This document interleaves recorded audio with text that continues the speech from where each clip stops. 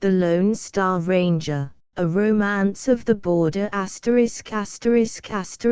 Lone Star Ranger by Zane Grey. To Captain John Hughes and his Texas Rangers. It may seem strange to you that out of all the stories I heard on the Rio Grande I should choose as first that of Buck Twain, outlaw and gunman. But, indeed, Ranger Coffey's story of the last of the Twains has haunted me, and I have given full rein to imagination and have retold it in my own way. It deals with the old law, the old border days, therefore it is better first. Soon, perchance, I shall have the pleasure of writing of the border of today, which in Joe Sitter's laconic speech, sure is most as bad and wild as ever. In the North and East there is a popular idea that the frontier of the West is a thing long past, and remembered now only in stories. As I think of this I remember Ranger Sitter when he made that remark, while he grimly stroked an unhealed bullet wound. And I remember the giant Vaughn, that typical son of stalwart Texas, sitting there quietly with bandaged head, his thoughtful eye boding ill to the outlaw who had ambushed him. Only a few months have passed since then, when I had my memorable sojourn with you, and yet, in that short time, Russell and Moore have crossed the divide, like rangers. Gentlemen, I have the honor to dedicate this book to you, and the hope that it shall fall to my lot to tell the world the truth about a strange, unique, and misunderstood body of men, the Texas Rangers, who made the great Lone Star State habitable, who never know peaceful rest and sleep, who are passing, who surely will not be forgotten and will someday come into their own. Zane Grey Contents Book I The Outlaw Chapter I Chapter 2 Chapter 3 Chapter 4 Chapter V Chapter 6 Chapter 7 Chapter 8 Chapter 9 Chapter X Chapter 11 Chapter 12 Chapter 13 Chapter 14 Book 2 The Ranger Chapter 15 Chapter 16 Chapter 17 Chapter 18 Chapter 19 Chapter XX Chapter XXI Chapter XXII Chapter 23 Chapter XIV Chapter XXV Book I The Outlaw Chapter I So it was in him, then, an inherited fighting instinct, a driving intensity to kill. He was the last of the Twains, that old fighting stock of Texas. But not the memory of his dead father, nor the pleading of his soft-voiced mother, nor the warning of this uncle who stood before him now, had brought to Buck Twain so much realization of the dark passionate strain in his blood. It was the recurrence, 100-fold increased in power, of a strange emotion that for the last 3 years had arisen in him. Yes, Cal Bain's in town, full of bad whiskey and huntin' for you, repeated the elder man, gravely. It's the second time, muttered Twain, as if to himself. Son, you can't avoid a meeting. Leave town till Cal sobers up. He ain't got it in for you when he's not drinking. But what's he want me for? Demanded Twain. To insult me again.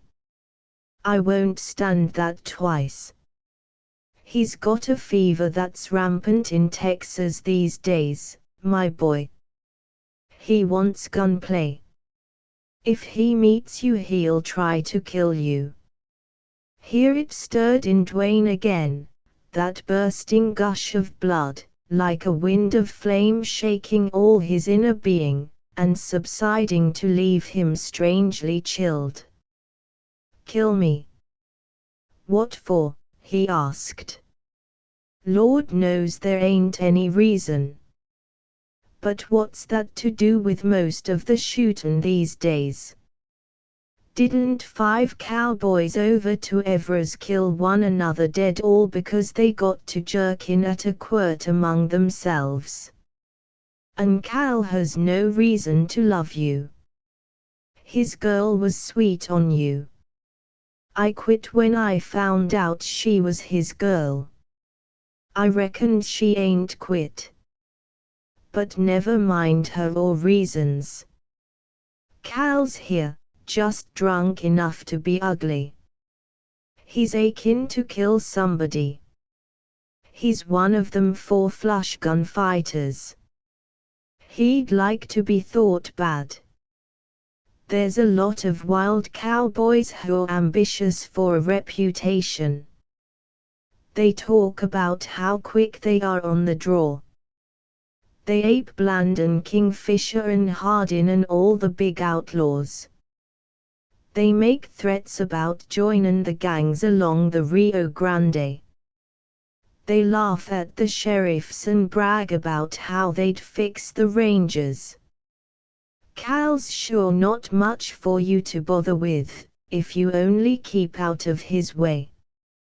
You mean for me to run? Asked Dwayne, in scorn.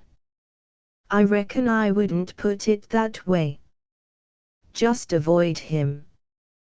Buck, I'm not afraid Cal would get you if you met down there in town. You've your father's eye and his slick hand with a gun. What I'm most afraid of is that you'll kill Bane.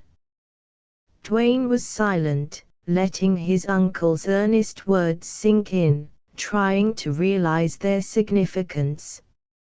If Texas ever recovers from that fool war and kills off these outlaws, why, a young man will have a lookout, went on the uncle.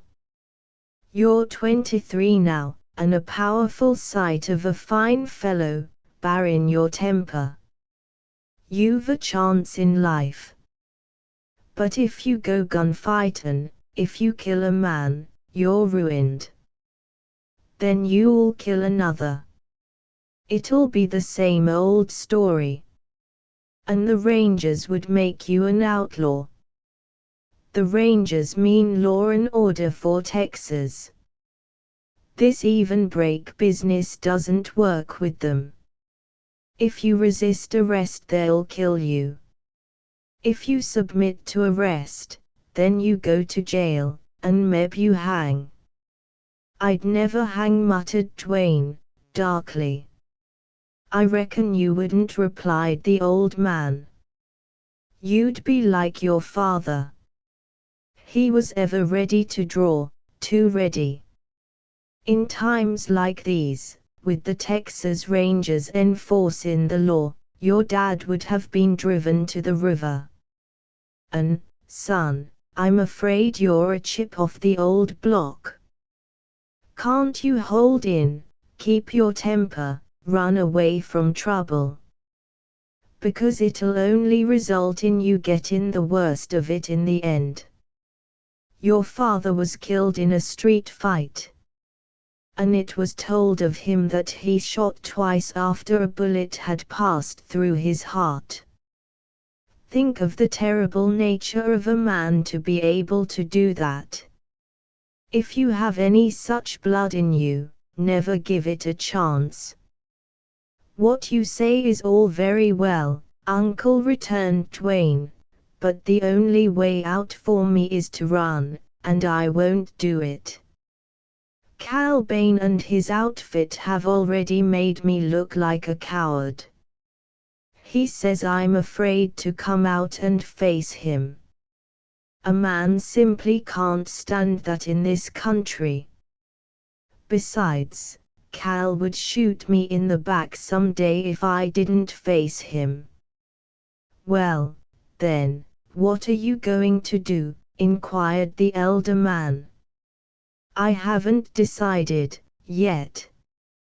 No, but you're coming to it mighty fast. That damned spell is working in you. You're different today. I remember how you used to be moody and lose your temper and talk wild. Never was much afraid of you then. But now you're getting cool and quiet, and you think deep, and I don't like the light in your eye. It reminds me of your father. I wonder what Dad would say to me today if he were alive and here, said Dwayne. What do you think? What could you expect of a man who never wore a glove on his right hand for 20 years? Well, he'd hardly have said much. Dad never talked. But he would have done a lot. And I guess I'll go downtown and let Cal Bain find me. Then followed a long silence, during which Dwayne sat with downcast eyes, and the uncle appeared lost in sad thought of the future. Presently he turned to Dwayne with an expression that denoted resignation, and yet a spirit which showed wherein they were of the same blood. You've got a fast horse, the fastest I know of in this country. After you meet Bain, hurry back home. I'll have a saddlebag packed for you and the horse ready. With that he turned on his heel and went into the house, leaving Dwayne to revolve in his mind his singular speech. Buck wondered presently if he shared his uncle's opinion of the result of a meeting between himself and Bain. His thoughts were vague. But on the instant of final decision, when he had settled with himself that he would meet Bain, such a storm of passion assailed him that he felt as if he was being shaken with ague. Yet it was all internal, inside his breast, for his hand was like a rock and, for all he could see, not a muscle about him quivered. He had no fear of Bain or of any other man, but a vague fear of himself, of this strange force in him, made him ponder and shake his head. It was as if he had not all to say in this matter.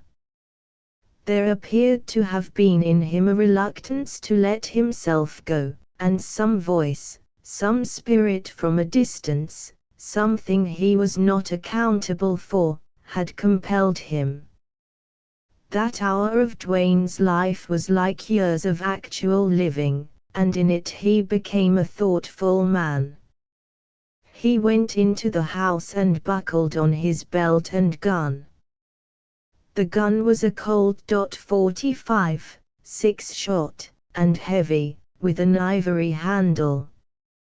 He had packed it, on and off, for 5 years. Before that it had been used by his father. There were a number of notches filed in the bulge of the ivory handle. This gun was the one his father had fired twice after being shot through the heart, and his hand had stiffened so tightly upon it in the death grip that his fingers had to be pried open. It had never been drawn upon any man since it had come into Dwayne's possession. But the cold, bright polish of the weapon showed how it had been used. Dwayne could draw it with inconceivable rapidity, and at 20 feet he could split a card pointing edgewise toward him. Dwayne wished to avoid meeting his mother. Fortunately, as he thought, she was away from home.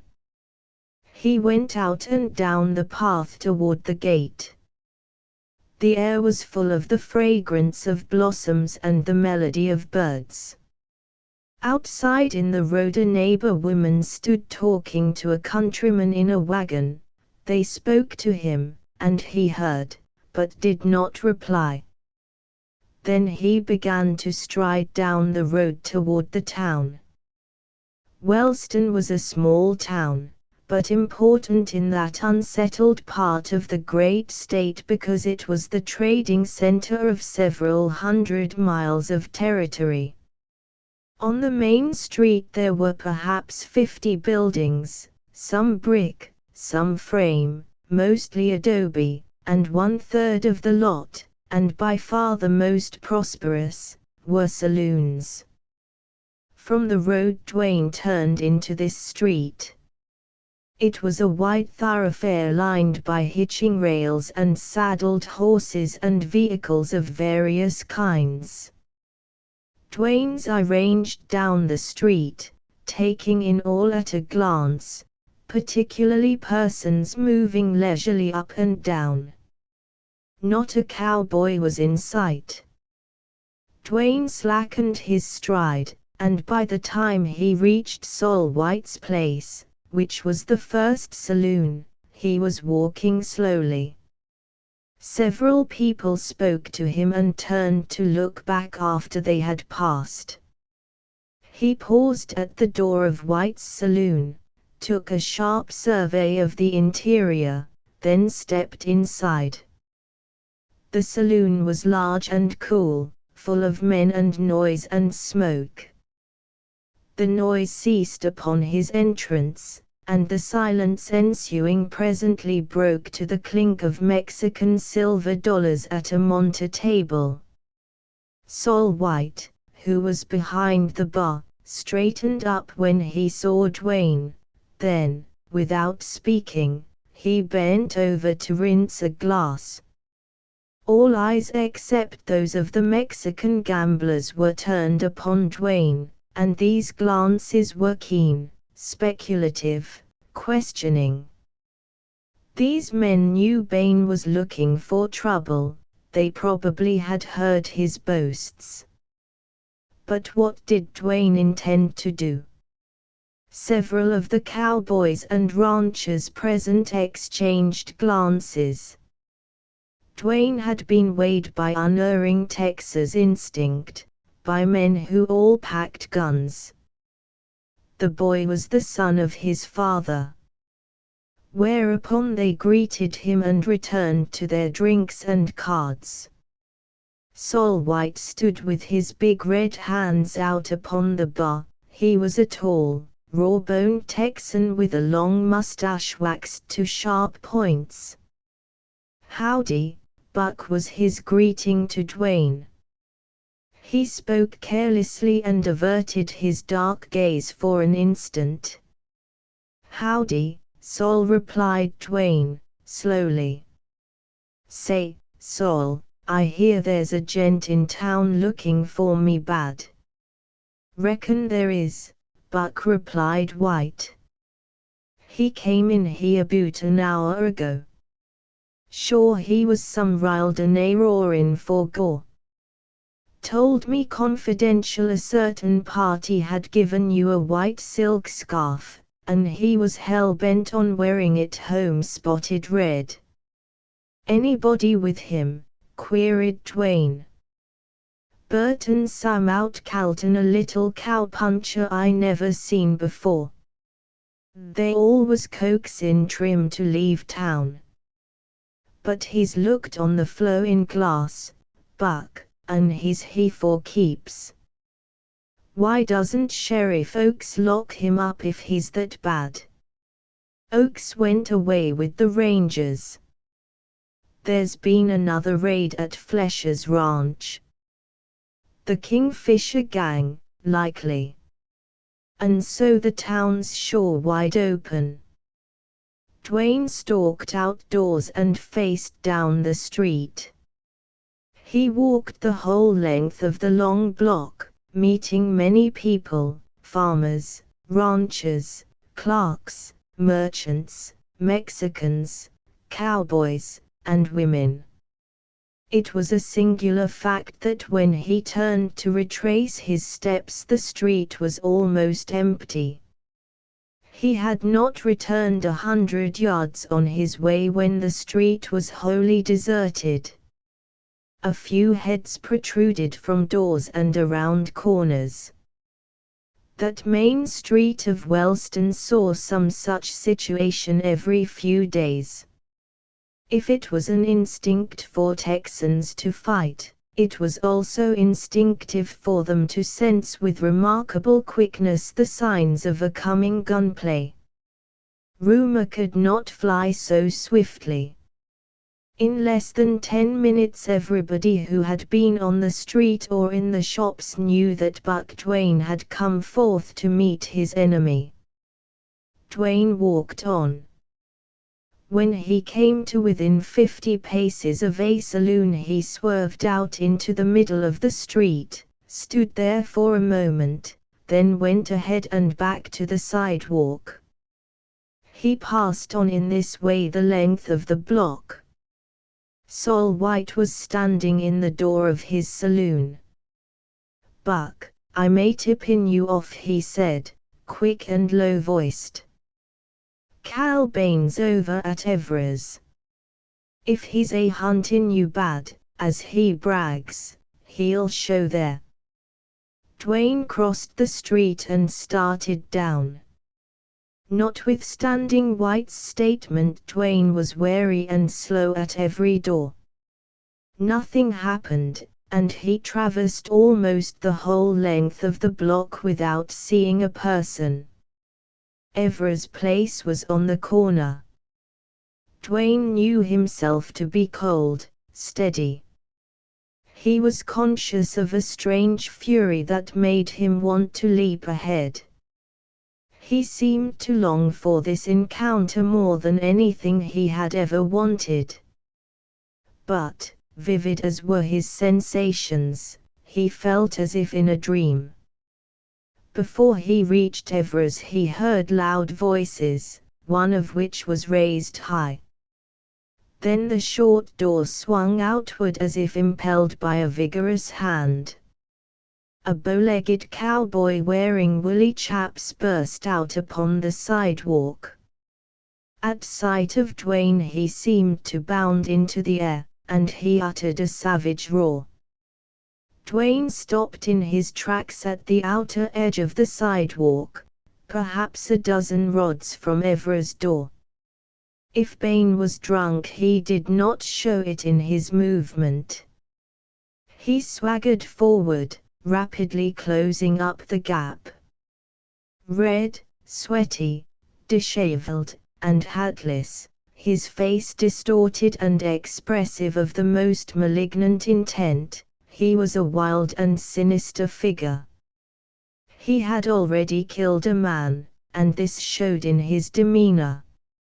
His hands were extended before him, the right hand a little lower than the left. At every step he bellowed his answer in speech, mostly curses. Gradually he slowed his walk, then halted. A good 25 paces separated the men. "Won't nothing make you draw, you?" he shouted, fiercely. "I'm waiting on you," Cal replied Dwayne. Bain's right hand stiffened, moved. Dwayne threw his gun as a boy throws a ball underhand, a draw his father had taught him. He pulled twice, his shots almost as one. Bain's big Colt boomed while it was pointed downward and he was falling. His bullet scattered dust and gravel at Dwayne's feet. He fell loosely, without contortion. In a flash all was reality for Dwayne. He went forward and held his gun ready for the slightest movement on the part of Bain. But Bain lay upon his back, and all that moved were his breast and his eyes. How strangely the red had left his face, and also the distortion. The devil that had showed in Bain was gone. He was sober and conscious. He tried to speak, but failed. His eyes expressed something pitifully human. They changed, rolled, set blankly. Dwayne drew a deep breath and sheathed his gun. He felt calm and cool, glad the fray was over. One violent expression burst from him. The fool! When he looked up, there were men around him. Plum Center, said one. Another, a cowboy who evidently had just left the gaming table, leaned down and pulled open Bane's shirt. He had the ace of spades in his hand. He laid it on Bane's breast, and the black figure on the card covered the 2 bullet holes just over Bane's heart. Dwayne wheeled and hurried away. He heard another man say, "Reckon Cal got what he deserved." Buck Dwayne's first gunplay. Like father like son. Chapter 2. A thought kept repeating itself to Dwayne, and it was that he might have spared himself concern through his imagining how awful it would be to kill a man. He had no such feeling now. He had rid the community of a drunken, bragging, quarrelsome cowboy. When he came to the gate of his home and saw his uncle there with a mettlesome horse, saddled, with canteen, rope, and bags all in place, a subtle shock pervaded his spirit. It had slipped his mind, the consequence of his act. But sight of the horse and the look of his uncle recalled the fact that he must now become a fugitive. An unreasonable anger took hold of him. "The D fool," he exclaimed, hotly.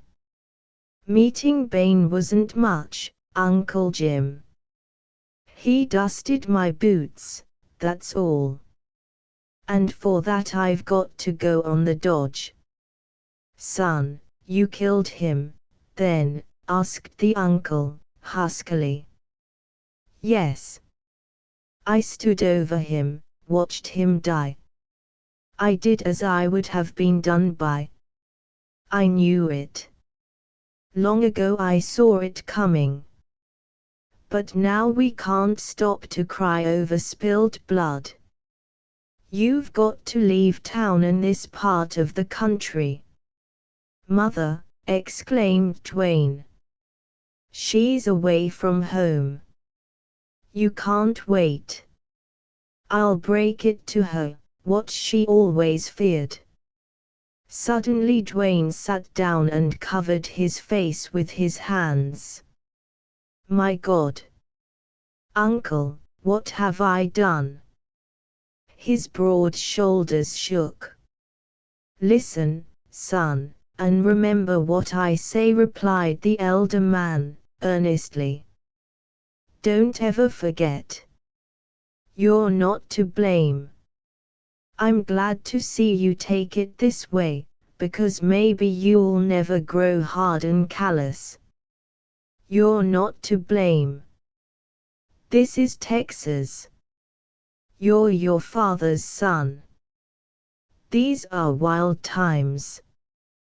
The law as the Rangers are laying it down now can't change life all in a minute. Even your mother, who's a good, true woman, has had her share in making you what you are this moment. For she was one of the pioneers, the fightin' pioneers of this state.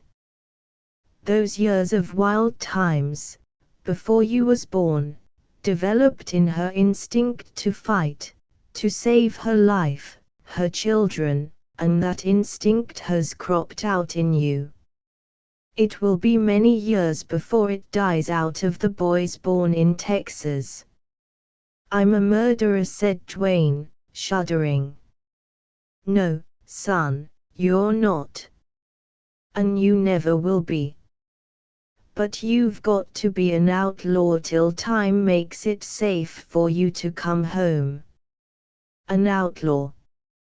I said it. If we had money and influence we'd risk a trial.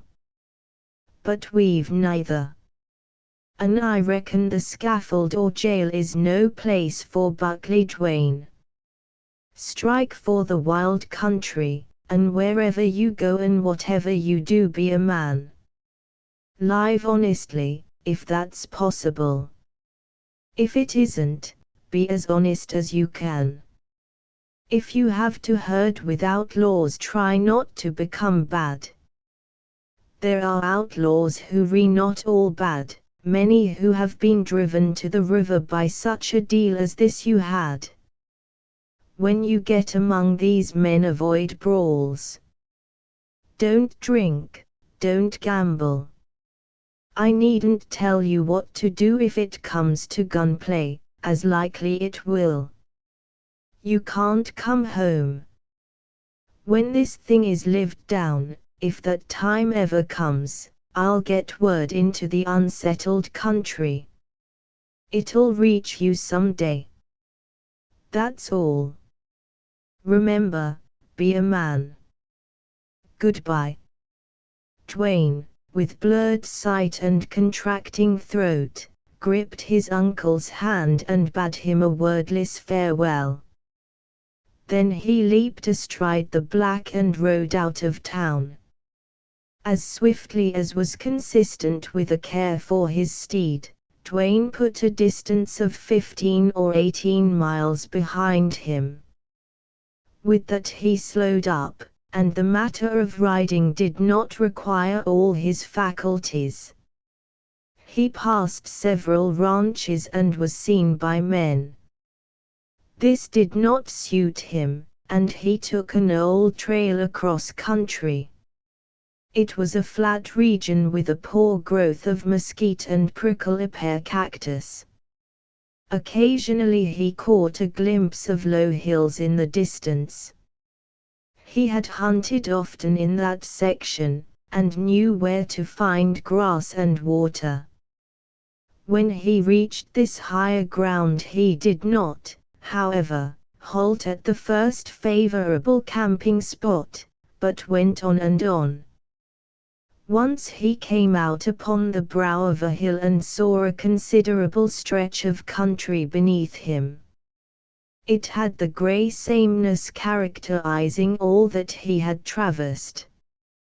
He seemed to want to see wide spaces, to get a glimpse of the great wilderness lying somewhere beyond to the southwest. It was sunset when he decided to camp at a likely spot he came across. He led the horse to water, and then began searching through the shallow valley for a suitable place to camp. He passed by old campsites that he well remembered. These, however, did not strike his fancy this time, and the significance of the change in him did not occur at the moment. At last he found a secluded spot, under cover of thick mesquites and oaks, at a goodly distance from the old trail. He took saddle and pack off the horse.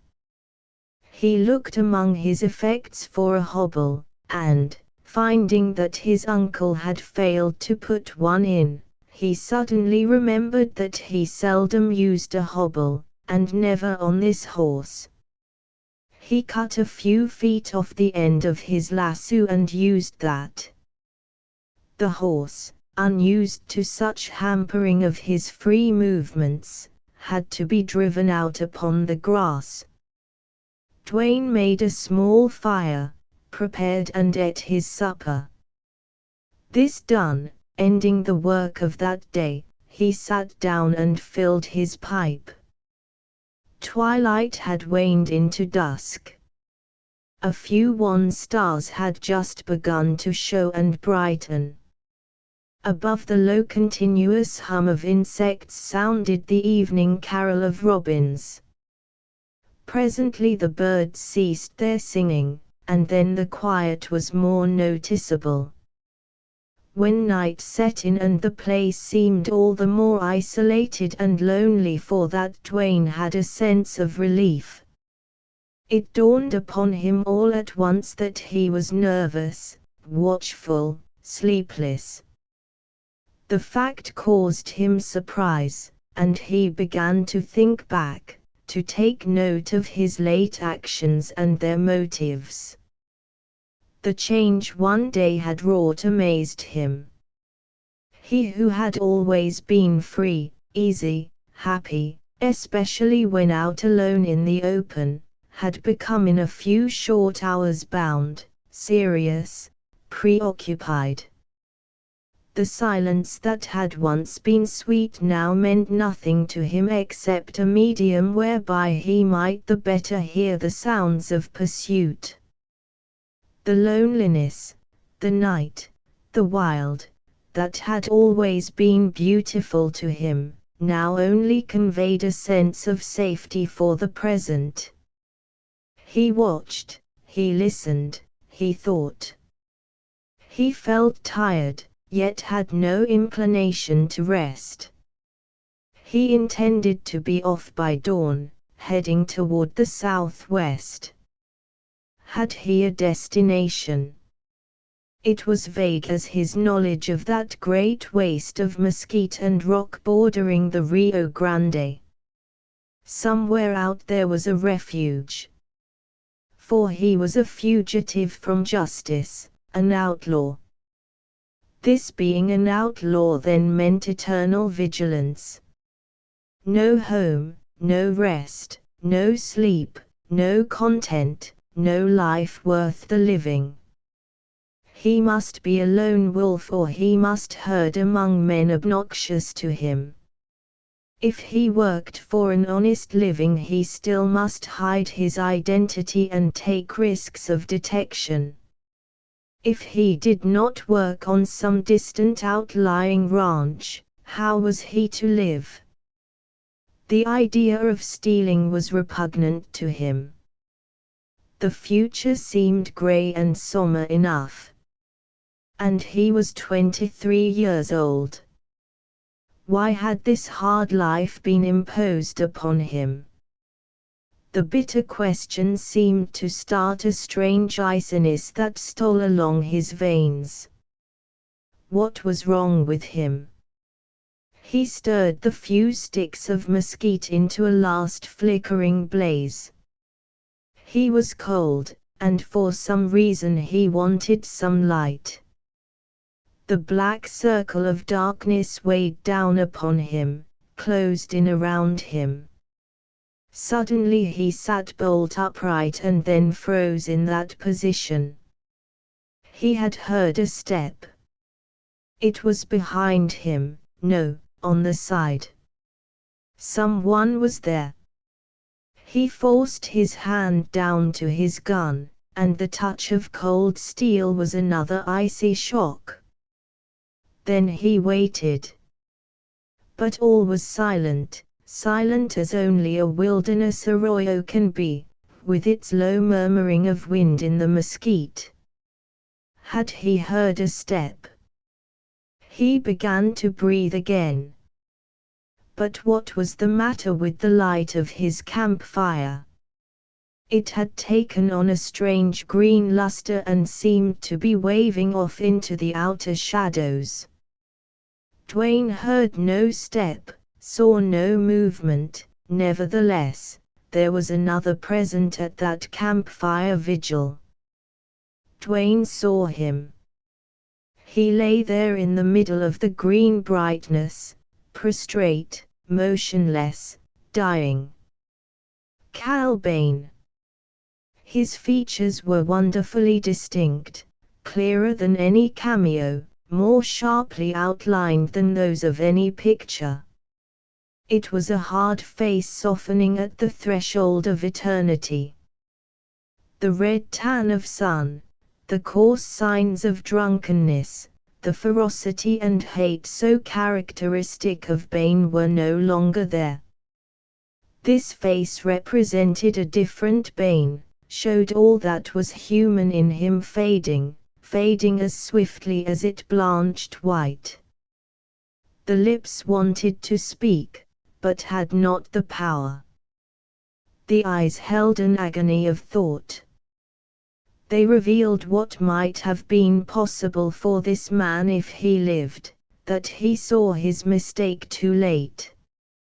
Then they rolled, set blankly, and closed in death. That haunting visitation left Dwayne sitting there in a cold sweat, a remorse gnawing at his vitals, realizing the curse that was on him. He divined that never would he be able to keep off that phantom. He remembered how his father had been eternally pursued by the furies of accusing guilt, how he had never been able to forget in work or in sleep those men he had killed. The hour was late when Dwayne's mind let him sleep, and then dreams troubled him. In the morning he bestirred himself so early that in the grey gloom he had difficulty in finding his horse. Day had just broken when he struck the old trail again. He rode hard all morning and halted in a shady spot to rest and graze his horse. In the afternoon he took to the trail at an easy trot. The country grew wilder. Bald, rugged mountains broke the level of the monotonous horizon. About 3 in the afternoon he came to a little river which marked the boundary line of his hunting territory. The decision he made to travel upstream for a while was owing to 2 facts. The river was high with quicksand bars on each side, and he felt reluctant to cross into that region where his presence alone meant that he was a marked man. The bottomlands through which the river wound to the southwest were more inviting than the barrens he had traversed. The rest of that day he rode leisurely upstream. At sunset he penetrated the brakes of willow and cottonwood to spend the night. It seemed to him that in this lonely cover he would feel easy and content. But he did not. Every feeling, every imagining he had experienced the previous night returned somewhat more vividly and accentuated by newer ones of the same intensity and color. In this kind of travel and camping he spent 3 more days, during which he crossed a number of trails, and one road where cattle, stolen cattle, probably, had recently passed. Thus time exhausted his supply of food, except salt, pepper, coffee, and sugar, of which he had a quantity. There were deer in the breaks, but, as he could not get close enough to kill them with a revolver, he had to satisfy himself with a rabbit. He knew he might as well content himself with the hard fare that assuredly would be his lot. Somewhere up this river there was a village called Huntsville. It was distant about 100 miles from Wellston, and had a reputation throughout southwestern Texas. He had never been there. The fact was this reputation was such that honest travelers gave the town a wide berth. Dwayne had considerable money for him in his possession, and he concluded to visit Huntsville, if he could find it, and buy a stock of provisions. The following day, toward evening, he happened upon a road which he believed might lead to the village. There were a good many fresh horse tracks in the sand, and these made him thoughtful. Nevertheless, he followed the road, proceeding cautiously. He had not gone very far when the sound of rapid hoof-beats caught his ears. They came from his rear. In the darkening twilight he could not see any great distance back along the road. Voices, however, warned him that these riders, whoever they were, had approached closer than he liked. To go farther down the road was not to be thought of, so he turned a little way in among the mesquites and halted, hoping to escape being seen or heard. As he was now a fugitive, it seemed every man was his enemy and pursuer. The horsemen were fast approaching. Presently they were abreast of Dwayne's position, so near that he could hear the creak of saddles, the clink of spurs. "Sure he crossed the river below," said one man. "I reckon you're right, Bill." "He slipped us," replied another. Rangers or a posse of ranchers in pursuit of a fugitive. The knowledge gave Dwayne a strange thrill. Certainly they could not have been hunting him. But the feeling their proximity gave him was identical to what it would have been had he been this particular hunted man. He held his breath, he clenched his teeth, he pressed a quieting hand upon his horse. Suddenly he became aware that these horsemen had halted. They were whispering. He could just make out a dark group closely massed. What had made them halt so suspiciously? "You're wrong, Bill," said a man, in a low but distinct voice. "The day of hearing a hose heave. You're vasen a ranger. And you're hell-bent on killin' that rustler. Now I say let's go home and eat." "Wall, I'll just take a look at the sand," replied the man called Bill. Dwayne heard the clink of spurs on steel stirrup and the thud of boots on the ground.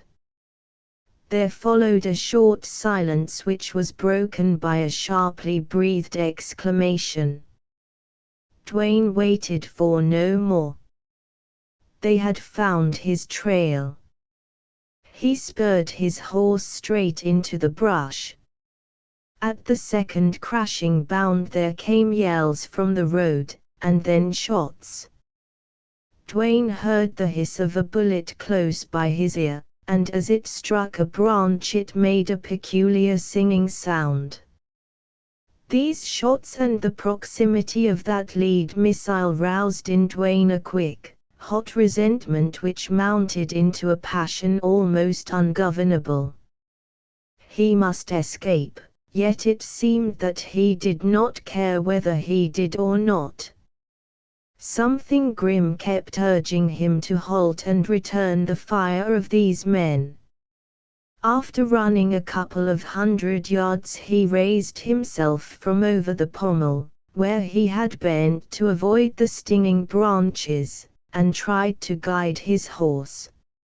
In the dark shadows under mesquites and cottonwoods he was hard put to it to find open passage. However, he succeeded so well and made such little noise that gradually he drew away from his pursuers.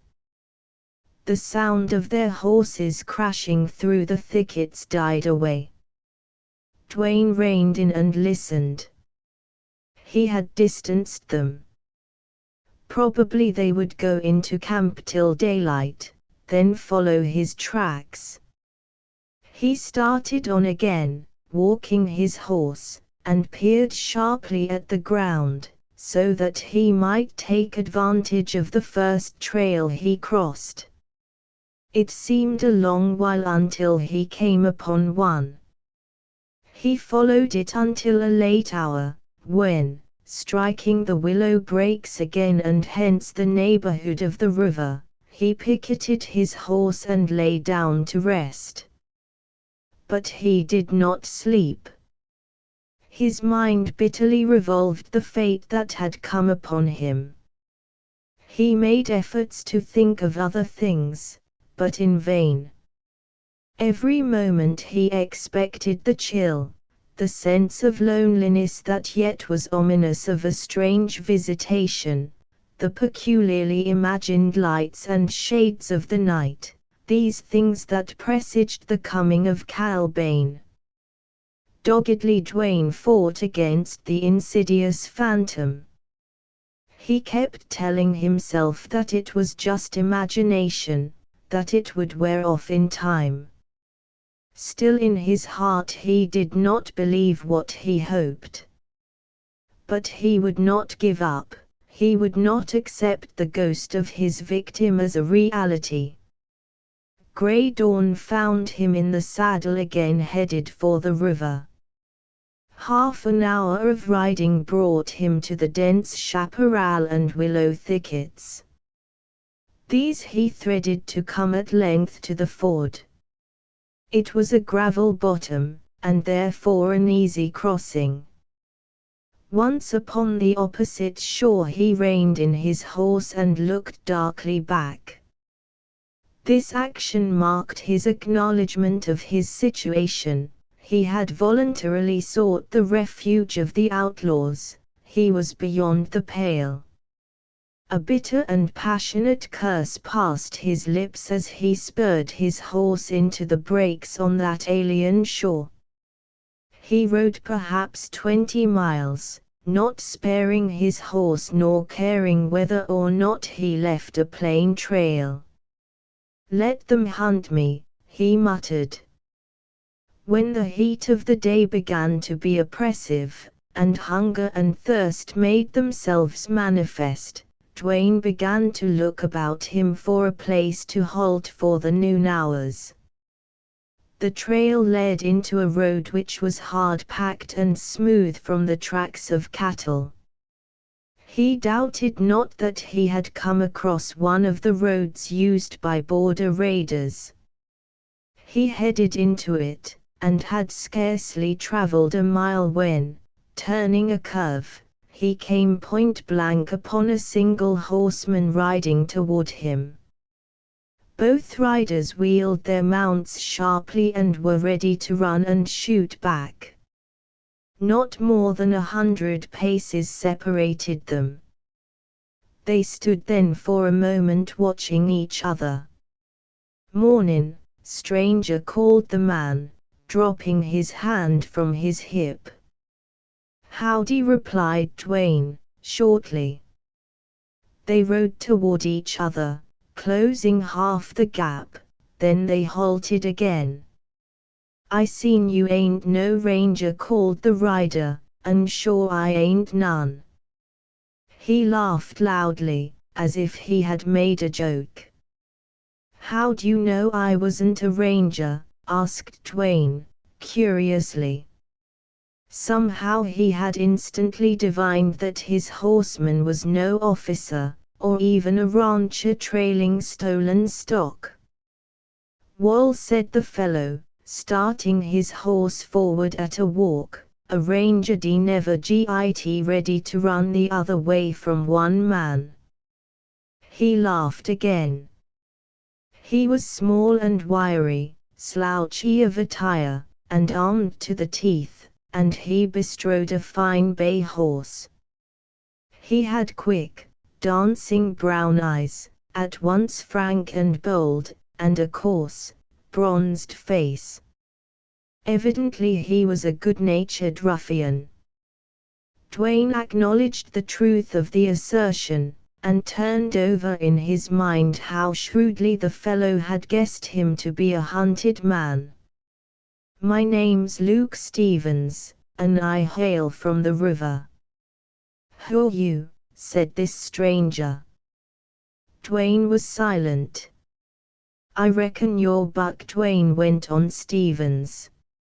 I heard you was a damn bad man with a gun."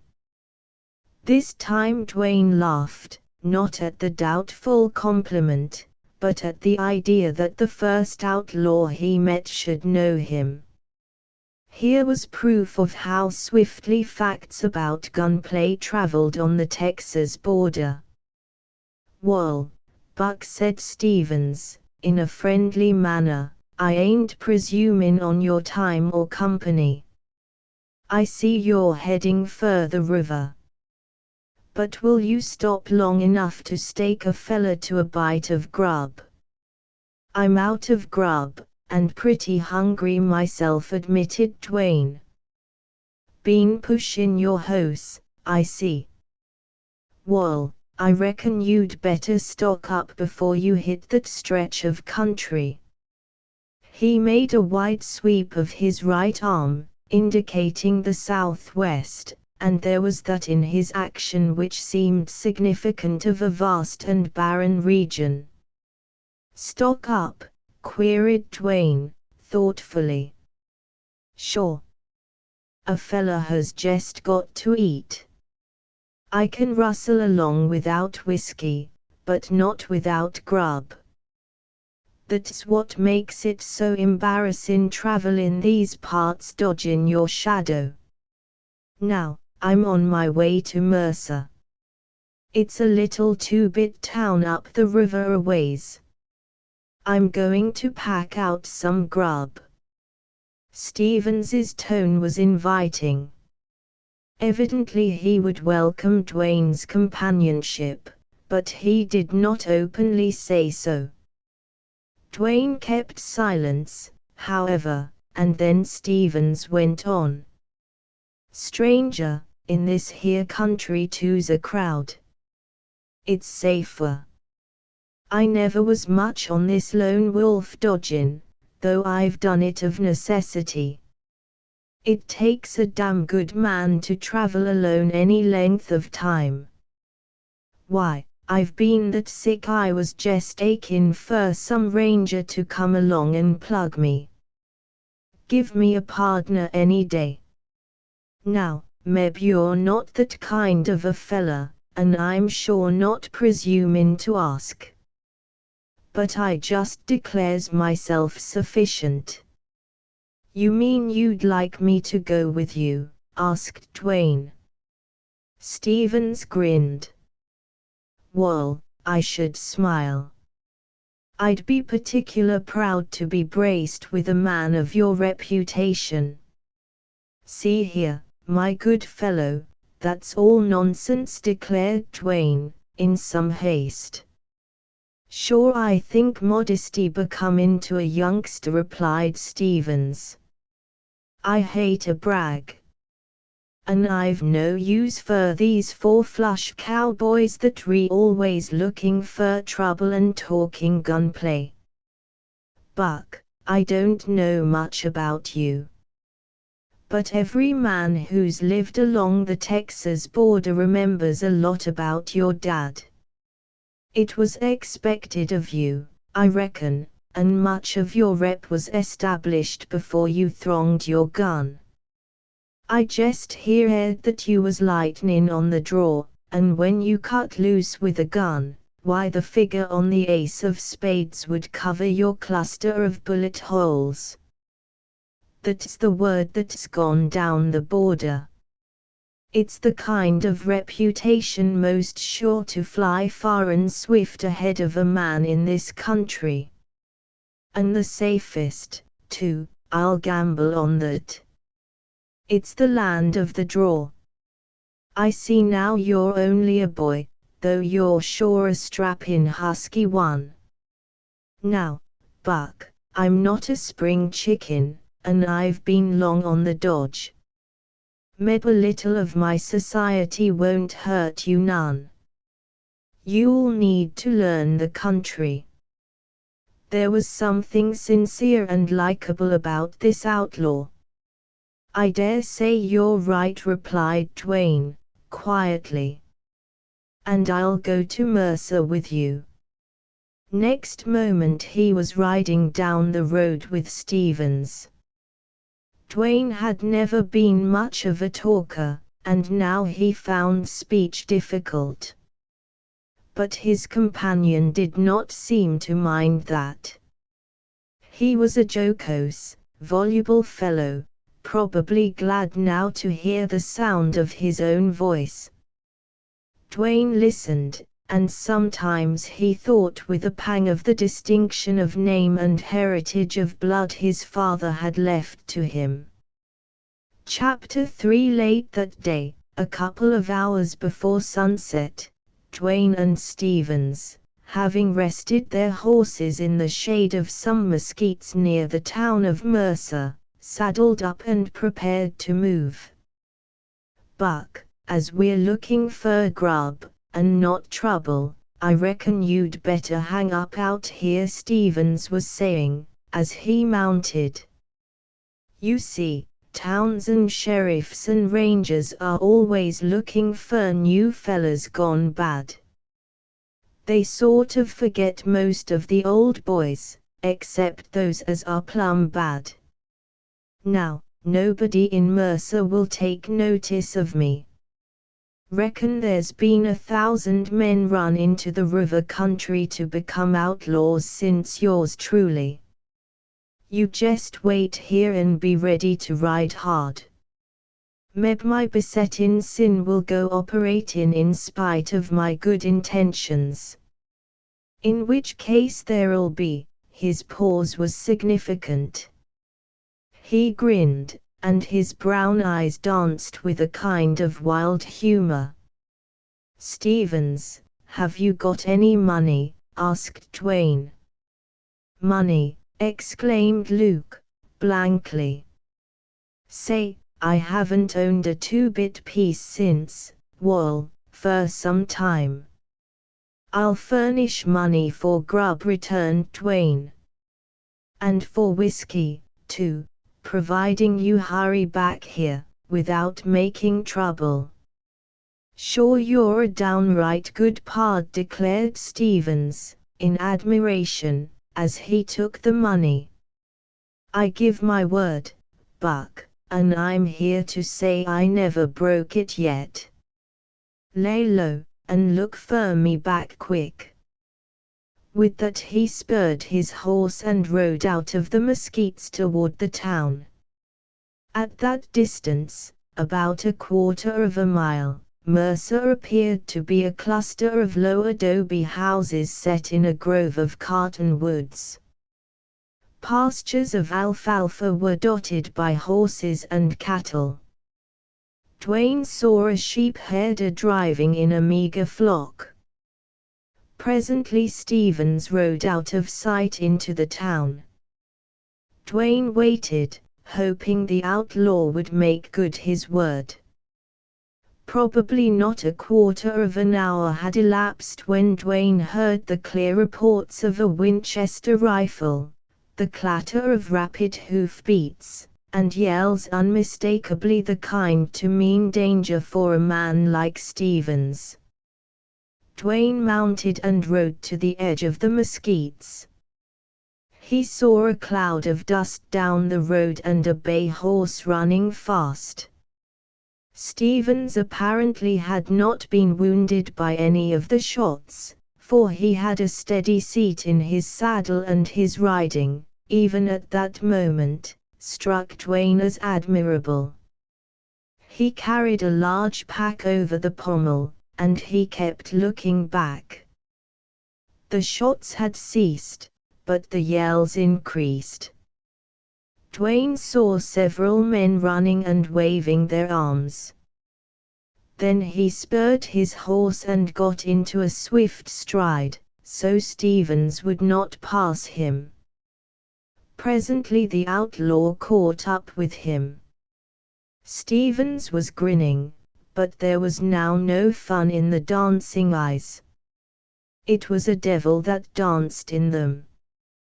His face seemed a shade paler. "Was just coming out of the store," yelled Stevens. "Run plumb into a rancher, who knowed me. He opened up with a rifle. Think they'll chase us." They covered several miles before there were any signs of pursuit, and when horsemen did move into sight out of the cottonwoods, Twain and his companion steadily drew farther away. "No horses in that bunch to worry us," called out Stevens. Twain had the same conviction, and he did not look back again. He rode somewhat to the fore, and was constantly aware of the rapid thudding of hoofs behind, as Stevens kept close to him. At sunset they reached the willow breaks and the river. Twain's horse was winded and lashed with sweat and lather. It was not until the crossing had been accomplished that Dwayne halted to rest his animal. Stevens was riding up the low, sandy bank. He reeled in the saddle. With an exclamation of surprise, Dwayne leaped off and ran to the outlaw's side. Stevens was pale, and his face bore beads of sweat. The whole front of his shirt was soaked with blood. "You're shot," cried Dwayne. "Well, who in hell said I wasn't? Would you mind giving me a lift, on this here pack?" Dwayne lifted the heavy pack down and then helped Stevens to dismount. The outlaw had a bloody foam on his lips, and he was spitting blood. "Oh, why didn't you say so?" cried Dwayne. "I never thought. You seemed all right." "Well, Luke Stevens may be as gabby as an old woman, but sometimes he doesn't say anything. It wouldn't have done no good." Dwayne bade him sit down, removed his shirt, and washed the blood from his breast and back. Stevens had been shot in the breast, fairly low down, and the bullet had gone clear through him. His ride, holding himself and that heavy pack in the saddle, had been a feat little short of marvelous. Dwayne did not see how it had been possible, and he felt no hope for the outlaw. But he plugged the wounds and bound them tightly.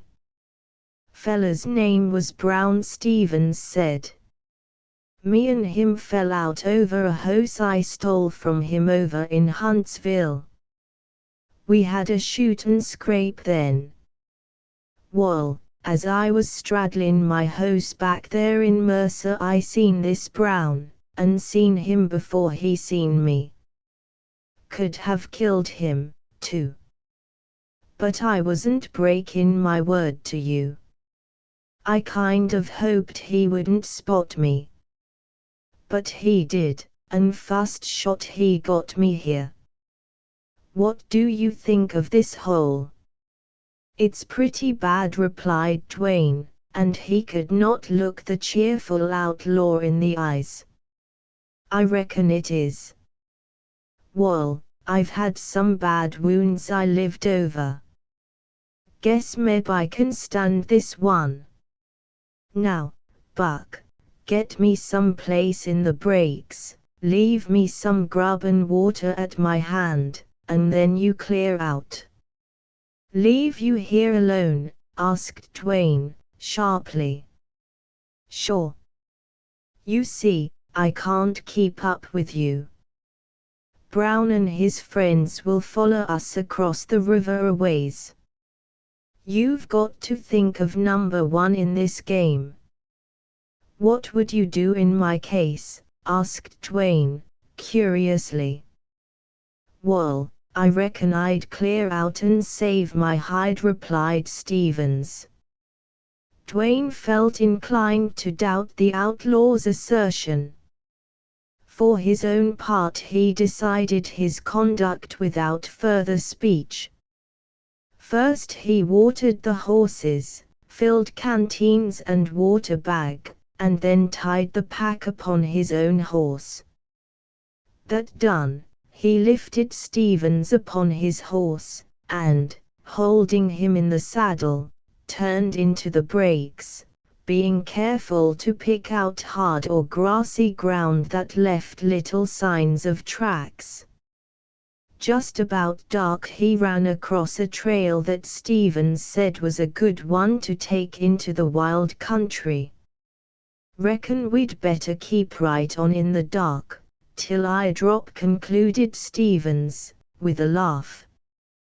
All that night Dwayne, gloomy and thoughtful, attentive to the wounded outlaw, walked the trail and never halted till daybreak. He was tired then and very hungry. Stevens seemed in bad shape, although he was still spirited and cheerful. Dwayne made camp. The outlaw refused food, but asked for both whiskey and water. Then he stretched out. "Buck, will you take off my boots?" he asked, with a faint smile on his pallid face. Dwayne removed them, wondering if the outlaw had the thought that he did not want to die with his boots on.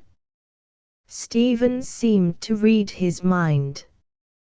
"Buck, my old daddy used to say that I was born to be hanged. But I wasn't, and dying with your boots on is the next best way to croak." "You've a chance to get over this," said Dwayne. "Sure.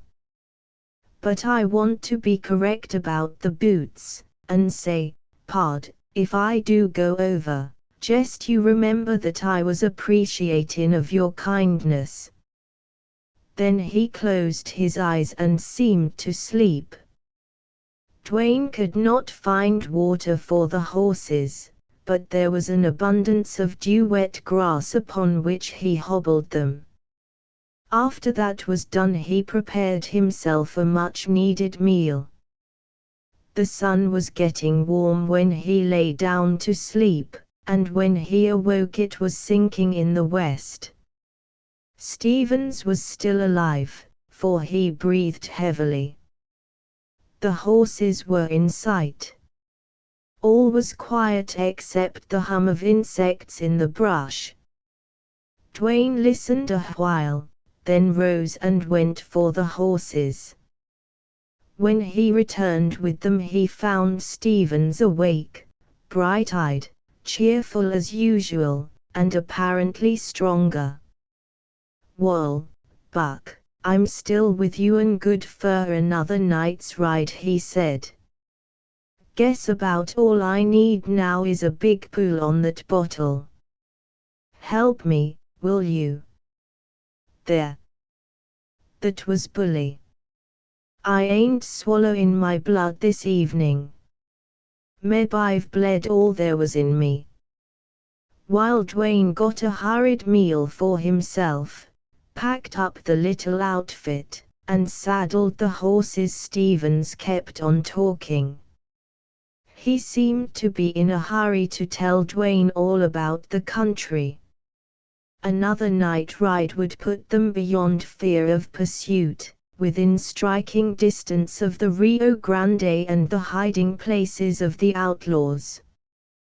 When it came time for mounting the horses, Stevens said, "Reckon you can pull on my boots once more."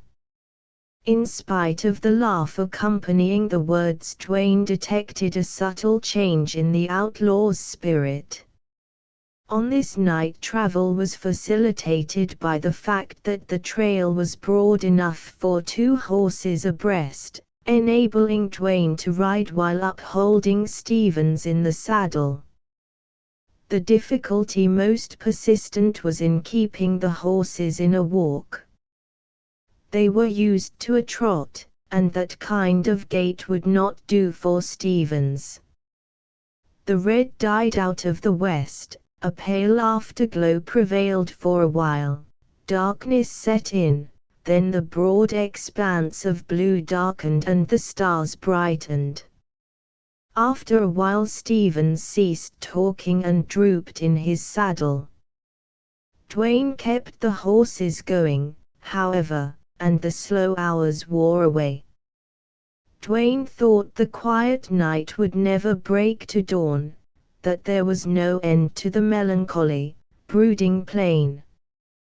But at length a grayness blotted out the stars and mantled the level of mesquite and cactus. Dawn caught the fugitives at a green camping site on the bank of a rocky little stream. Stevens fell a dead weight into Dwayne's arms, and one look at the haggard face showed Dwayne that the outlaw had taken his last ride. He knew it, too. Yet that cheerfulness prevailed.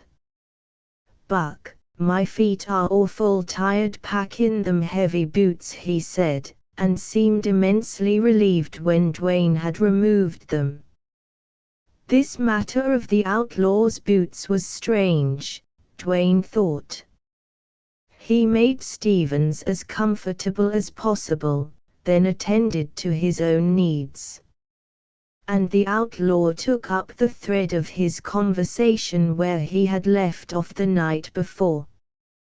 "This trail splits up a ways from here, and every branch of it leads to a hole where you'll find men, a few, meb, like yourself, some like me, and gangs of no-good host thieves, rustlers, and such. It's easy living, Buck. I reckon, though, that you'll not find it easy. You'll never mix in. You'll be a lone wolf. I seen that right off. Wall, if a man can stand the loneliness, and if he's quick on the draw, meb lone wolfin' it is the best. Sure, I don't know. But these fellas in here will be suspicious of a man who goes it alone. If they get a chance they'll kill you." Stevens asked for water several times. He had forgotten, or he did not want the whiskey. His voice grew perceptibly weaker. "Be quiet," said Dwayne. "Talking uses up your strength." "Or, I'll talk till I'm done," he replied, doggedly. "See here, pard, you can gamble on what I'm telling you. And it'll be useful. From this camp wheel, you'll meet men right along. And none of them will be honest men. All the same, some are better 'en others. I've lived along the river for 12 years. There's 3 big gangs of outlaws. Kingfisher, you know him, I reckon, for he's half the time living among respectable folks. King is a pretty good fella. It'll do to tie up with him and his gang. Now, there's Schaldine, who hangs out in the Rim Rock way up the river. He's an outlaw chief. I never seen him, though I stayed once right in his camp. Late years he's got rich and keeps back pretty well hid. But Bland, I knowed Bland for years. And I haven't any use for him. Bland has the biggest gang. You ain't likely to miss striking his place sometime or other. He's got a regular town, I might say. Sure, there's some gambling and gunfighting going on at Bland's camp all the time. Bland has killed some 20 men, and that's not countin' greasers." Here Stevens took another drink and then rested for a while. "You ain't likely to get on with Bland," he resumed, presently. "You're too strappin' big and good-looking to please the chief. Fur he's got women in his camp. Then he'd be jealous of your possibilities with a gun. Sure, I reckon he'd be careful, though. Bland's no fool, and he loves his hide. I reckon any of the other gangs would be better for you when you ain't going it alone." Apparently that exhausted the fund of information and advice Stevens had been eager to impart. He lapsed into silence and lay with closed eyes. Meanwhile the sun rose warm, the breeze waved the mesquites, the birds came down to splash in the shallow stream. Dwayne dozed in a comfortable seat. By and by something roused him. Stevens was once more talking, but with a changed tone. "Fella's name was Brown," he rambled. "We fell out, over a horse I stole from him, in Huntsville. He stole it fuss. Brown's one of them sneaks, afraid of the open, he steals and pretends to be honest. Say, Buck, meb you'll meet Brown someday, you and me are pards now. I'll remember, if I ever meet him, said Dwayne. That seemed to satisfy the outlaw. Presently he tried to lift his head, but had not the strength. A strange shade was creeping across the bronzed rough face. My feet are pretty heavy. Sure you got my boots off? Dwayne held them up, but was not certain that Stevens could see them. The outlaw closed his eyes again and muttered incoherently. Then he fell asleep. Dwayne believed that sleep was final. The day passed, with Dwayne watching and waiting. Toward sundown Stevens awoke, and his eyes seemed clearer. Dwayne went to get some fresh water, thinking his comrade would surely want some. When he returned, Stevens made no sign that he wanted anything. There was something bright about him, and suddenly Dwayne realized what it meant. "Pard, you stuck to me," the outlaw whispered. Dwayne caught a hint of gladness in the voice. He traced a faint surprise in the haggard face. Stevens seemed like a little child. To Dwayne the moment was sad, elemental, big, with a burden of mystery he could not understand. Dwayne buried him in a shallow arroyo and heaped up a pile of stones to mark the grave. That done, he saddled his comrade's horse, hung the weapons over the pommel, and, mounting his own steed, he rode down the trail in the gathering twilight. Chapter 4. 2 days later, about the middle of the forenoon, Dwayne dragged the two horses up the last ascent of an exceedingly rough trail and found himself on top of the rim rock, with a beautiful green valley at his feet, the yellow, sluggish Rio Grande shining in the sun, and the great, wild, mountainous barren of Mexico stretching to the south. Dwayne had not fallen in with any travelers. He had taken the likeliest-looking trail he had come across. Where it had led him he had not the slightest idea, except that here was the river, and probably the enclosed valley was the retreat of some famous outlaw. No wonder outlaws were safe in that wild refuge. Dwayne had spent the last 2 days climbing the roughest and most difficult trail he had ever seen. From the looks of the descent he imagined the worst part of his travel was yet to come. Not improbably it was 2,000 feet down to the river.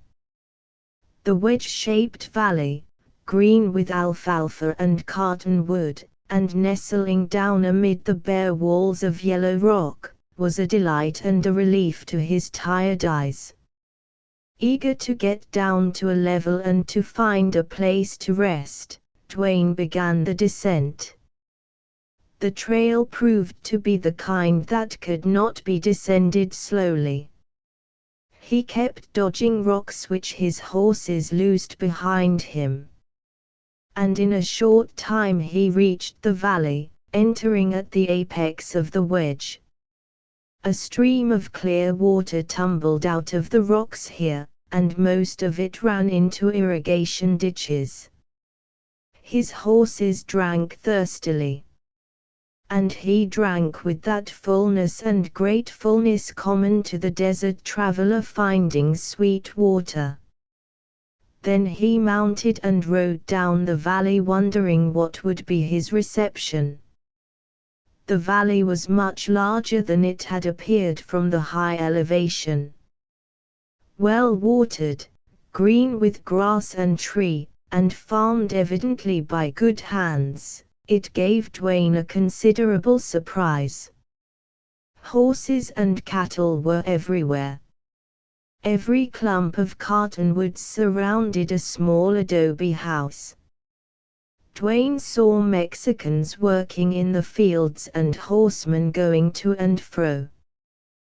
Presently he passed a house bigger than the others with a porch attached. A woman, young and pretty he thought, watched him from a door.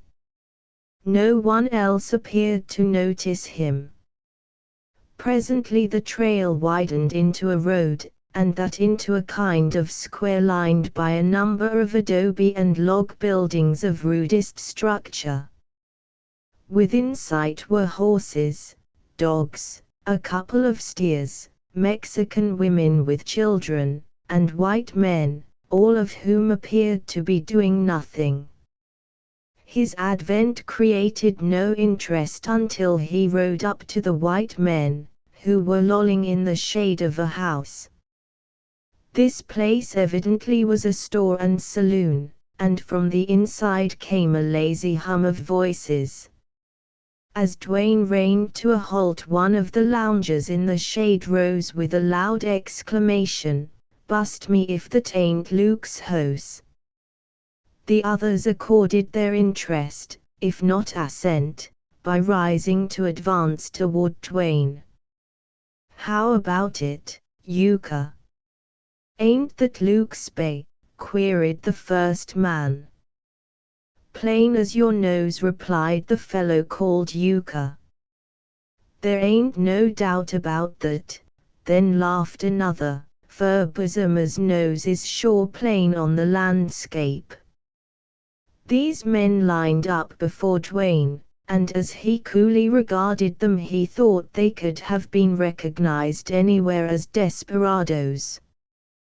The man called Bosomer, who had stepped forward, had a forbidding face which showed yellow eyes, an enormous nose, and a skin the color of dust, with a thatch of sandy hair.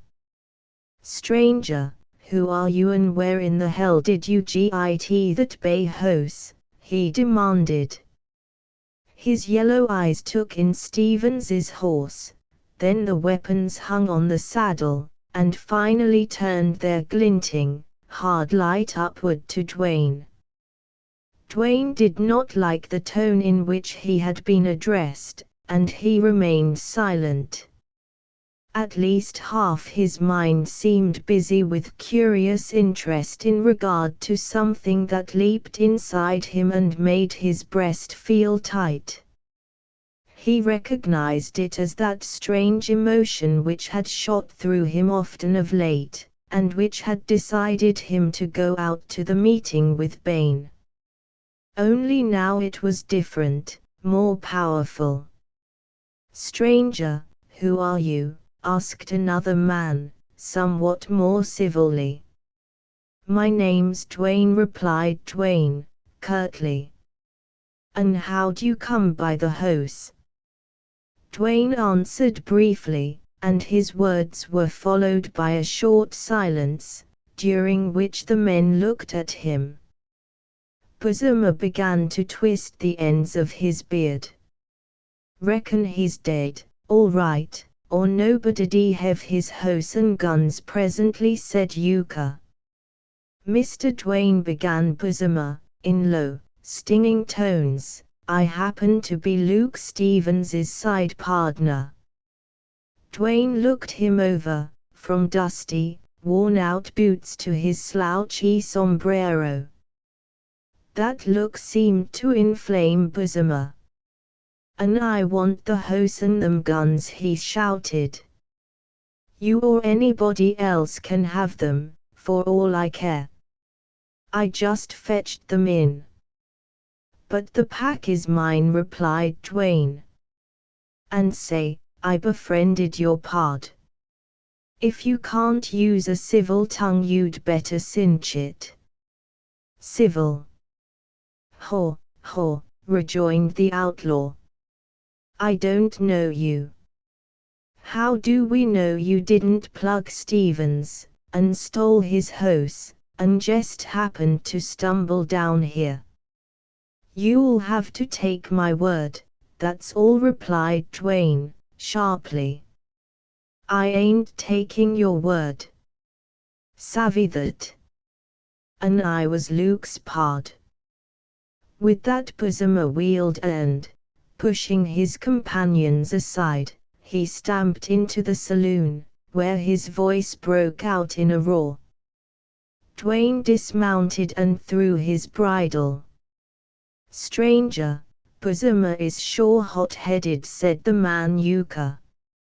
He did not appear unfriendly, nor were the others hostile. At this juncture several more outlaws crowded out of the door, and the one in the lead was a tall man of stalwart physique. His manner proclaimed him a leader. He had a long face, a flaming red beard, and clear, cold blue eyes that fixed in close scrutiny upon Dwayne. He was not a Texan, in truth. Dwayne did not recognize one of these outlaws as native to his state. I'm Bland, said the tall man, authoritatively. Who are you and what are you doing here? Dwayne looked at Bland as he had at the others. This outlaw chief appeared to be reasonable, if he was not courteous. Dwayne told his story again, this time a little more in detail. I believe you, replied Bland, at once. Think I know when a fellow is lying. I reckon you're on the right trail, put in Euchre. That about Luke wanting his boots took off, that satisfies me. Luke had a mortal dread of dying with his boots on. At this sally the chief and his men laughed. You said Dwayne, Buck Dwayne, queried Bland. Are you a son of that Dwayne who was a gunfighter some years back? Yes, replied Dwayne. Never met him, and glad I didn't, said Bland, with a grim humor. So you got in trouble and had to go on the dodge. What kind of trouble? Had a fight. Fight? Do you mean gunplay? Questioned Bland. He seemed eager, curious, speculative. Yes. It ended in gunplay, I'm sorry to say, answered Dwayne. Guess I needn't ask the son of Dwayne if he killed his man, went on Bland, ironically. Well, I'm sorry you bucked against trouble in my camp. But as it is, I guess you'd be wise to make yourself scarce. Do you mean I'm politely told to move on? Asked Dwayne, quietly. Not exactly that, said Bland, as if irritated. If this isn't a free place, there isn't one on earth. Every man is equal here. Do you want to join my band? No, I don't. Well, even if you did, I imagine that wouldn't stop Bessemer. He's an ugly fellow. He's one of the few gunmen I've met who wants to kill somebody all the time. Most men like that are for flushes. But Bessemer is all one color, and that's red. Merely for your own sake, I advise you to hit the trail. Thanks. But if that's all, I'll stay, returned Dwayne. Even as he spoke, he felt that he did not know himself. Bessemer appeared at the door, pushing men who tried to detain him, and as he jumped clear of a last reaching hand, he uttered a snarl like an angry dog. Manifestly the short while he had spent inside the saloon had been devoted to drinking and talking himself into a frenzy. Bland and the other outlaws quickly moved aside, letting Dwayne stand alone. When Bessemer saw Dwayne standing motionless and watchful, a strange change passed quickly in him. He halted in his tracks, and as he did that the men who had followed him out piled over one another in their hurry to get to one side. Dwayne saw all the swift action, felt intuitively the meaning of it, and in Bessemer's sudden change of front. The outlaw was keen, and he had expected a shrinking, or at least a frightened antagonist. Dwayne knew he was neither. He felt like iron, and yet thrill after thrill ran through him. It was almost as if this situation had been one long familiar to him. Somehow he understood this yellow-eyed Bessemer. The outlaw had come out to kill him. And now, though somewhat checked by the stand of a stranger, he still meant to kill. Like so many desperadoes of his ilk, he was victim of a passion to kill for the sake of killing. Dwayne divined that no sudden animosity was driving Bessemer. It was just his chance. In that moment murder would have been joy to him. Very likely he had forgotten his pretext for a quarrel. Very probably his faculties were absorbed in conjecture as to Dwayne's possibilities. But he did not speak a word. He remained motionless for a long moment, his eyes pale and steady, his right hand like a claw. That instant gave Dwayne a power to read in his enemy's eyes the thought that preceded action. But Dwayne did not want to kill another man. Still he would have to fight, and he decided to cripple Bessemer. When Bessemer's hand moved, Dwayne's gun was spouting fire. 2 shots only, both from Dwayne's gun, and the outlaw fell with his right arm shattered.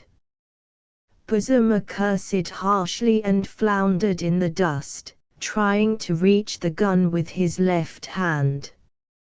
His comrades, however, seeing that Dwayne would not kill unless forced, closed in upon Bessemer and prevented any further madness on his part.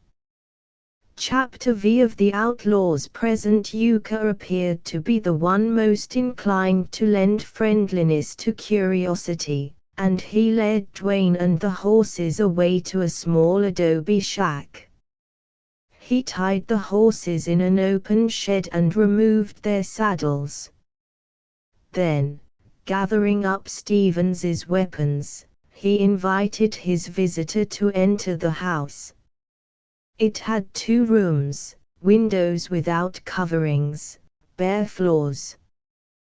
One room contained blankets, weapons, saddles, and bridles, the other a stone fireplace, rude table and bench, 2 bunks, a box cupboard, and various blackened utensils. "Make yourself to home as long as you want to stay," said Yuka. "I ain't rich in this world's goods, but I own what's here, and you're welcome." "Thanks. I'll stay a while and rest." "I'm pretty well played out," replied Dwayne. Yuka gave him a keen glance. "Go ahead and rest. I'll take your horses to grass." Yuka left Dwayne alone in the house. Dwayne relaxed then, and mechanically he wiped the sweat from his face. He was laboring under some kind of a spell or shock which did not pass off quickly. When it had worn away, he took off his coat and belt and made himself comfortable on the blankets. And he had a thought that if he rested or slept, what difference would it make on the morrow? No rest, no sleep could change the grey outlook of the future. He felt glad when Yuka came bustling in, and for the first time he took notice of the outlaw. Yuka was old in years. What little hair he had was grey, his face clean-shaven and full of wrinkles, his eyes were half shut from long gazing through the sun and dust. He stooped. But his thin frame denoted strength and endurance still unimpaired. "Hey, a drink or a smoke?" he asked. Dwayne shook his head. He had not been unfamiliar with whiskey, and he had used tobacco moderately since he was 16. But now, strangely, he felt a disgust at the idea of stimulants. He did not understand clearly what he felt. There was that vague idea of something wild in his blood, something that made him fear himself. Yuka wagged his old head sympathetically. "Reckon you feel a little sick. When it comes to shootin', I run." "What's your age?" "I'm 23, replied Dwayne. Yuka showed surprise. "You're only a boy. I thought you 30 anyways." "Buck, I heard what you told Bland, and putting that with my own figurin', I reckon you're no criminal yet. Throwin' a gun in self-defense, that ain't no crime." Dwayne, finding relief in talking, told more about himself. "Ha," replied the old man. "I've been on this river for years, and I've seen hundreds of boys comin' on the dodge. Most of them, though, was no good. And that kind don't last long. This river country has been and is the refuge for criminals from all over the states. I've bunked with bank cashiers, forgers, plain thieves, and out-and-out murderers, all of which had no business on the Texas border. Fellas like Bland are exceptions. He's no Texan, you seen that. The gang he rules here come from all over, and they're tough cusses, you can bet on that. They live fat and easy. If it wasn't for the fightin' among themselves, they'd sure grow populous. The Rim Rock is no place for a peaceable, decent fella. I heard you tell Bland you wouldn't join his gang. That'll not make him take a likin' to you. Have you any money?" "Not much," replied Dwayne. "Could you live by gambling? Are you any good at cards?" "No, you wouldn't steal horses or rustle cattle." "No, when your money's gone, how in hell will you live? There ain't any work a decent fella could do. You can't herd with greasers. Why, Bland's men would shoot at you in the fields." "What'll you do, son?" "God knows," replied Dwayne, hopelessly. "I'll make my money last as long as possible, then starve." "Well, I'm pretty poor, but you'll never starve while I got anything." Here it struck Dwayne again, that something human and kind and eager which he had seen in Stevens. Dwayne's estimate of outlaws had lacked this quality. He had not accorded them any virtues. To him, as to the outside world, they had been merely vicious men without one redeeming feature. I'm much obliged to you, Yuka, replied Dwayne. But of course I won't live with anyone unless I can pay my share. Have it any way you like, my son, said Yuka, good-humoredly. You make a fire, and I'll set about getting grub. I'm a sourdough, Buck. That man doesn't live who can beat my bread. How do you ever pack supplies in here? Asked Dwayne, thinking of the almost inaccessible nature of the valley. Some comes across from Mexico, and the rest down the river. That river trip is a bird. It's more than 500 miles to any supply point. Bland has mozos, greaser boatman. Sometimes, too, he gets supplies in from downriver. You see, Bland sells thousands of cattle in Cuba. And all this stock has to go down by boat to meet the ships. Where on earth are the cattle driven down to the river? Asked Dwayne. That's not my secret, replied Yuka, shortly. Fact is, I don't know. I've rustled cattle for Bland, but he never sent me through the rim rock with them. Dwayne experienced a sort of pleasure in the realization that interest had been stirred in him. He was curious about Bland and his gang, and glad to have something to think about. For every once in a while he had a sensation that was almost like a pang. He wanted to forget. In the next hour he did forget, and enjoyed helping in the preparation and eating of the meal. Yuka, after washing and hanging up the several utensils, put on his hat and turned to go out. Come along or stay here, as you want, he said to Dwayne. I'll stay, rejoined Dwayne, slowly.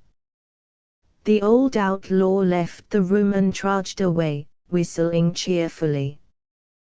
Dwayne looked around him for a book or paper, anything to read, but all the printed matter he could find consisted of a few words on cartridge boxes and an advertisement on the back of a tobacco pouch. There seemed to be nothing for him to do. He had rested, he did not want to lie down any more. He began to walk to and fro, from one end of the room to the other. And as he walked he fell into the lately acquired habit of brooding over his misfortune. Suddenly he straightened up with a jerk. Unconsciously he had drawn his gun. Standing there with the bright cold weapon in his hand, he looked at it in consternation.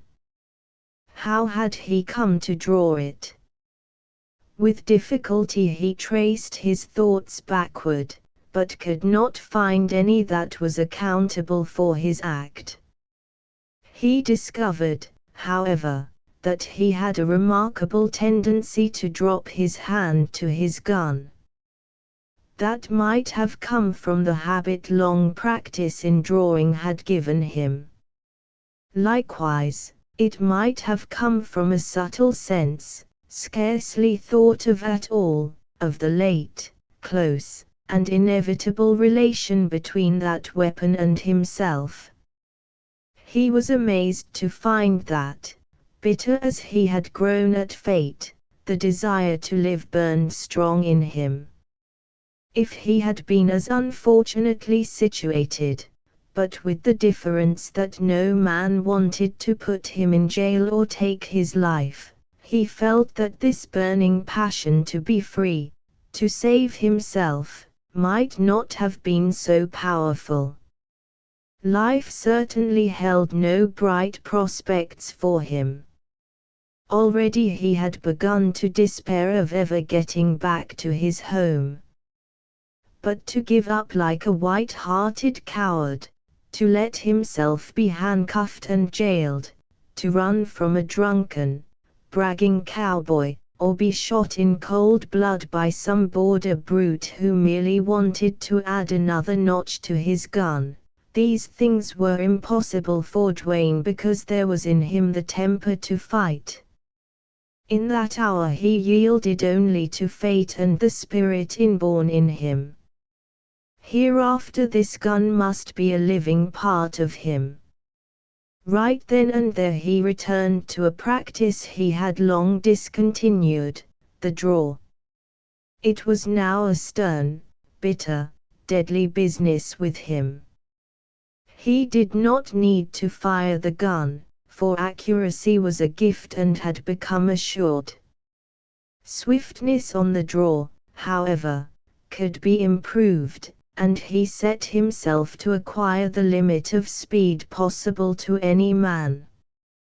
He stood still in his tracks, he paced the room, he sat down, lay down, put himself in awkward positions, and from every position he practiced throwing his gun, practiced it till he was hot and tired and his arm ached and his hand burned. That practice he determined to keep up every day. It was one thing, at least, that would help pass the weary hours. Later he went outdoors to the cooler shade of the cottonwoods. From this point he could see a good deal of the valley. Under different circumstances Dwayne felt that he would have enjoyed such a beautiful spot. Yuka's shack sat against the first rise of the slope of the wall, and Dwayne, by climbing a few rods, got a view of the whole valley. Assuredly it was an outlaw settlement. He saw a good many Mexicans, who, of course, were hand and glove with Bland. Also he saw enormous flatboats, crude of structure, moored along the banks of the river. The Rio Grande rolled away between high bluffs. A cable, sagging deep in the middle, was stretched over the wide yellow stream, and an old scow, evidently used as a ferry, lay anchored on the far shore. The valley was an ideal retreat for an outlaw band operating on a big scale. Pursuit scarcely need be feared over the broken trails of the rim rock. And the open end of the valley could be defended against almost any number of men coming down the river. Access to Mexico was easy and quick.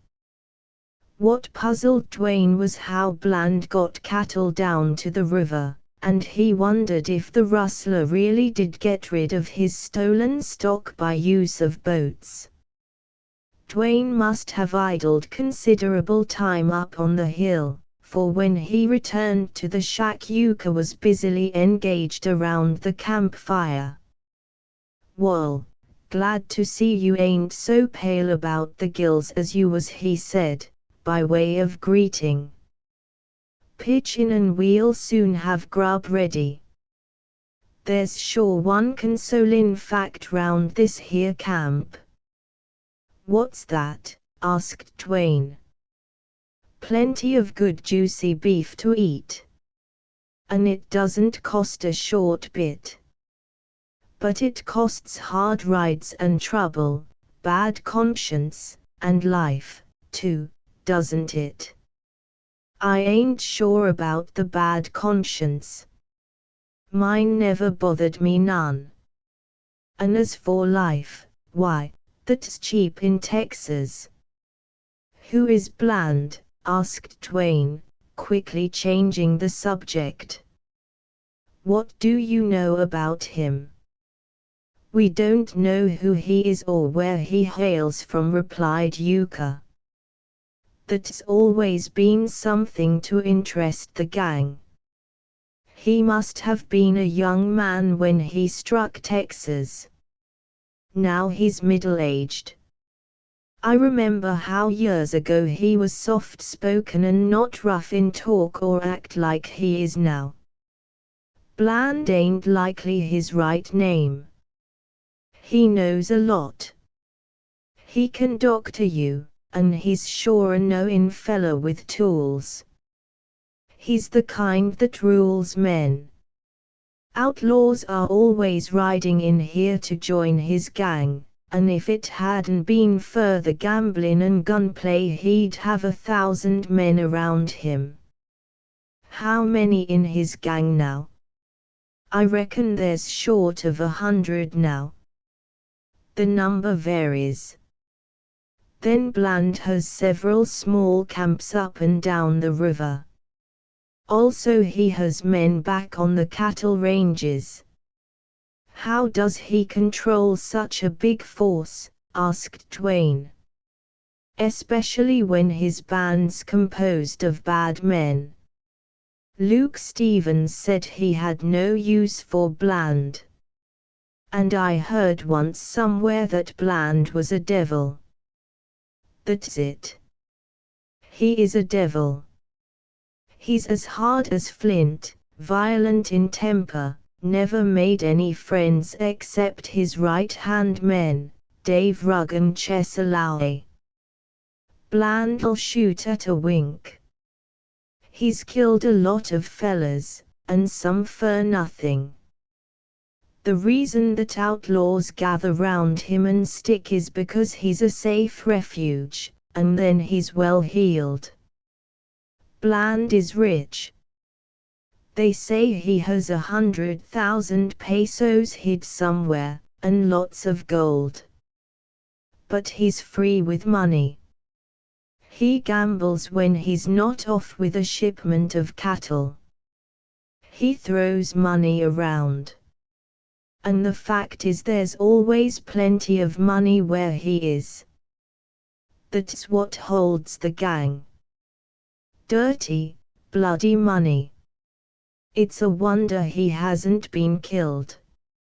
All these years on the border, exclaimed Twain. Wall, replied Yuka, dryly, he's been quicker on the draw than the other fellas who hankered to kill him, that's all. Yuka's reply rather chilled Twain's interest for the moment. Such remarks always made his mind revolve round facts pertaining to himself. Speaking of this here swift wrist game, went on Yuka, there's been considerable talk in camp about your throwing of a gun. You know, Buck, that among us fellas, us hunted men, there ain't anything calculated to rouse respect like a slick hand with a gun.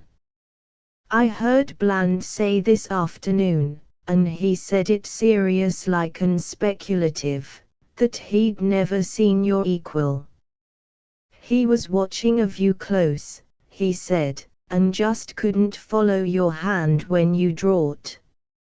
All the fellas who seen you meet Pazama had something to say. Bo was about as handy with a gun as any man in this camp, barring Chesaloway and Meb Bland himself. Ches is the captain with a Colt, or he was.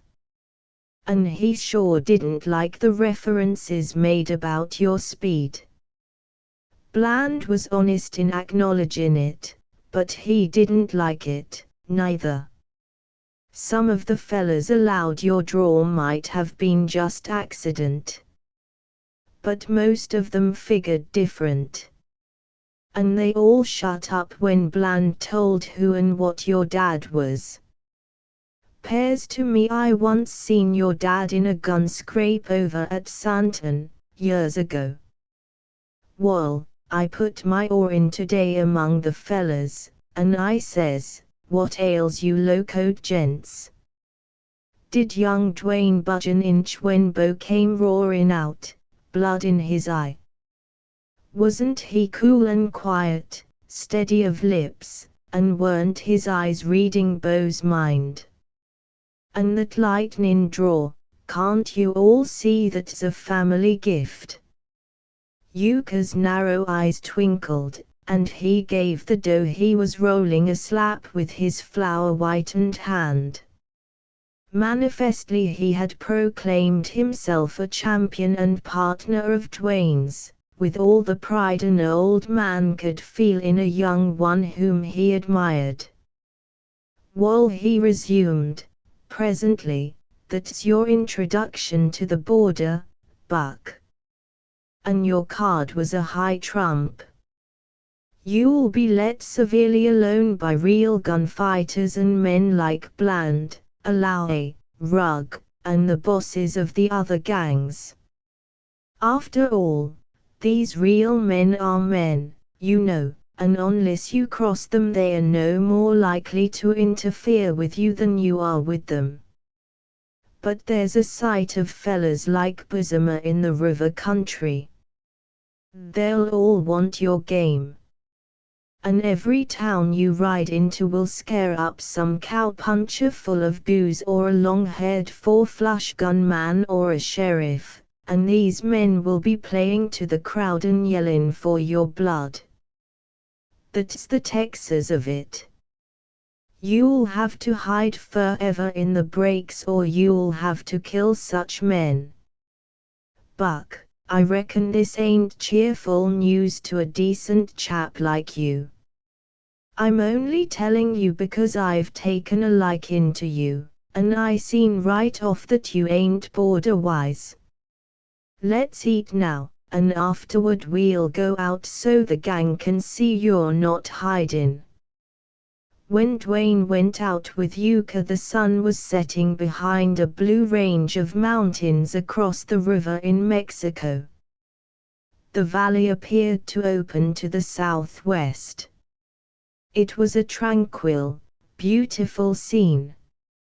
Somewhere in a house near at hand a woman was singing. And in the road Dwayne saw a little Mexican boy driving home some cows, one of which wore a bell. The sweet, happy voice of a woman and a whistling barefoot boy, these seemed utterly out of place here. Yuka presently led to the square and the row of rough houses Dwayne remembered. He almost stepped on a wide imprint in the dust where Bosomer had confronted him. And a sudden fury beset him that he should be affected strangely by the sight of it. "Let's have a look in here," said Yuka. Dwayne had to bend his head to enter the door. He found himself in a very large room enclosed by adobe walls and roofed with brush. It was full of rude benches, tables, seats. At one corner a number of kegs and barrels lay side by side in a rack. A Mexican boy was lighting lamps hung on posts that sustained the log rafters of the roof. "The only fella who's going to put a close eye on you is Benson," said Yuka. "He runs the place and sells drinks. The gang calls him Jackrabbit Benson, because he's always got his eye peeled and his ear cocked. Don't notice him if he looks you over, Buck. Benson is scared to death of every newcomer who rustles into Bland's camp. And the reason, I take it, is because he's done somebody dirt. He's hiding. Not from a sheriff or ranger. Men who hide from them don't act like Jackrabbit Benson. He's hiding from some guy who's hunting him to kill him. Well, I'm always expectin' to see some fella ride in here and throw a gun on Benson. Can't say I'd be grieved." Dwayne casually glanced in the direction indicated, and he saw a spare, gaunt man with a face strikingly white beside the red and bronze and dark skins of the men around him. It was a cadaverous face. The black mustache hung down, a heavy lock of black hair dropped down over the brow, deep-set, hollow, staring eyes looked out piercingly. The man had a restless, alert, nervous manner. He put his hands on the board that served as a bar and stared at Dwayne. But when he met Dwayne's glance he turned hurriedly to go on serving out liquor. "What have you got against him?" inquired Dwayne, as he sat down beside Yuka. He asked more for something to say than from real interest. What did he care about a mean, haunted, craven-faced criminal? "Well, maybe I'm cross-grained," replied Yuka, apologetically. "Sure, an outlaw and rustler such as me can't be touchy. But I never stole nothing but cattle from some rancher who never missed 'em anyway. That sneak Benson, he was the means of putting a little girl in Bland's way." "Girl?" queried Dwayne, now with real attention. "Sure. Bland's great on women. I'll tell you about this girl when we get out of here. Some of the gang are going to be sociable, and I can't talk about the chief." During the ensuing half-hour a number of outlaws passed by Dwayne and Yuka, halted for a greeting or sat down for a moment. They were all gruff, loud-voiced, merry, and good-natured. Dwayne replied civilly and agreeably when he was personally addressed, but he refused all invitations to drink and gamble. Evidently he had been accepted, in a way, as one of their clan. No one made any hint of an allusion to his affair with Pusama. Dwayne saw readily that Yuka was well liked. One outlaw borrowed money from him, another asked for tobacco. By the time it was dark the big room was full of outlaws and Mexicans, most of whom were engaged at monta. These gamblers, especially the Mexicans, were intense and quiet. The noise in the place came from the drinkers, the loungers. Dwayne had seen gambling resorts, some of the famous ones in San Antonio and El Paso, a few in border towns where license went unchecked. But this place of Jackrabbit Benson's impressed him as one where guns and knives were accessories to the game. To his perhaps rather distinguishing eye the most prominent thing about the gamesters appeared to be their weapons. On several of the tables were piles of silver, Mexican pesos, as large and high as the crown of his hat. There were also piles of gold and silver in United States coin. Dwayne needed no experienced eyes to see that betting was heavy and that heavy sums exchanged hands. The Mexicans showed a sterner obsession, an intenser passion. Some of the Americans staked freely, nonchalantly, as befitted men to whom money was nothing. These latter were manifestly winning, for there were brother outlaws there who wagered coin with grudging, sullen, greedy eyes. Boisterous talk and laughter among the drinking men drowned, except at intervals, the low, brief talk of the gamblers. The clink of coin sounded incessantly, sometimes just low, steady musical rings, and again, when a pile was tumbled quickly, there was a silvery crash. Here an outlaw pounded on a table with the butt of his gun, there another noisily palmed a roll of dollars while he studied his opponent's face. The noises, however, in Benson's den did not contribute to any extent to the sinister aspect of the place. That seemed to come from the grim and reckless faces, from the bent, intent heads, from the dark lights and shades. There were bright lights, but these served only to make the shadows. And in the shadows lurked unrestrained lust of gain, a spirit ruthless and reckless, a something at once suggesting lawlessness, theft, murder, and hell. "Bland's not here tonight," Yuka was saying. "He left today on one of his trips, taking Alaue and some others. But his other man, Rug, he's here. See him standing with them 3 fellas, all close to Benson. Rug's the little bow-legged man with the half of his face shot off. He's one-eyed. But he can sure see out of the one he's got. And, darn me, there's Hardin. You know him.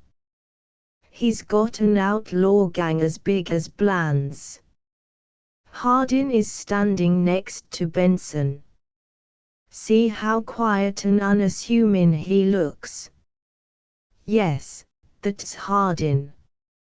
He comes here once in a while to see Bland.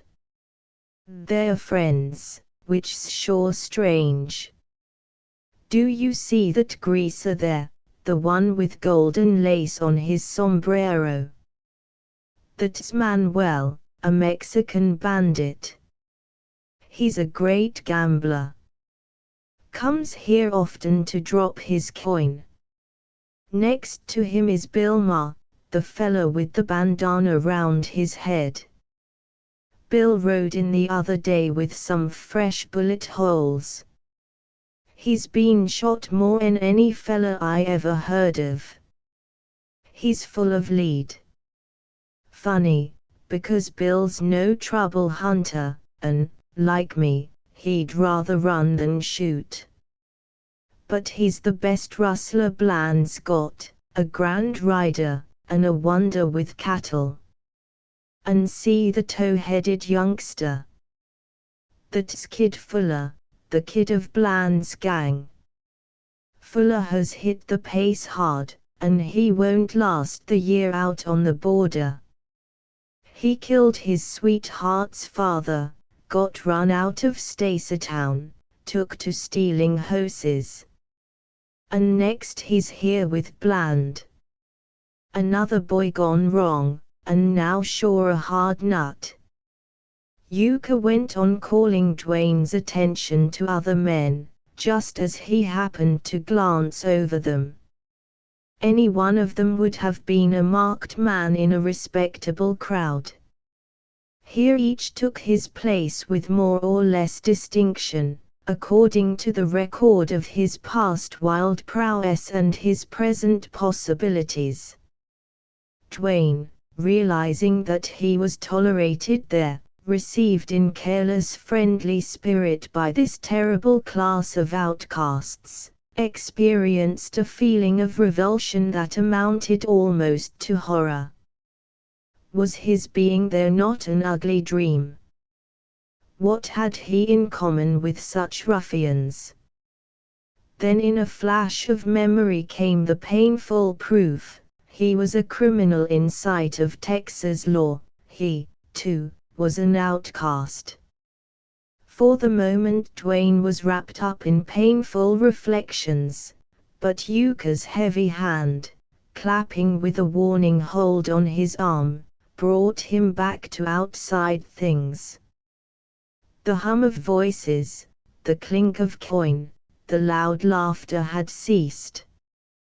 There was a silence that manifestly had followed some unusual word or action sufficient to still the room. It was broken by a harsh curse and the scrape of a bench on the floor. Some man had risen. "You stacked the cards, you." "Say that twice," another voice replied, so different in its cool, ominous tone from the other. "I'll say it twice," returned the first gamester, in hot haste. "I'll say it 3 times. I'll whistle it. Are you deaf? You light-fingered gent. You stacked the cards. Silence ensued, deeper than before, pregnant with meaning. For all that Dwayne saw, not an outlaw moved for a full moment. Then suddenly the room was full of disorder as men rose and ran and dived everywhere. "Run or duck," yelled Yuka, close to Dwayne's ear. With that he dashed for the door. Dwayne leaped after him. They ran into a jostling mob. Heavy gunshots and hoarse yells hurried the crowd Dwayne was with pell-mell out into the darkness. There they all halted, and several peeped in at the door. "Who was the kid calling?" asked one outlaw. "Bud Marsh," replied another. "I reckon them fust shots was Bud's. Adios, kid." "It was coming to him," went on yet another. "How many shots?" "3 or 4, I counted. 3 heavy and 1 light. That light one was the kid's .38. Listen. There's the kid hollerin' now. He ain't cashed, anyway." At this juncture most of the outlaws began to file back into the room. Dwayne thought he had seen and heard enough in Benson's den for one night, and he started slowly down the walk. Presently Yuka caught up with him. "Nobody hurt much, which's sure some strange," he said. "The kid, young fella that I was telling you about, he was drinking and losing. Lost his nut, too, calling Bud Marsh that way. Bud's as straight at cards as any of 'em. Somebody grabbed Bud, who shot into the roof. And Fuller's arm was knocked up. He only hit a greaser." Chapter 6. Next morning Dwayne found that a moody and despondent spell had fastened on him. Wishing to be alone, he went out and walked a trail leading round the river bluff. He thought and thought. After a while he made out that the trouble with him probably was that he could not resign himself to his fate. He abhorred the possibility chance seemed to hold in store for him. He could not believe there was no hope. But what to do appeared beyond his power to tell.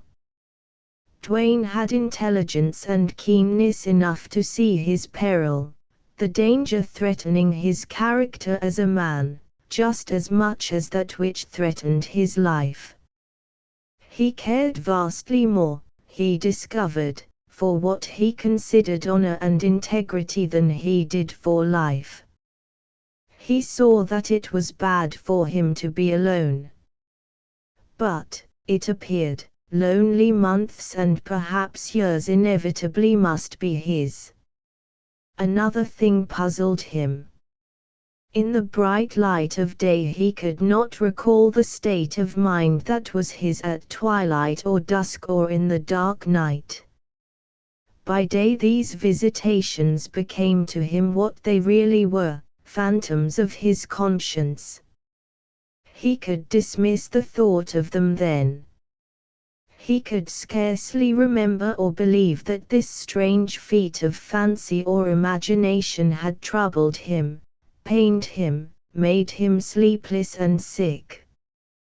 That morning Dwayne spent an unhappy hour wrestling decision out of the unstable condition of his mind. But at length he determined to create interest in all that he came across and so forget himself as much as possible. He had an opportunity now to see just what the outlaw's life really was. He meant to force himself to be curious, sympathetic, clear-sighted. and he would stay there in the valley until its possibilities had been exhausted or until circumstances sent him out upon his uncertain way. When he returned to the shack, Yuka was cooking dinner. "Say, Buck, I've news for you," he said, and his tone conveyed either pride in his possession of such news or pride in Dwayne. "Fella named Bradley rode in this morning. He's heard some about you. Told about the ace of spades they put over the bullet holes in that cowpuncher bane you plugged. Then there was a rancher shot at a water hole 20 miles south of Wellston. Reckon you didn't do it." "No, I certainly did not," replied Dwayne. "Well, you get the blame. It ain't nothing for a fella to be saddled with gunplays he never made. An', Buck, if you ever get famous, as seems likely, you'll be blamed for many a crime. The board'll make an outlaw and murderer out of you." "Well, that's enough of that. I've more news. You're going to be popular." "Popular? What do you mean?" "I met Bland's wife this morning. She seen you the other day when you rode in. She sure wants to meet you, and so do some of the other women in camp. They always want to meet the new fellas who've just come in. It's lonesome for women here, and they like to hear news from the towns." "Well, Yuka, I don't want to be impolite, but I'd rather not meet any women," rejoined Dwayne. "I was afraid you wouldn't." "Don't blame you much. Women are hell. I was hoping, though, you might talk a little to that poor lonesome kid." "What kid?" inquired Dwayne, in surprise. "Didn't I tell you about Jenny, the girl Bland's holding here, the one Jackrabbit Benson had a hand in stealing?" "You mentioned a girl." "That's all." "Tell me now," replied Dwayne, abruptly. "Well, I got it this way. Meb it's straight, and meb it ain't. Some years ago Benson made a trip over the river to buy mezcal and other drinks. He'll sneak over there once in a while.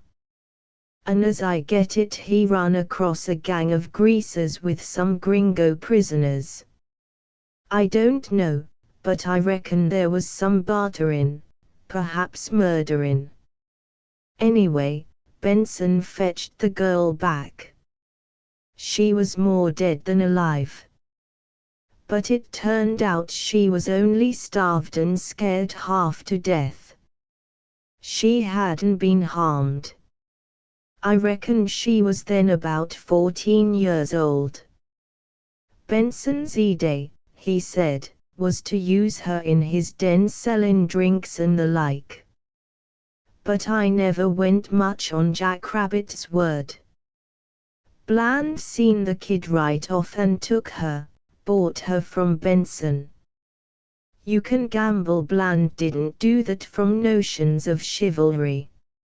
I ain't gainsayin', however, but that Jenny was better off with Kate Bland.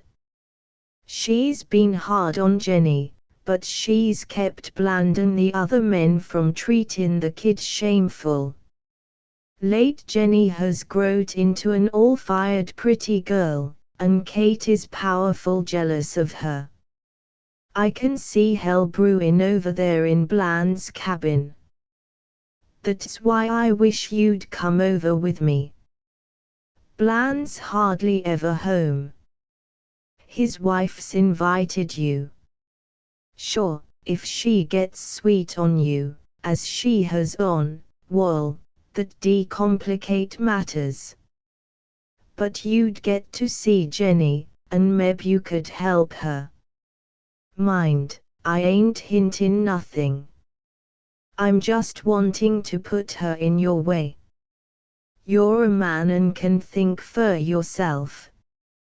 I had a baby girl once, and if she'd lived she'd be as big as Jenny now, and, by good, I wouldn't want her here in Bland's camp. I'll go, Yuka. Take me over, replied Dwayne.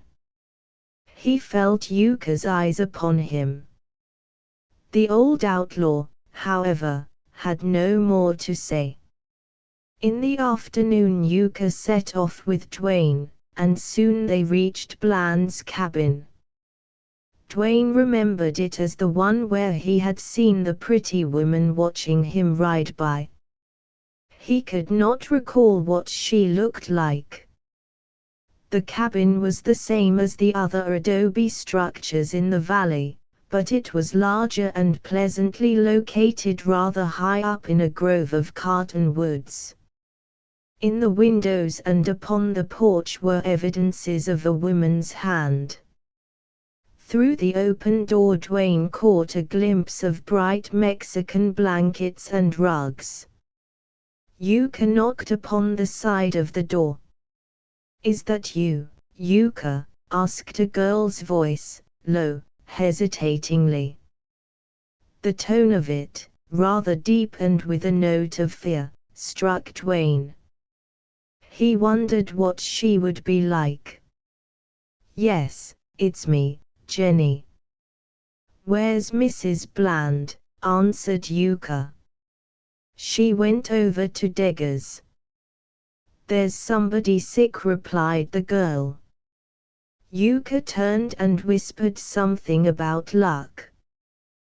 The snap of the outlaw's eyes was added significance to Dwayne. "Jenny, come out or let us come in." "Here's the young man I was telling you about," Yuka said. "Oh, I can't. I look so, never mind how you look," interrupted the outlaw, in a whisper. "It ain't no time to care for that. Here's young Dwayne. Jenny, he's no rustler, no thief. He's different. Come out, Jenny, and meb he'll." Yuka did not complete his sentence. He had spoken low, with his glance shifting from side to side. But what he said was sufficient to bring the girl quickly. She appeared in the doorway with downcast eyes and a stain of red in her white cheek. She had a pretty, sad face and bright hair. "Don't be bashful, Jenny," said Yuka. "You and Dwayne have a chance to talk a little. Now I'll go fetch Mrs. Bland, but I won't be hurryin'." With that Yuka went away through the cottonwoods. "I'm glad to meet you, Miss Jenny," said Dwayne. "Yuka didn't mention your last name." "He asked me to come over to." Dwayne's attempt at pleasantry halted short when Jenny lifted her lashes to look at him. Some kind of a shock went through Dwayne. Her grey eyes were beautiful, but it had not been beauty that cut short his speech. He seemed to see a tragic struggle between hope and doubt that shone in her piercing gaze. She kept looking, and Dwayne could not break the silence. It was no ordinary moment. "What did you come here for?" she asked, at last. "To see you," replied Dwayne, glad to speak. "Why?" "Well," Yuka thought, "he wanted me to talk to you, cheer you up a bit," replied Dwayne, somewhat lamely. The earnest eyes embarrassed him. "Yuka's good. He's the only person in this awful place who's been good to me. But he's afraid of Bland. He said you were different." Who are you? Dwayne told her. You're not a robber or rustler or murderer or some bad man come here to hide.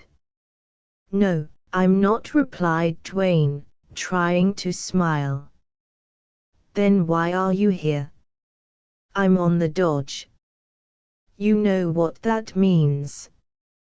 I got in a shooting scrape at home and had to run off. When it blows over, I hope to go back.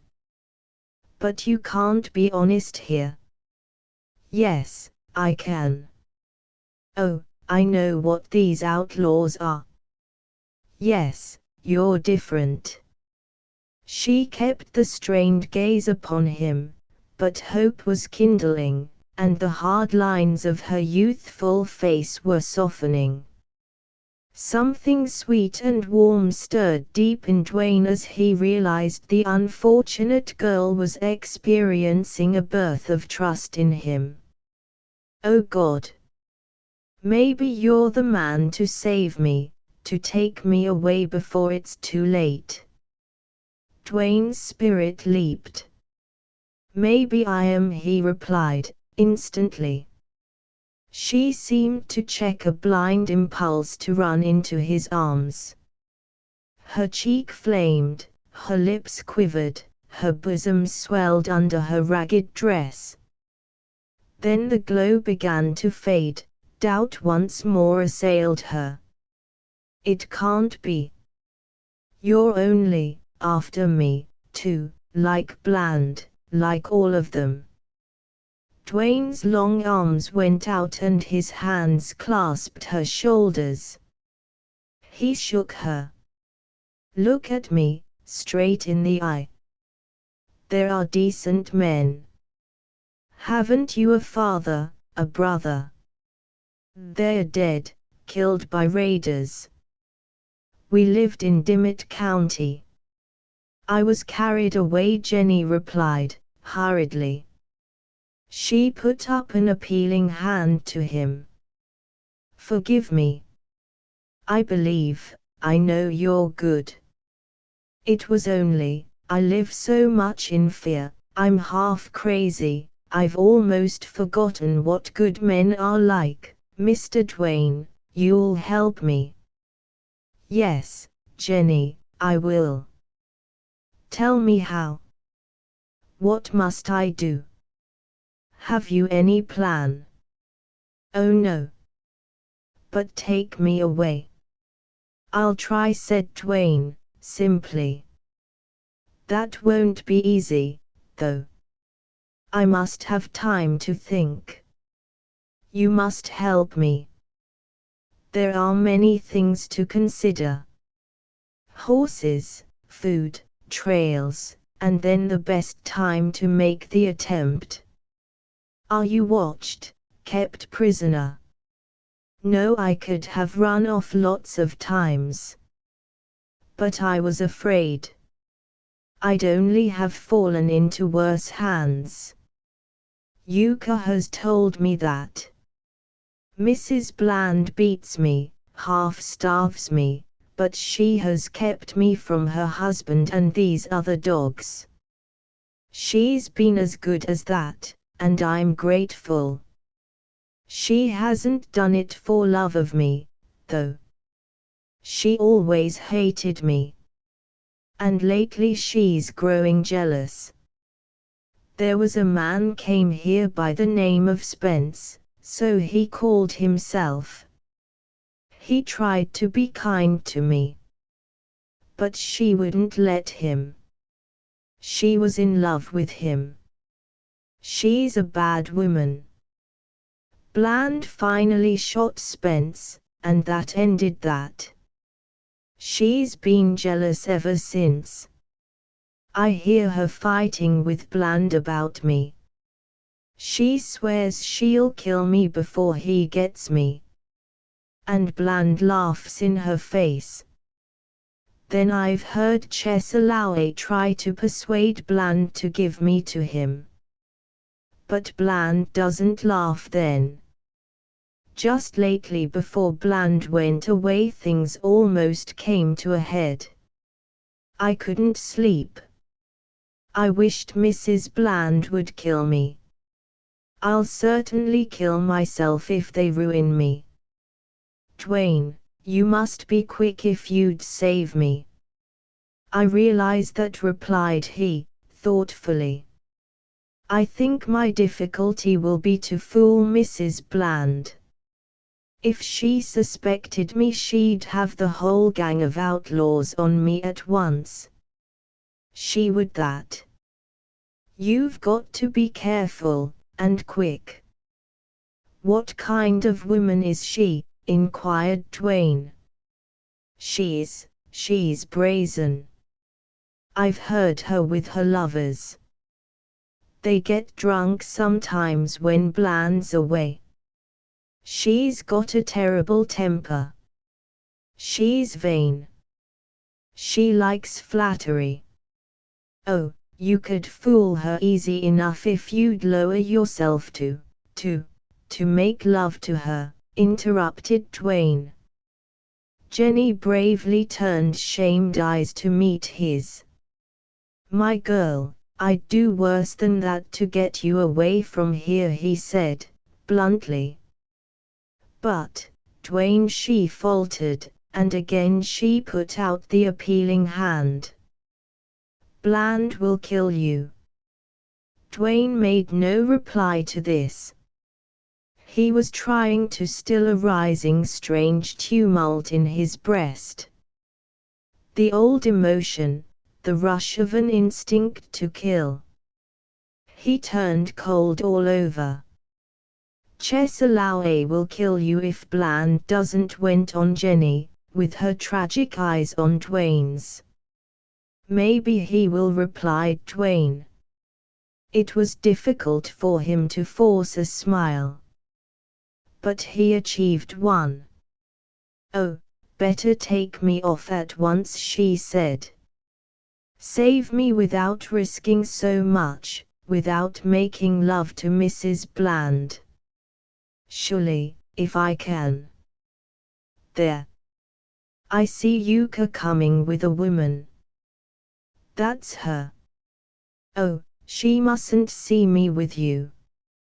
Wait a moment, whispered Dwayne, as Jenny slipped indoors. We've settled it. Don't forget. I'll find some way to get word to you, perhaps through Yuka. Meanwhile, keep up your courage. Remember, I'll save you somehow. We'll try strategy first. Whatever you see or hear me do, don't think less of me. Jenny checked him with a gesture and a wonderful grey flash of eyes. I'll bless you with every drop of blood in my heart, she whispered, passionately. It was only as she turned away into the room that Dwayne saw she was lame and that she wore Mexican sandals over bare feet. He sat down upon a bench on the porch and directed his attention to the approaching couple. The trees of the grove were thick enough for him to make reasonably sure that Mrs. Bland had not seen him talking to Jenny. When the outlaw's wife drew near, Dwayne saw that she was a tall, strong, full-bodied woman, rather good-looking with a full-blown, bold attractiveness. Dwayne was more concerned with her expression than with her good looks, and as she appeared unsuspicious he felt relieved. The situation then took on a singular zest. Yuka came up on the porch and awkwardly introduced Dwayne to Mrs. Bland. She was young, probably not over 25, and not quite so prepossessing at close range. Her eyes were large, rather prominent, and brown in color. Her mouth, too, was large, with the lips full, and she had white teeth. Dwayne took her proffered hand and remarked frankly that he was glad to meet her. Mrs. Bland appeared pleased, and her laugh, which followed, was loud and rather musical.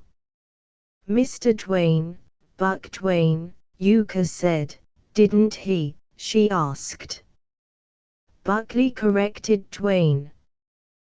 "The nickname's not of my choosing." "I'm certainly glad to meet you, Buckley Dwayne," she said, as she took the seat Dwayne offered her. "Sorry to have been out. Kid Fuller's lying over at Deggers. You know he was shot last night. He's got fever today. When Bland's away I have to nurse all these shot-up boys, and it sure takes my time." "Have you been waiting here alone?" "Didn't see that slattern girl of mine?" She gave him a sharp glance. The woman had an extraordinary play of feature, Dwayne thought, and unless she was smiling was not pretty at all. "I've been alone," replied Dwayne. "Haven't seen anybody but a sick-looking girl with a bucket. And she ran when she saw me." "That was Jen," said Mrs. Bland. "She's the kid we keep here, and she sure hardly pays her keep." "Did Yuka tell you about her?"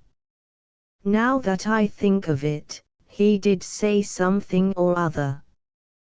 "What did he tell you about me?" bluntly asked Mrs. Bland. "Well," Kate replied Yuka, speaking for himself, "you needn't worry none, for I told Buck nothing but compliments."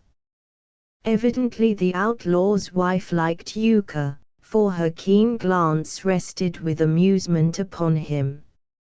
"As for Jen, I'll tell you her story some day," went on the woman. "It's a common enough story along this river.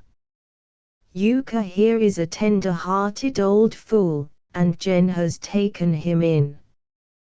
"Well, seeing as you've got me figured correct," replied Yuka, dryly, "I'll go in and talk to Jenny if I may." "Certainly. Go ahead." "Jen calls you her best friend," said Mrs. Bland, amiably. "You're always fetching some Mexican stuff, and that's why, I guess."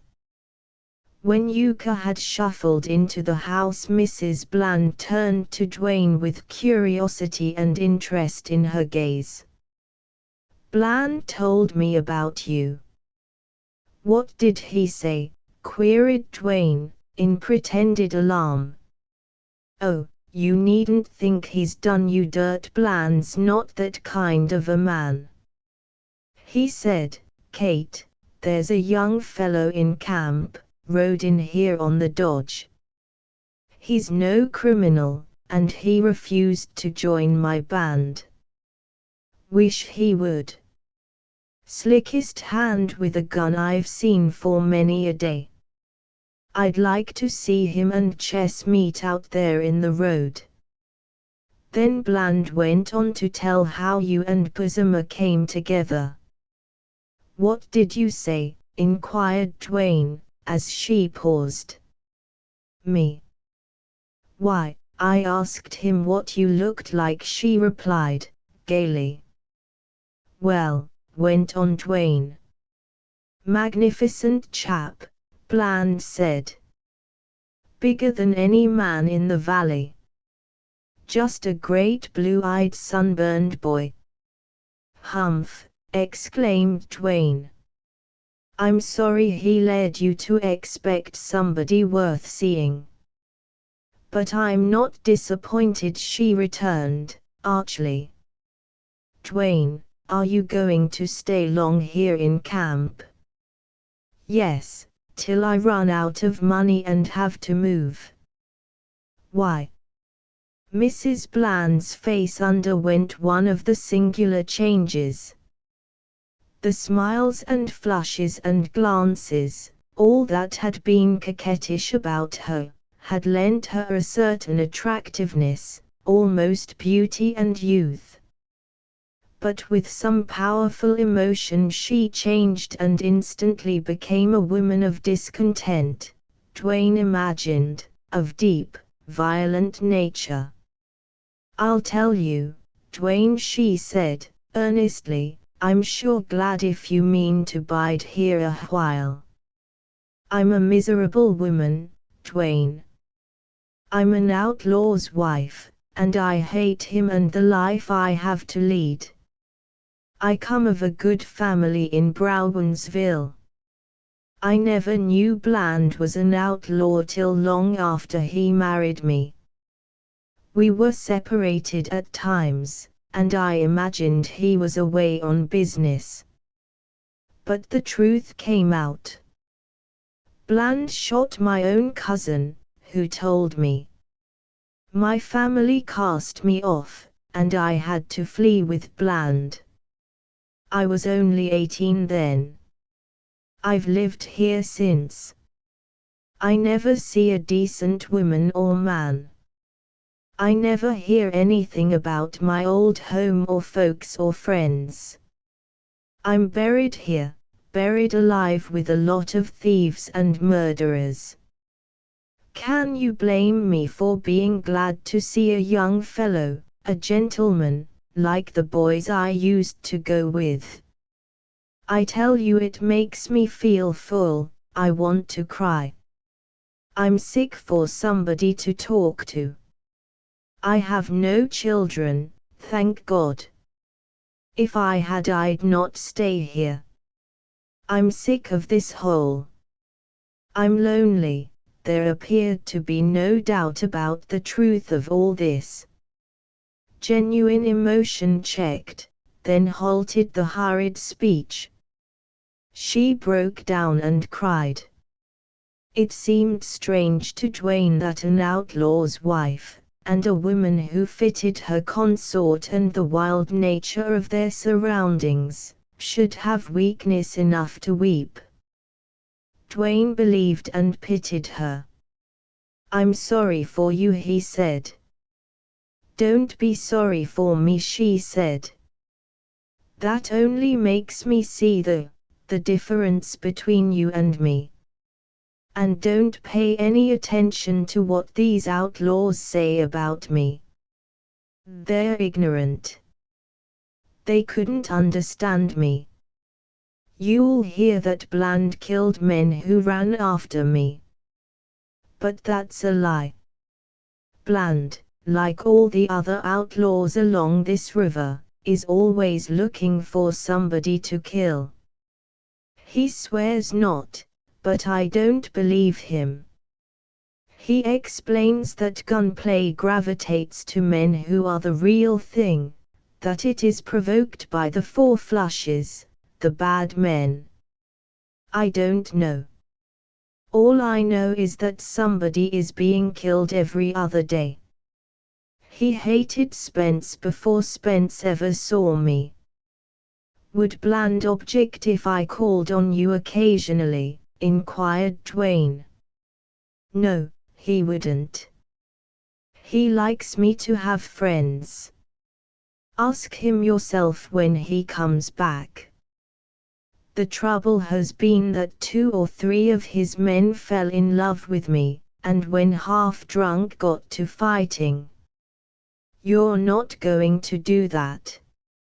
"I'm not going to get half drunk, that's certain," replied Dwayne. He was surprised to see her eyes dilate, then glow with fire. Before she could reply, Yuka returned to the porch, and that put an end to the conversation. Dwayne was content to let the matter rest there, and had little more to say. Yuka and Mrs. Bland talked and joked, while Dwayne listened. He tried to form some estimate of her character. Manifestly she had suffered a wrong, if not worse, at Bland's hands. She was bitter, morbid, over-emotional. If she was a liar, which seemed likely enough, she was a frank one, and believed herself. She had no cunning. The thing which struck Dwayne so forcibly was that she thirsted for respect. In that, better than in her weakness of vanity, he thought he had discovered a tray through which he could manage her. Once, while he was revolving these thoughts, he happened to glance into the house, and deep in the shadow of a corner he caught a pale gleam of Jenny's face with great, staring eyes on him. She had been watching him, listening to what he said. He saw from her expression that she had realized what had been so hard for her to believe. Watching his chance, he flashed a look at her, and then it seemed to him the change in her face was wonderful. Later, after he had left Mrs. Bland with a meaning adios, manana and was walking along beside the old outlaw, he found himself thinking of the girl instead of the woman, and of how he had seen her face blaze with hope and gratitude. Chapter 7 That night Dwayne was not troubled by ghosts haunting his waking and sleeping hours. He awoke feeling bright and eager, and grateful to Yuka for having put something worthwhile into his mind. During breakfast, however, he was unusually thoughtful, working over the idea of how much or how little he would confide in the outlaw. He was aware of Yuka's scrutiny. "Well," began the old man, at last, "how'd you make out with the kid?" "Kid?" inquired Dwayne, tentatively. "Jenny, I mean. What'd you and she talk about?" "We had a little chat. You know you wanted me to cheer her up." Yuka sat with coffee cup poised and narrow eyes studying Dwayne. "Reckon you cheered her, all right. What I'm afeared of is maybe you done the job too well." "How so?" "Well, when I went into Jen last night I thought she was half crazy. She was bursting with excitement, and the look in her eyes hurt me. She wouldn't tell me a darn word you said. But she hung on to my hands, and showed every way without speaking how she wanted to thank me for bringing you over.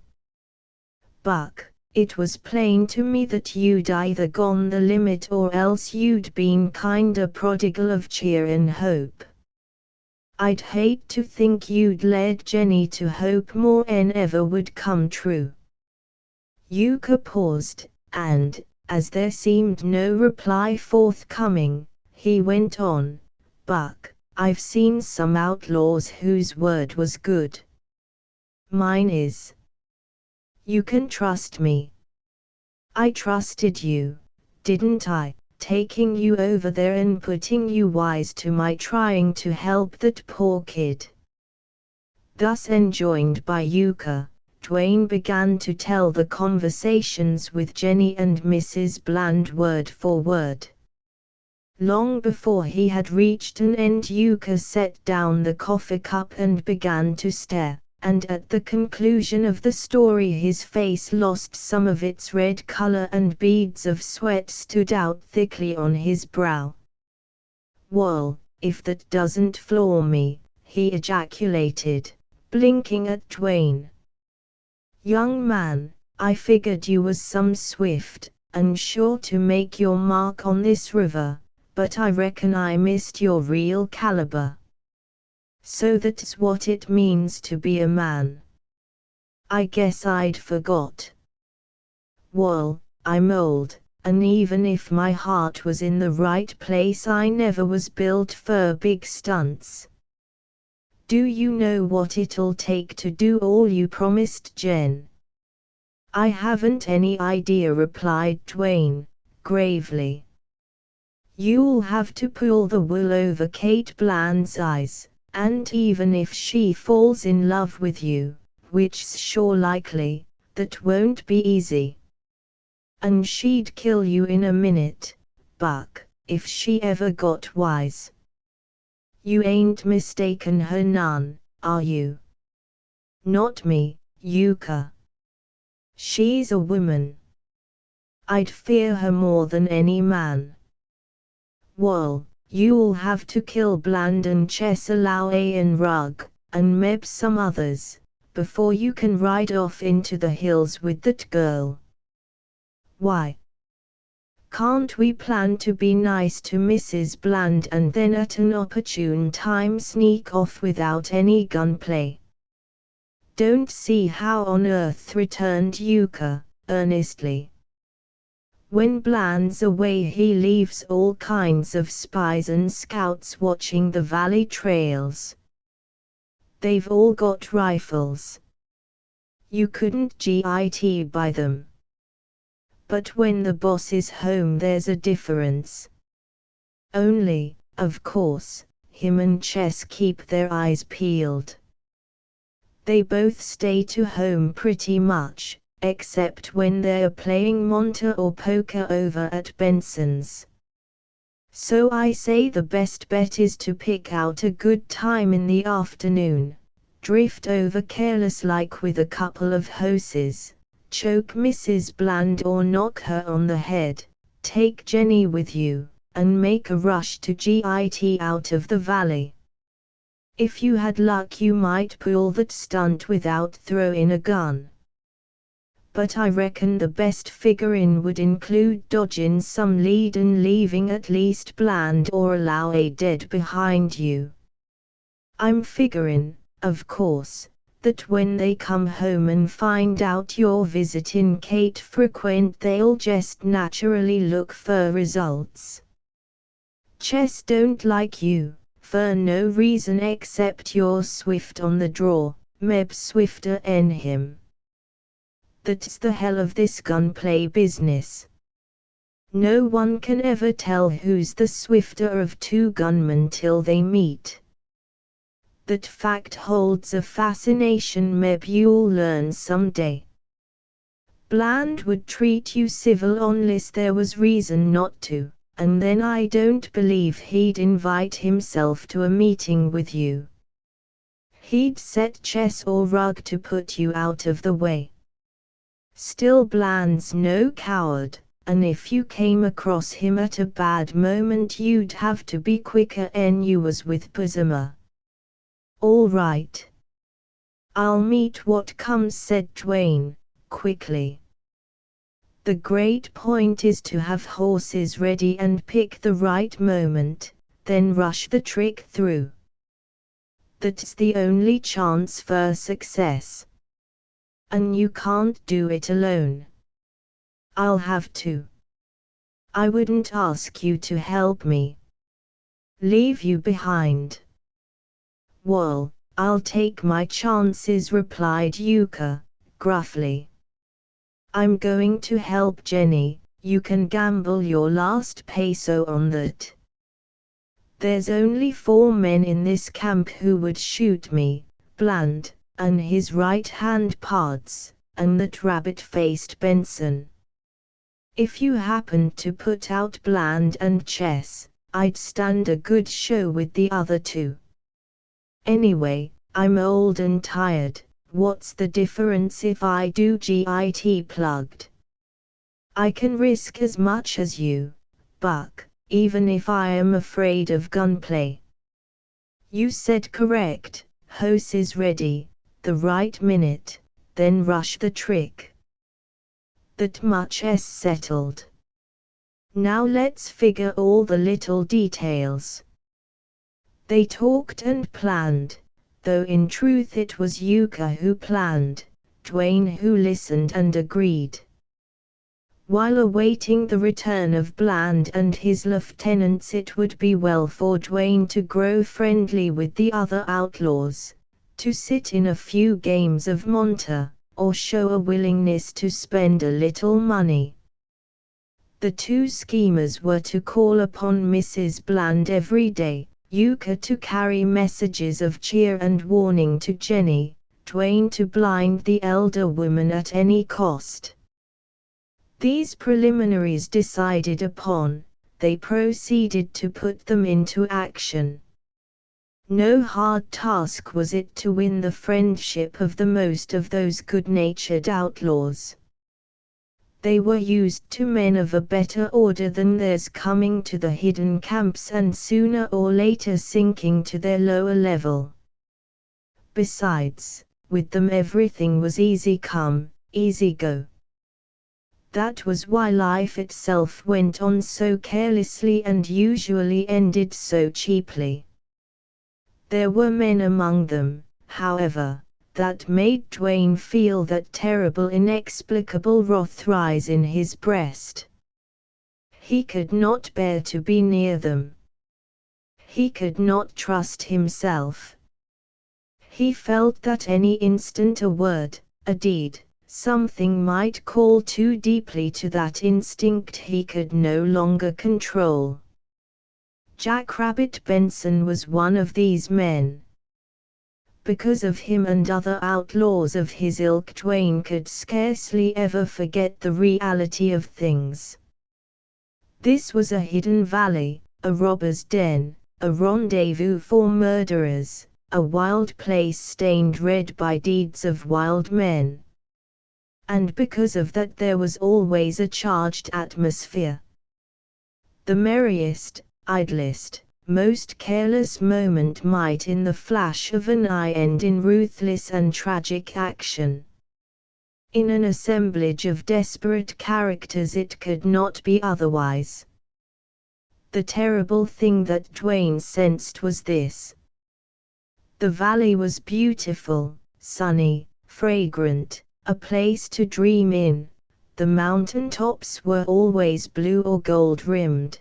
The yellow river slid slowly and majestically by, the birds sang in the cottonwoods, the horses grazed and pranced, children played and women longed for love, freedom, happiness. The outlaws rode in and out, free with money and speech.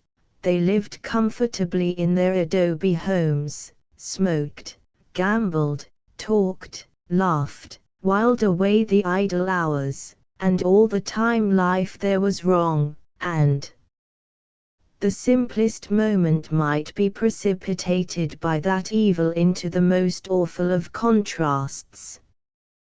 Dwayne felt rather than saw a dark, brooding shadow over the valley. Then, without any solicitation or encouragement from Dwayne, the bland woman fell passionately in love with him. His conscience was never troubled about the beginning of that affair. She launched herself. It took no great perspicuity on his part to see that. And the thing which evidently held her in check was the newness, the strangeness, and for the moment the all-satisfying fact of his respect for her. Dwayne exerted himself to please, to amuse, to interest, to fascinate her, and always with deference. That was his strong point, and it had made his part easy so far.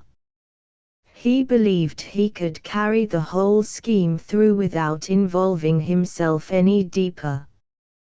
He was playing at a game of love, playing with life and death. Sometimes he trembled, not that he feared Bland or Lowe or any other man, but at the deeps of life he had come to see into. He was carried out of his old mood. Not once since this daring motive had stirred him had he been haunted by the phantom of Bane beside his bed. Rather had he been haunted by Jenny's sad face, her wistful smile, her eyes. He never was able to speak a word to her. What little communication he had with her was through Yuka, who carried short messages. But he caught glimpses of her every time he went to the Bland house. She contrived somehow to pass door or window, to give him a look when chance afforded. And Dwayne discovered with surprise that these moments were more thrilling to him than any with Mrs. Bland. Often Dwayne knew Jenny was sitting just inside the window, and then he felt inspired in his talk, and it was all made for her. So at least she came to know him while as yet she was almost a stranger. Jenny had been instructed by Yuka to listen, to understand that this was Dwayne's only chance to help keep her mind from constant worry, to gather the import of every word which had a double meaning. Yuka said that the girl had begun to wither under the strain, to burn up with intense hope which had flamed within her. But all the difference Dwayne could see was a paler face and darker, more wonderful eyes. The eyes seemed to be entreating him to hurry, that time was flying, that soon it might be too late. Then there was another meaning in them, a light, a strange fire wholly inexplicable to Dwayne. It was only a flash gone in an instant. But he remembered it because he had never seen it in any other woman's eyes. And all through those waiting days he knew that Jenny's face, and especially the warm, fleeting glance she gave him, was responsible for a subtle and gradual change in him. This change, he fancied, was only that through remembrance of her he got rid of his pale, sickening ghosts. One day a careless Mexican threw a lighted cigarette up into the brush matting that served as a ceiling for Benson's den, and there was a fire which left little more than the adobe walls standing. The result was that while repairs were being made there was no gambling and drinking. Time hung very heavily on the hands of some 20 outlaws. Days passed by without a brawl, and Bland's Valley saw more successive hours of peace than ever before. Dwayne, however, found the hours anything but empty. He spent more time at Mrs. Bland's, he walked miles on all the trails leading out of the valley, he had a care for the condition of his 2 horses. Upon his return from the latest of these tramps, Yuka suggested that they go down to the river to the boat landing. "Ferry couldn't run ashore this morning," said Yuka. "River gettin' low and sandbars markin' it hard for hoses. There's a greaser freight wagon stuck in the mud. I reckon we might hear news from the freighters." Bland's supposed to be in Mexico. Nearly all the outlaws in camp were assembled on the river bank, lolling in the shade of the cottonwoods. The heat was oppressive. Not an outlaw offered to help the freighters, who were trying to dig a heavily freighted wagon out of the quicksand. Few outlaws would work for themselves, let alone for the despised Mexicans. Dwayne and Yuka joined the lazy group and sat down with them. Yuka lighted a black pipe, and, drawing his hat over his eyes, lay back in comfort after the manner of the majority of the outlaws. But Dwayne was alert, observing, thoughtful. He never missed anything. It was his belief that any moment an idle word might be of benefit to him. Moreover, these rough men were always interesting. "Bland's been chased across the river," said one. "New, he's delivering cattle to that Cuban ship," replied another. "Big deal on, hey?" "Some big. Rugg says the boss had an order for 15,000. Say, that order'll take a year to fill." New. Hardin is in cahoots with Bland. Between 'em they'll fill orders bigger 'en that. Wondered what Hardin was rustlin' in here for. Dwayne could not possibly attend to all the conversation among the outlaws. He endeavored to get the drift of talk nearest to him. Kid Fuller's going to cash, said a sandy-whiskered little outlaw. So Jim was telling me. Blood poison, ain't it? That hole wasn't bad. But he took the fever, rejoined a comrade. Degger says the kid might pull through if he had nursin'. Wall, Kate Bland ain't nursin' any shot-up boys these days. She hasn't got time. A laugh followed this sally, then came a penetrating silence. Some of the outlaws glanced good-naturedly at Dwayne. They bore him no ill will. Manifestly they were aware of Mrs. Bland's infatuation. Pete, 'pears to me you've said that before. Sure. Wall, it's happened before. This remark drew louder laughter and more significant glances at Dwayne. He did not choose to ignore them any longer. Boys, poke all the fun you like at me, but don't mention any lady's name again. My hand is nervous and itchy these days. He smiled as he spoke, and his speech was drawled, but the good humor in no wise weakened it.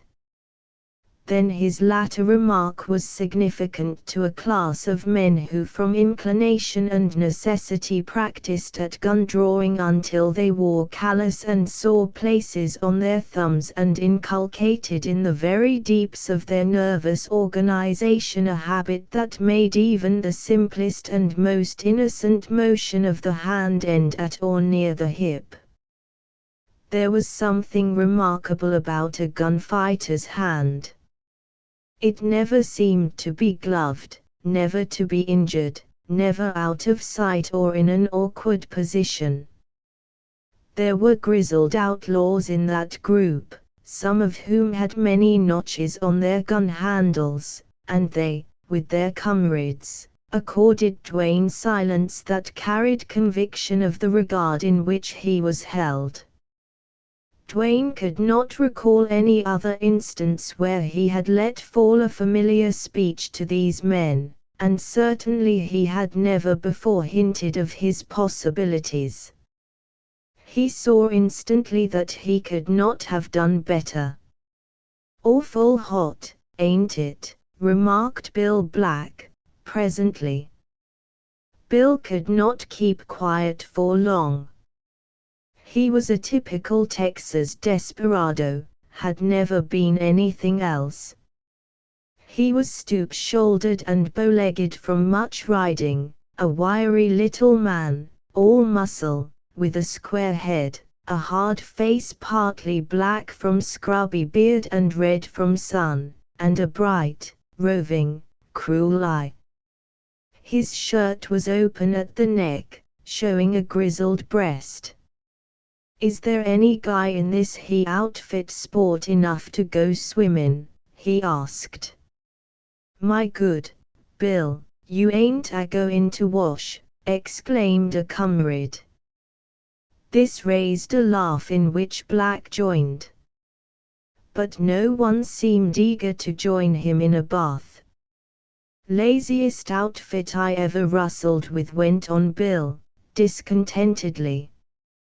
"Nothing to do. Say, if nobody wants to swim, maybe some of you'll gamble." He produced a dirty pack of cards and waved them at the motionless crowd. "Bill, you're too good at cards," replied a lanky outlaw. "Now, Jasper, you say that powerful sweet, and you look sweet. I might take it to heart," replied Black, with a sudden change of tone. Here it was again, that up-flashing passion. What Jasper saw fit to reply would mollify the outlaw or it would not. There was an even balance. "No offense," Bill said Jasper, placidly, without moving. Bill grunted and forgot Jasper. But he seemed restless and dissatisfied. Dwayne knew him to be an inveterate gambler. And as Benson's place was out of running order, Black was like a fish on dry land. "Well, if you all are afraid of the kids, what will you bet on?" he asked, in disgust. "Bill, I'll play you a game of mumbly peg for 2 bits," replied one. Black eagerly accepted. Betting to him was a serious matter. The game obsessed him, not the stakes. He entered into the mumbly peg contest with a thoughtful mien and a corded brow. He won. Other comrades tried their luck with him and lost. Finally, when Bill had exhausted their supply of 2-bit pieces or their desire for that particular game, he offered to bet on anything. "See that turtle dove there," he said, pointing. "I'll bet he'll scare at 1 stone or he won't. 5 pesos he'll fly or he won't fly when someone chucks a stone. Who'll take me up?" That appeared to be more than the gambling spirit of several outlaws could withstand. "Take that." "Easy money," said one. "Who's going to chuck the stone?" asked another. "Anybody," replied Bill. "Well, I'll bet you I can scare him with 1 stone," said the first outlaw. "We're in on that, Jim to fire the darnick," chimed in the others. The money was put up, the stone thrown. The turtle dove took flight, to the great joy of all the outlaws except Bill. "I'll bet you all he'll come back to the tree inside of 5 minutes," he offered, imperturbably. Whereupon the outlaws did not show any laziness in their alacrity to cover Bill's money as it lay on the grass. Somebody had a watch, and they all sat down, dividing attention between the timepiece and the tree. The minutes dragged by to the accompaniment of various jocular remarks anent a fool and his money. When 4 3/4 minutes had passed, a turtle dove alighted in the cottonwood. Then ensued an impressive silence while Bill calmly pocketed the $50. "But it hadn't the same dove," exclaimed one outlaw, excitedly. "This N is smaller, dustier, not so purple." Bill eyed the speaker loftily. "Well, you'll have to catch the other one to prove that." "Sabe, pard. Now I'll bet any gent he the 50 I won that I can scare that dove with 1 stone." No one offered to take his wager. "Well, then, I'll bet any of you even money that you can't scare him with 1 stone." Not proof against this chance, the outlaws made up a purse, in no wise disconcerted by Bill's contemptuous allusions to their banding together. The stone was thrown. The dove did not fly. Thereafter, in regard to that bird, Bill was unable to coax or scorn his comrades into any kind of wager. He tried them with a multiplicity of offers, and in vain. Then he appeared at a loss for some unusual and seductive wager. Presently a little ragged Mexican boy came along the river trail, a particularly starved and poor-looking little fellow. Bill called to him and gave him a handful of silver coins. Speechless, dazed, he went his way hugging the money. "I'll bet he drops some before he gets to the road," declared Bill. "I'll bet he runs. Hurry, you four-flush gamblers." Bill failed to interest any of his companions, and forthwith became sullen and silent. Strangely, his good humor departed in spite of the fact that he had won considerable. Dwayne, watching the disgruntled outlaw, marveled at him and wondered what was in his mind. These men were more variable than children, as unstable as water, as dangerous as dynamite. "Bill, I'll bet you 10 you can't spill whatever's in the bucket that peons pack in," said the outlaw called Jim. Black's head came up with the action of a hawk about to swoop. Dwayne glanced from Black to the road, where he saw a crippled peon carrying a tin bucket toward the river. This peon was a half-witted Indian who lived in a shack and did odd jobs for the Mexicans. Dwayne had met him often. "Jim, I'll take you up," replied Black. Something, perhaps a harshness in his voice, caused Dwayne to whirl. He caught a leaping gleam in the outlaw's eye. "Oh, Bill, that's too far a shot," said Jasper, as Black rested an elbow on his knee and sighted over the long, heavy Colt. The distance to the peon was about 50 paces, too far for even the most expert shot to hit a moving object so small as a bucket. Dwayne, marvelously keen in the alignment of sights, was positive that Black held too high. Another look at the hard face, now tense and dark with blood, confirmed Dwayne's suspicion that the outlaw was not aiming at the bucket at all. Dwayne leaped and struck the leveled gun out of his hand. Another outlaw picked it up. Black fell back astounded.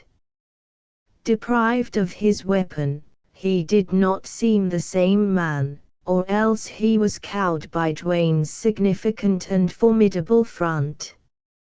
Sullenly he turned away without even asking for his gun. Chapter 8. What a contrast, Dwayne thought, the evening of that day presented to the state of his soul. The sunset lingered in golden glory over the distant Mexican mountains. Twilight came slowly. A faint breeze blew from the river, cool and sweet. The late cooing of a dove and the tinkle of a cowbell were the only sounds. A serene and tranquil peace lay over the valley. Inside Dwayne's body there was strife. This third facing of a desperate man had thrown him off his balance. It had not been fatal, but it threatened so much. The better side of his nature seemed to urge him to die rather than to go on fighting or opposing ignorant, unfortunate, savage men. But the perversity of him was so great that it dwarfed reason, conscience. He could not resist it. He felt something dying in him. He suffered. Hope seemed far away.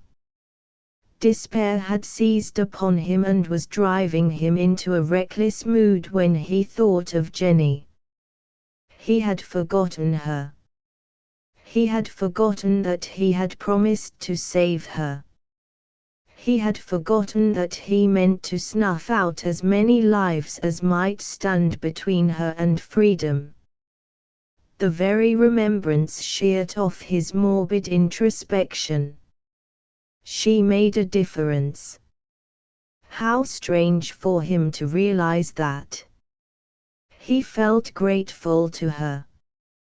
He had been forced into outlawry, she had been stolen from her people and carried into captivity. They had met in the river fastness, he to instill hope into her despairing life, she to be the means, perhaps, of keeping him from sinking to the level of her captors. He became conscious of a strong and beating desire to see her, talk with her. These thoughts had run through his mind while on his way to Mrs. Bland's house. He had let Yuka go on ahead because he wanted more time to compose himself. Darkness had about set in when he reached his destination. There was no light in the house. Mrs. Bland was waiting for him on the porch. She embraced him, and the sudden, violent, unfamiliar contact sent such a shock through him that he all but forgot the deep game he was playing. She, however, in her agitation did not notice his shrinking. From her embrace and the tender, incoherent words that flowed with it he gathered that Yuka had acquainted her of his action with Black. "He might have killed you," she whispered, more clearly, and if Dwayne had ever heard love in a voice he heard it then. It softened him. After all, she was a woman, weak, fated through her nature, unfortunate in her experience of life, doomed to unhappiness and tragedy. He met her advance so far that he returned the embrace and kissed her. Emotions such as she showed would have made any woman sweet, and she had a certain charm. It was easy, even pleasant, to kiss her, but Dwayne resolved that, whatever her abandonment might become, he would not go further than the lie she made him act. "Buck, you love me," she whispered. "Yes, yes," he burst out, eager to get it over, and even as he spoke he caught the pale gleam of Jenny's face through the window. He felt a shame he was glad she could not see. Did she remember that she had promised not to misunderstand any action of his? What did she think of him, seeing him out there in the dusk with this bold woman in his arms? Somehow that dim sight of Jenny's pale face, the big dark eyes, thrilled him, inspired him to his hard task of the present. "Listen, dear," he said to the woman, and he meant his words for the girl. "I'm going to take you away from this outlaw den if I have to kill Bland, allow a rug, anybody who stands in my path. You were dragged here. You are good, I know it. There's happiness for you somewhere, a home among good people who will care for you. Just wait till..." His voice trailed off and failed from excess of emotion. Kate Bland closed her eyes and leaned her head on his breast. Dwayne felt her heart beat against his, and conscience smote him a keen blow. If she loved him so much. But memory and understanding of her character hardened him again, and he gave her such commiseration as was due her sex, and no more. "Boy, that's good of you," she whispered, "but it's too late. I'm done for. I can't leave Bland. All I ask is that you love me a little and stop your gun throwing."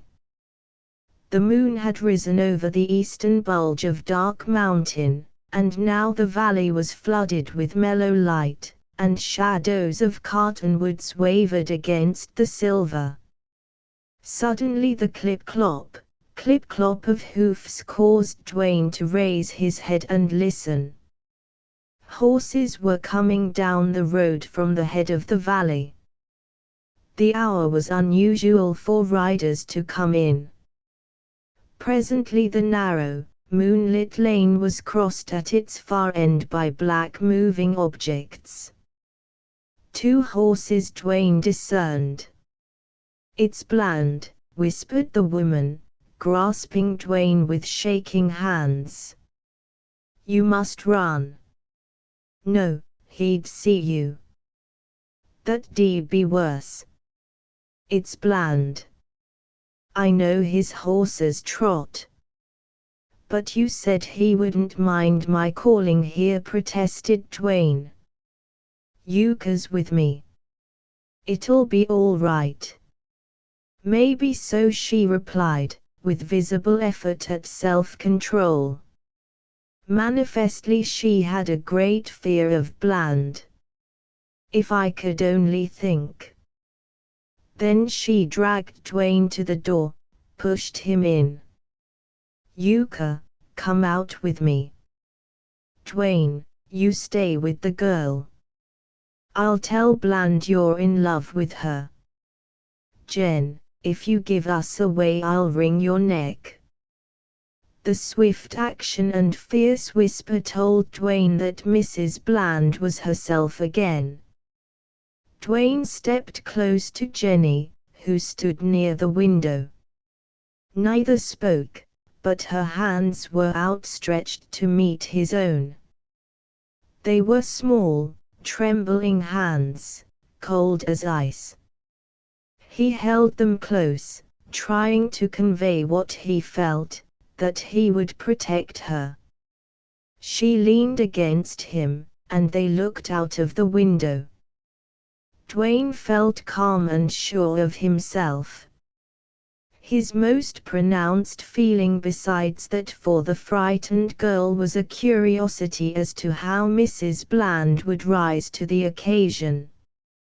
He saw the riders dismount down the lane and wearily come forward. A boy led away the horses. Yuka, the old fox, was talking loud and with remarkable ease, considering what he claimed was his natural cowardice. That was way back in the 60s, about the time of the war, he was saying. Rustlin' cattle wasn't nothing then to what it is now. And times is rougher these days. This gun throwin' has come to be a disease. Men have an itch for the draw same as they used to have for poker. The only real gambler outside of greasers we ever had here was Bill, and I presume Bill is burnin' now." The approaching outlaws, hearing voices, halted a rod or so from the porch.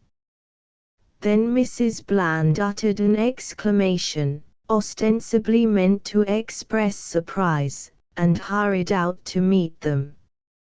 She greeted her husband warmly and gave welcome to the other man. Dwayne could not see well enough in the shadow to recognize Bland's companion, but he believed it was Alaue. "Dog-tired we are and starved," said Bland, heavily. "Who's here with you?" "That's Yuka on the porch." "Dwayne is inside at the window with Jen," replied Mrs. Bland. "Dwayne," he exclaimed. Then he whispered low, something Dwayne could not catch. "Why, I asked him to come," said the chief's wife. She spoke easily and naturally and made no change in tone. "Jen has been ailing. She gets thinner and whiter every day. Dwayne came here one day with Yuka, saw Jen, and went loony over her pretty face, same as all you men. So I let him come." Bland cursed low and deep under his breath. The other man made a violent action of some kind and apparently was quieted by a restraining hand. "Kate, you let Dwayne make love to Jenny?" queried Bland, incredulously. Yes, I did, replied the wife, stubbornly. Why not? Jen's in love with him. If he takes her away and marries her, she can be a decent woman. Bland kept silent a moment, then his laugh pealed out loud and harsh. Chess, did you get that? Well, by God. What do you think of my wife? She's lying or she's crazy, replied Alaoui, and his voice carried an unpleasant ring.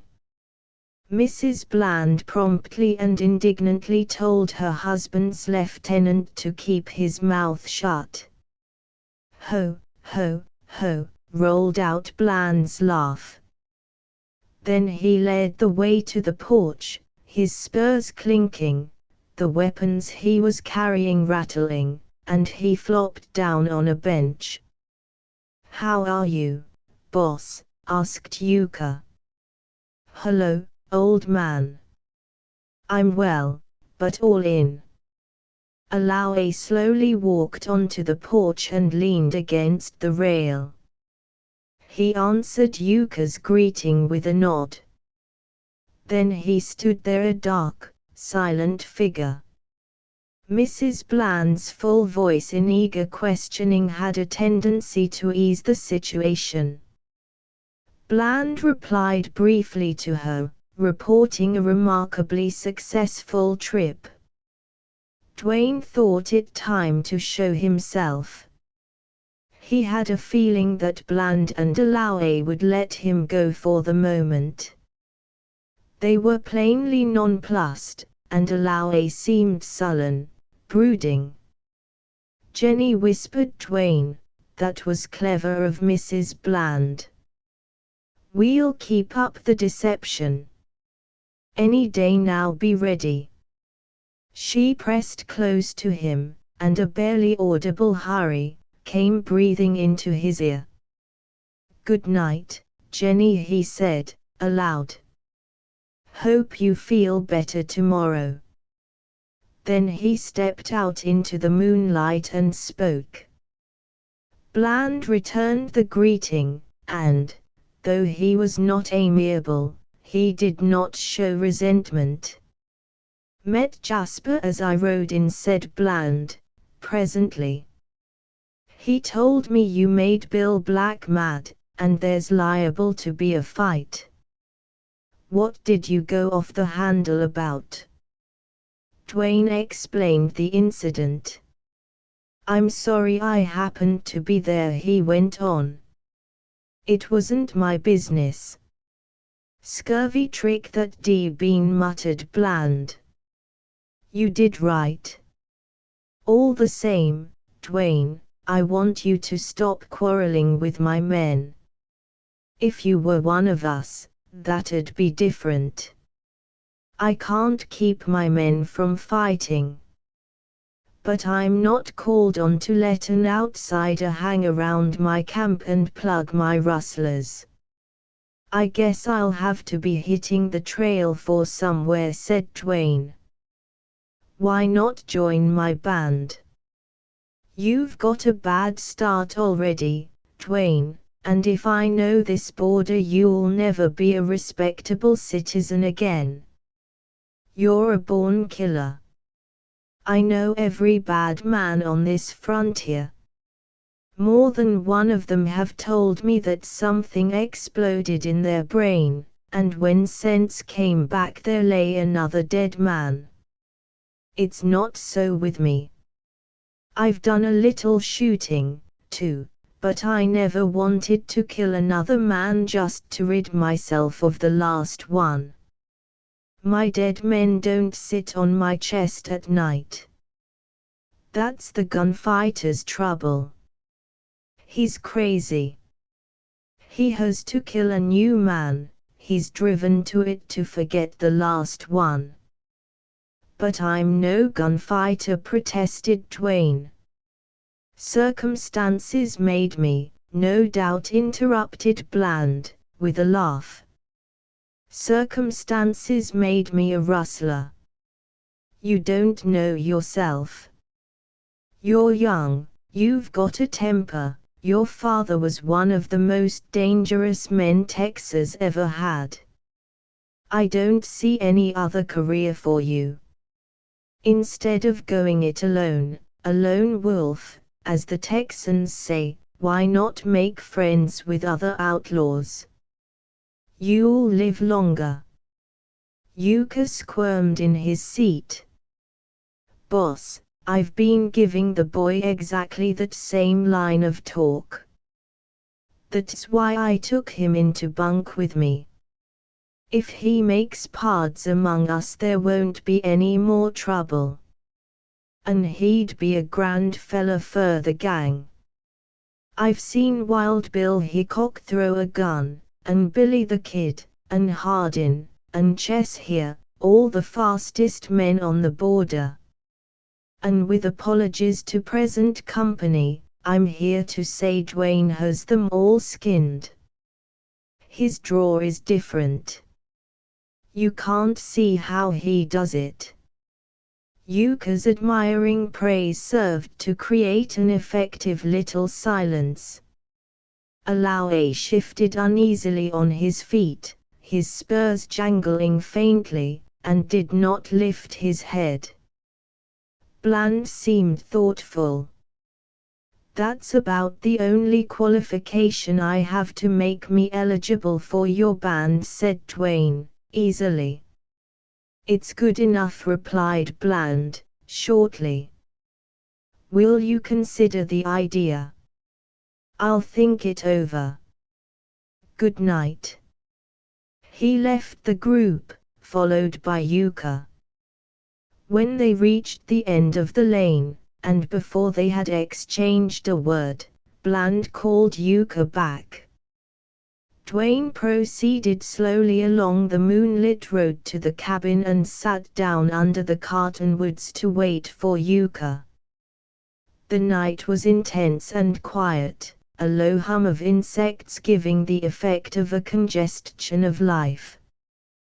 The beauty of the soaring moon, the ebony canyons of shadow under the mountain, the melancholy serenity of the perfect night, made Dwayne shudder in the realization of how far aloof he now was from enjoyment of these things. Never again, so long as he lived, could he be natural. His mind was clouded. His eye and ear henceforth must register impressions of nature, but the joy of them had fled. Still, as he sat there with a foreboding of more and darker work ahead of him, there was yet a strange sweetness left to him, and it lay in thought of Jenny. The pressure of her cold little hands lingered in his. He did not think of her as a woman, and he did not analyze his feelings.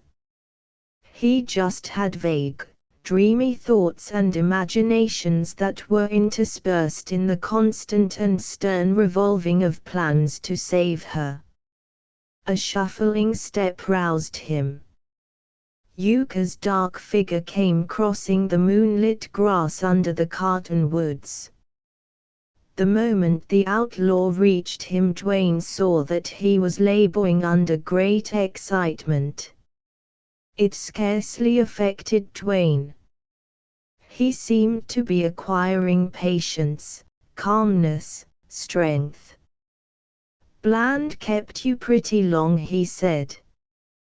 Wait till I get my breath, replied Yuka. He sat silent a little while, fanning himself with a sombrero, though the night was cool, and then he went into the cabin to return presently with a lighted pipe. Fine night, he said, and his tone further acquainted Dwayne with Yuka's quaint humor. Fine night for love affairs, by gum. I'd noticed that, rejoined Dwayne, dryly. Well, I'm a son of a gun if I didn't stand and watch Bland choke his wife till her tongue stuck out and she got black in the face. No, ejaculated Dwayne. Hope to die if I didn't. Buck, listen to this here yarn. When I got back to the porch I seen Bland was waking up. He'd been too fagged out to figure much. Aloe and Kate had gone in the house, where they lit up the lamps. I heard Kate's high voice, but Aloe never chirped. He's not the talking kind, and he's damn dangerous when he's that way. Bland asked me some questions right from the shoulder. I was ready for them, and I swore the moon was green cheese. He was satisfied. Bland always trusted me, and liked me, too, I reckon. I hated to lie black that way. But he's a hard man with bad intentions toward Jenny, and I'd double-cross him any day. Then we went into the house. Jenny had gone to her little room, and Bland called her to come out. She said she was undressing, and he ordered her to put her clothes back on. Then, Buck, his next move was some surprisin'. He deliberately thronged a gun on Kate. Yes sir, he pointed his big blue Colt right at her, and he says, I've a mind to blow out your brains. Go ahead, says Kate, cool as could be. You lied to me, he roars. Kate laughed in his face. Bland slammed the gun down and made a grab for her. She fought him, but wasn't a match for him, and he got her by the throat. He choked her till I thought she was strangled. Aloe made him stop. She flopped down on the bed and gasped for a while. When she come to them hard-shelled cusses went after her, trying to make her give herself away. I think Bland was jealous. He suspected she'd got thick with you and was fooling him. I reckon that's a sore feeling for a man to have, to guess pretty nice, but not to be sure. Bland gave it up after a while. And then he cussed and raved at her. One saying of his is worth pinning in your sombrero, it ain't nothing to kill a man. I don't need much for that. But I want to know, you hussy. Then he went in and dragged poor Jen out. She'd had time to dress. He was so mad he hurt her sore leg. You know Jen got that injury fightin' off one of them devils in the dark. And when I seen Bland twist her, hurt her, I had a queer hot feeling deep down in me, and for the only time in my life I wished I was a gunfighter. Whoa, Jen amazed me. She was whiter 'en a sheet, and her eyes were big and starey, but she had nerve. First time I ever seen her show any. Jenny, he said, my wife said Dwayne came here to see you. I believe she's lying. I think she's been carrying on with him, and I want to know. If she's been and you tell me the truth, I'll let you go. I'll send you out to Huntsville, where you can communicate with your friends. I'll give you money. That must have been a hell of a minute for Kate Bland. If ever I seen death in a man's eye, I seen it in Bland's. He loves her. That's the strange part of it. Has Dwayne been coming here to see my wife? Bland asked, fierce-like. No, said Jenny. He's been after you. Yes. He has fallen in love with you. Kate said that. I'm not, I don't know, he hasn't told me. But you're in love with him. Yes, she said, Buck, if you only could have seen her. She thronged up her head, and her eyes were full of fire. Bland seemed dazed at sight of her. An Alawi, why, that little skunk of an outlaw cried right out. He was hit plumb center. He's in love with Jen. And the look of her then was enough to make any fella quit. He just slunk out of the room. I told you, Meb, that he'd been trying to get Bland to marry Jen to him. So even a tough like Alawi can love a woman. Bland stamped up and down the room. He sure was dying hard. Jenny, he said, once more turning to her. You swear in fear of your life that you're telling truth. Kate's not in love with Dwayne. She's let him come to see you. There's been nothing between them. No, I swear, answered Jenny, and Bland sat down like a man licked. Go to bed, you white-faced. Bland choked on some word or other, a bad one, I reckon, and he positively shook in his chair. Jenny went then, and Kate began to have hysterics. And your Uncle Euchre ducked his nut out of the door and come home. Dwayne did not have a word to say at the end of Euchre's long harangue. He experienced relief. As a matter of fact, he had expected a good deal worse. He thrilled at the thought of Jenny perjuring herself to save that abandoned woman. What mysteries these feminine creatures were. Well, there's where our little deal stands now, resumed Euchre, meditatively. You know, Buck, as well as me, that if you'd been some fella who hadn't shown he was a wonder with a gun, you'd now be full of lead. If you'd happened to kill Bland and Alawi, I reckon you'd be as safe on this here border as you would in Santon. Such is gun fame in this land of the draw. Chapter 9. Both men were awake early, silent with the premonition of trouble ahead, thoughtful of the fact that the time for the long-planned action was at hand.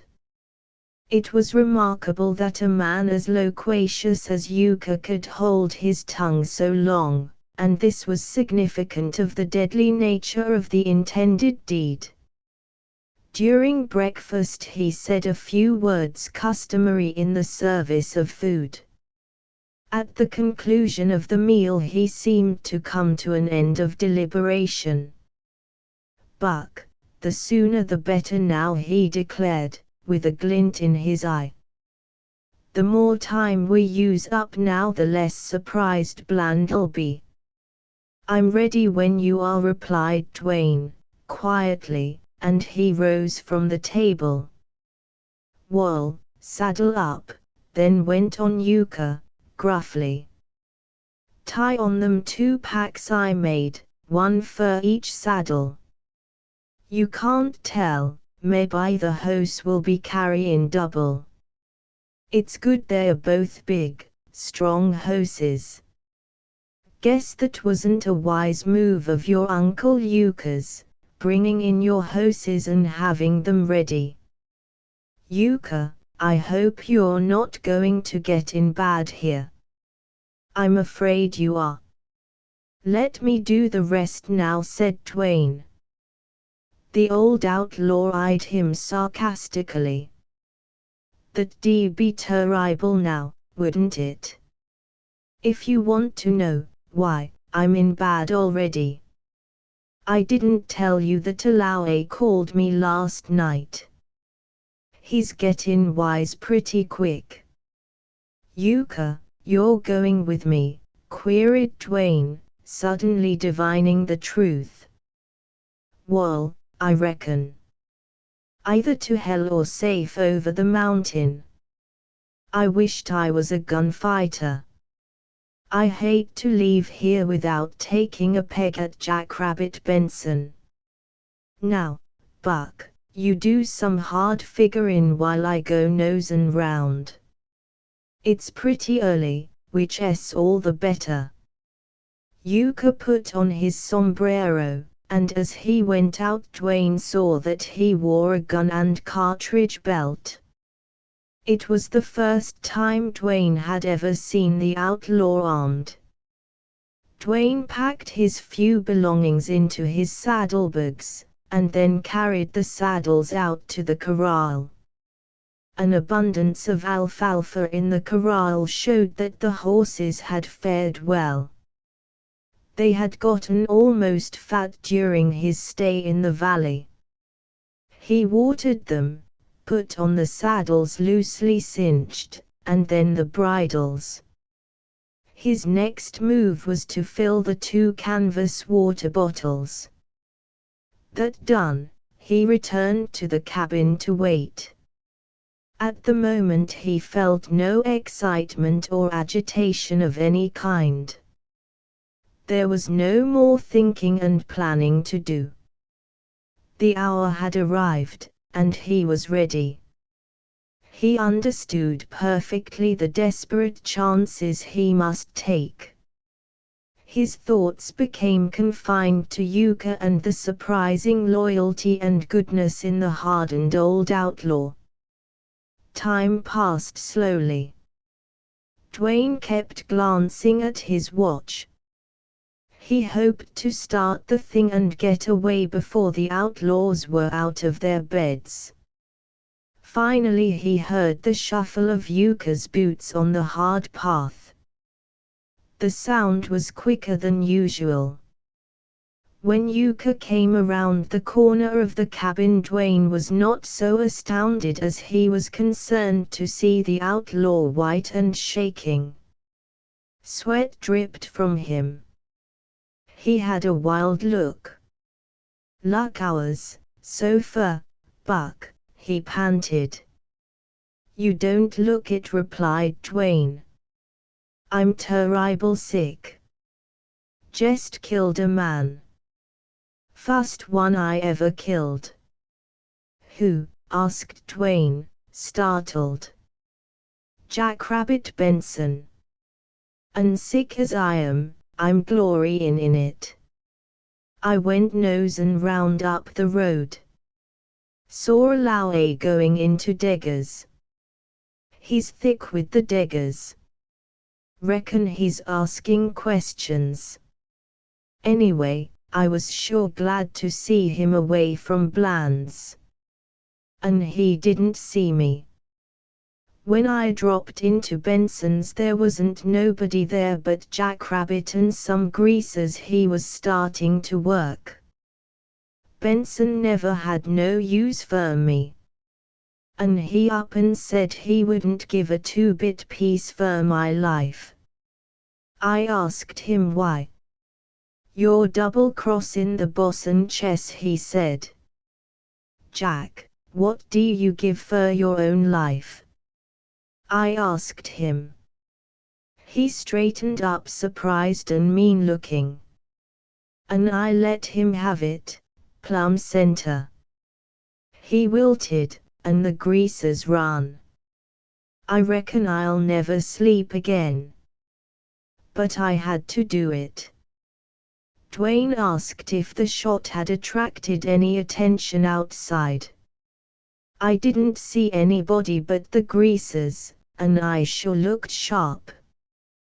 Coming back I cut across through the cottonwoods past Bland's cabin. I meant to keep out of sight, but somehow I had an idea I might find out if Bland was awake yet. Sure enough I run plumb into Beppo, the boy who tends Bland's horses. Beppo likes me. And when I inquired of his boss he said Bland had been up all night fightin' with the Senora. And, Buck, here's how I figure. Bland couldn't let up last night. He was sore, and he went after Kate again, trying to wear her down. Just as likely he might have went after Jenny, with worse intentions. Anyway, he and Kate must have had it hot and heavy. We're pretty lucky. It seems so. Well, I'm going, said Dwayne, tersely. Lucky. I should smile. Bland's been up all night after a most dragging ride home. He'll be fagged out this morning, sleepy, sore, and he won't be expecting hell before breakfast. Now, you walk over to his house. Meet him how you like. That's your game. But I'm suggesting, if he comes out and you want to parley, you can just say you'd thought over his proposition and was ready to join his band, or you ain't. You'll have to kill him, and it'd save time to go for your gun on sight. Might be wise, too, for it's likely he'll do that same. How about the horses? I'll fetch them and come along about 2 minutes behind you. Pears to me you ought to have the job done and Jenny outside by the time I get there. Once on them horses, we can ride out of camp before Lowe or anybody else gets into action. Jenny ain't much heavier than a rabbit. That big black will carry you both. All right. But once more let me persuade you to stay. Not to mix any more in this, said Dwayne, earnestly. Nope. I'm going. You heard what Benson told me. Lowe wouldn't give me the benefit of any doubts. Buck, a last word, look out for that Bland woman. Dwayne merely nodded, and then, saying that the horses were ready, he strode away through the grove. Accounting for the short cut across grove and field, it was about 5 minutes' walk up to Bland's house. To Dwayne it seemed long in time and distance, and he had difficulty in restraining his pace. As he walked there came a gradual and subtle change in his feelings. Again he was going out to meet a man in conflict. He could have avoided this meeting. But despite the fact of his courting the encounter, he had not as yet felt that hot, inexplicable rush of blood. The motive of this deadly action was not personal, and somehow that made a difference. No outlaws were in sight. He saw several Mexican herders with cattle. Blue columns of smoke curled up over some of the cabins. The fragrant smell of it reminded Dwayne of his home and cutting wood for the stove. He noted a cloud of creamy mist rising above the river, dissolving in the sunlight. Then he entered Bland's lane. While yet some distance from the cabin he heard loud, angry voices of man and woman. Bland and Kate still quarreling. He took a quick survey of the surroundings. There was now not even a Mexican in sight. Then he hurried a little. Halfway down the lane he turned his head to peer through the cottonwoods. This time he saw Yuka coming with the horses. There was no indication that the old outlaw might lose his nerve at the end. Dwayne had feared this. Dwayne now changed his walk to a leisurely saunter. He reached the porch and then distinguished what was said inside the cabin. "If you do, Bland, by heaven I'll fix you and her." That was panted out in Kate Bland's full voice. "Let me loose or I'm going in there, I tell you," replied Bland, hoarsely. "What for?"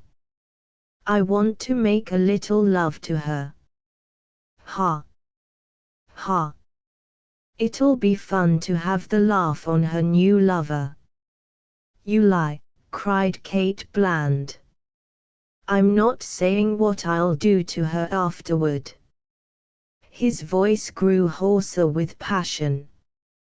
"Let me go now." "No, no. I won't let you go. You'll choke the truth out of her, you'll kill her." "The truth," hissed Bland. "Yes. I lied. Jen lied. But she lied to save me. You needn't murder her for that." Bland cursed horribly. Then followed a wrestling sound of bodies in violent straining contact, the scrape of feet, the jangle of spurs, a crash of sliding table or chair, and then the cry of a woman in pain. Dwayne stepped into the open door, inside the room. Kate Bland lay half across a table where she had been flung, and she was trying to get to her feet. Bland's back was turned. He had opened the door into Jenny's room and had one foot across the threshold. Dwayne caught the girl's low, shuddering cry. Then he called out loud and clear. With cat-like swiftness Bland wheeled, then froze on the threshold. His sight, quick as his action, caught Dwayne's menacing unmistakable position. Bland's big frame filled the door. He was in a bad place to reach for his gun. But he would not have time for a step. Dwayne read in his eyes the desperate calculation of chances. For a fleeting instant Bland shifted his glance to his wife. Then his whole body seemed to vibrate with the swing of his arm. Dwayne shot him. He fell forward, his gun exploding as it hit into the floor, and dropped loose from stretching fingers. Dwayne stood over him, stooped to turn him on his back. Bland looked up with clouded gaze, then gasped his last. "Dwayne, you've killed him," cried Kate Bland, huskily. "I knew you'd have to." She staggered against the wall, her eyes dilating, her strong hands clenching, her face slowly whitening. She appeared shocked, half-stunned, but showed no grief. "Jenny," called Dwayne, sharply. "Oh, Dwayne," came a halting reply. "Yes." "Come out. Hurry." She came out with uneven steps, seeing only him, and she stumbled over Bland's body. Dwayne caught her arm, swung her behind him. He feared the woman when she realized how she had been duped. His action was protective, and his movement toward the door equally as significant. Dwayne cried Mrs. Bland. It was no time for talk. Dwayne edged on, keeping Jenny behind him. At that moment there was a pounding of iron-shod hoofs out in the lane. Kate Bland bounded to the door. When she turned back her amazement was changing to realization. "Where are you taking Jen?" she cried, her voice like a man's. "Get out of my way," replied Dwayne. His look, perhaps, without speech, was enough for her. In an instant she was transformed into a fury. You hound! All the time you were fooling me. You made love to me. You let me believe, you swore you loved me. Now I see what was queer about you.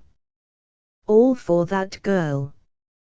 But you can't have her. You'll never leave here alive. Give me that girl. Let me get at her. She'll never win any more men in this camp.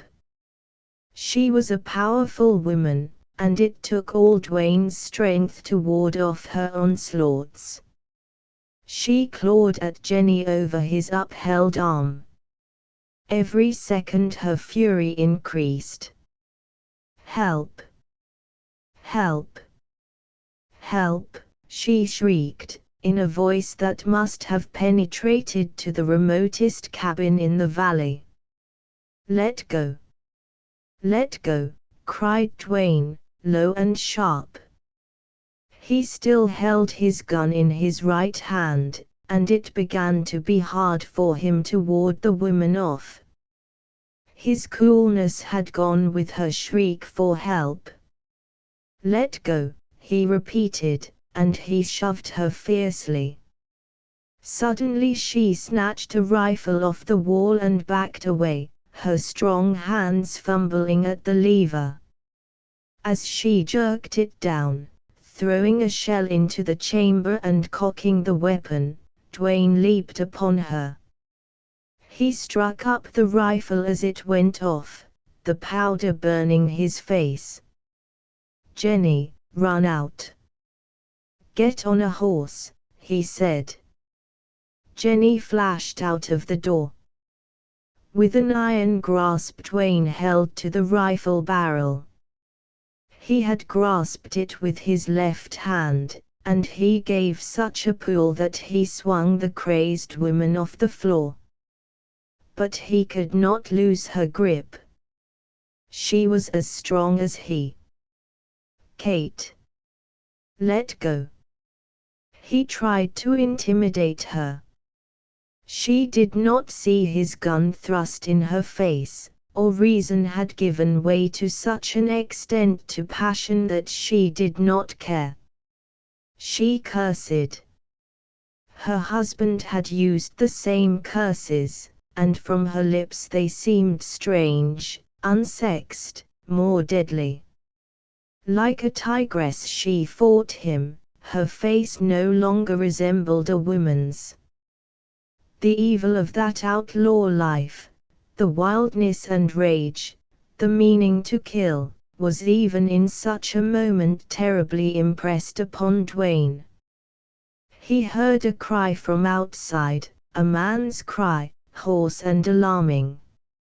It made him think of loss of time. This demon of a woman might yet block his plan. Let go, he whispered, and felt his lips stiff. In the grimness of that instant he relaxed his hold on the rifle barrel. With sudden, redoubled, irresistible strength she wrenched the rifle down and discharged it. Dwayne felt a blow, a shock, a burning agony tearing through his breast. Then in a frenzy he jerked so powerfully upon the rifle that he threw the woman against the wall. She fell and seemed stunned. Dwayne leaped back, whirled, flew out of the door to the porch. The sharp cracking of a gun halted him. He saw Jenny holding to the bridle of his bay horse. Yuka was astride the other, and he had a Colt leveled, and he was firing down the lane. Then came a single shot, heavier, and Yuka's ceased. He fell from the horse. A swift glance back showed to Dwayne a man coming down the lane. Chesalao. His gun was smoking. He broke into a run. Then in an instant he saw Dwayne, and tried to check his pace as he swung up his arm. but that slight pause was fatal. Dwayne shot, and Alaoui was falling when his gun went off. His bullet whistled close to Dwayne and thudded into the cabin. Dwayne bounded down to the horses. Jenny was trying to hold the plunging bay. Yuka lay flat on his back, dead, a bullet hole in his shirt, his face set hard, and his hands twisted round gun and bridle. "Jenny, you've nerve, all right," cried Dwayne, as he dragged down the horse she was holding. "Up with you now. There. Never mind, long stirrups. Hang on somehow." He caught his bridle out of Yuka's clutching grip and leaped astride. The frightened horses jumped into a run and thundered down the lane into the road. Dwayne saw men running from cabins. He heard shouts. But there were no shots fired. Jenny seemed able to stay on her horse, but without stirrups she was thrown about so much that Dwayne rode closer and reached out to grasp her arm. Thus they rode through the valley to the trail that led up over the steep and broken rim rock. As they began to climb, Dwayne looked back. No pursuers were in sight. "Jenny, we're going to get away," he cried, exultation for her in his voice. She was gazing horror-stricken at his breast, as in turning to look back he faced her. "Oh, Dwayne, your shirt's all bloody," she faltered, pointing with trembling fingers. With her words Dwayne became aware of two things. The hand he instinctively placed to his breast still held his gun, and he had sustained a terrible wound. Dwayne had been shot through the breast far enough down to give him grave apprehension of his life. The clean-cut hole made by the bullet bled freely both at its entrance and where it had come out, but with no signs of hemorrhage. He did not bleed at the mouth, however. He began to cough up a reddish-tinged foam. As they rode on, Jenny, with pale face and mute lips, looked at him. "I'm badly hurt, Jenny," he said, "but I guess I'll stick it out." "The woman, did she shoot you?" "Yes. She was a devil. Yuka told me to look out for her. I wasn't quick enough." "You didn't have to, shivered the girl. "No, no," he replied. They did not stop climbing while Dwayne tore a scarf and made compresses, which he bound tightly over his wounds. The fresh horses made fast time up the rough trail. From open places Dwayne looked down. When they surmounted the steep ascent and stood on top of the rim rock, with no signs of pursuit down in the valley, and with the wild, broken fastnesses before them, Dwayne turned to the girl and assured her that they now had every chance of escape. "But, your wound," she faltered, with dark, troubled eyes. "I see, the blood dripping from your back." "Jenny, I'll take a lot of killing," he said. Then he became silent and attended to the uneven trail. He was aware presently that he had not come into Bland's camp by this route. But that did not matter, any trail leading out beyond the rim rock was safe enough. What he wanted was to get far away into some wild retreat where he could hide till he recovered from his wound. He seemed to feel a fire inside his breast, and his throat burned so that it was necessary for him to take a swallow of water every little while. He began to suffer considerable pain, which increased as the hours went by and then gave way to a numbness. From that time on he had need of his great strength and endurance. Gradually he lost his steadiness and his keen sight, and he realized that if he were to meet foes, or if pursuing outlaws should come up with him, he could make only a poor stand. So he turned off on a trail that appeared seldom traveled. Soon after this move he became conscious of a further thickening of his senses. He felt able to hold on to his saddle for a while longer, but he was failing. Then he thought he ought to advise Jenny, so in case she was left alone she would have some idea of what to do. "Jenny, I'll give out soon," he said. "No, I don't mean what you think. But I'll drop soon. My strength's going. If I die, you ride back to the main trail. Hide and rest by day. Ride at night. That trail goes to water. I believe you could get across the nooses, where some rancher will take you in." Dwayne could not get the meaning of her incoherent reply. He rode on, and soon he could not see the trail or hear his horse. He did not know whether they traveled a mile or many times that far.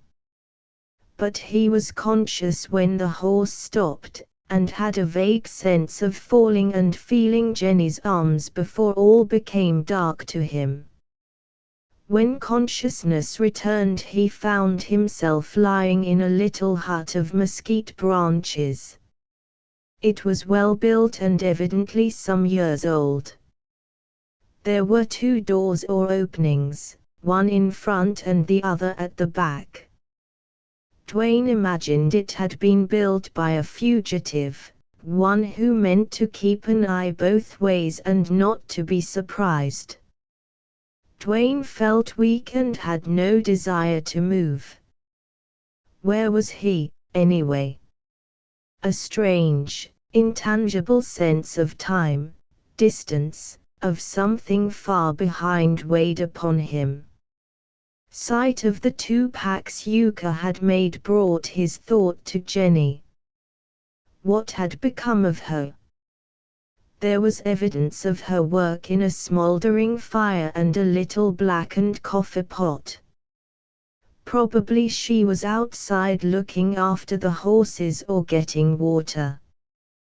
He thought he heard a step and listened, but he felt tired, and presently his eyes closed and he fell into a doze. Awakening from this, he saw Jenny sitting beside him.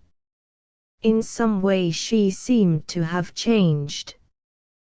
When he spoke she gave a start and turned eagerly to him. "Dwayne," she cried. "Hello. How are you, Jenny, and how am I?" he said, finding it a little difficult to talk. "Oh, I'm all right," she replied. "And you've come to, your wound's healed, but you've been sick." "Fever, I guess. I did all I could." Dwayne saw now that the difference in her was a whiteness and tightness of skin, a hollowness of eye, a look of strain. "Fever. How long have we been here?" he asked. She took some pebbles from the crown of his sombrero and counted them. 9. 9 days, she answered. 9 days, he exclaimed, incredulously. But another look at her assured him that she meant what she said. "I've been sick all the time." "You nursed me." "Yes. Bland's men didn't come along here. No, where are the horses? I keep them grazing down in a gorge back of here. There's good grass and water. Have you slept any? A little. Lately I couldn't keep awake. Good Lord. I should think not. You've had a time of it sitting here day and night nursing me, watching for the outlaws. Come, tell me all about it. There's nothing much to tell.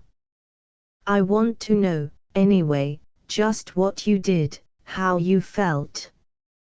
I can't remember very well, she replied, simply. We must have ridden 40 miles that day we got away. You bled all the time. Toward evening you lay on your horse's neck. When we came to this place you fell out of the saddle. I dragged you in here and stopped your bleeding. I thought you'd die that night. But in the morning I had a little hope. I had forgotten the horses. But luckily they didn't stray far. I caught them and kept them down in the gorge. When your wounds closed and you began to breathe stronger, I thought you'd get well quick. It was fever that put you back. You raved a lot, and that worried me, because I couldn't stop you. Anybody trailing us could have heard you a good ways. I don't know whether I was scared most then or when you were quiet, and it was so dark and lonely and still all around. Every day I put a stone in your hat. Jenny, you saved my life, said Dwayne. I don't know. Maybe. I did all I knew how to do, she replied. You saved mine, more than my life. Their eyes met in a long gaze, and then their hands in a close clasp. Jenny, we are going to get away, he said, with gladness. I'll be well in a few days. You don't know how strong I am. We'll hide by day and travel by night. I can get you across the river. And then, she asked. We'll find some honest rancher. And then, she persisted. Why, he began, slowly, that's as far as my thoughts ever got. It was pretty hard, I tell you, to assure myself of so much. It means your safety. You'll tell your story. You'll be sent to some village or town and taken care of until a relative or friend is notified. And you? She inquired, in a strange voice. Dwayne kept silence. What will you do? She went on. Jenny, I'll go back to the Breaks. I daren't show my face among respectable people. I'm an outlaw. You're no criminal, she declared, with deep passion. Jenny, on this border the little difference between an outlaw and a criminal doesn't count for much. You won't go back among those terrible men. You, with your gentleness and sweetness, all that's good about you. Oh, Dwayne, don't go. I can't go back to the outlaws, at least not Bland's band. No, I'll go alone. I'll lone wolf it, as they say on the border. What else can I do, Jenny? Oh, I don't know. Couldn't you hide? Couldn't you slip out of Texas, go far away? I could never get out of Texas without being arrested. I could hide, but a man must live. Never mind about me, Jenny. In 3 days Dwayne was able with great difficulty to mount his horse. During daylight, by short relays, he and Jenny rode back to the main trail, where they hid again till he had rested. Then in the dark they rode out of the canyons and gullies of the rim rock, and early in the morning halted at the first water to camp. From that point they traveled after nightfall and went into hiding during the day. Once across the Nueces River, Dwayne was assured of safety for her and great danger for himself. They had crossed into a country he did not know. Somewhere east of the river there were scattered ranches. But he was as liable to find the rancher in touch with the outlaws as he was likely to find him honest. Dwayne hoped his good fortune would not desert him in this last service to Jenny. Next to the worry of that was realization of his condition. He had gotten up too soon, he had ridden too far and hard, and now he felt that any moment he might fall from his saddle. At last, far ahead over a barren mesquite-dotted stretch of dusty ground, he espied a patch of green and a little flat, red ranch house. He headed his horse for it and turned a face he tried to make cheerful for Jenny's sake. She seemed both happy and sorry. When near at hand he saw that the rancher was a thrifty farmer. And thrift spoke for honesty. There were fields of alfalfa, fruit trees, corrals, windmill pumps, irrigation ditches, all surrounding a neat little adobe house. Some children were playing in the yard. The way they ran at sight of Dwayne hinted of both the loneliness and the fear of their isolated lives. Dwayne saw a woman come to the door, then a man. The latter looked keenly, then stepped outside. He was a sandy-haired, freckled Texan. "Howdy, stranger," he called, as Dwayne halted. "Get down, you and your woman. Say, now, are you sick or shot or what?" "Let me," Dwayne, reeling in his saddle, bent searching eyes upon the rancher. He thought he saw goodwill, kindness, honesty. He risked all on that one sharp glance. Then he almost plunged from the saddle. The rancher caught him, helped him to a bench. "Martha, come out here," he called. "This man's sick." "No, he's shot, or I don't know bloodstains." Jenny had slipped off her horse and to Dwayne's side. Dwayne appeared about to faint. "Are you his wife?" asked the rancher. "No. I'm only a girl he saved from outlaws." "Oh, he's so pale." Dwayne. "Buck Dwayne," exclaimed the rancher, excitedly. "The man who killed Blandon Alloway. Say, I owe him a good turn, and I'll pay it, young woman." The rancher's wife came out, and with a manner at once kind and practical essayed to make Dwayne drink from a flask. He was not so far gone that he could not recognize its contents, which he refused, and weakly asked for water.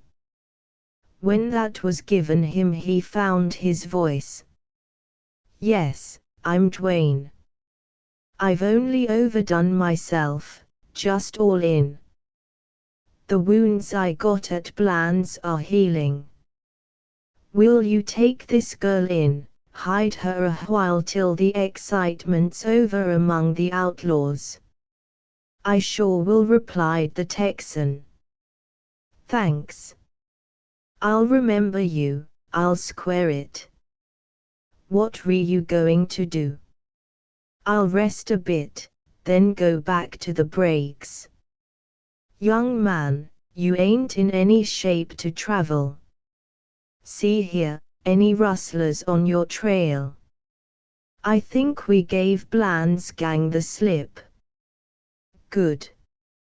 I'll tell you what. I'll take you in along with the girl, and hide both of you till you get well. It'll be safe. My nearest neighbor is 5 miles off. We don't have much company. You risk a great deal. Both outlaws and rangers are hunting me, said Dwayne. Never seen a ranger yet in these parts. And have always got along with outlaws, maybe except in Bland. I tell you I owe you a good turn. My horses might betray you, added Dwayne. I'll hide them in a place where there's water and grass. Nobody goes to it. Come now, let me help you indoors. Dwayne's last fading sensations of that hard day were the strange feel of a bed, a relief at the removal of his heavy boots, and of Jenny's soft, cool hands on his hot face. He lay ill for 3 weeks before he began to mend, and it was another week then before he could walk out a little in the dusk of the evenings. After that his strength returned rapidly. And it was only at the end of this long siege that he recovered his spirits. During most of his illness he had been silent, moody. Jenny, I'll be riding off soon, he said, one evening. I can't impose on this good man Andrews much longer.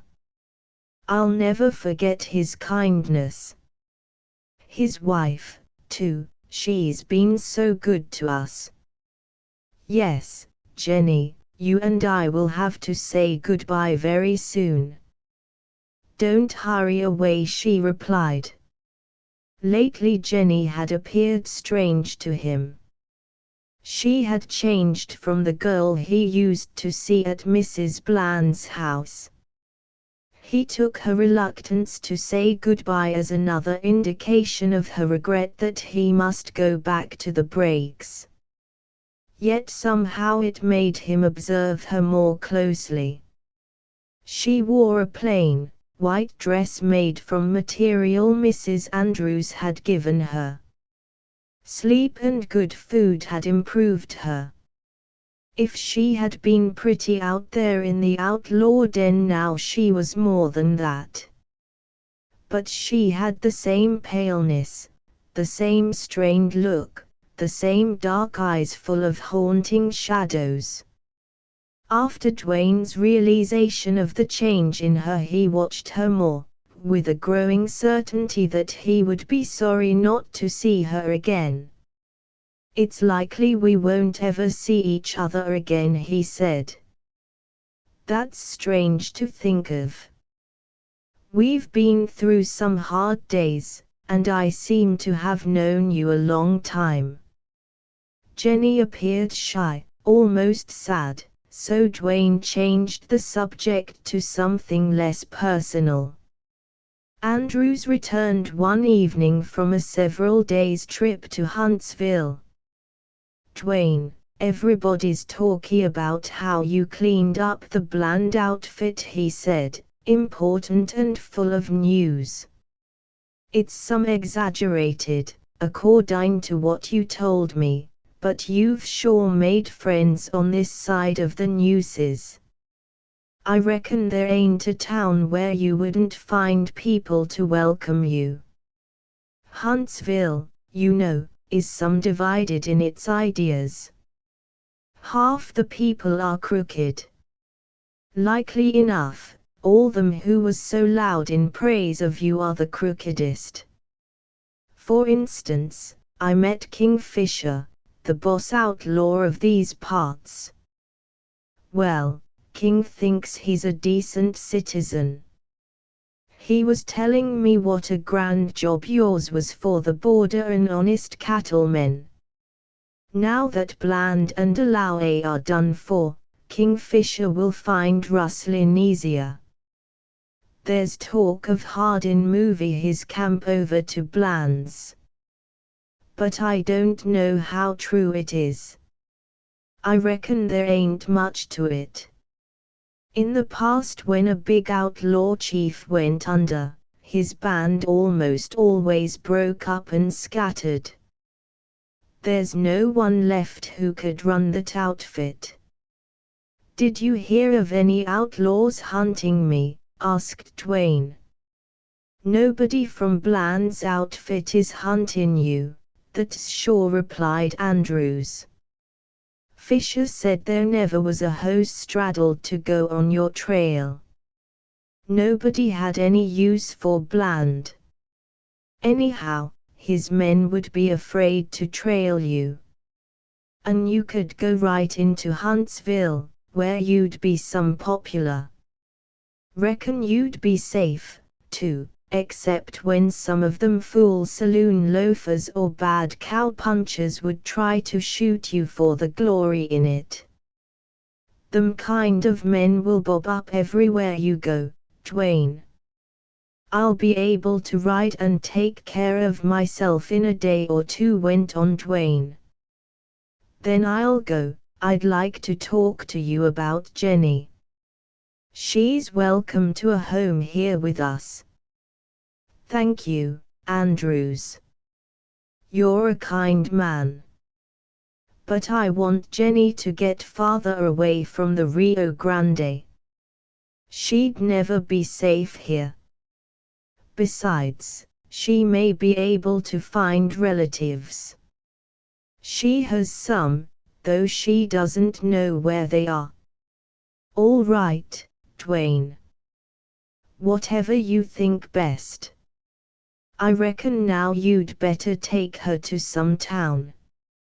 Go north and strike for Shelbyville or Crockett. Them's both good towns. I'll tell Jenny the names of men who'll help her. You needn't ride into town at all. Which place is nearer, and how far is it? Shelbyville. I reckon about 2 days' ride.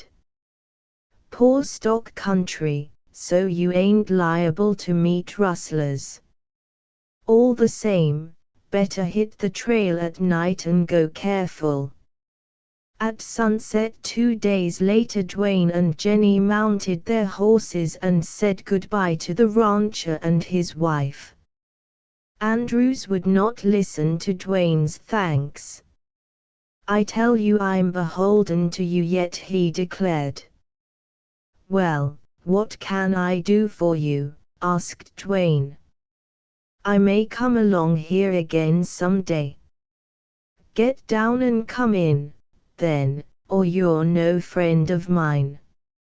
I reckon there ain't nothing I can think of, I just happen to remember. Here he led Dwayne out of earshot of the women and went on in a whisper.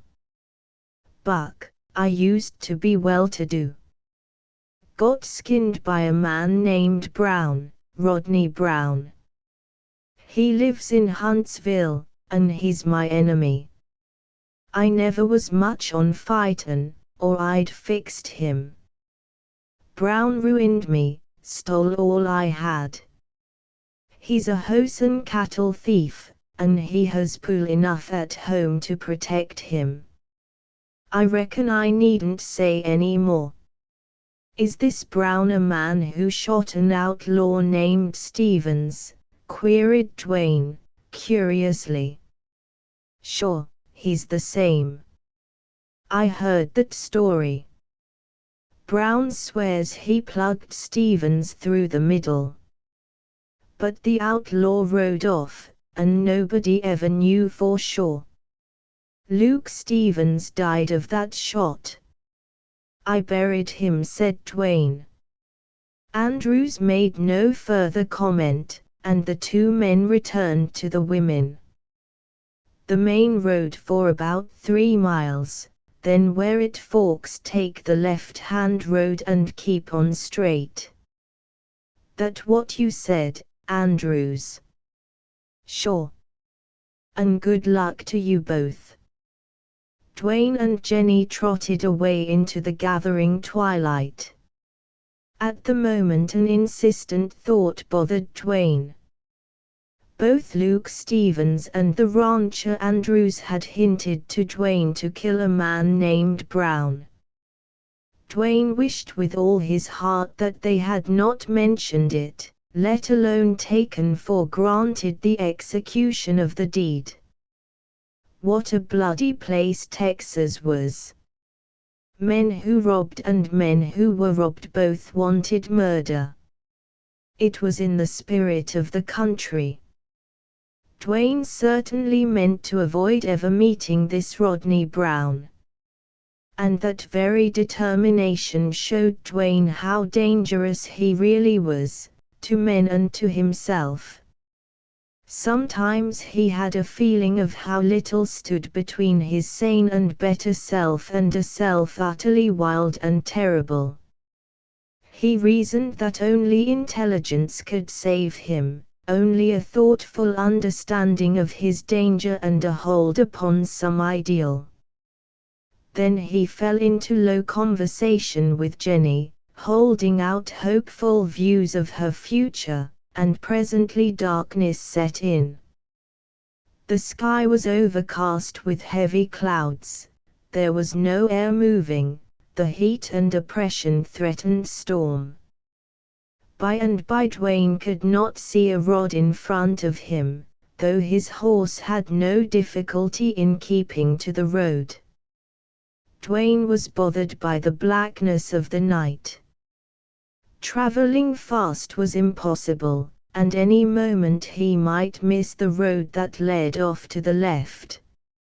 So he was compelled to give all his attention to peering into the thick shadows ahead. As good luck would have it, he came to higher ground where there was less mesquite, and therefore not such impenetrable darkness, and at this point he came to where the road split. Once headed in the right direction, he felt easier in mind. To his annoyance, however, a fine, misty rain set in. Jenny was not well dressed for wet weather, and, for that matter, neither was he. His coat, which in that dry warm climate he seldom needed, was tied behind his saddle, and he put it on Jenny. They traveled on. The rain fell steadily, if anything, growing thicker. Dwayne grew uncomfortably wet and chilly. Jenny, however, fared somewhat better by reason of the heavy coat. The night passed quickly despite the discomfort, and soon a grey, dismal, rainy dawn greeted the travelers. Jenny insisted that he find some shelter where a fire could be built to dry his clothes. He was not in a fit condition to risk catching cold. In fact, Dwayne's teeth were chattering. To find a shelter in that barren waste seemed a futile task. Quite unexpectedly, however, they happened upon a deserted adobe cabin situated a little off the road. Not only did it prove to have a dry interior, but also there was firewood. Water was available in pools everywhere, however, there was no grass for the horses. A good fire and hot food and drink changed the aspect of their condition as far as comfort went. And Jenny lay down to sleep. For Dwayne, however, there must be vigilance. This cabin was no hiding place. The rain fell harder all the time, and the wind changed to the north. "It's a norther," all right, muttered Dwayne. 2 or 3 days. And he felt that his extraordinary luck had not held out. Still, one point favored him, and it was that travelers were not likely to come along during the storm. Jenny slept while Dwayne watched. The saving of this girl meant more to him than any task he had ever assumed. First, it had been partly from a human feeling to succor an unfortunate woman, and partly a motive to establish clearly to himself that he was no outlaw. Lately, however, had come a different sense, a strange one, with something personal and warm and protective in it. As he looked down upon her, a slight, slender girl with bedraggled dress and disheveled hair, her face, pale and quiet, a little stern in sleep, and her long, dark lashes lying on her cheek, he seemed to see her fragility, her prettiness, her femininity as never before. But for him she might at that very moment have been a broken, ruined girl lying back in that cabin of the Blands. The fact gave him a feeling of his importance in this shifting of her destiny. She was unharmed, still young, she would forget and be happy, she would live to be a good wife and mother. Somehow the thought swelled his heart. His act, death-dealing as it had been, was a noble one, and helped him to hold on to his drifting hopes. Hardly once since Jenny had entered into his thought had those ghosts returned to torment him. Tomorrow she would be gone among good, kind people with the possibility of finding her relatives. He thanked God for that. Nevertheless, he felt a pang. She slept more than half the day. Dwayne kept guard, always alert, whether he was sitting, standing, or walking. The rain pattered steadily on the roof and sometimes came in gusty flurries through the door. The horses were outside in a shed that afforded poor shelter, and they stamped restlessly. Dwayne kept them saddled and bridled. About the middle of the afternoon Jenny awoke. They cooked a meal and afterward sat beside the little fire. She had never been, in his observation of her, anything but a tragic figure, an unhappy girl, the farthest removed from serenity and poise. That characteristic capacity for agitation struck him as stronger in her this day. He attributed it, however, to the long strain, the suspense nearing an end. Yet sometimes when her eyes were on him she did not seem to be thinking of her freedom, of her future. "This time tomorrow you'll be in Shelbyville," he said. "Where will you be?" she asked, quickly. "Me? Oh, I'll be making tracks for some lonesome place," he replied. The girl shuddered. "I've been brought up in Texas. I remember what a hard lot the men of my family had.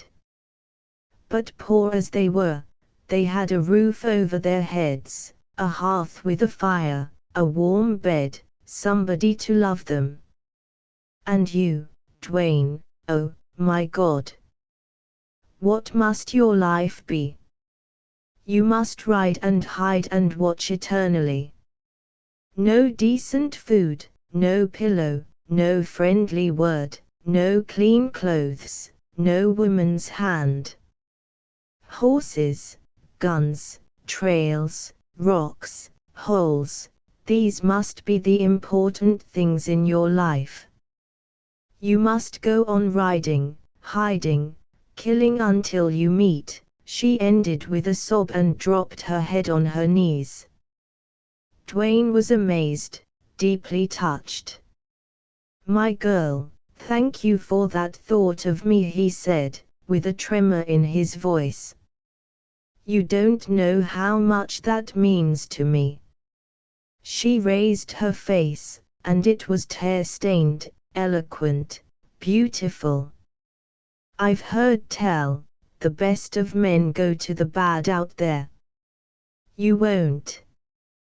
Promise me you won't. I never knew any man like you.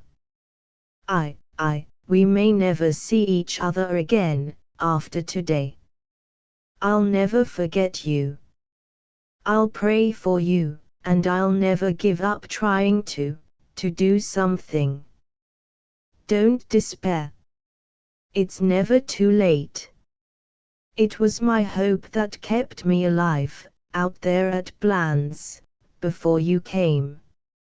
I was only a poor weak girl. But if I could hope, so can you.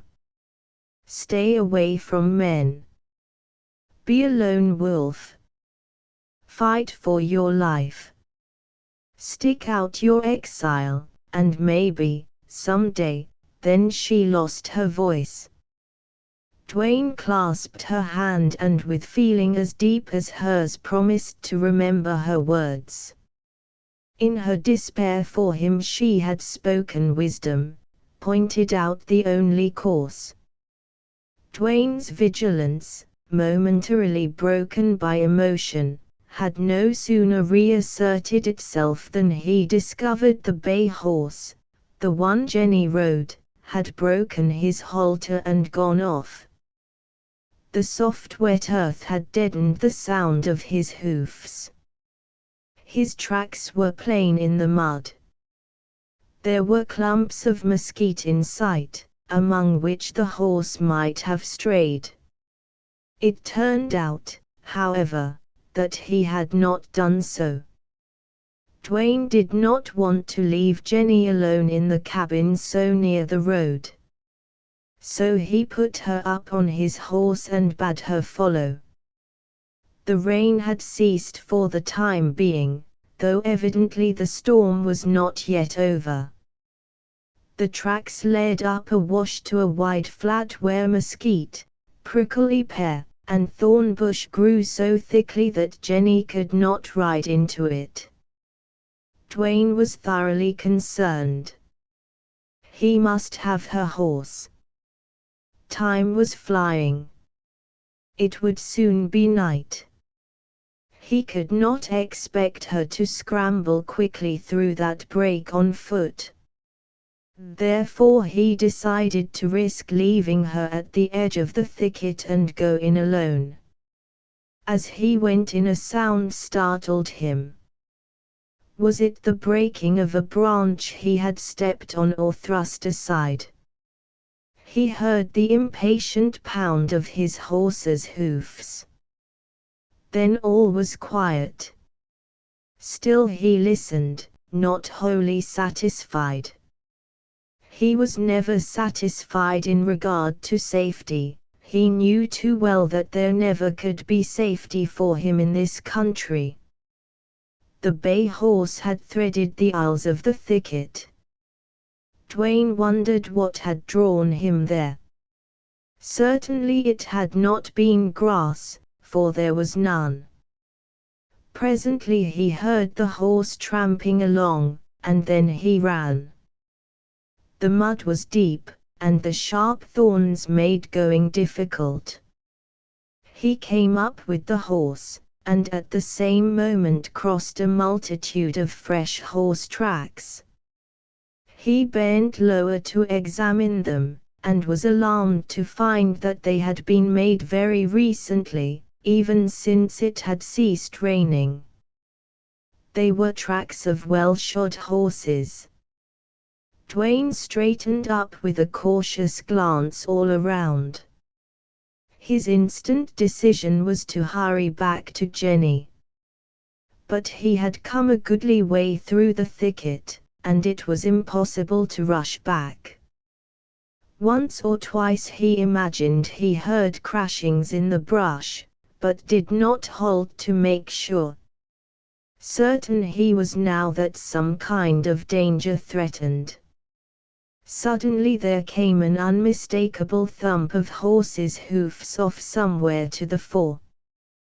Then a scream rent the air. It ended abruptly. Dwayne leaped forward, tore his way through the thorny brake. He heard Jenny cry again, an appealing call quickly hushed. It seemed more to his right, and he plunged that way.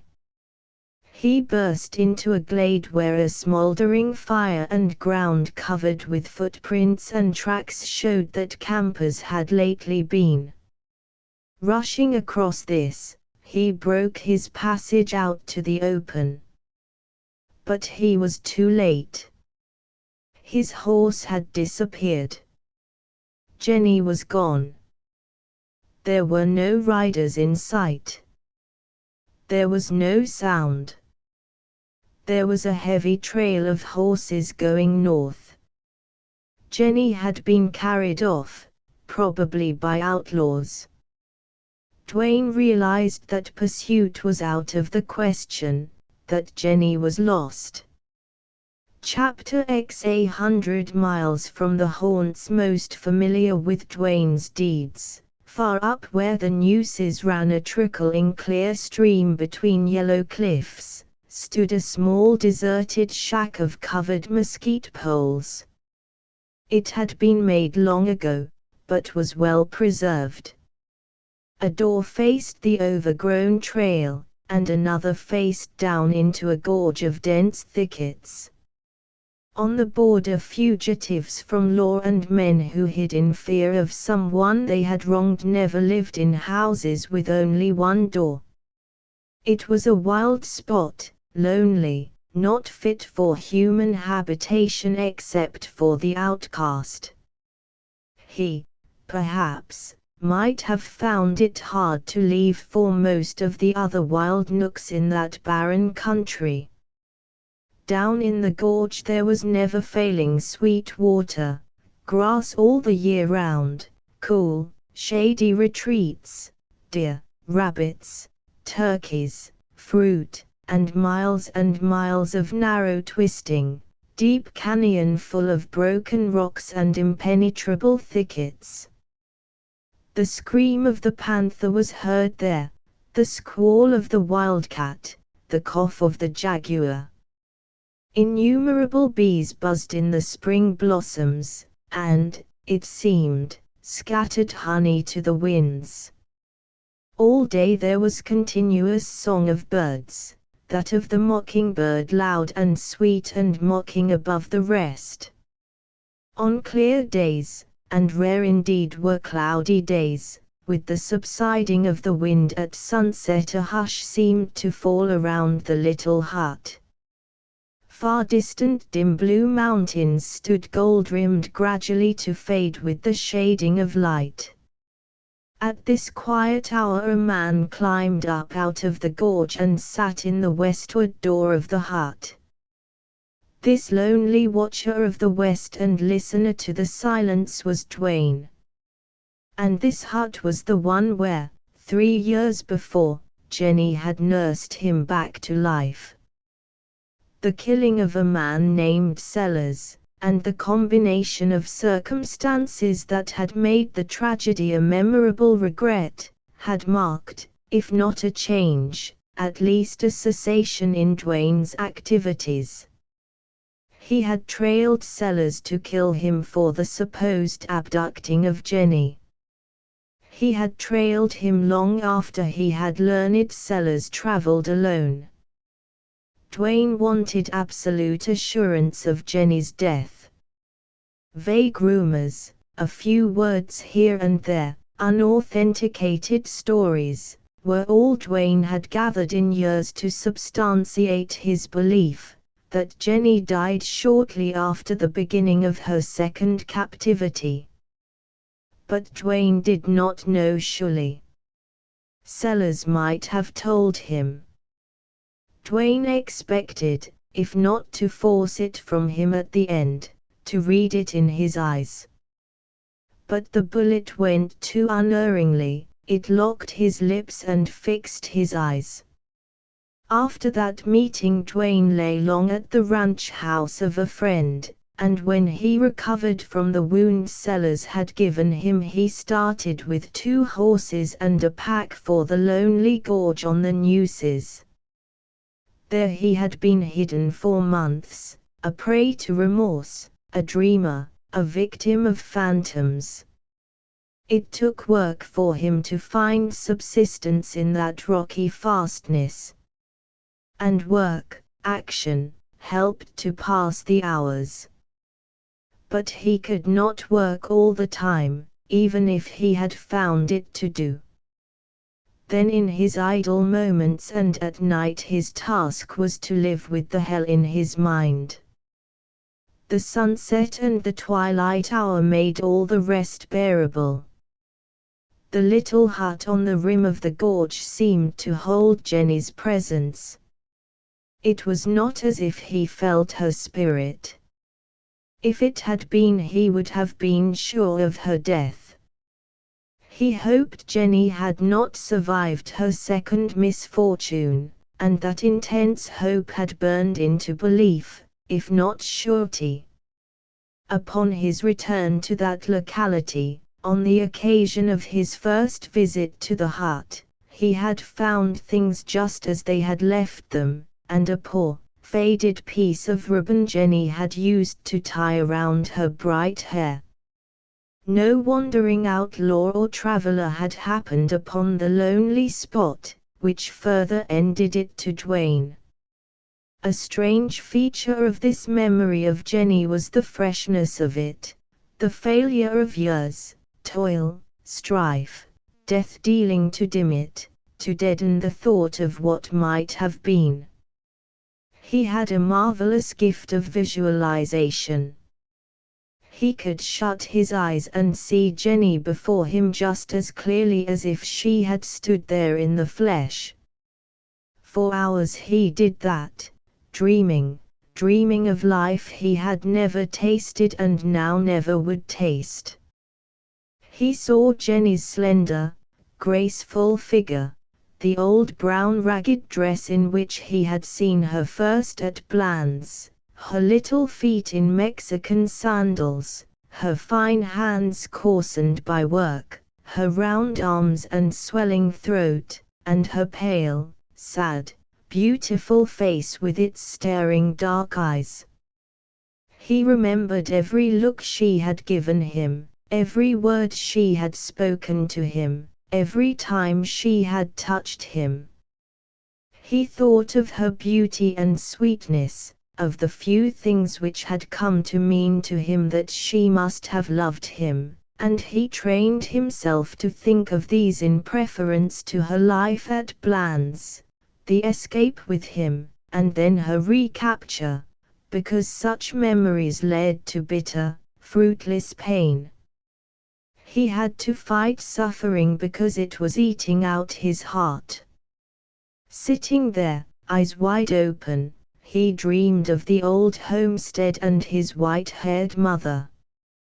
He saw the old home life, sweetened and filled by dear new faces and added joys, go on before his eyes with him a part of it. Then in the inevitable reaction, in the reflux of bitter reality, he would send out a voiceless cry no less poignant because it was silent, poor fool. No, I shall never see mother again, never go home, never have a home. I am Dwayne, the lone wolf. Oh, God. I wish it were over.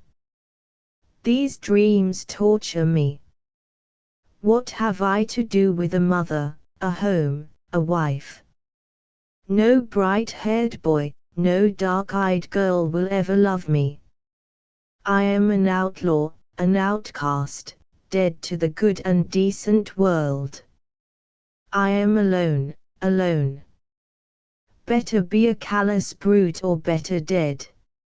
I shall go mad thinking. Man, what is left to you? A hiding place like a wolf's, lonely silent days, lonely nights with phantoms. Or the trail and the road with their bloody tracks, and then the hard ride, the sleepless, hungry ride to some hole in rocks or breaks. What hellish thing drives me? Why can't I end it all? What is left? Only that damned unquenchable spirit of the gunfighter to live, to hang on to miserable life, to have no fear of death, yet to cling like a leech, to die as gunfighters seldom die, with boots off. Bane, you were first, and you're long avenged. I'd change with you. And Sellers, you were last, and you're avenged. And you others, you're avenged. Lie quiet in your graves and give me peace. But they did not lie quiet in their graves and give him peace. A group of spectres trooped out of the shadows of dusk and, gathering round him, escorted him to his bed. When Dwayne had been riding the trails passion-bent to escape pursuers, or passion-bent in his search, the constant action and toil and exhaustion made him sleep. But when in hiding, as time passed, gradually he required less rest and sleep, and his mind became more active. Little by little his phantoms gained hold on him, and at length, but for the saving power of his dreams, they would have claimed him utterly. How many times he had said to himself, "I am an intelligent man. I'm not crazy. I'm in full possession of my faculties. All this is fancy, imagination, conscience. I've no work, no duty, no ideal, no hope, and my mind is obsessed, thronged with images. And these images naturally are of the men with whom I have dealt. I can't forget them. They come back to me, hour after hour, and when my tortured mind grows weak, then maybe I'm not just right till the mood wears out and lets me sleep." So he reasoned as he lay down in his comfortable camp. The night was star-bright above the canyon walls, darkly shadowing down between them. The insects hummed and chirped and thrummed a continuous thick song, low and monotonous. Slow-running water splashed softly over stones in the stream bed. From far down the canyon came the mournful hoot of an owl. The moment he lay down, thereby giving up action for the day, all these things weighed upon him like a great heavy mantle of loneliness. In truth, they did not constitute loneliness. And he could no more have dispelled thought than he could have reached out to touch a cold, bright star. He wondered how many outcasts like him lay under this star-studded, velvety sky across the 1,500 miles of wild country between El Paso and the mouth of the river. A vast wild territory, a refuge for outlaws. Somewhere he had heard or read that the Texas Rangers kept a book with names and records of outlaws, 3,000 known outlaws.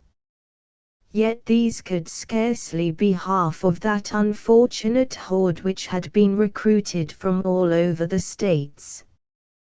Dwayne had traveled from camp to camp, den to den, hiding place to hiding place, and he knew these men. Most of them were hopeless criminals, some were avengers, a few were wronged wanderers, and among them occasionally was a man, human in his way, honest as he could be, not yet lost to good.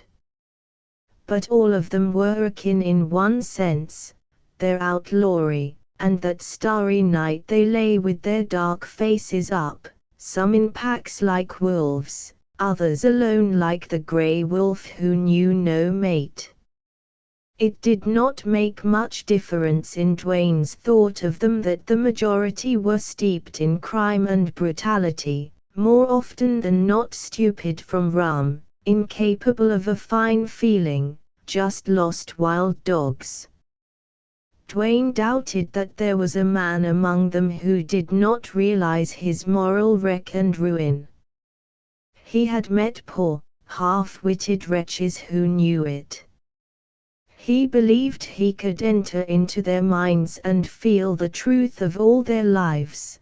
The hardened outlaw, coarse, ignorant, bestial, who murdered as Bill Black had murdered, who stole for the sake of stealing, who craved money to gamble and drink, defiantly ready for death, and, like that terrible outlaw, Helm, who cried out on the scaffold, "Let her rip."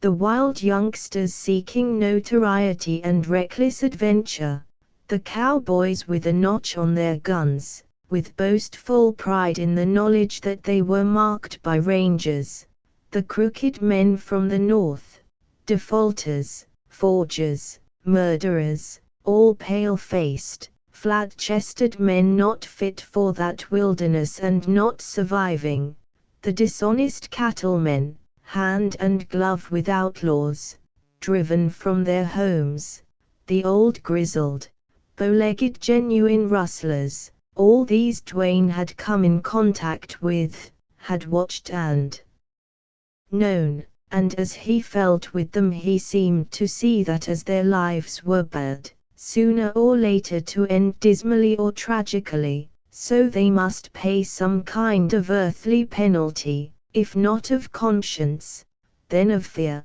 if not of fear, then of that most terrible of all things to restless, active men, pain, the pang of flesh and bone. Dwayne knew, for he had seen them pay.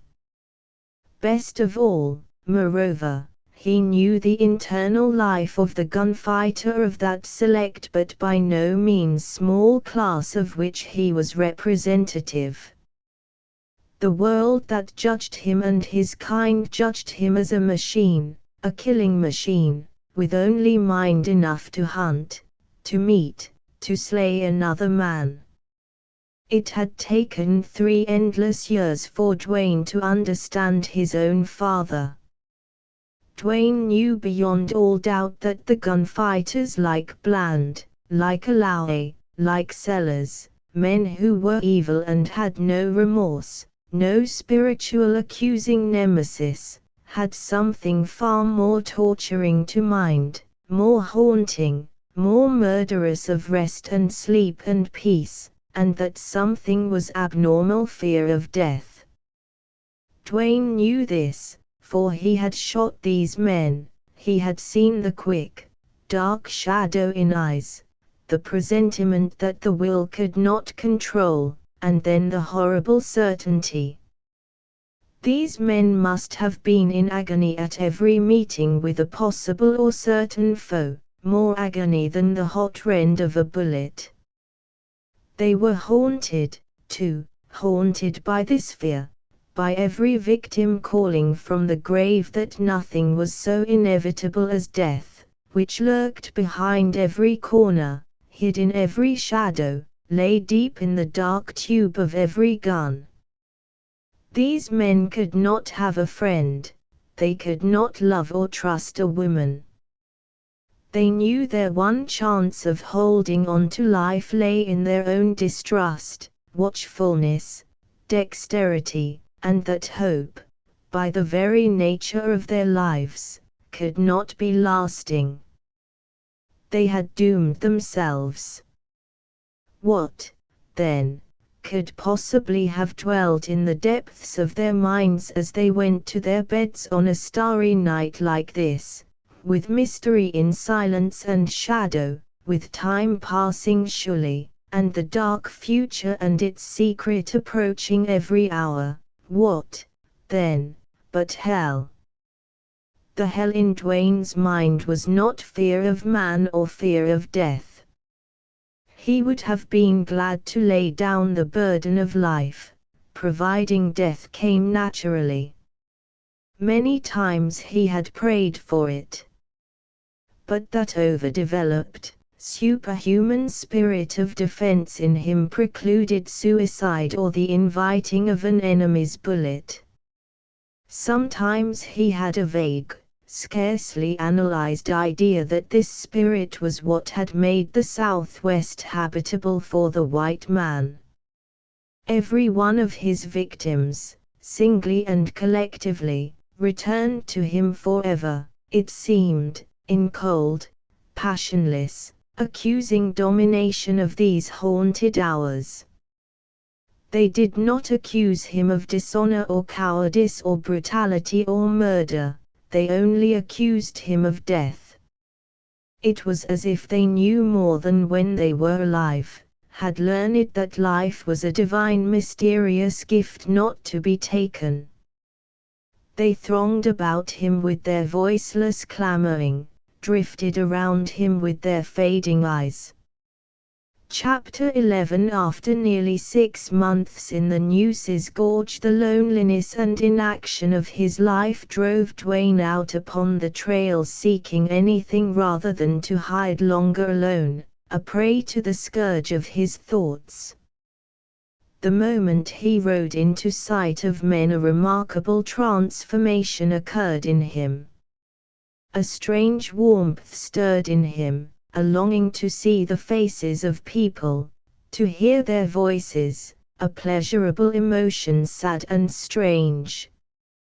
But it was only a precursor of his old bitter, sleepless, and eternal vigilance.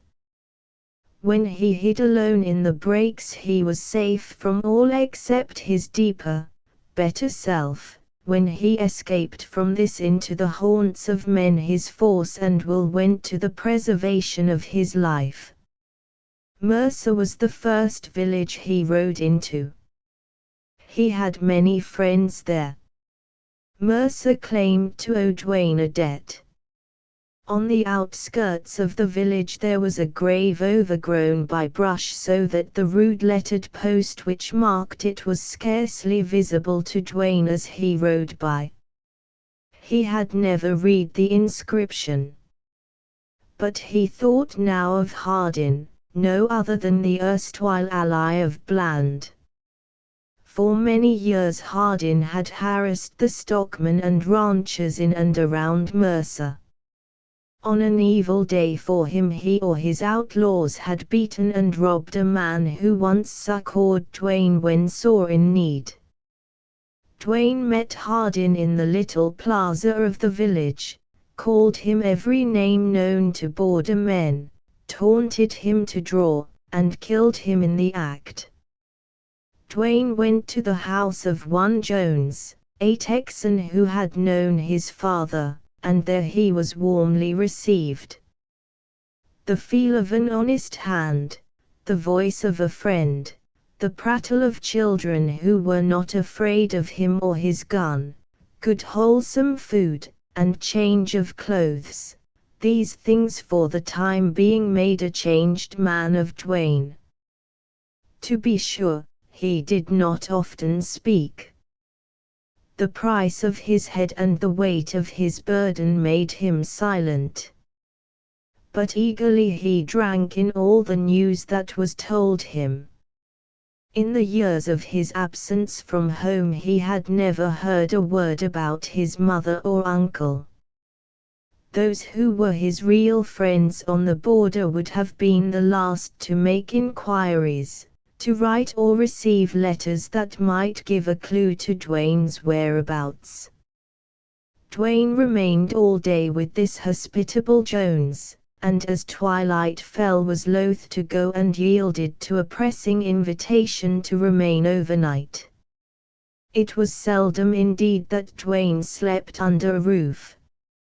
Early in the evening, while Dwayne sat on the porch with 2 awed and hero-worshipping sons of the house, Jones returned from a quick visit down to the post office. Summarily he sent the boys off. He lay brought under intense excitement. "Dwayne, there's rangers in town," he whispered. "It's all over town, too, that you're here. You rode in long after sunup. Lots of people saw you. I don't believe there's a man or boy that squeal on you. But the women might. They gossip, and these rangers are handsome fellows, devils with the women." "What company of rangers?" asked Dwayne, quickly. "Company A, under Captain McNally, that new ranger. He made a big name in the war. And since he's been in the ranger service he's done wonders. He's cleaned up some bad places south, and he's working north." "McNally? I've heard of him. Describe him to me." "Slight-built chap, but wiry and tough. Clean face, black mustache and hair. Sharp black eyes. He's got a look of authority. McNally's a fine man, Dwayne. Belongs to a good Southern family. I'd hate to have him look you up." Dwayne did not speak. "McNally's got nerve, and his rangers are all experienced men. If they find out you're here they'll come after you. McNally's no gunfighter, but he wouldn't hesitate to do his duty, even if he faced sure death. Which he would in this case. Dwayne, you mustn't meet Captain McNally. Your record is clean, if it is terrible. You never met a ranger or any officer except a rotten sheriff now and then, like Rod Brown." Still Dwayne kept silence. He was not thinking of danger, but of the fact of how fleeting must be his stay among friends. "I've already fixed up a pack of grub," went on Jones. "I'll slip out to saddle your horse. You watch here." He had scarcely uttered the last word when soft, swift footsteps sounded on the hard path. A man turned in at the gate. The light was dim, yet clean enough to disclose an unusually tall figure. When it appeared nearer he was seen to be walking with both arms raised, hands high. He slowed his stride. "Does Bert Jones live here?" he asked, in a low, hurried voice. "I reckon. I'm Bert." "What can I do for you?" replied Jones. The stranger peered around, stealthily came closer, still with his hands up. "It is known that Buck Dwayne is here. Captain McNally's camping on the river just out of town. He sends word to Dwayne to come out there after dark." The stranger wheeled and departed as swiftly and strangely as he had come. "Bust me. Dwayne, whatever do you make of that?" exclaimed Jones. "A new one on me," replied Dwayne, thoughtfully. "First fool thing I ever heard of McNally doing. Can't make head nor tails of it. I'd have said offhand that McNally wouldn't double-cross anybody. He struck me as a square man, sunned all through. But, hell, he must mean treachery. I can't see anything else in that deal. Maybe the captain wants to give me a fair chance to surrender without bloodshed," observed Dwayne. "Pretty decent of him, if he meant that. He invites you out to his camp after dark. Something strange about this, Dwayne. But McNally's a new man out here. He does some queer things. Perhaps he's getting a swelled head. Well, whatever his intentions, his presence around Mercer is enough for us. Dwayne, you hit the road and put some miles between you, the amiable captain, before daylight. Tomorrow I'll go out there and ask him what in the devil he meant. That messenger he sent, he was a ranger, said Dwayne. Sure he was, and a nervy one. It must have taken sand to come bracing you that way. Dwayne, the fellow didn't pack a gun. I'll swear to that. Pretty odd, this trick. But you can't trust it. Hit the road, Dwayne. A little later, a black horse with muffled hoofs, bearing a tall, dark rider who peered keenly into every shadow, trotted down a pasture lane back of Jones's house, turned into the road, and then, breaking into swifter gait, rapidly left Mercer behind. 15 or 20 miles out, Dwayne drew rein in a forest of mesquite, dismounted, and searched about for a glade with a little grass. Here he staked his horse on a long lariat, and, using his saddle for a pillow, his saddle blanket for covering, he went to sleep. Next morning he was off again, working south. During the next few days he paid brief visits to several villages that lay in his path. And in each one particular friend had a piece of news to impart that made Dwayne profoundly thoughtful. A ranger had made a quiet, unobtrusive call upon these friends and left this message: tell Buck Dwayne to ride into Captain McNally's camp sometime after night.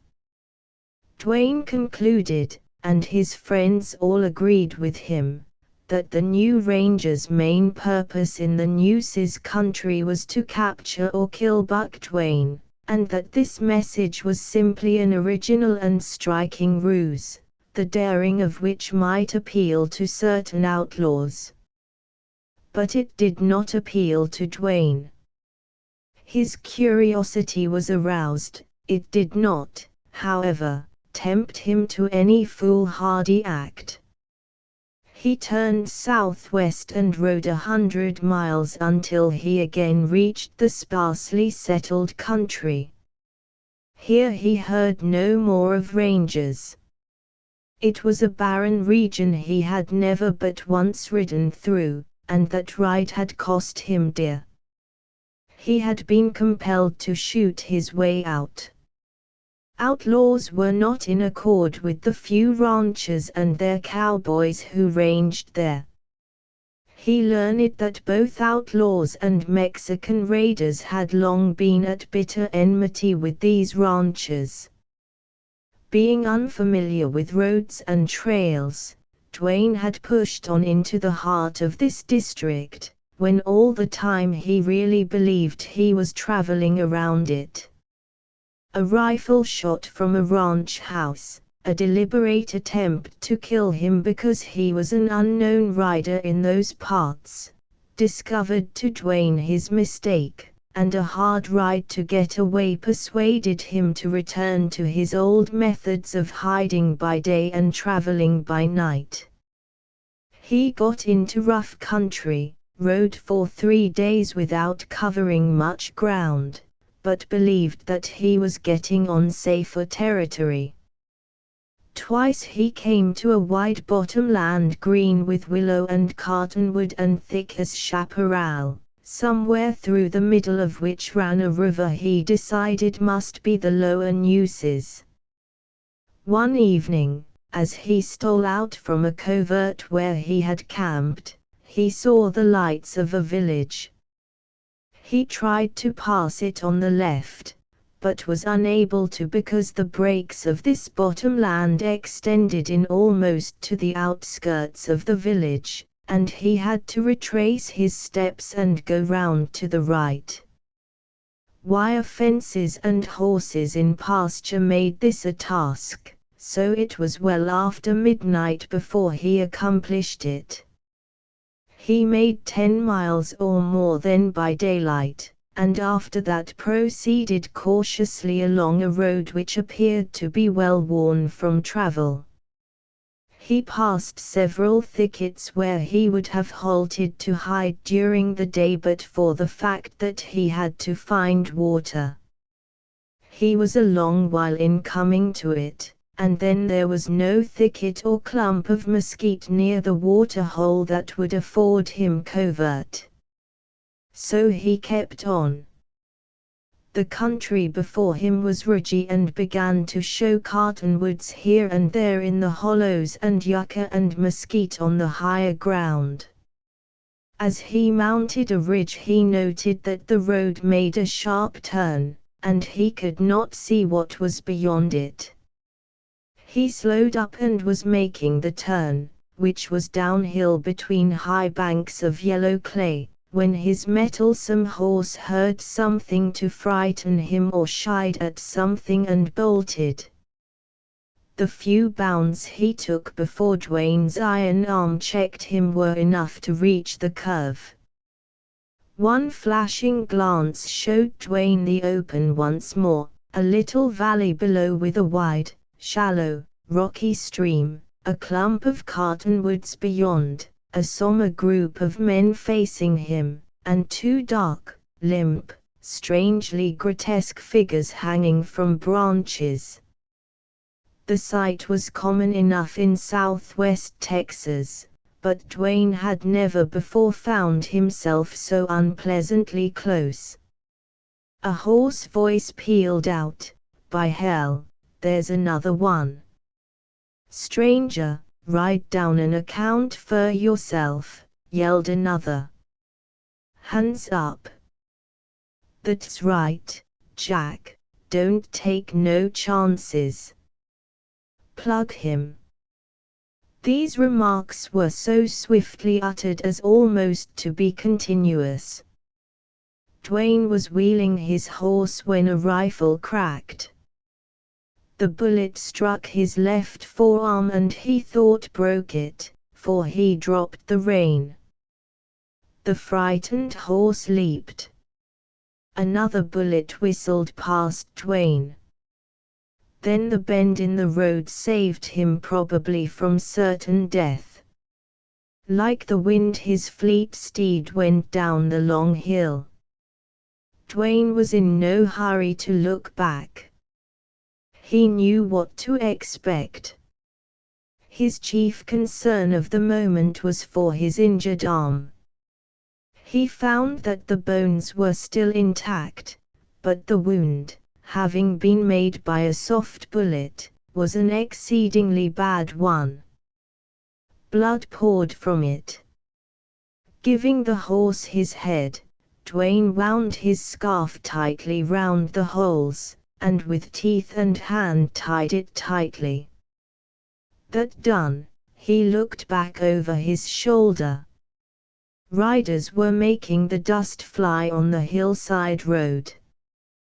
There were more coming round the cut where the road curved. The leader was perhaps a quarter of a mile back, and the others strung out behind him. Dwayne needed only one glance to tell him that they were fast and hard-riding cowboys in a land where all riders were good. They would not have owned any but strong, swift horses. Moreover, it was a district where ranchers had suffered beyond all endurance the greed and brutality of outlaws. Dwayne had simply been so unfortunate as to run right into a lynching party at a time of all times when any stranger would be in danger and any outlaw put to his limit to escape with his life. Dwayne did not look back again till he had crossed the ridgy piece of ground and had gotten to the level road. He had gained upon his pursuers. When he ascertained this, he tried to save his horse, to check a little that killing gait.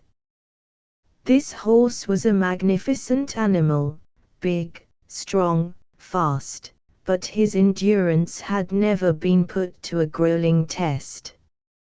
And that worried Dwayne. His life had made it impossible to keep one horse very long at a time, and this one was an unknown quantity. Dwayne had only one plan, the only plan possible in this case, and that was to make the river bottoms, where he might elude his pursuers in the willow brakes. 15 miles or so would bring him to the river, and this was not a hopeless distance for any good horse if not too closely pressed. Dwayne concluded presently that the cowboys behind were losing a little in the chase because they were not extending their horses. It was decidedly unusual for such riders to save their mounts. Dwayne pondered over this, looking backward several times to see if their horses were stretched out. They were not, and the fact was disturbing. Only one reason presented itself to Dwayne's conjecturing, and it was that with him headed straight on that road his pursuers were satisfied not to force the running. He began to hope and look for a trail or a road turning off to right or left. There was none. A rough, mesquite-dotted and yucca-spired country extended away on either side. Dwayne believed that he would be compelled to take to this hard going. One thing was certain, he had to go round the village. The river, however, was on the outskirts of the village, and once in the willows, he would be safe. Dust clouds far ahead caused his alarm to grow. He watched with his eyes strained. He hoped to see a wagon, a few stray cattle. But no, he soon descried several horsemen. Shots and yells behind him attested to the fact that his pursuers likewise had seen these newcomers on the scene. More than a mile separated these two parties, yet that distance did not keep them from soon understanding each other. Dwayne waited only to see this new factor show signs of sudden quick action, and then, with a muttered curse, he spurred his horse off the road into the brush. He chose the right side, because the river lay nearer that way.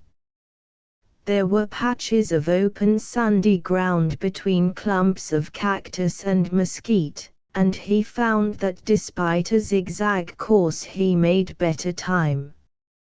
It was impossible for him to locate his pursuers. They would come together, he decided, and take to his tracks. What, then, was his surprise and dismay to run out of a thicket right into a low ridge of rough, broken rock, impossible to get a horse over. He wheeled to the left along its base. The sandy ground gave place to a harder soil, where his horse did not labor so. Here the growths of mesquite and cactus became scanter, affording better travel but poor cover. He kept sharp eyes ahead, and, as he had expected, soon saw moving dust clouds and the dark figures of horses.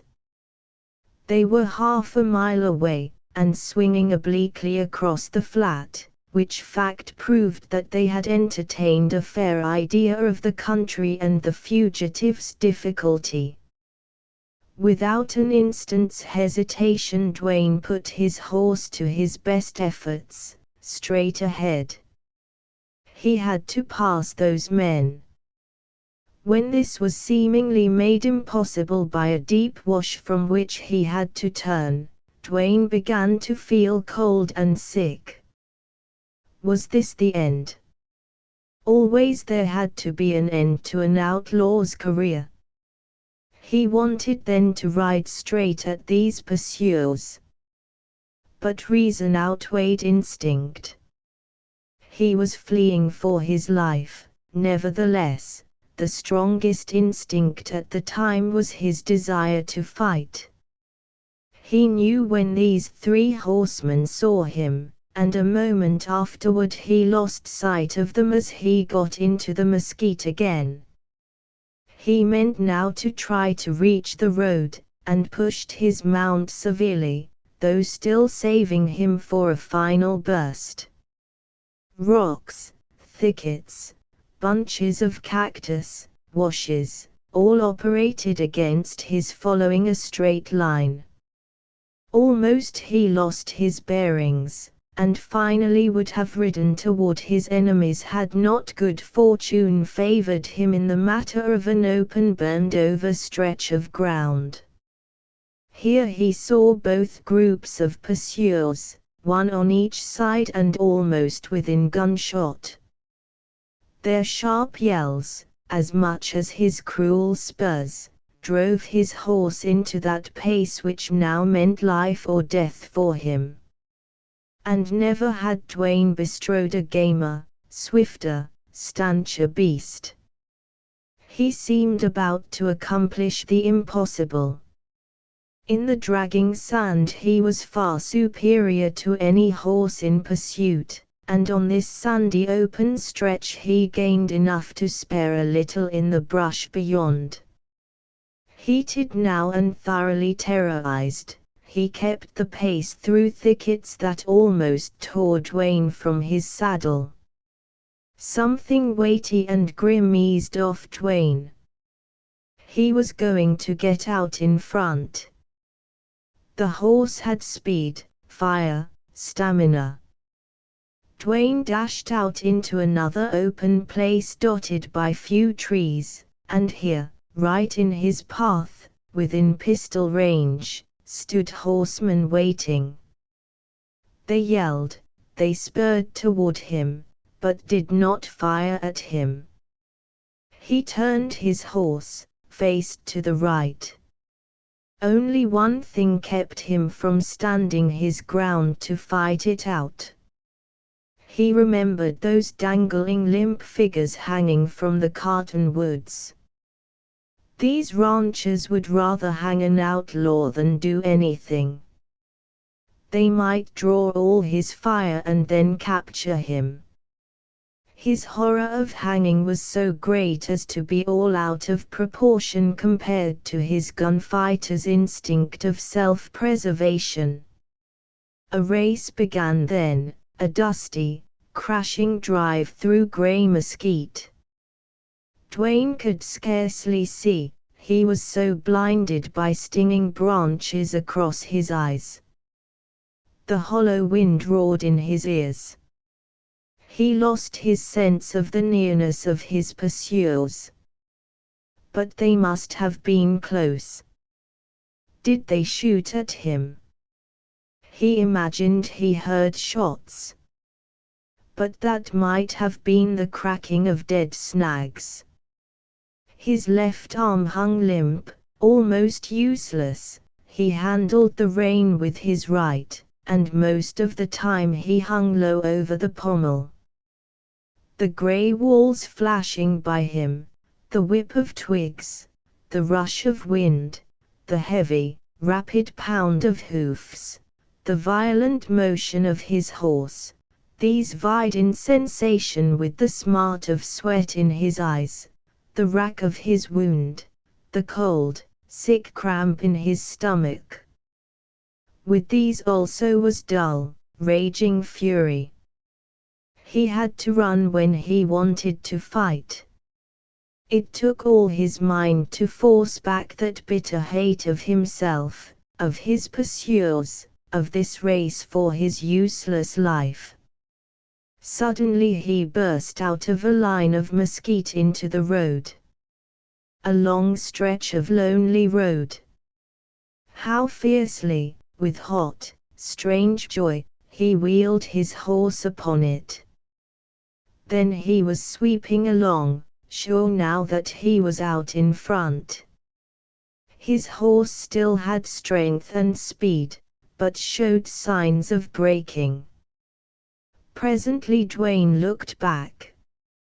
Pursuers, he could not count how many, were loping along in his rear.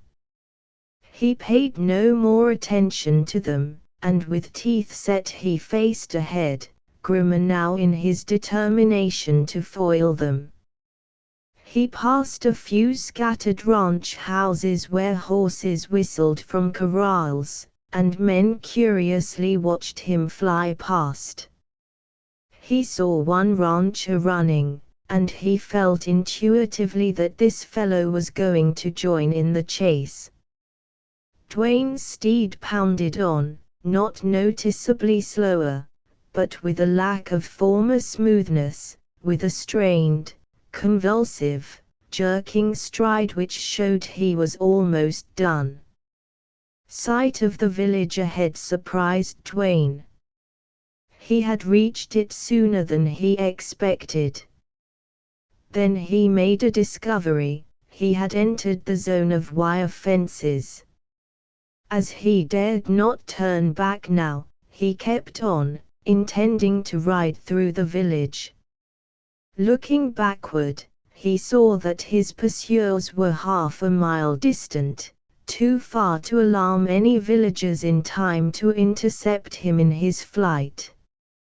As he rode by the first houses his horse broke and began to labor.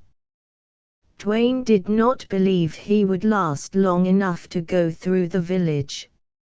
Saddled horses in front of a store gave Dwayne an idea, not by any means new, and one he had carried out successfully before. As he pulled in his heaving mount and leaped off, a couple of ranchers came out of the place, and one of them stepped to a clean-limbed, fiery bay. He was about to get into his saddle when he saw Dwayne, and then he halted, a foot in the stirrup. Dwayne strode forward, grasped the bridle of this man's horse. "Mine's done, but not killed," he panted. "Trade with me."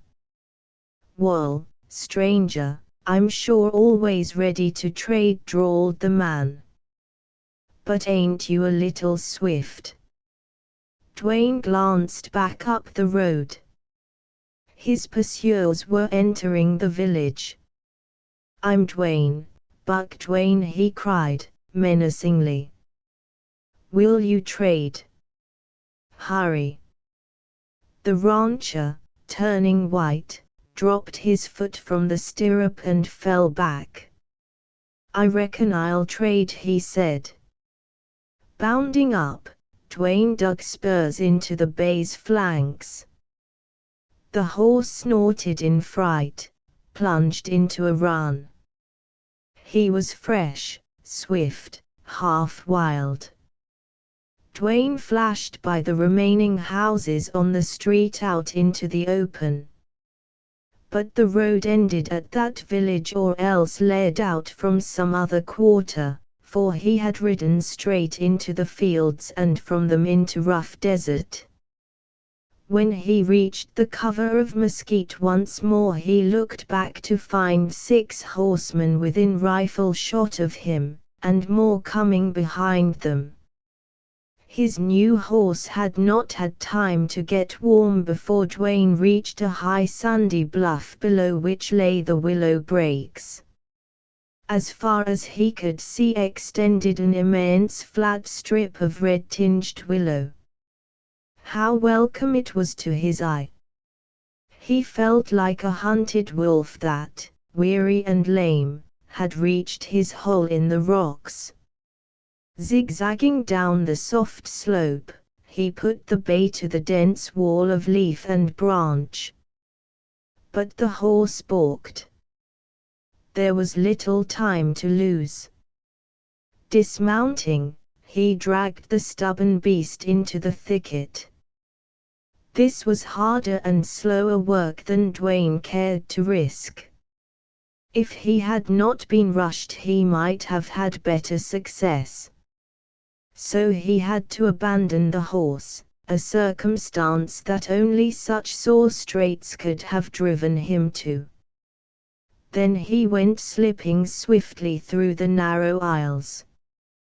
He had not gotten under cover any too soon, for he heard his pursuers piling over the bluff, loud-voiced, confident, brutal. They crashed into the willows. "Hi, Sid. Here's your hose," called one, evidently to the man Dwayne had forced into a trade. "Say, if you locoed gents'll hold up a little, I'll tell you something," replied a voice from the bluff. "Come on, Sid. We got him corralled," said the first speaker. "Wall, Meb, and if you have, it's liable to be damn hot." That fella was Buck Dwayne. Absolute silence followed that statement.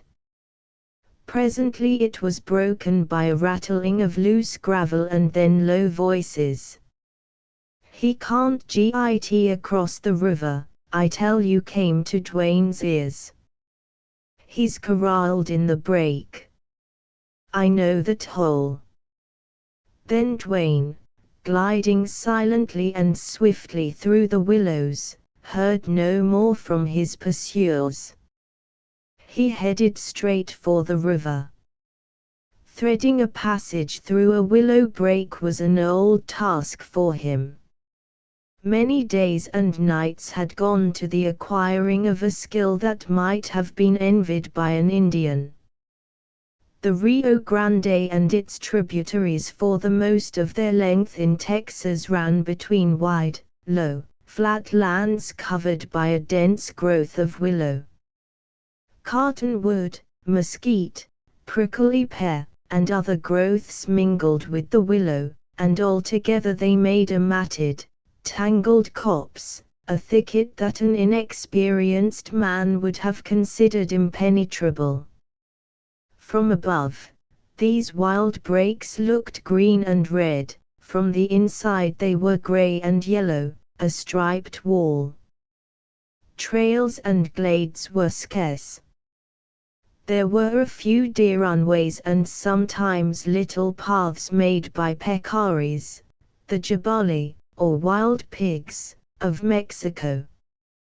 The ground was clay and unusually dry, sometimes baked so hard that it left no imprint of a track. Where a growth of cottonwood had held back the encroachment of the willows, there usually was thick grass and underbrush. The willows were short, slender poles with stems so close together that they almost touched, and with the leafy foliage forming a thick covering.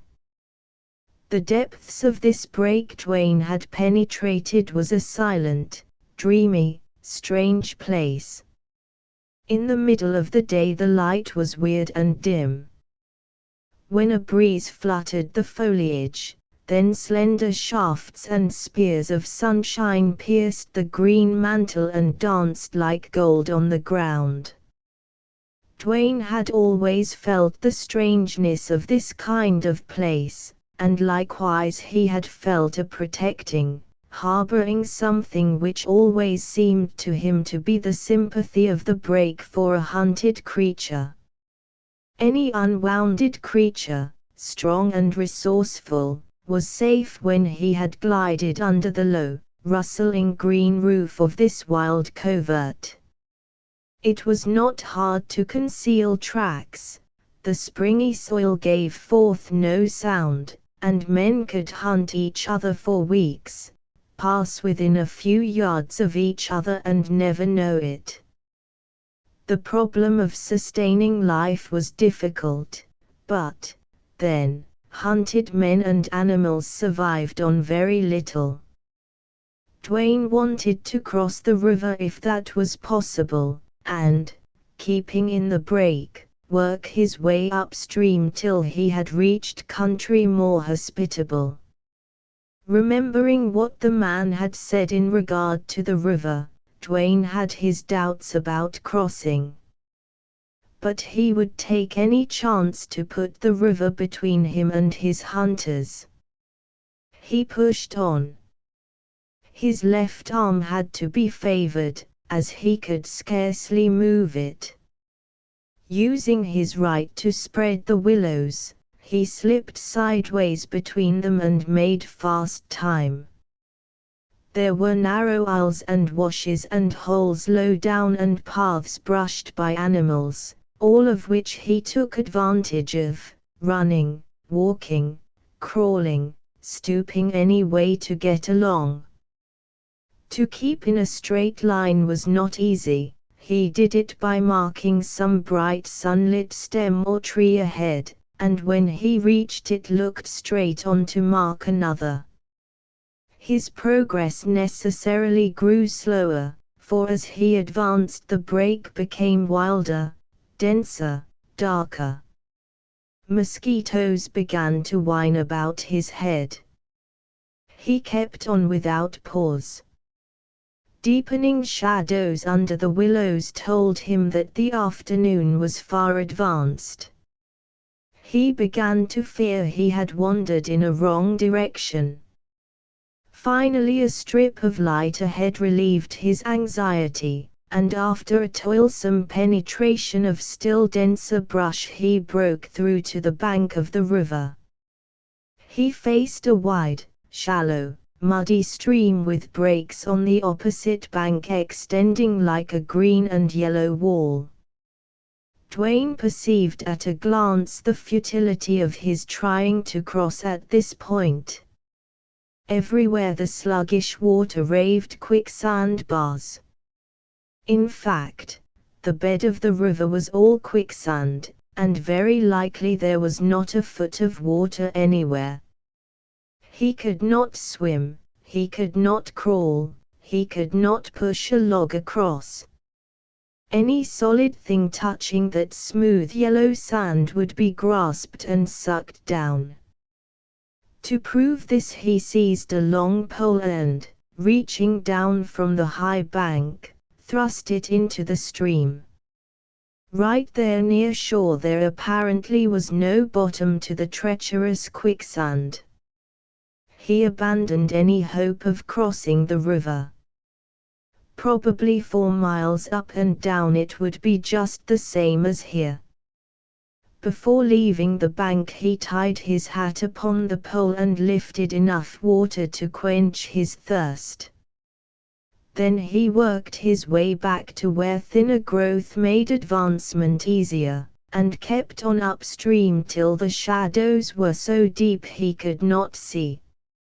Feeling around for a place big enough to stretch out on, he lay down. For the time being he was as safe there as he would have been beyond in the rim rock. He was tired, though not exhausted, and in spite of the throbbing pain in his arm he dropped at once into sleep. Chapter 12. Sometime during the night Dwayne awoke. A stillness seemingly so thick and heavy as to have substance blanketed the black willow brake. He could not see a star or a branch or tree trunk or even his hand before his eyes. He lay there waiting, listening, sure that he had been awakened by an unusual sound. Ordinary noises of the night in the wilderness never disturbed his rest. His faculties, like those of old fugitives and hunted creatures, had become trained to a marvelous keenness. A long low breath of slow wind moaned through the willows, passed away, some stealthy, soft-footed beast trotted by him in the darkness, there was a rustling among dry leaves, a fox barked lonesomely in the distance. But none of these sounds had broken his slumber. Suddenly, piercing the stillness, came a bay of a bloodhound. Quickly Dwayne sat up, chilled to his marrow. The action made him aware of his crippled arm. Then came other bays, lower, more distant. Silence enfolded him again, all the more oppressive and menacing in his suspense. Bloodhounds had been put on his trail, and the leader was not far away. All his life Dwayne had been familiar with bloodhounds, and he knew that if the pack surrounded him in this impenetrable darkness he would be held at bay or dragged down as wolves dragged a stag. Rising to his feet, prepared to flee as best he could, he waited to be sure of the direction he should take. The leader of the hounds broke into cry again, a deep, full-toned, ringing bay, strange, ominous, terribly significant in its power. It caused a cold sweat to ooze out all over Dwayne's body. He turned from it, and with his uninjured arm outstretched to feel for the willows he groped his way along. As it was impossible to pick out the narrow passages, he had to slip and squeeze and plunge between the yielding stems. He made such a crashing that he no longer heard the baying of the hounds. He had no hope to elude them. He meant to climb the first cottonwood that he stumbled upon in his blind flight.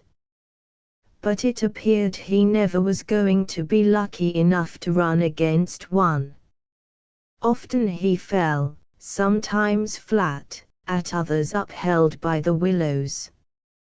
What made the work so hard was the fact that he had only one arm to open a clump of close-growing stems and his feet would catch or tangle in the narrow crotches, holding him fast. He had to struggle desperately. It was as if the willows were clutching hands, his enemies, fiendishly impeding his progress. He tore his clothes on sharp branches and his flesh suffered many a prick. But in a terrible earnestness he kept on until he brought up hard against a cottonwood tree. There he leaned and rested. He found himself as nearly exhausted as he had ever been, wet with sweat, his hands torn and burning, his breast laboring, his legs stinging from innumerable bruises. While he leaned there to catch his breath he listened for the pursuing hounds. For a long time there was no sound from them. This, however, did not deceive him into any hopefulness. There were bloodhounds that bayed often on a trail, and others that ran mostly silent. The former were more valuable to their owner and the latter more dangerous to the fugitive.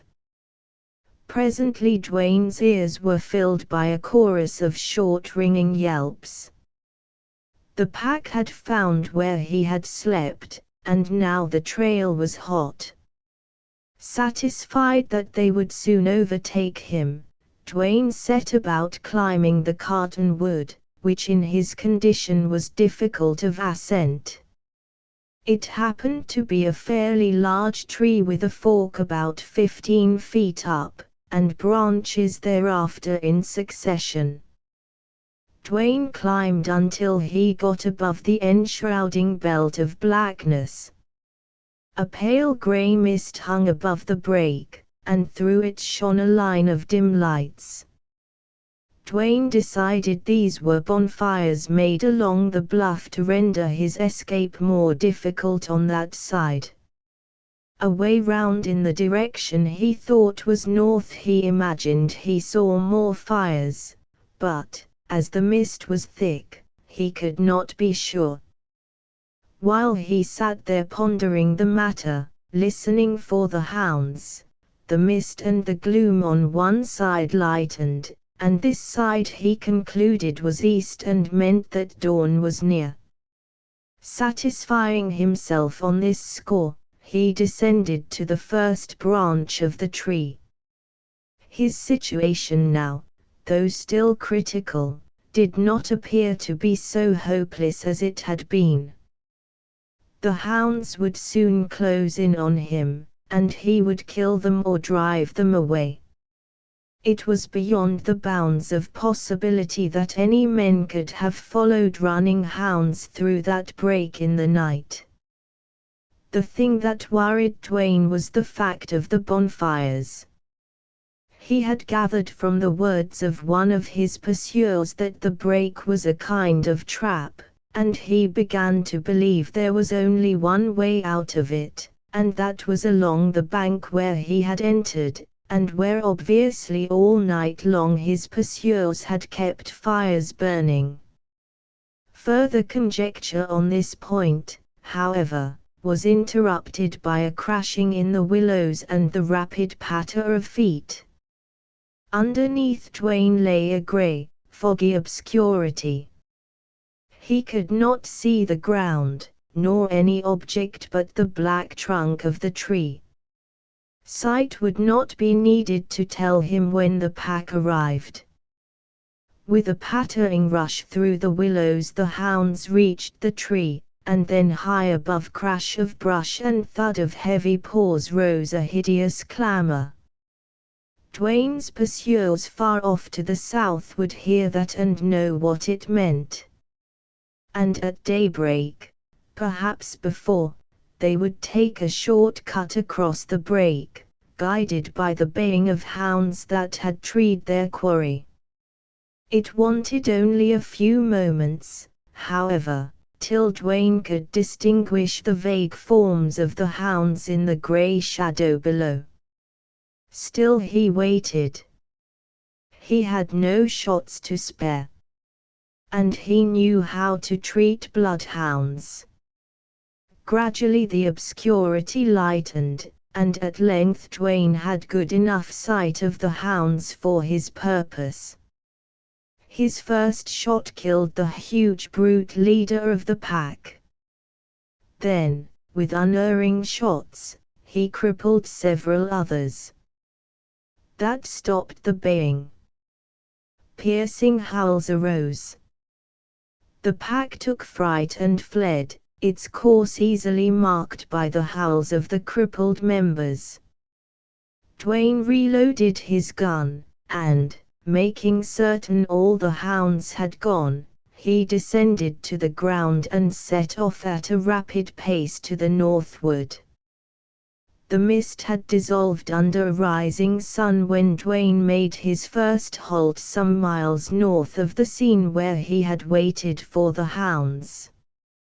A barrier to further progress, in shape of a precipitous rocky bluff, rose sheer from the willow brake. He skirted the base of the cliff, where walking was comparatively easy, around in the direction of the river. He reached the end finally to see there was absolutely no chance to escape from the break at that corner. It took extreme labor, attended by some hazard and considerable pain to his arm, to get down where he could fill his sombrero with water. After quenching his thirst he had a look at his wound. It was caked over with blood and dirt. When washed off, the arm was seen to be inflamed and swollen around the bullet hole. He bathed it, experiencing a soothing relief in the cool water. Then he bandaged it as best he could and arranged a sling round his neck. This mitigated the pain of the injured member and held it in a quiet and restful position, where it had a chance to begin mending. As Dwayne turned away from the river he felt refreshed. His great strength and endurance had always made fatigue something almost unknown to him.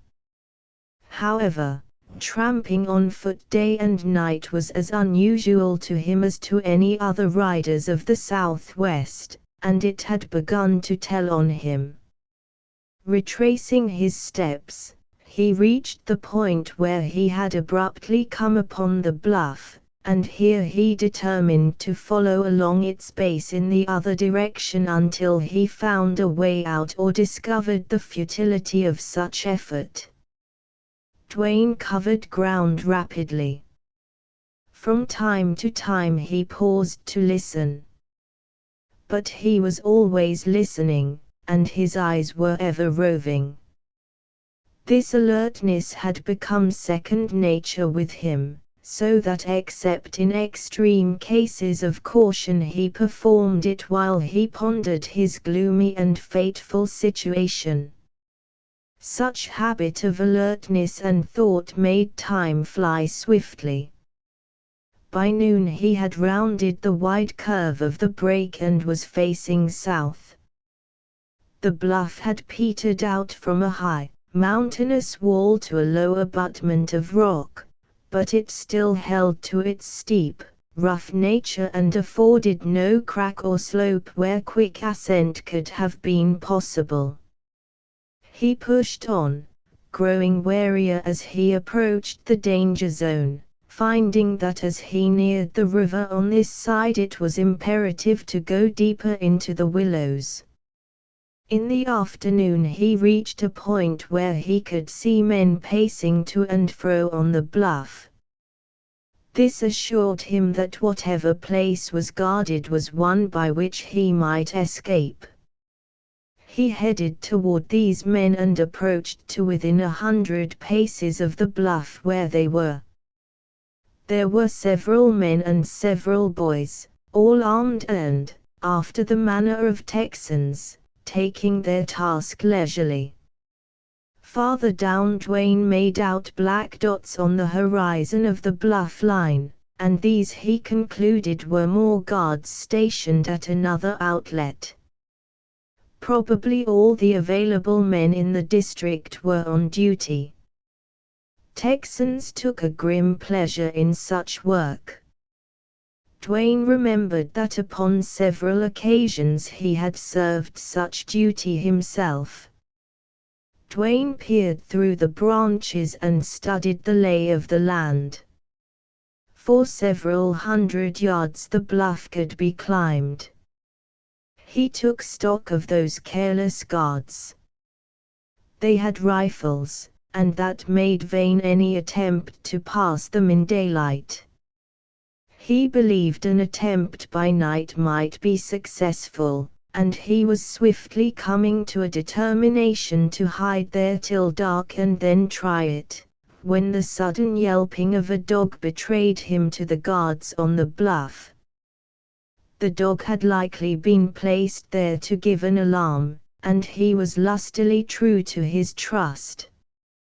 Dwayne saw the men run together and begin to talk excitedly and peer into the break, which was a signal for him to slip away under the willows. He made no noise, and he assured himself he must be invisible.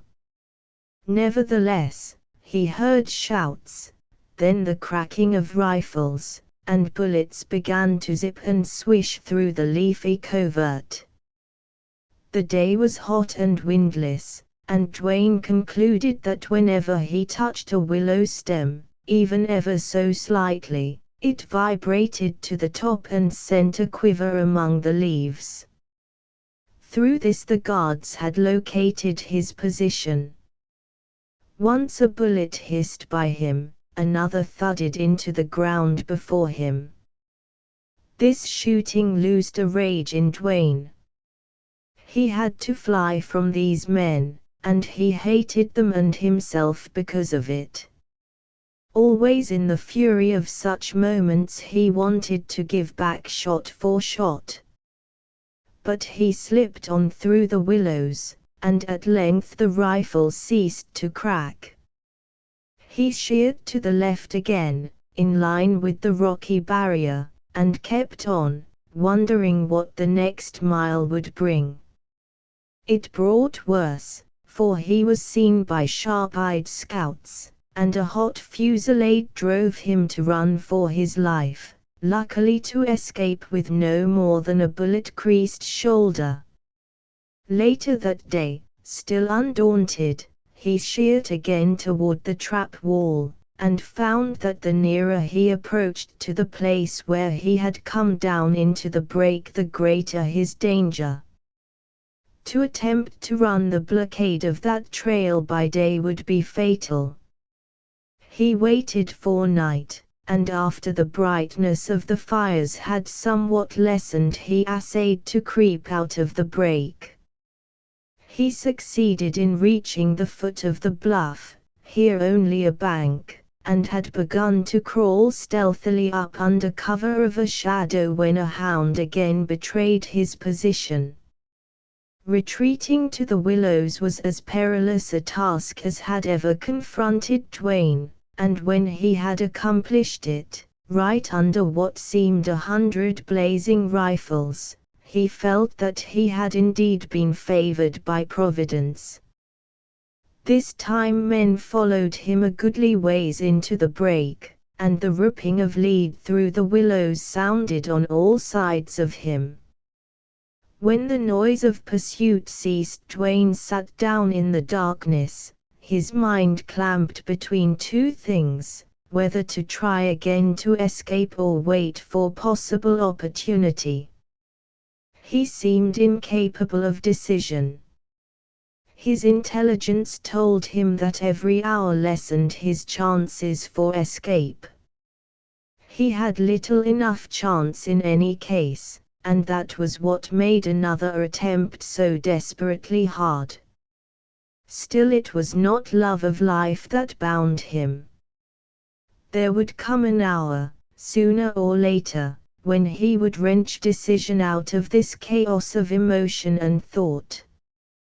But that time was not yet. He had remained quiet long enough to cool off and recover from his run. He found that he was tired. He stretched out to rest. But the swarms of vicious mosquitoes prevented sleep. This corner of the break was low and near the river, a breeding ground for the bloodsuckers. They sang and hummed and whined around him in an ever-increasing horde. He covered his head and hands with his coat and lay there patiently. That was a long and wretched night. Morning found him still strong physically, but in a dreadful state of mind. First he hurried for the river. He could withstand the pangs of hunger, but it was imperative to quench thirst. His wound made him feverish, and therefore more than usually hot and thirsty. Again he was refreshed. That morning he was hard put to it to hold himself back from attempting to cross the river. If he could find a light log, it was within the bounds of possibility that he might ford the shallow water and bars of quicksand. But not yet.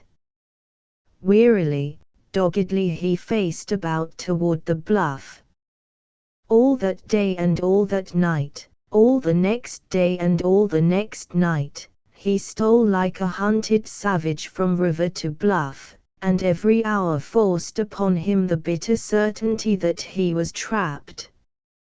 Twain lost track of days, of events. He had come to an evil pass. There arrived an hour when, closely pressed by pursuers at the extreme southern corner of the break, he took to a dense thicket of willows, driven to what he believed was his last stand. If only these human bloodhounds would swiftly close in on him. Let him fight to the last bitter gasp and have it over. But these hunters, eager as they were to get him, had care of their own skins. They took few risks. They had him cornered. It was the middle of the day, hot, dusty, oppressive, threatening storm. Like a snake, Dwayne crawled into a little space in the darkest part of the thicket and lay still. Men had cut him off from the bluff, from the river, seemingly from all sides. But he heard voices only from in front and toward his left. Even if his passage to the river had not been blocked, it might just as well have been. "Come on, fellas, down higher," called one man from the bluff. "Got him corralled at last," shouted another.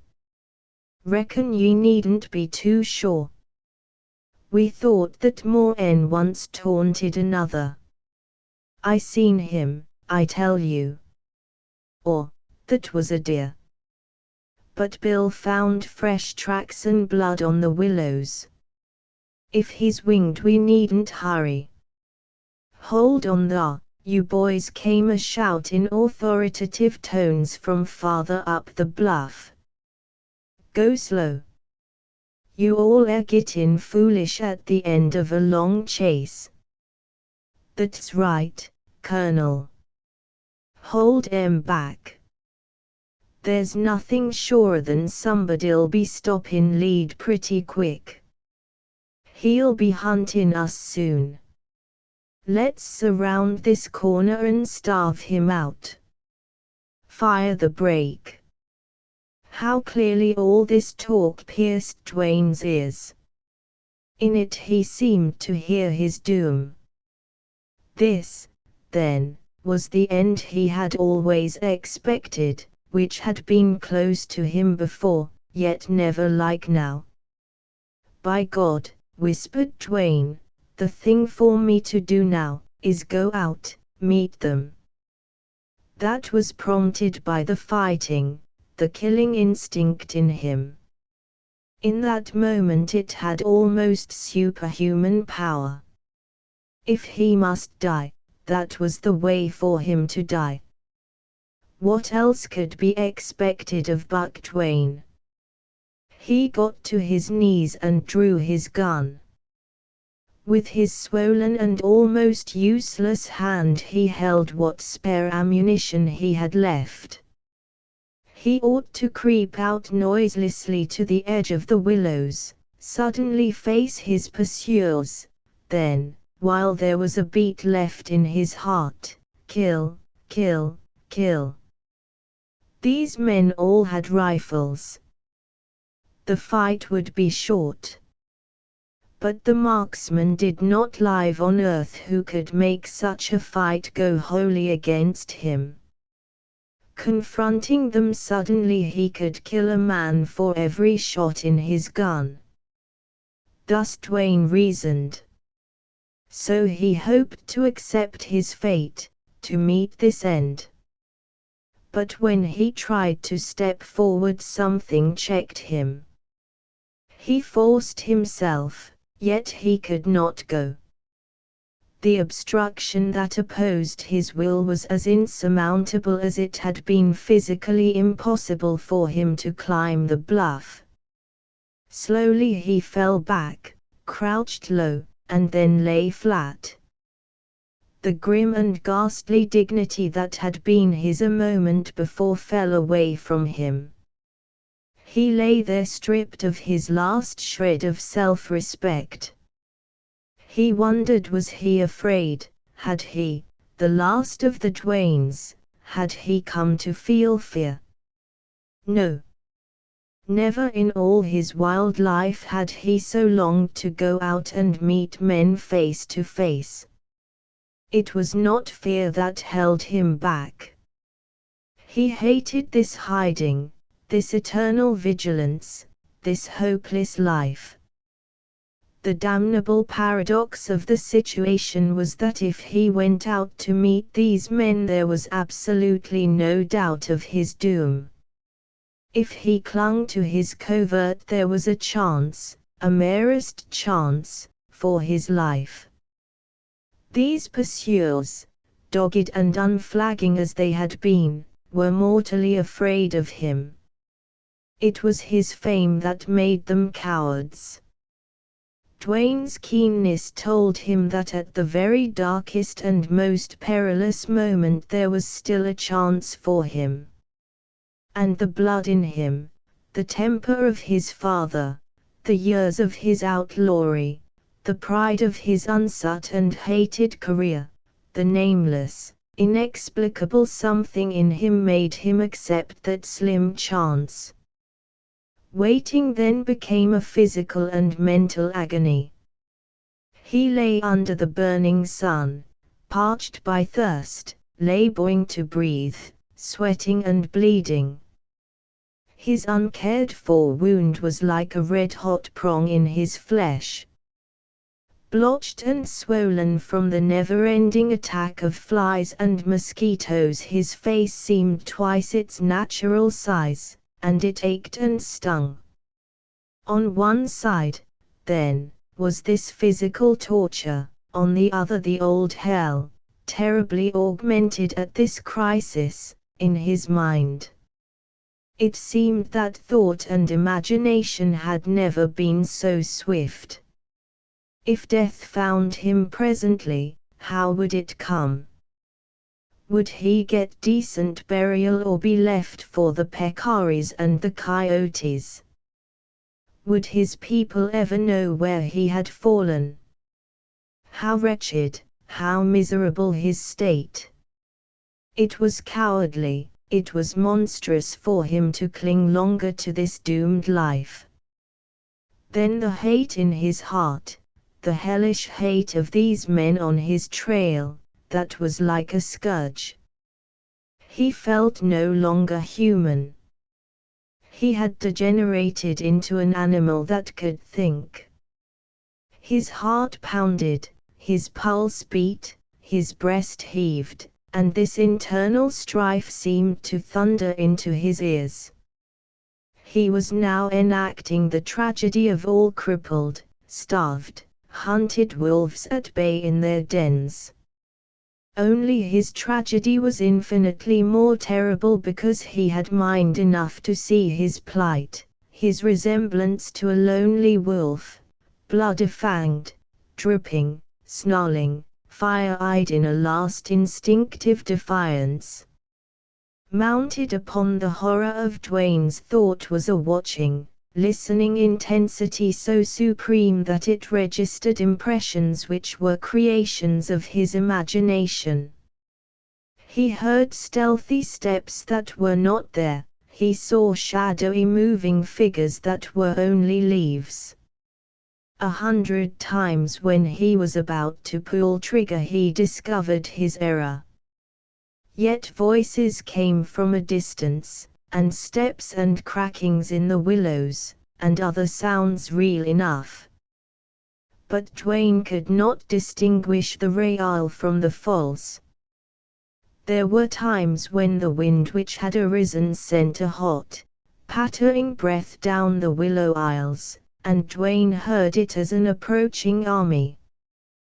This straining of Dwayne's faculties brought on a reaction which in itself was a respite. He saw the sun darkened by thick slow-spreading clouds. A storm appeared to be coming. How slowly it moved! The air was like steam. If there broke one of those dark, violent storms common though rare to the country, Dwayne believed he might slip away in the fury of wind and rain. Hope, that seemed unquenchable in him, resurged again. He hailed it with a bitterness that was sickening. Then at a rustling step he froze into the old strained attention. He heard a slow patter of soft feet. A tawny shape crossed a little opening in the thicket. It was that of a dog. The moment while that beast came into full view was an age. The dog was not a bloodhound, and if he had a trail or a scent he seemed to be at fault on it. Dwayne waited for the inevitable discovery. Any kind of a hunting dog could have found him in that thicket. Voices from outside could be heard urging on the dog. Rover, they called him. Dwayne sat up at the moment the dog entered the little shaded covert. Dwayne expected a yelping, a baying, or at least a bark that would tell of his hiding place. A strange relief swiftly swayed over Dwayne. The end was near now. He had no further choice. Let them come, a quick fierce exchange of shots, and then this torture passed. He waited for the dog to give the alarm. But the dog looked at him and trotted by into the thicket without a yelp. Dwayne could not believe the evidence of his senses. He thought he had suddenly gone deaf.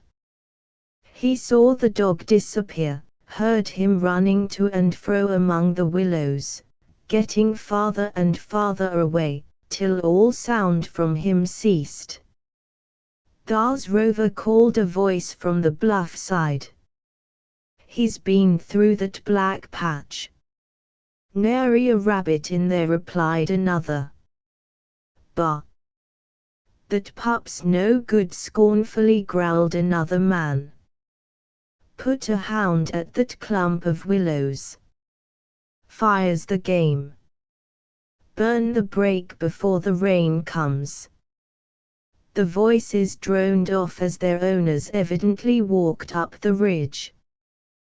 Then upon Dwayne fell the crushing burden of the old waiting, watching, listening spell. After all, it was not to end just now. His chance still persisted, looked a little brighter, led him on, perhaps, to forlorn hope. All at once twilight settled quickly down upon the willow brake, or else Dwayne noted it suddenly. He imagined it to be caused by the approaching storm. But there was little movement of air or cloud, and thunder still muttered and rumbled at a distance. The fact was the sun had set, and at this time of overcast sky night was at hand. Dwayne realized it with the awakening of all his old force. He would yet elude his pursuers. That was the moment when he seized the significance of all these fortunate circumstances which had aided him. Without haste and without sound he began to crawl in the direction of the river. It was not far, and he reached the bank before darkness set in. There were men up on the bluff carrying wood to build a bonfire. For a moment he half yielded to a temptation to try to slip along the river shore, close in under the willows. But when he raised himself to peer out he saw that an attempt of this kind would be liable to failure. At the same moment he saw a rough-hewn plank lying beneath him, lodged against some willows. The end of the plank extended in almost to a point beneath him. Quick as a flash he saw where a desperate chance invited him.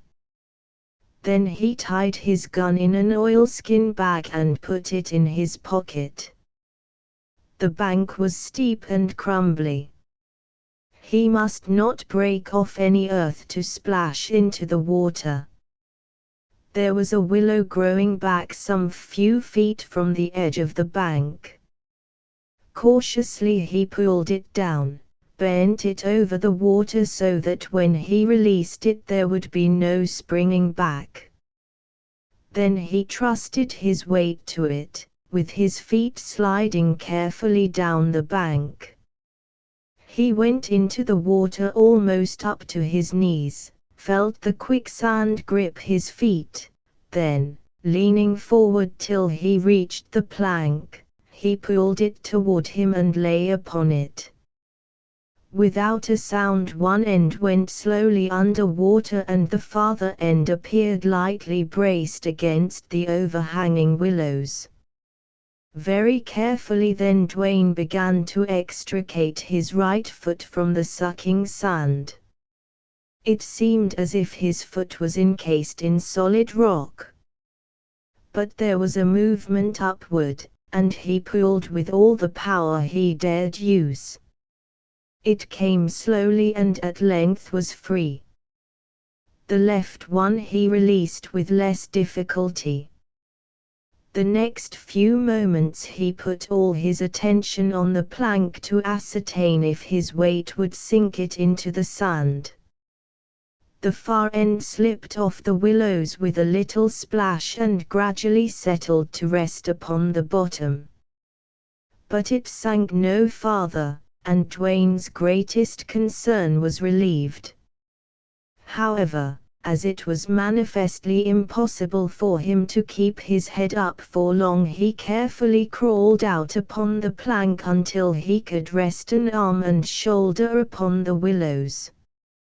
When he looked up, it was to find the night strangely luminous with fires. There was a bonfire on the extreme end of the bluff, another 100 paces beyond. A great flare extended over the break in that direction. Dwayne heard a roaring on the wind, and he knew his pursuers had fired the willows. He did not believe that would help them much. The break was dry enough, but too green to burn readily. And as for the bonfires, he discovered that the men, probably having run out of wood, were keeping up the light with oil and stuff from the village. A dozen men kept watch on the bluff scarcely 50 paces from where Dwayne lay concealed by the willows. They talked, cracked jokes, sang songs, and manifestly considered this outlaw hunting a great lark. As long as the bright light lasted, Dwayne dared not move. He had the patience and the endurance to wait for the breaking of the storm, and if that did not come, then the early hour before dawn when the grey fog and gloom were over the river. Escape was now in his grasp. He felt it. And with that in his mind he waited, strong as steel in his conviction, capable of withstanding any strain endurable by the human frame. The wind blew in puffs, grew wilder, and roared through the willows, carrying bright sparks upward. Thunder rolled down over the river, and lightning began to flash. Then the rain fell in heavy sheets, but not steadily. The flashes of lightning and the broad flares played so incessantly that Dwayne could not trust himself out on the open river. Certainly the storm rather increased the watchfulness of the men on the bluff. He knew how to wait, and he waited, grimly standing pain and cramp and chill. The storm wore away as desultorily as it had come, and the long night set in. There were times when Dwayne thought he was paralyzed, others when he grew sick, giddy, weak from the strained posture. The first paling of the stars quickened him with a kind of wild joy. He watched them grow paler, dimmer, disappear one by one. A shadow hovered down, rested upon the river, and gradually thickened. The bonfire on the bluff showed as through a foggy veil. The watchers were mere groping dark figures. Dwayne, aware of how cramped he had become from long inaction, began to move his legs and uninjured arm and body, and at length overcame a paralyzing stiffness. Then, digging his hand in the sand and holding the plank with his knees, he edged it out into the river. Inch by inch he advanced until clear of the willows. Looking upward, he saw the shadowy figures of the men on the bluff. He realized they ought to see him, feared that they would. But he kept on, cautiously, noiselessly, with a heart-numbing slowness. From time to time his elbow made a little gurgle and splash in the water. Try as he might, he could not prevent this. It got to be like the hollow roar of a rapid filling his ears with mocking sound. There was a perceptible current out in the river, and it hindered straight advancement. Inch by inch he crept on, expecting to hear the bang of rifles, the spattering of bullets. He tried not to look backward, but failed. The fire appeared a little dimmer, the moving shadows a little darker. Once the plank stuck in the sand and felt as if it were settling. Bringing feet to aid his hand, he shoved it over the treacherous place. This way he made faster progress. The obscurity of the river seemed to be enveloping him. When he looked back again, the figures of the men were coalescing with the surrounding gloom. The fires were streaky, blurred patches of light. But the sky above was brighter. Dawn was not far off. To the west all was dark. With infinite care and implacable spirit and waning strength Dwayne shoved the plank along, and when at last he discerned the black border of bank it came in time, he thought, to save him. He crawled out, rested till the grey dawn broke, and then headed north through the willows. Chapter 13. How long Dwayne was traveling out of that region he never knew. But he reached familiar country and found a rancher who had before befriended him. Here his arm was attended to, he had food and sleep, and in a couple of weeks he was himself again. When the time came for Dwayne to ride away on his endless trail, his friend reluctantly imparted the information that some 30 miles south, near the village of Shirley, there was posted at a certain crossroad a reward for Buck Dwayne, dead or alive. Dwayne had heard of such notices, but he had never seen one. His friend's reluctance and refusal to state for what particular deed this reward was offered roused Dwayne's curiosity.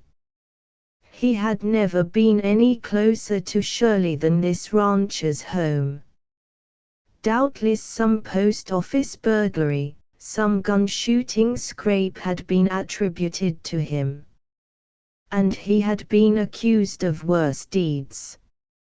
Abruptly Dwayne decided to ride over there and find out who wanted him dead or alive, and why. As he started south on the road he reflected that this was the first time he had ever deliberately hunted trouble. Introspection awarded him this knowledge. During that last terrible flight on the lower Nueces and while he lay abed recuperating he had changed. A fixed, immutable, hopeless bitterness abided with him. He had reached the end of his rope. All the power of his mind and soul were unavailable to turn him back from his fate. That fate was to become an outlaw in every sense of the term, to be what he was credited with being, that is to say, to embrace evil.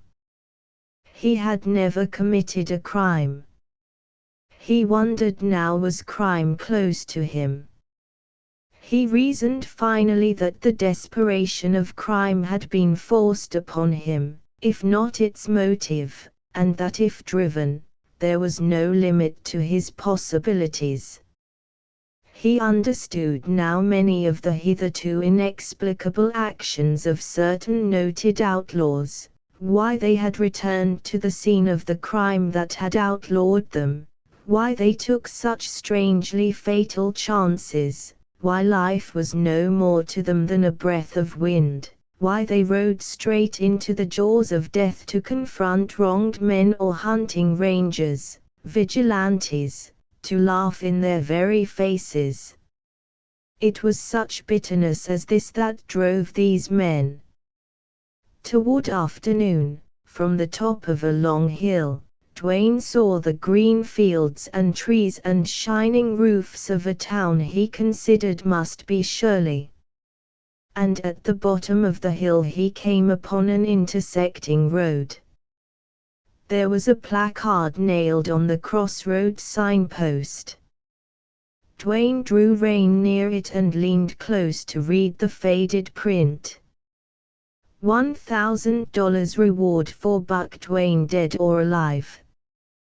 Peering closer to read the finer, more faded print, Dwayne learned that he was wanted for the murder of Mrs. Jeff Aiken at her ranch near Shirley.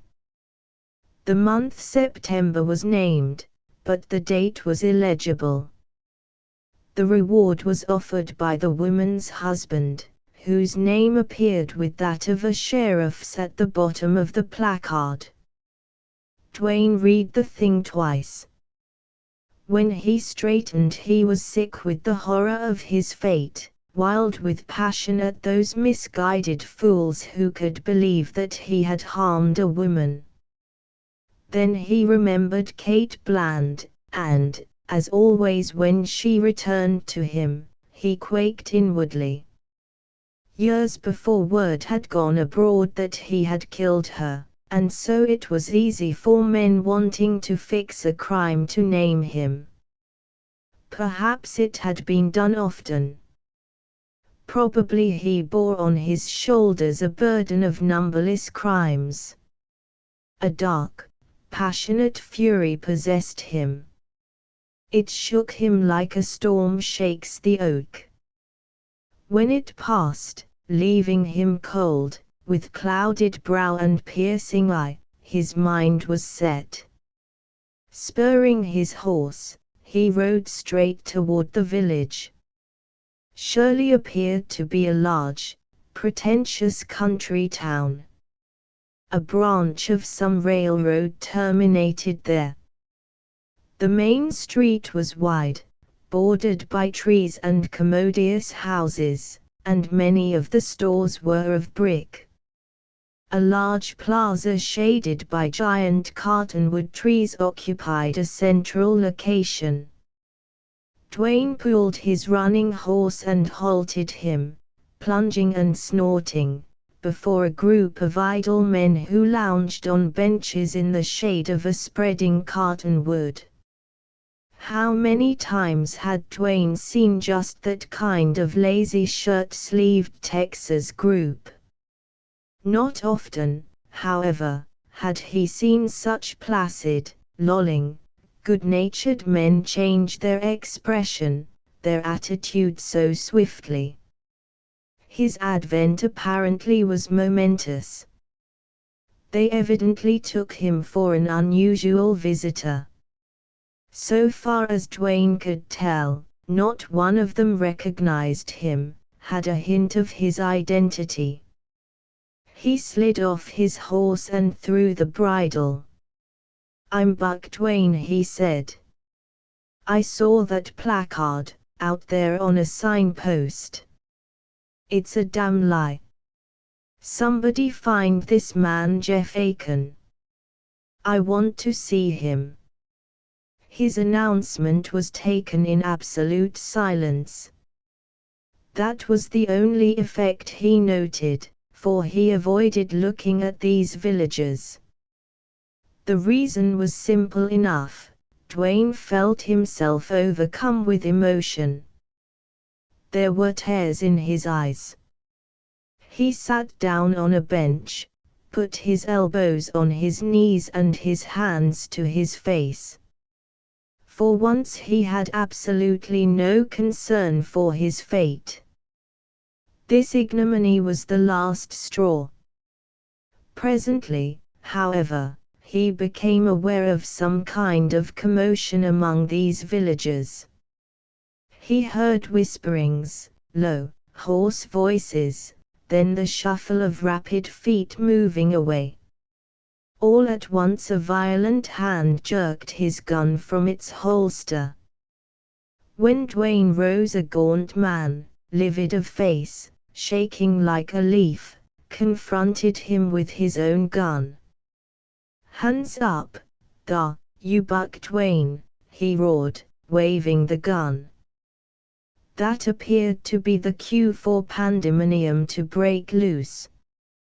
Dwayne opened his lips to speak, but if he had yelled at the top of his lungs he could not have made himself heard.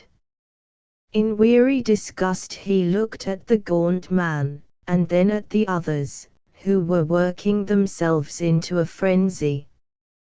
He made no move, however, to hold up his hands. The villagers surrounded him, emboldened by finding him now unarmed. Then several men lay hold of his arms and pinioned them behind his back. Resistance was useless even if Dwayne had had the spirit. Some one of them fetched his halter from his saddle, and with this they bound him helpless. People were running now from the street, the stores, the houses. Old men, cowboys, clerks, boys, ranchers came on the trot. The crowd grew. The increasing clamor began to attract women as well as men. A group of girls ran up, then hung back in fright and pity. The presence of cowboys made a difference. They split up the crowd, got to Dwayne, and lay hold of him with rough, businesslike hands. One of them lifted his fists and roared at the frenzied mob to fall back, to stop the racket. He beat them back into a circle, but it was some little time before the hubbub quieted down so a voice could be heard. "Shut up, will you all," he was yelling. "Give us a chance to hear something. Easy now, Soho. There ain't nobody going to be hurt." "That's right, everybody quiet now. Let's see what's come off." This cowboy, evidently one of authority, or at least one of strong personality, turned to the gaunt man, who still waved Dwayne's gun. "Abe, put the gun down," he said. "It might go off. Here, give it to me. Now, what's wrong? Who's this roped gent, and what's he done?" The gaunt fellow, who appeared now about to collapse, lifted a shaking hand and pointed. "That thar fella, he's Buck Dwayne," he panted. An angry murmur ran through the surrounding crowd. "The rope! The rope! Throw it over a branch! String him up!" cried an excited villager. "Buck Dwayne! Buck Dwayne! Hang him!" The cowboy silenced these cries. "Abe, how do you know this fellow is Buck Dwayne?" he asked, sharply. "Why, he said so," replied the man called Abe. "What?" came the exclamation, incredulously. "It's a tarnal fact," panted Abe, waving his hands importantly. He was an old man and appeared to be carried away with the significance of his deed. He liked to rid his hose right over us all. Then he jumped off, says he was Buck Dwayne, and he wanted to see Jeff Aiken bad. This speech caused a second commotion as noisy though not so enduring as the first.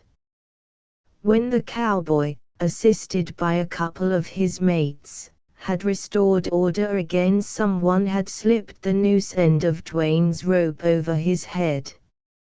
"Up with him!" screeched a wild-eyed youth. The mob surged closer, was shoved back by the cowboys. "Abe, if you ain't drunk or crazy, tell that over," ordered Abe's interlocutor.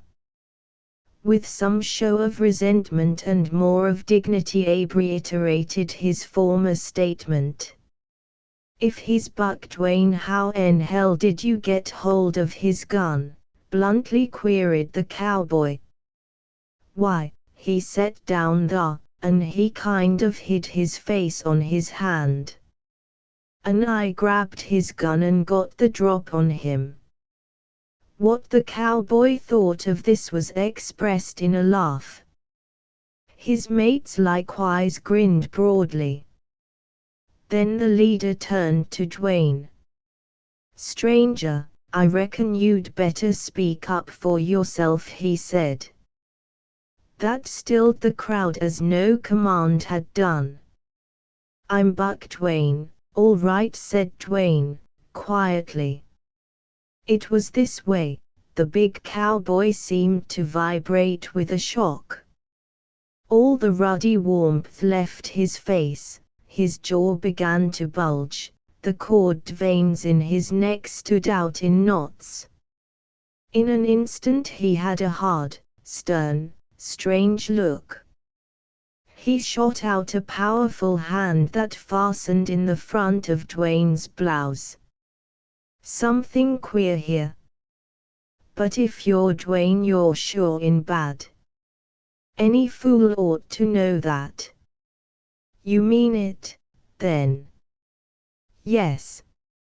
Rode in to shoot up the town, eh? Same old stunt of you gunfighters. Meant to kill the man who offered a reward. Wanted to see Jeff Aiken bad, huh?" "No," replied Dwayne. "Your citizen here misrepresented things. He seems a little off his head." "Reckon he is." "Somebody is, that's sure." "You claim Buck Dwayne, then, and all his doings." "I'm Dwayne, yes. But I won't stand for the blame of things I never did. That's why I'm here. I saw that placard out there offering the reward. Until now I never was within half a day's ride of this town. I'm blamed for what I never did. I rode in here, told who I was, asked somebody to send for Jeff Aiken. And then you sat down and let this old guy throw your own gun on you," queried the cowboy in amazement. "I guess that's it," replied Dwayne. "Well, it's powerful strange, if you're really Buck Dwayne." A man elbowed his way into the circle. "It's Dwayne. I recognize him. I seen him in more 'n one place," he said. "But you can rely on what I tell you. I don't know if he's locoed or what. But I do know he's the genuine Buck Dwayne. Anyone who'd ever seen him would never forget him."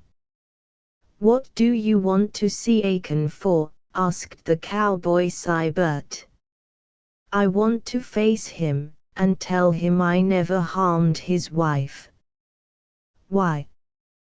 "Because I'm innocent, that's all."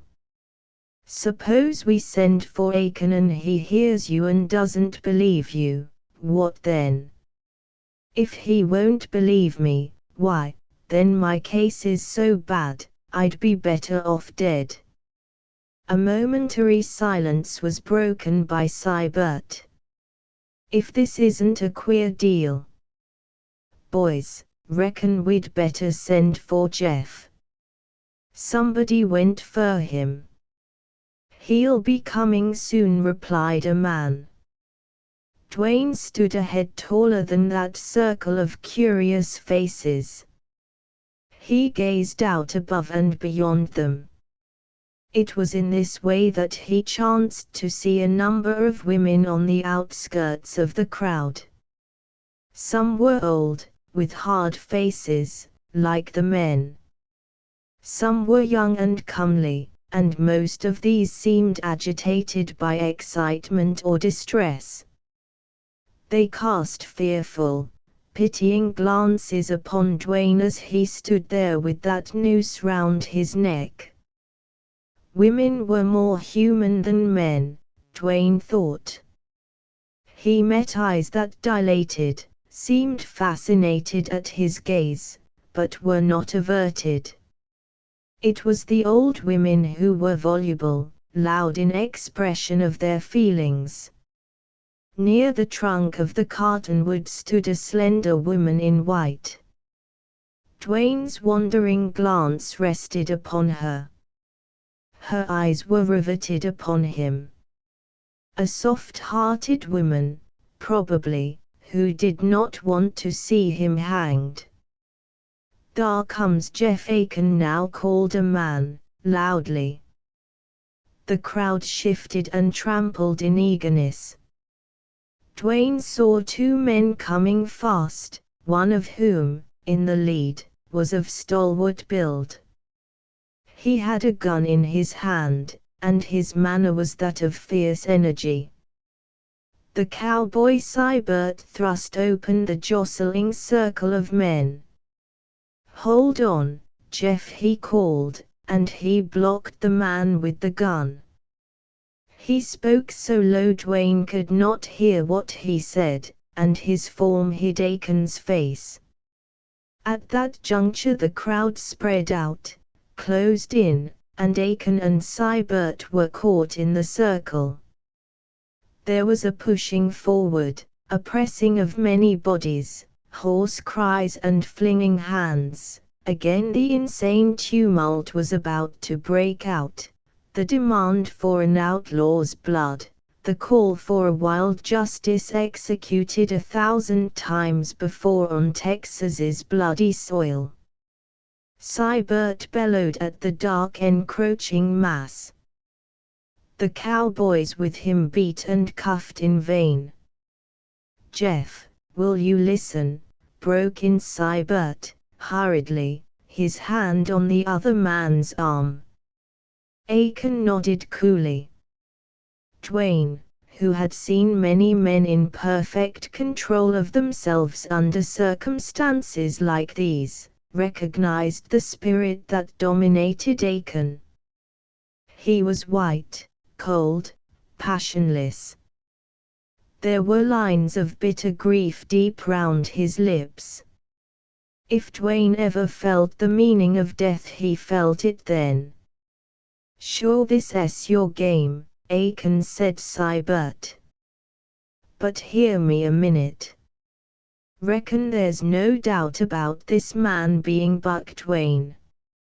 He seen the placard out at the crossroads. He rides into Shirley. He says he's Buck Dwayne and he's looking for Jeff Aiken. That's all clear enough. You know how these gunfighters go looking for trouble.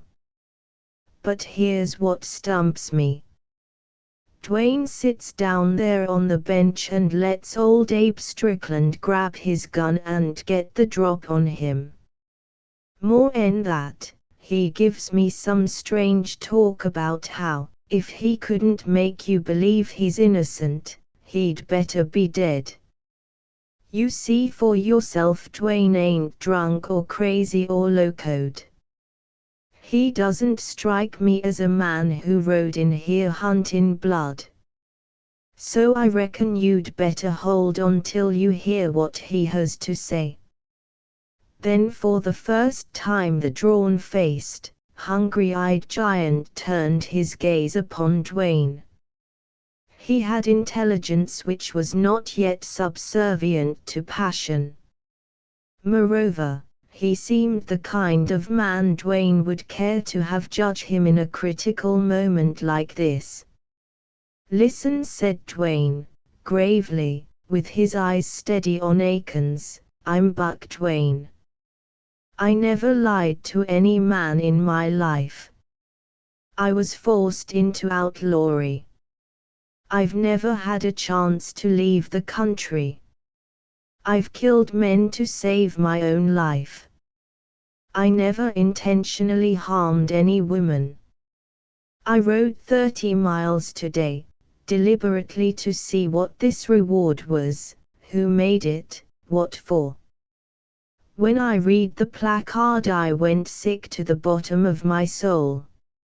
So I rode in here to find you, to tell you this: I never saw Shirley before today.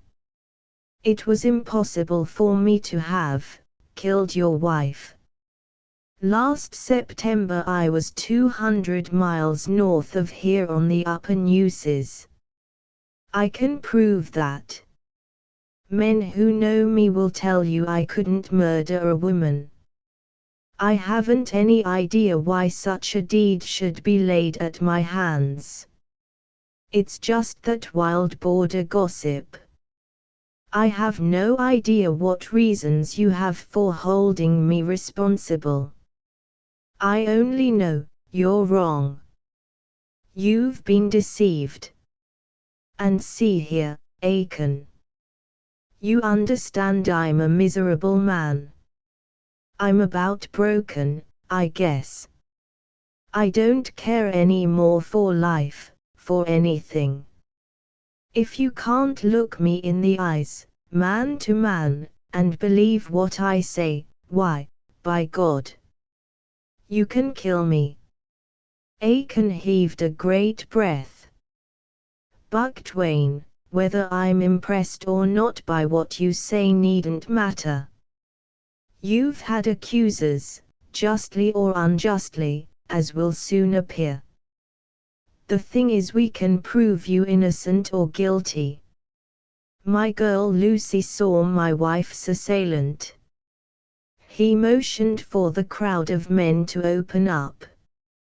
"Somebody, you, Sybert, go for Lucy. That'll settle this thing." Dwayne heard as a man in an ugly dream.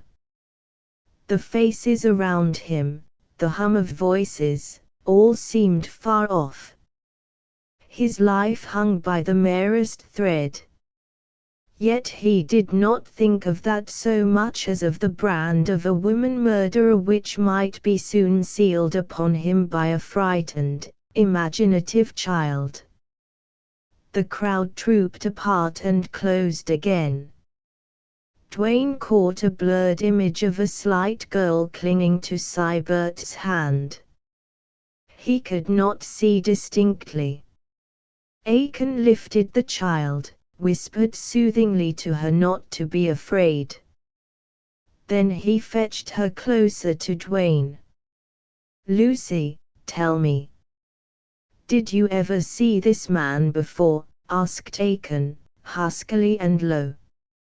"Is he the one who came in the house that day, struck you down, and dragged Mama?" Aiken's voice failed. A lightning flash seemed to clear Dwayne's blurred sight. He saw a pale, sad face and violet eyes fixed in gloom and horror upon his. No terrible moment in Dwayne's life ever equaled this one of silence, of suspense.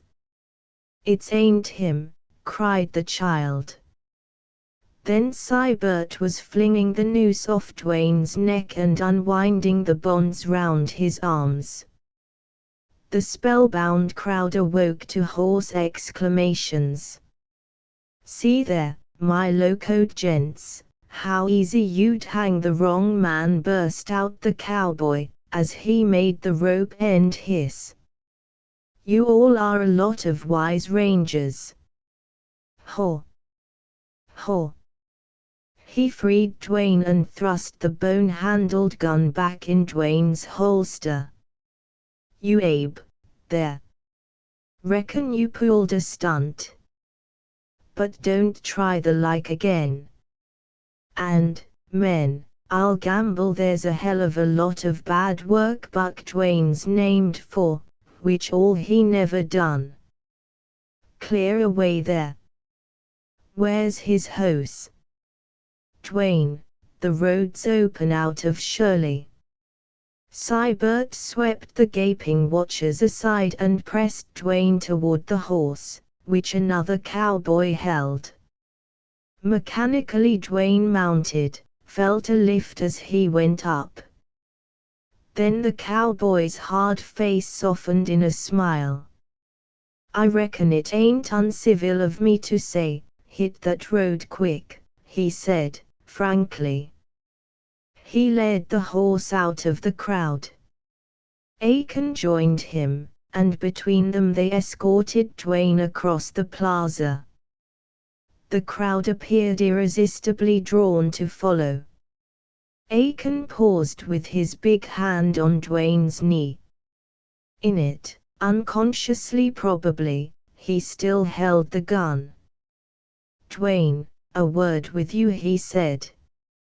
"I believe you're not so black as you've been painted.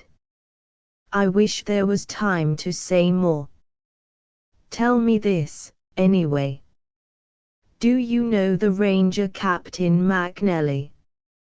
"I do not," replied Dwayne, in surprise. "I met him only a week ago over in Fairfield," went on Aiken, hurriedly. "He declared you never killed my wife." "I didn't believe him, argued with him. We almost had hard words over it. Now, I'm sorry. The last thing he said was, 'If you ever see Dwayne, don't kill him. Send him into my camp after dark.' He meant something strange. What, I can't say. But he was right, and I was wrong. If Lucy had batted an eye, I'd have killed you. Still, I wouldn't advise you to hunt up McNally's camp. He's clever. Maybe he believes there's no treachery in his new ideas of Ranger tactics. I tell you for all it's worth. Goodbye. May God help you further as he did this day." Dwayne said goodbye and touched the horse with his spurs. "So long, Buck," called Seibert, with that frank smile breaking warm over his brown face, and he held his sombrero high. Chapter 14. When Dwayne reached the crossing of the roads, the name Fairfield on the signpost seemed to be the thing that tipped the oscillating balance of decision in favor of that direction. He answered here to unfathomable impulse. If he had been driven to hunt up Jeff Aiken, now he was called to find this unknown Ranger captain. In Dwayne's state of mind, clear reasoning, common sense, or keenness were out of the question. He went because he felt he was compelled. Dusk had fallen when he rode into a town which inquiry discovered to be Fairfield. Captain McNally's camp was stationed just out of the village limits on the other side. No one except the boy Dwayne questioned appeared to notice his arrival. Like Shirley, the town of Fairfield was large and prosperous, compared to the innumerable hamlets dotting the vast extent of southwestern Texas. As Dwayne rode through, being careful to get off the main street, he heard the tolling of a church bell that was a melancholy reminder of his old home.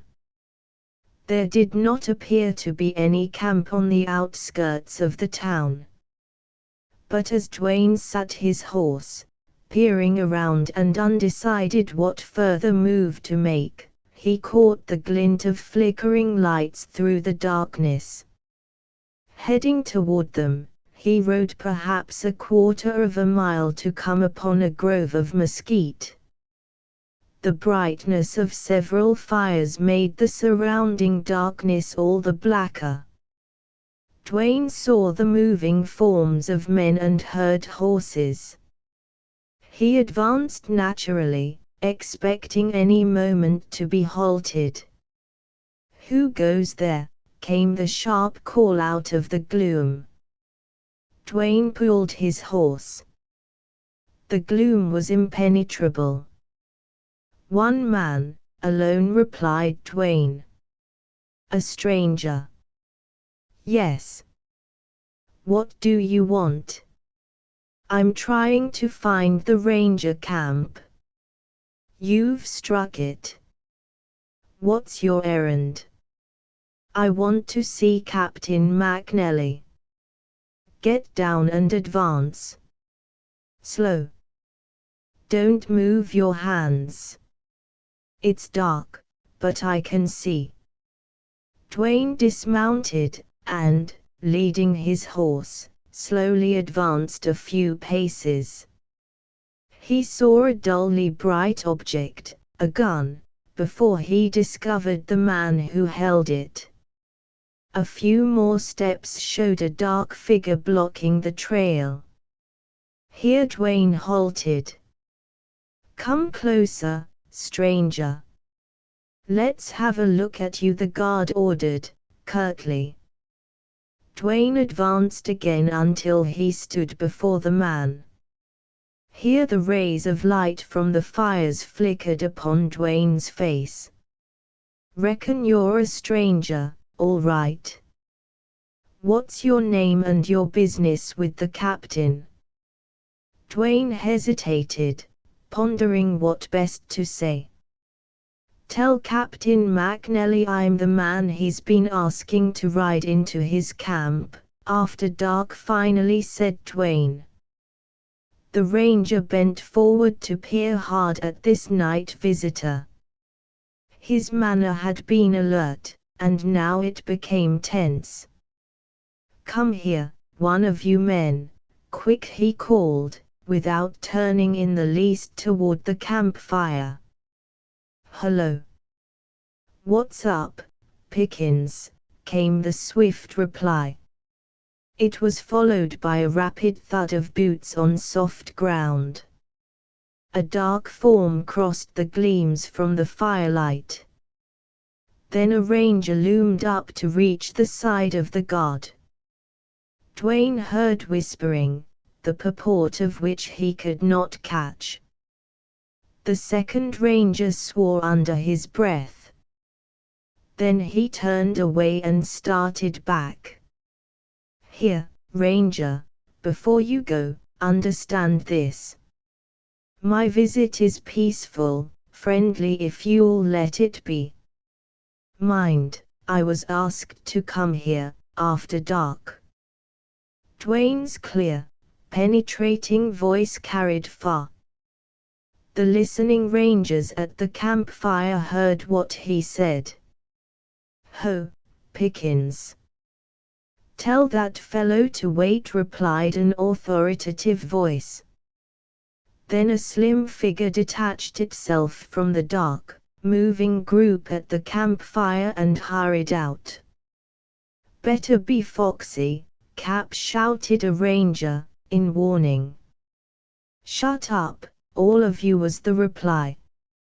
This officer, obviously Captain McNally, soon joined the two rangers who were confronting Dwayne. He had no fear. He strode straight up to Dwayne. "I'm McNally," he said. "If you're my man, don't mention your name, yet."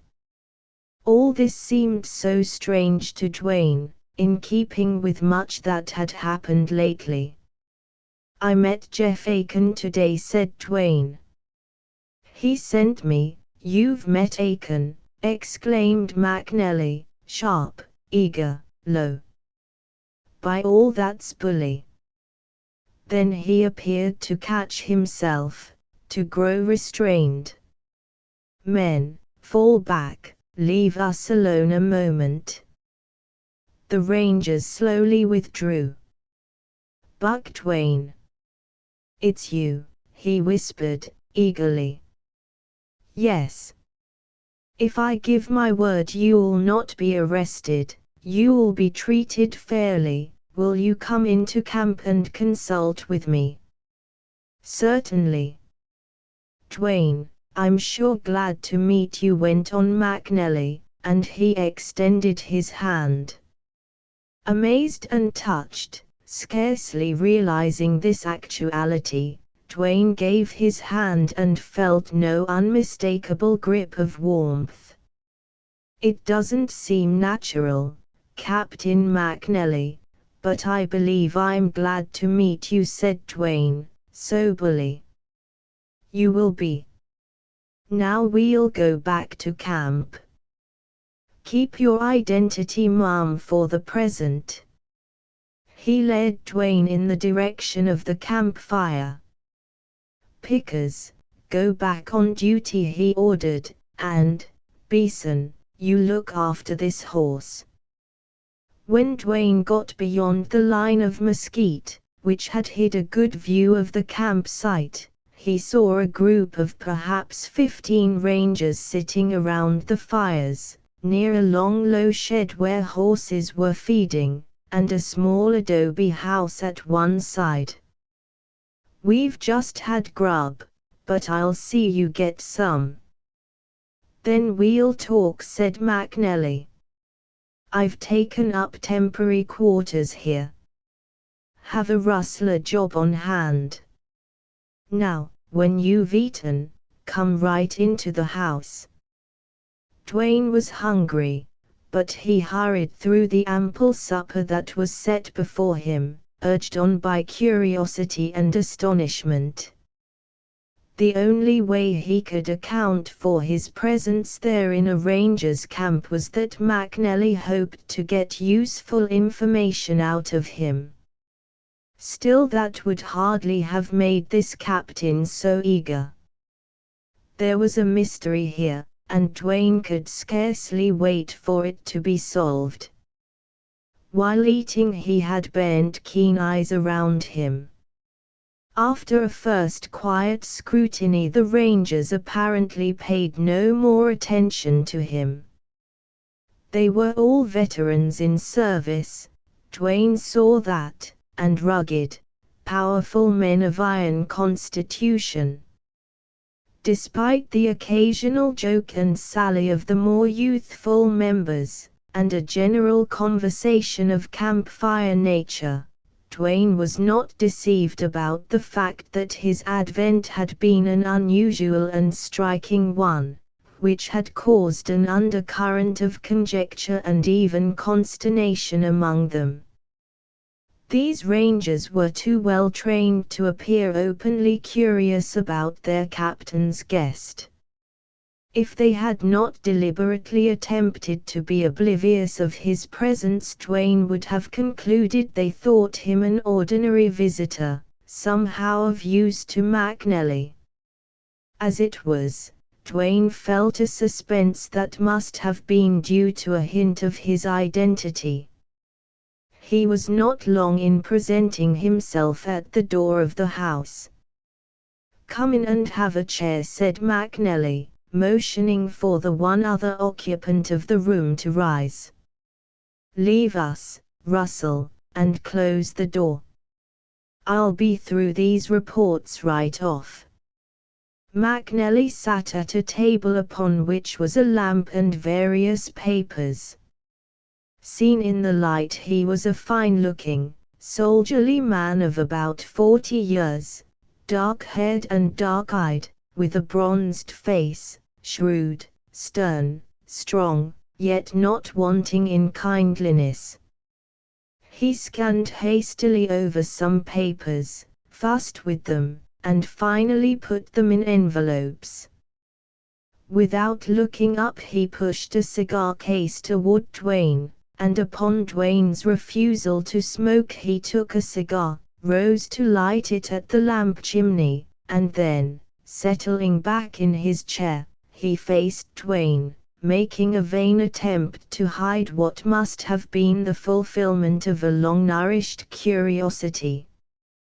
"Dwayne, I've been hoping for this for 2 years," he began. Dwayne smiled a little, a smile that felt strange on his face. He had never been much of a talker, and speech here seemed more than ordinarily difficult. McNally must have felt that. He looked long and earnestly at Dwayne, and his quick, nervous manner changed to grave thoughtfulness. "I've lots to say, but where to begin?" he mused. "Dwayne, you've had a hard life since you went on the dodge. I never met you before, don't know what you looked like as a boy. But I can see well, even Ranger life isn't all roses." He rolled his cigar between his lips and puffed clouds of smoke. "Ever hear from home since you left Wellston?" he asked, abruptly. "No, never a word." "Not one," replied Dwayne, sadly. "That's tough. I'm glad to be able to tell you that up to just lately your mother, sister, uncle, all your folks, I believe, were well. I've kept posted, but haven't heard lately." Dwayne averted his face a moment, hesitated till the swelling left his throat, and then said, "It's worth what I went through today to hear that. I can imagine how you feel about it. When I was in the war, but let's get down to the business of this meeting." He pulled his chair close to Dwayne's. "You've had word more than once in the last 2 years that I wanted to see you." "3 times, I remember," replied Dwayne. "Why didn't you hunt me up?" "I supposed you imagined me one of those gunfighters who couldn't take a dare and expected me to ride up to your camp and be arrested." "That was natural, I suppose," went on McNally. "You didn't know me, otherwise you would have come. I've been a long time getting to you. But the nature of my job, as far as you're concerned, made me cautious. Dwayne, you're aware of the hard name you bear all over the Southwest." "Once in a while I'm jarred into realizing," replied Dwayne. "It's the hardest, barring Murrell and Schaldine, on the Texas border. But there's this difference. Murrell in his day was known to deserve his infamous name. Schaldine in his day also. But I've found hundreds of men in Southwest Texas who are your friends, who swear you never committed a crime. The farther south I get, the clearer this becomes. What I want to know is the truth. Have you ever done anything criminal? Tell me the truth, Dwayne. It won't make any difference in my plan. And when I say crime, I mean what I would call crime, or any reasonable Texan." "That way my hands are clean," replied Dwayne. "You never held up a man, robbed a store for grub, stole a horse when you needed him bad, never anything like that. Somehow I always kept out of that, just when pressed the hardest." "Dwayne, I'm damn glad," McNally exclaimed, gripping Dwayne's hand. "Glad for you mother's sake, but, all the same, in spite of this, you are a Texas outlaw accountable to the state. You're perfectly aware that under existing circumstances, if you fell into the hands of the law, you'd probably hang, at least go to jail for a long term. That's what kept me on the dodge all these years, replied Dwayne. Certainly. McNally removed his cigar. His eyes narrowed and glittered. The muscles along his brown cheeks set hard and tense. He leaned closer to Dwayne, laid sinewy, pressing fingers upon Dwayne's knee. Listen to this, he whispered, hoarsely. If I place a pardon in your hand, make you a free, honest citizen once more, clear your name of infamy, make your mother, your sister proud of you, will you swear yourself to a service, any service I demand of you? Dwayne sat stock still, stunned. Slowly, more persuasively, with show of earnest agitation, Captain McNally reiterated his startling query. My God, burst from Dwayne. What's this? McNally, you can't be in earnest. Never more so in my life. I've a deep game. I'm playing it square. What do you say? He rose to his feet. Dwayne, as if impelled, rose with him. Ranger and outlaw then locked eyes that searched each other's souls. In McNally's Dwayne read truth, strong, fiery purpose, hope, even gladness, and a fugitive mounting assurance of victory. Twice Dwayne endeavored to speak, failed of all save a hoarse, incoherent sound, until, forcing back a flood of speech, he found a voice. Any service. Every service. McNally, I give my word, said Dwayne. A light played over McNally's face, warming out all the grim darkness. He held out his hand. Dwayne met it with his in a clasp that men unconsciously give in moments of stress. When they unclasped and Dwayne stepped back to drop into a chair, McNally fumbled for another cigar. He had bitten the other into shreds, and, lighting it as before, he turned to his visitor, now calm and cool. He had the look of a man who had justly won something at considerable cost. His next move was to take a long leather case from his pocket and extract from it several folded papers. Here's your pardon from the governor, he said, quietly. You'll see, when you look it over, that it's conditional. When you sign this paper I have here, the condition will be met. He smoothed out the paper, handed Dwayne a pen, ran his forefinger along a dotted line. Dwayne's hand was shaky. Years had passed since he had held a pen. It was with difficulty that he achieved his signature. Buckley Dwayne, how strange the name looked. Right here ends the career of Buck Dwayne, outlaw and gunfighter, said McNally, and, seating himself, he took the pen from Dwayne's fingers and wrote several lines in several places upon the paper. Then with a smile he handed it to Dwayne. That makes you a member of Company A, Texas Rangers. So that's it, burst out Dwayne, a light breaking in upon his bewilderment. You want me for Ranger service?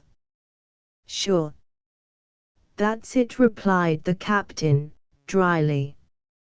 Now to hear what that service is to be. I've been a busy man since I took this job, and, as you may have heard, I've done a few things.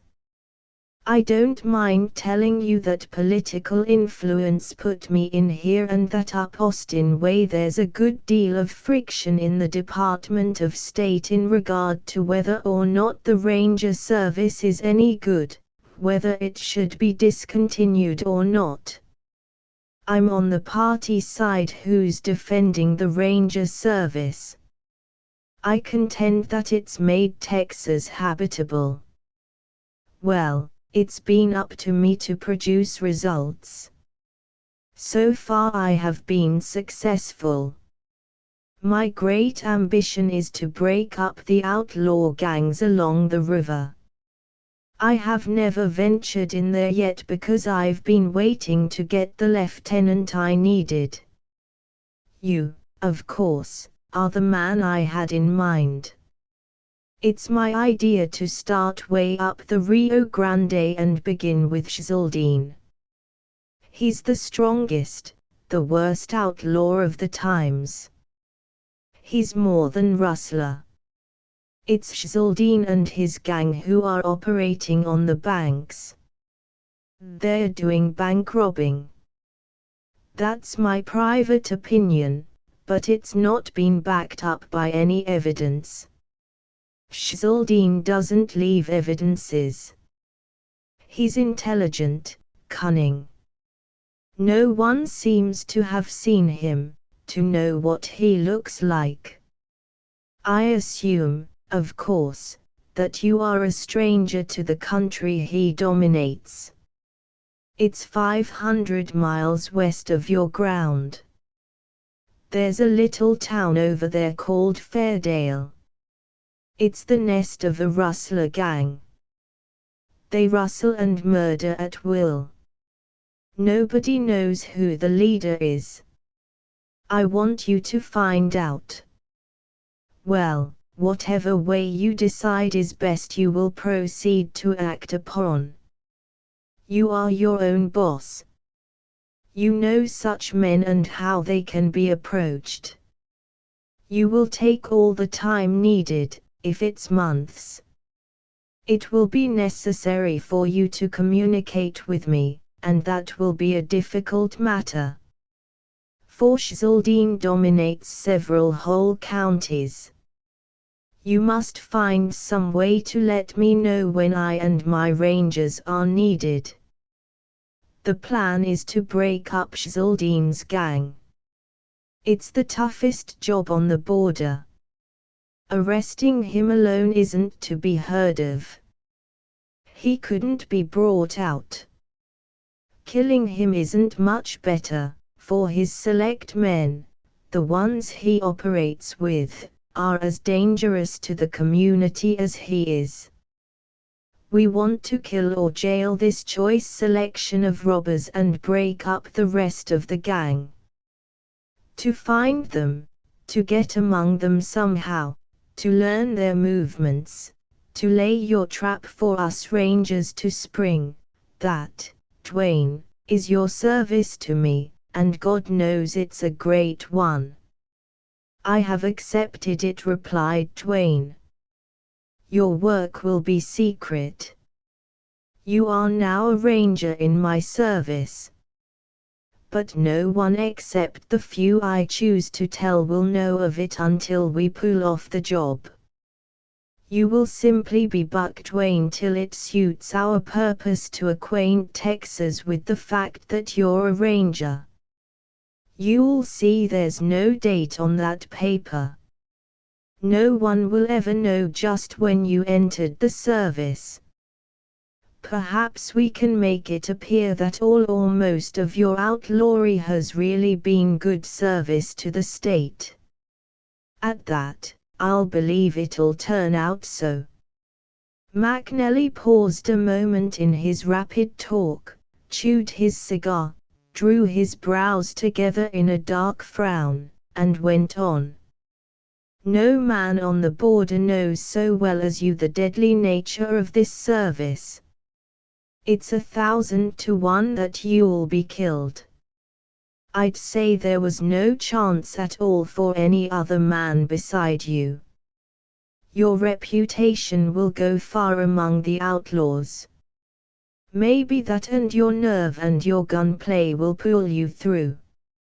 I'm hoping so.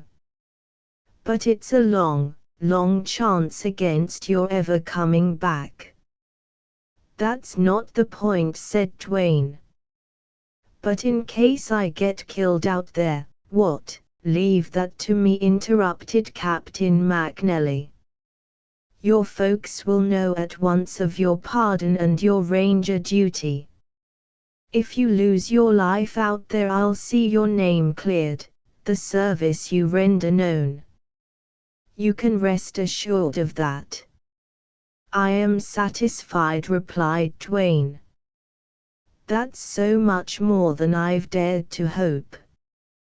Well, it's settled, then. I'll give you money for expenses.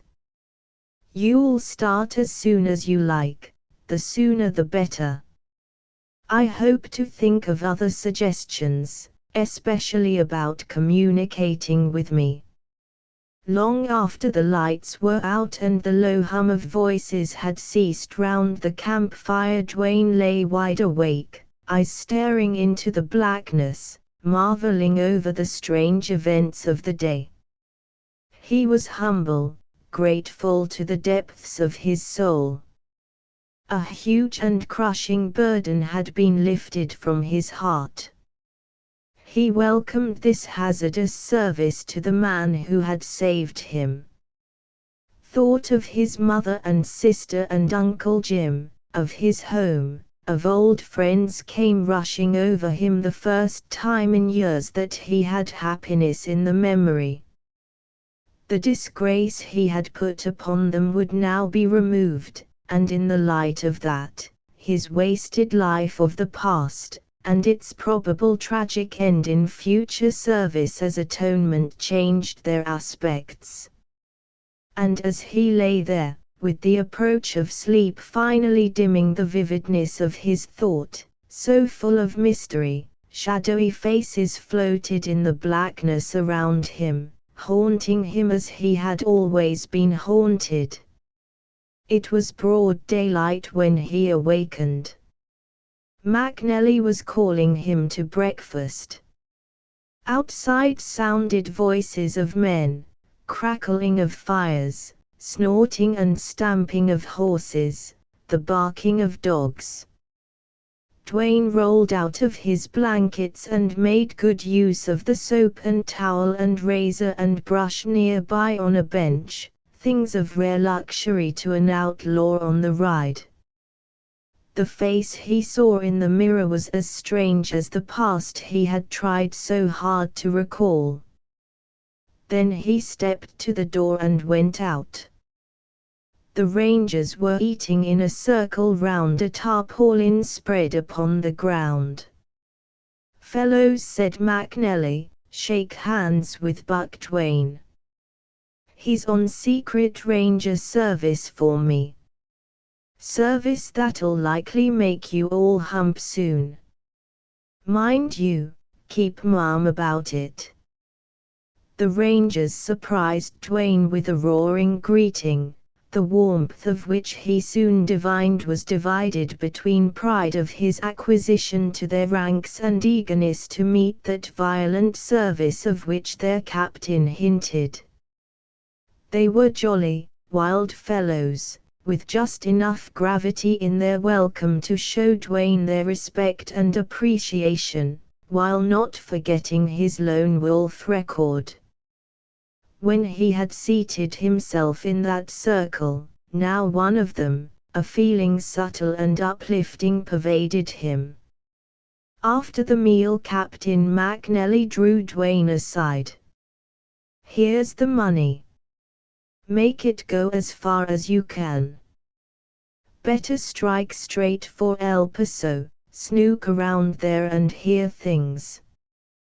Then go to Valentine. That's near the river and within 50 miles or so of the edge of the Rim Rock. Somewhere up there Schaldine holds fort.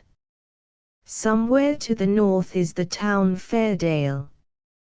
But he doesn't hide all the time in the rocks. only after some daring raid or hold-up. Schulden's got border towns on his staff, or scared of him, and these places we want to know about, especially Fairdale. Write me care of the adjutant at Austin. I don't have to warn you to be careful where you mail letters. Ride 100, 200 miles, if necessary, or go clear to El Paso. McNally stopped with an air of finality, and then Dwayne slowly rose. I'll start at once, he said, extending his hand to the captain. I'd like to thank you. Hell, man.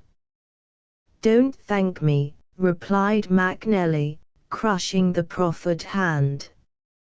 I've sent a lot of good men to their deaths, and maybe you're another. But, as I've said, you've one chance in 1,000.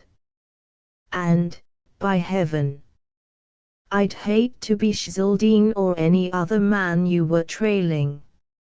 No, not goodbye, adios, Dwayne. May we meet again. Book 2.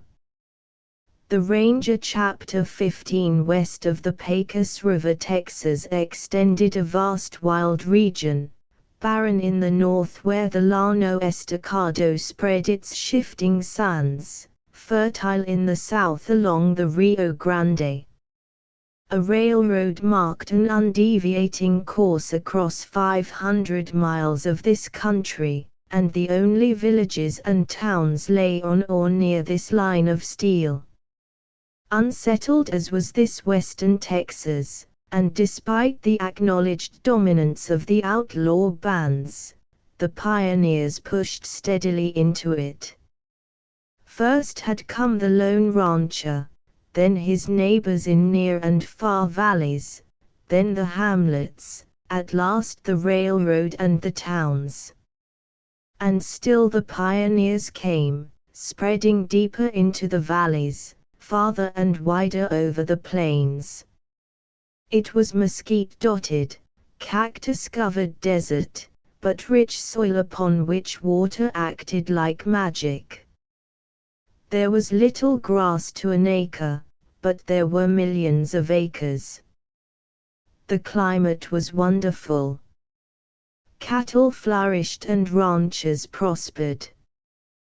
The Rio Grande flowed almost due south along the western boundary for 1,000 miles, and then, weary of its course, turned abruptly north, to make what was called the Big Bend.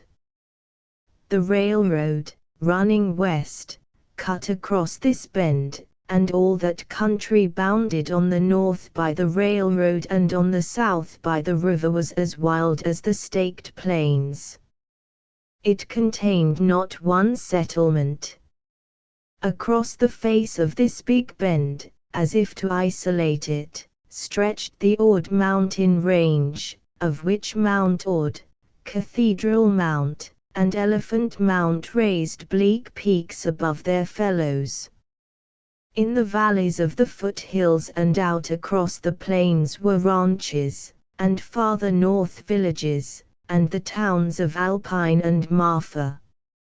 Like other parts of the Great Lone Star State, this section of Texas was a world in itself, a world where the riches of the rancher were ever enriching the outlaw. The village closest to the gateway of this outlaw-infested region was a little place called Ord, named after the dark peak that loomed some miles to the south. It had been settled originally by Mexicans. There were still the ruins of adobe missions, but with the advent of the rustler and outlaw many inhabitants were shot or driven away, so that at the height of Ord's prosperity and evil sway there were but few Mexicans living there, and these had their choice between holding hand and glove with the outlaws or furnishing target practice for that wild element. Toward the close of a day in September, a stranger rode into Ord, and in a community where all men were remarkable for one reason or another he excited interest. His horse, perhaps, received the first and most engaging attention, horses in that region being apparently more important than men. This particular horse did not attract with beauty. At first glance he seemed ugly. But he was a giant, black as coal, rough despite the care manifestly bestowed upon him, long of body, ponderous of limb, huge in every way. A bystander remarked that he had a grand head. True, if only his head had been seen he would have been a beautiful horse. Like men, horses show what they are in the shape, the size, the line, the character of the head. This one denoted fire, speed, blood, loyalty, and his eyes were as soft and dark as a woman's. His face was solid black, except in the middle of his forehead, where there was a round spot of white. "Say, mister, mind telling me his name?" asked a ragged urchin, with born love of a horse in his eyes. "Bullet," replied the rider. "That there's further white mark, ain't it?" whispered the youngster to another. "Say, ain't he a whopper? Biggest horse I ever seen." Bullet carried a huge black silver ornamented saddle of Mexican make, a lariat and canteen, and a small pack rolled into a tarpaulin. This rider apparently put all care of appearances upon his horse. His apparel was the ordinary jeans of the cowboy without vanity, and it was torn and travel-stained. His boots showed evidence of an intimate acquaintance with cactus.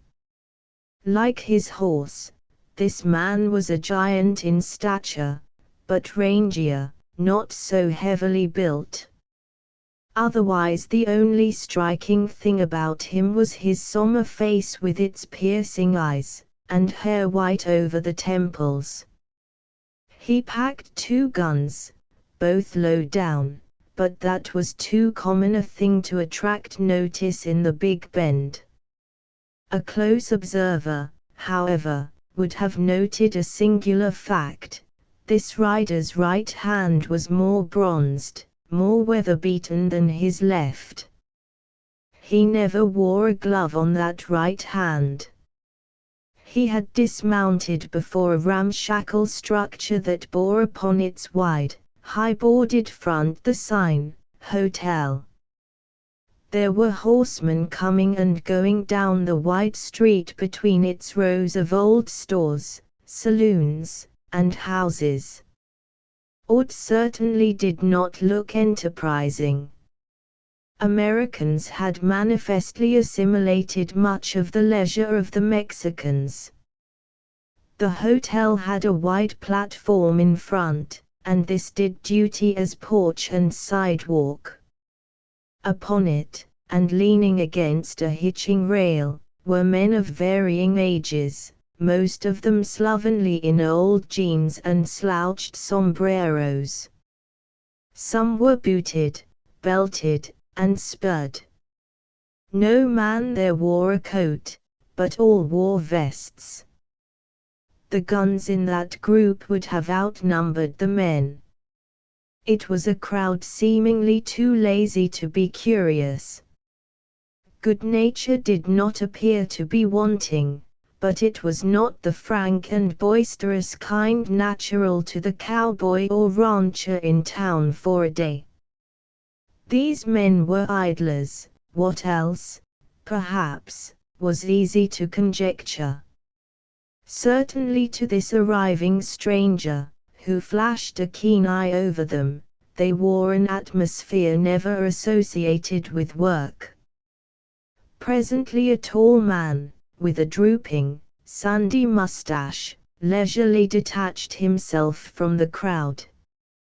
"Howdy, stranger," he said. The stranger had bent over to loosen the cinches. He straightened up and nodded. Then, "I'm thirsty." That brought a broad smile to faces. It was characteristic greeting. One and all trooped after the stranger into the hotel. It was a dark, ill-smelling barn of a place, with a bar as high as a short man's head. A bartender with a scarred face was serving drinks. "Line up, gents," said the stranger. They piled over one another to get to the bar, with coarse jests and oaths and laughter. None of them noted that the stranger did not appear so thirsty as he had claimed to be. In fact, though he went through the motions, he did not drink at all. "My name's Jim Fletcher," said the tall man with the drooping, sandy mustache. He spoke laconically, nevertheless there was a tone that showed he expected to be known. Something went with that name. The stranger did not appear to be impressed. "My name might be Blazes, but it ain't," he replied. "What do you call this burg?" "Stranger, this he metropoles bears the handle ORD. Is that new to you?" He leaned back against the bar, and now his little yellow eyes, clear as crystal, flawless as a hawk's, fixed on the stranger. Other men crowded close, forming a circle, curious, ready to be friendly or otherwise, according to how the tall interrogator marked the newcomer. "Sure, odds a little strange to me. Off the railroad some, ain't it? Funny trails hereabouts. How far was you going?" "I reckon I was going as far as I could," replied the stranger, with a hard laugh. His reply had subtle reaction on that listening circle. Some of the men exchanged glances. Fletcher stroked his drooping mustache, seemed thoughtful, but lost something of that piercing scrutiny. "Wall, odds the jumpin' off place," he said, presently. "Sure you've heard of the Big Bend country?" "I sure have, and was markin' tracks fer it," replied the stranger. Fletcher turned toward a man in the outer edge of the group. "Nell, come in," he. This individual elbowed his way in and was seen to be scarcely more than a boy, almost pale beside those bronzed men, with a long, expressionless face, thin and sharp. "Nell, this here's," Fletcher wheeled to the stranger. "What'd you call yourself?" "I'd hate to mention what I've been calling myself lately."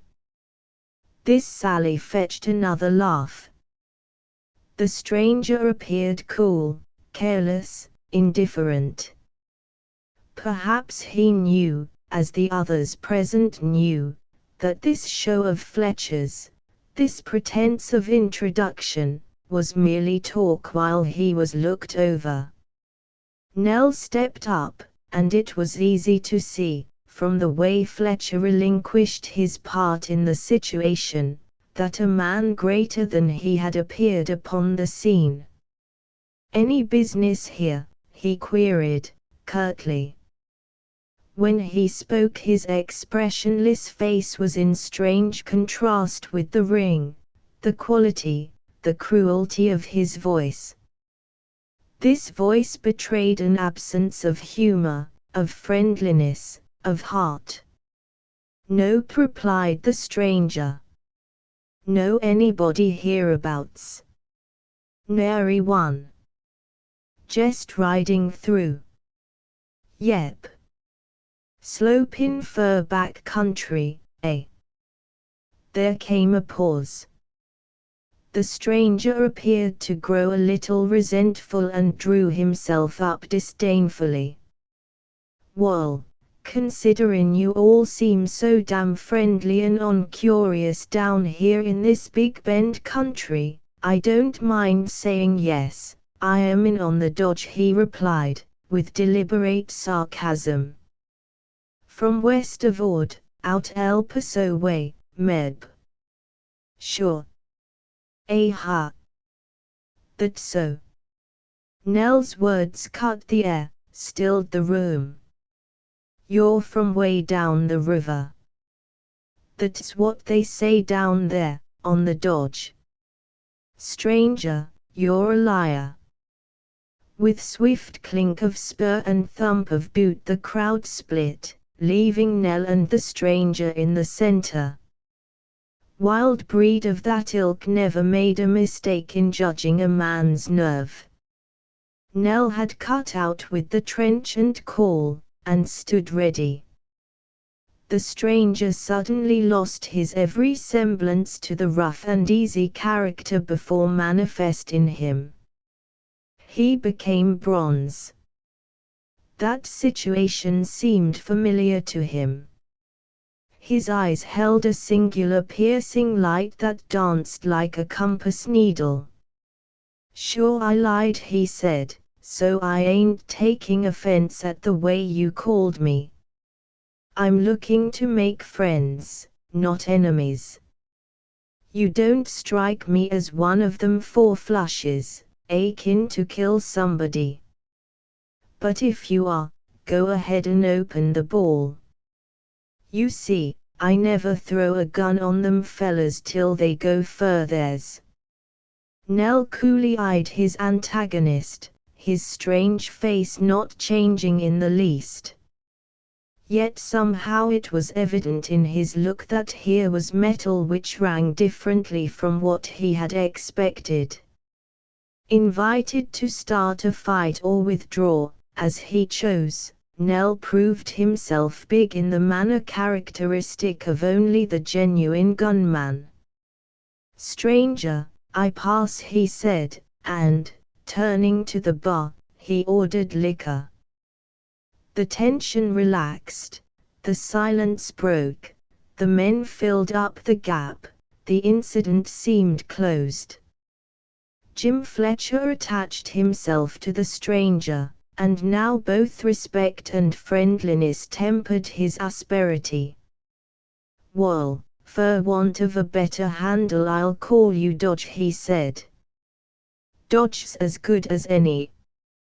Gents, line up again, and if you can't be friendly, be careful.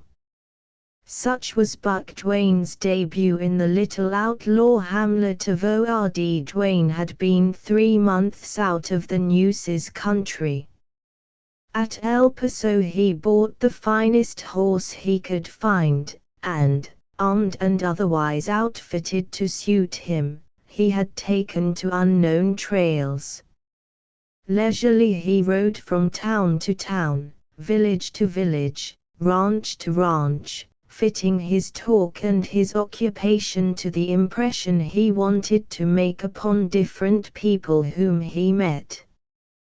He was in turn a cowboy, a rancher, a cattleman, a stock buyer, a boomer, a land hunter, and long before he reached the wild and inhospitable Ord he had acted the part of an outlaw, drifting into new territory.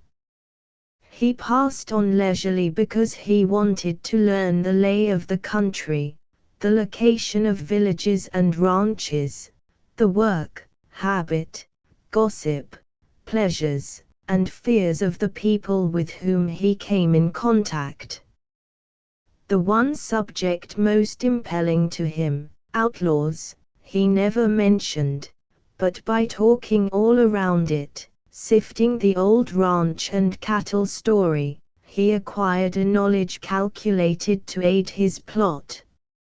In this game time was of no moment, if necessary he would take years to accomplish his task. The stupendous and perilous nature of it showed in the slow, wary preparation. When he heard Fletcher's name and faced Nell, he knew he had reached the place he sought. Ord was a hamlet on the fringe of the grazing country, of doubtful honesty, from which, surely, winding trails led down into that free and never disturbed paradise of outlaws, the Big Bend.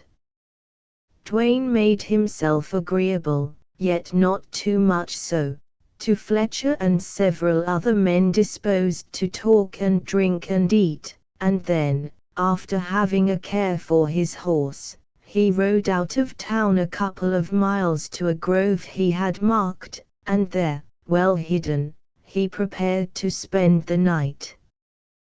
This proceeding served a double purpose. He was safer, and the habit would look well in the eyes of outlaws, who would be more inclined to see in him the lone wolf fugitive.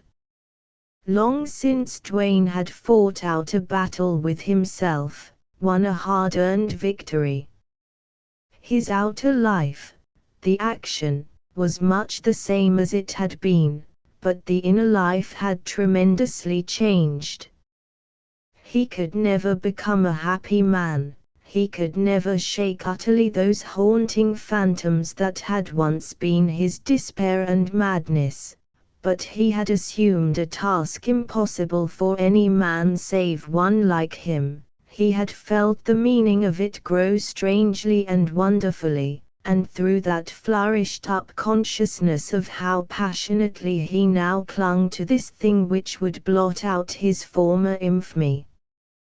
The iron fetters no more threatened his hands, the iron door no more haunted his dreams. He never forgot that he was free. Strangely, too, along with this feeling of new manhood there gathered the force of imperious desire to run these chief outlaws to their dooms. He never called them outlaws, but rustlers, thieves, robbers, murderers, criminals. He sensed the growth of a relentless driving passion, and sometimes he feared that, more than the newly acquired zeal and pride in this ranger service, it was the old, terrible inherited killing instinct lifting its hydra head in new guise. But of that he could not be sure. He dreaded the thought. He could only wait. Another aspect of the change in Dwayne, neither passionate nor driving, yet not improbably even more potent of new significance to life, was the imperceptible return of an old love of nature dead during his outlaw days. For years a horse had been only a machine of locomotion, to carry him from place to place, to beat and spur and goad mercilessly in flight. Now this giant black, with his splendid head, was a companion, a friend, a brother, a loved thing, guarded jealously, fed and trained and ridden with an intense appreciation of his great speed and endurance. For years the daytime, with its birth of sunrise on through long hours to the ruddy close, had been used for sleep or rest in some rocky hole or willow brake or deserted hut, had been hated because it augmented danger of pursuit, because it drove the fugitive to lonely, wretched hiding. Now the dawn was a greeting, a promise of another day to ride, to plan, to remember, and sun, wind, cloud, rain, sky, all were joys to him, somehow speaking his freedom. For years the night had been a black space, during which he had to ride unseen along the endless trails, to peer with cat eyes through gloom for the moving shape that ever pursued him. Now the twilight and the dusk and the shadows of grove and canyon darkened into night with its train of stars, and brought him calm reflection of the day's happenings, of the morrow's possibilities, perhaps a sad, brief procession of the old phantoms, then sleep.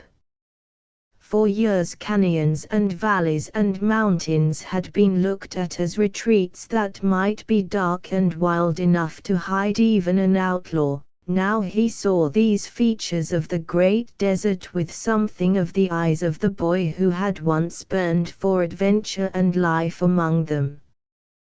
This night a wonderful afterglow lingered long in the west, and against the golden red of clear sky the bold, black head of Mount Ord reared itself aloft, beautiful but aloof, sinister yet calling.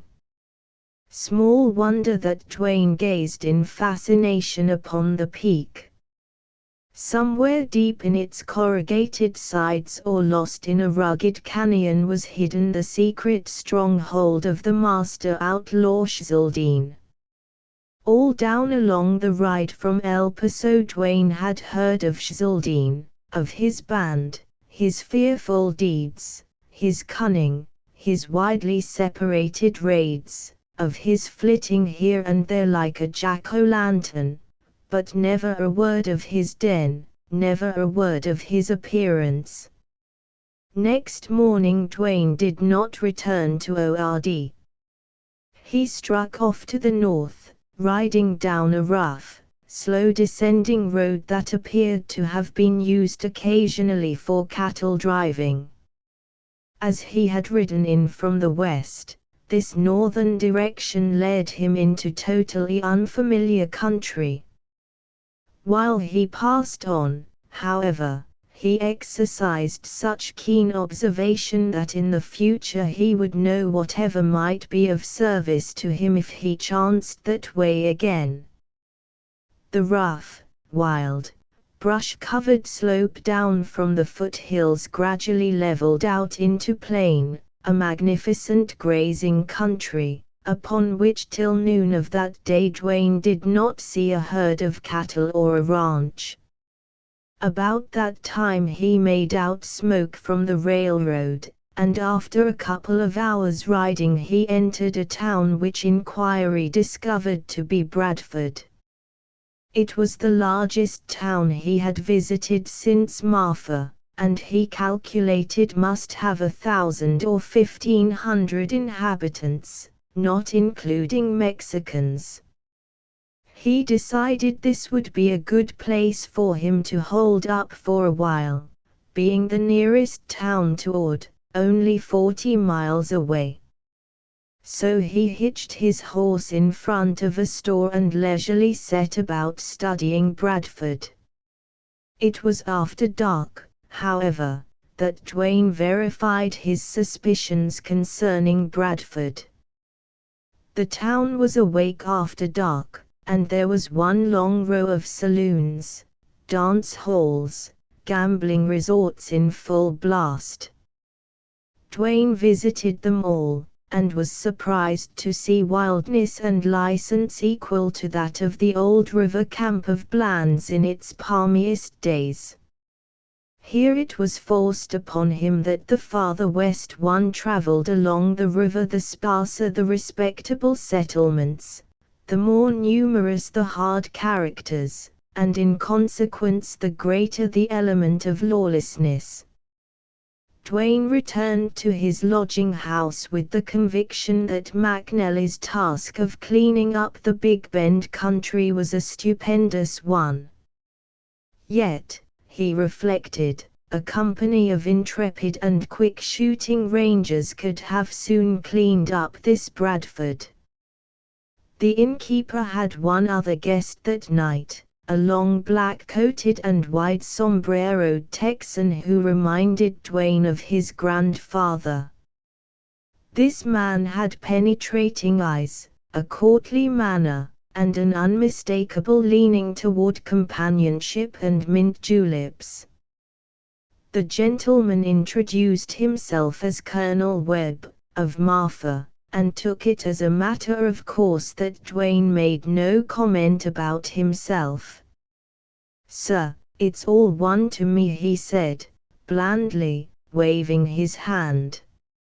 I have traveled. Texas is free, and this frontier is one where it's healthier and just as friendly for a man to have no curiosity about his companion. You might be Zaldine, of the Big Bend, or you might be Judge Little, of El Paso. It's all one to me. I enjoy drinking with you anyway. Dwayne thanked him, conscious of a reserve and dignity that he could not have felt or pretended 3 months before. And then, as always, he was a good listener. Colonel Webb told, among other things, that he had come out to the Big Bend to look over the affairs of a deceased brother who had been a rancher and a sheriff of one of the towns, Fairdale by name. Found no affairs, no ranch, not even his grave, said Colonel Webb, and I tell you, sir, if hell's any tougher than this Fairdale, I don't want to expiate my sins there. Fairdale. I imagine sheriffs have a hard row to hoe out here, replied Dwayne, trying not to appear curious. The colonel swore lustily. My brother was the only honest sheriff Fairdale ever had. It was wonderful how long he lasted. But he had nerve, he could throw a gun, and he was on the square. Then he was wise enough to confine his work to offenders of his own town and neighborhood. He let the riding outlaws alone, else he wouldn't have lasted at all. What this frontier needs, sir, is about 6 companies of Texas Rangers. Dwayne was aware of the colonel's close scrutiny. Do you know anything about the service? He asked. I used to. 10 years ago when I lived in San Antonio. A fine body of men, sir, and the salvation of Texas.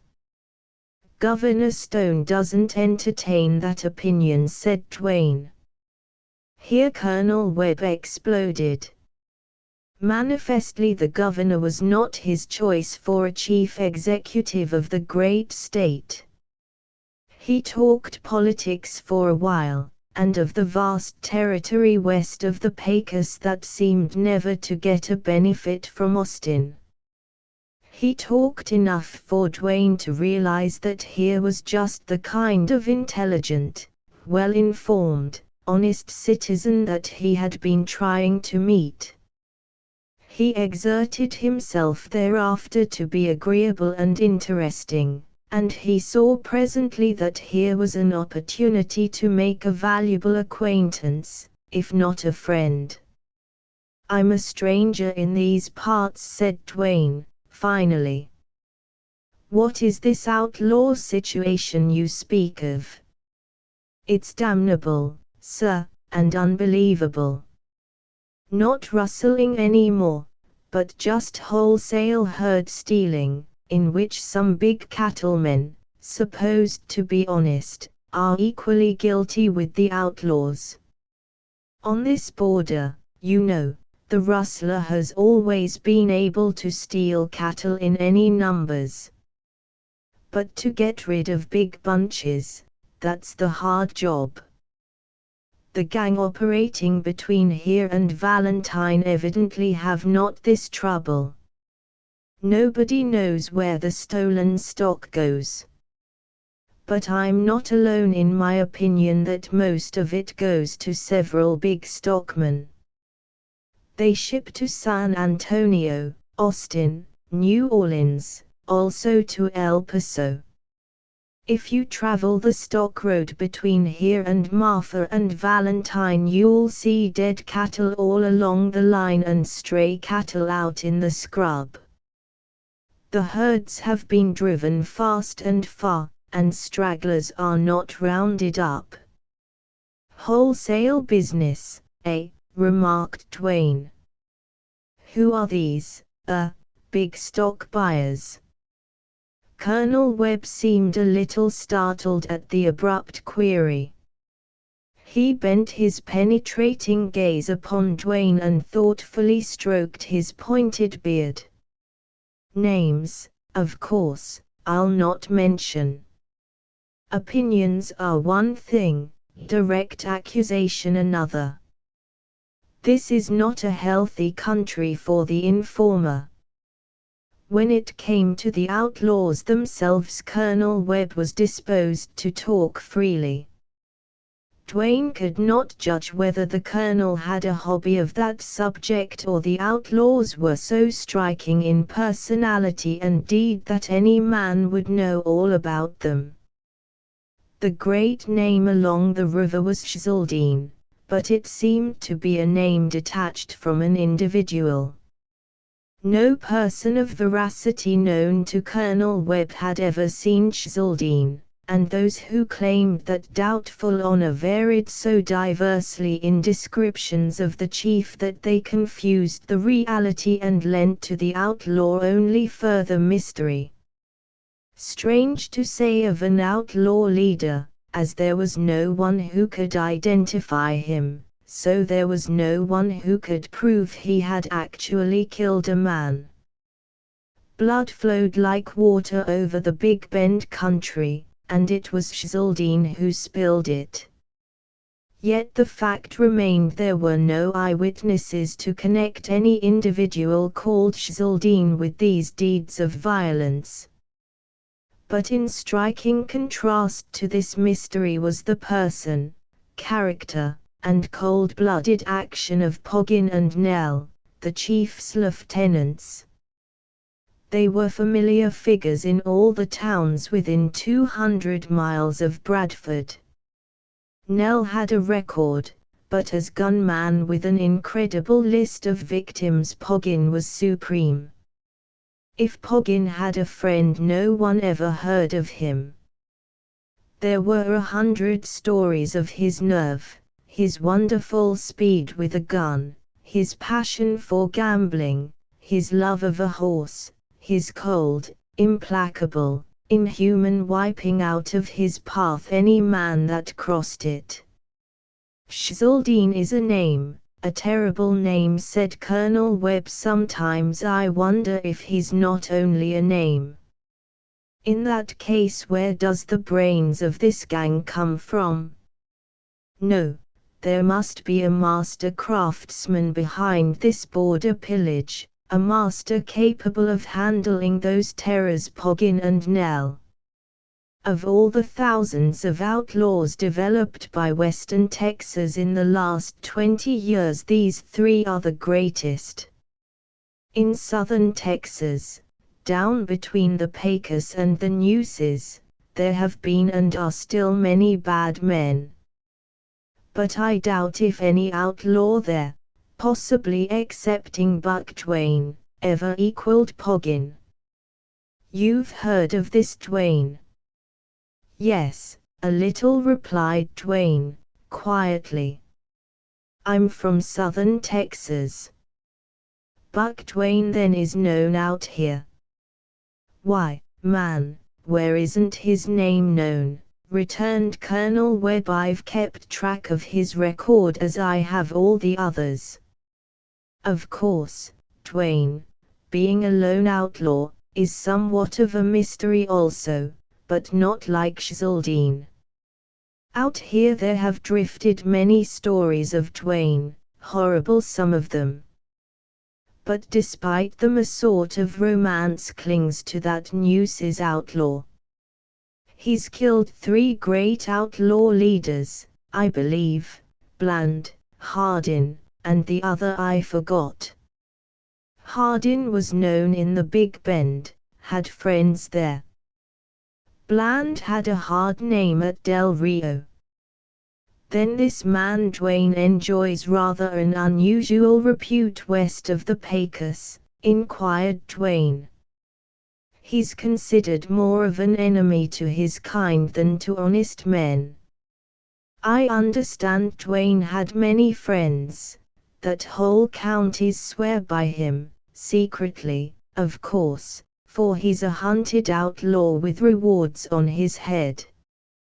His fame in this country appears to hang on his matchless gunplay and his enmity toward outlaw chiefs.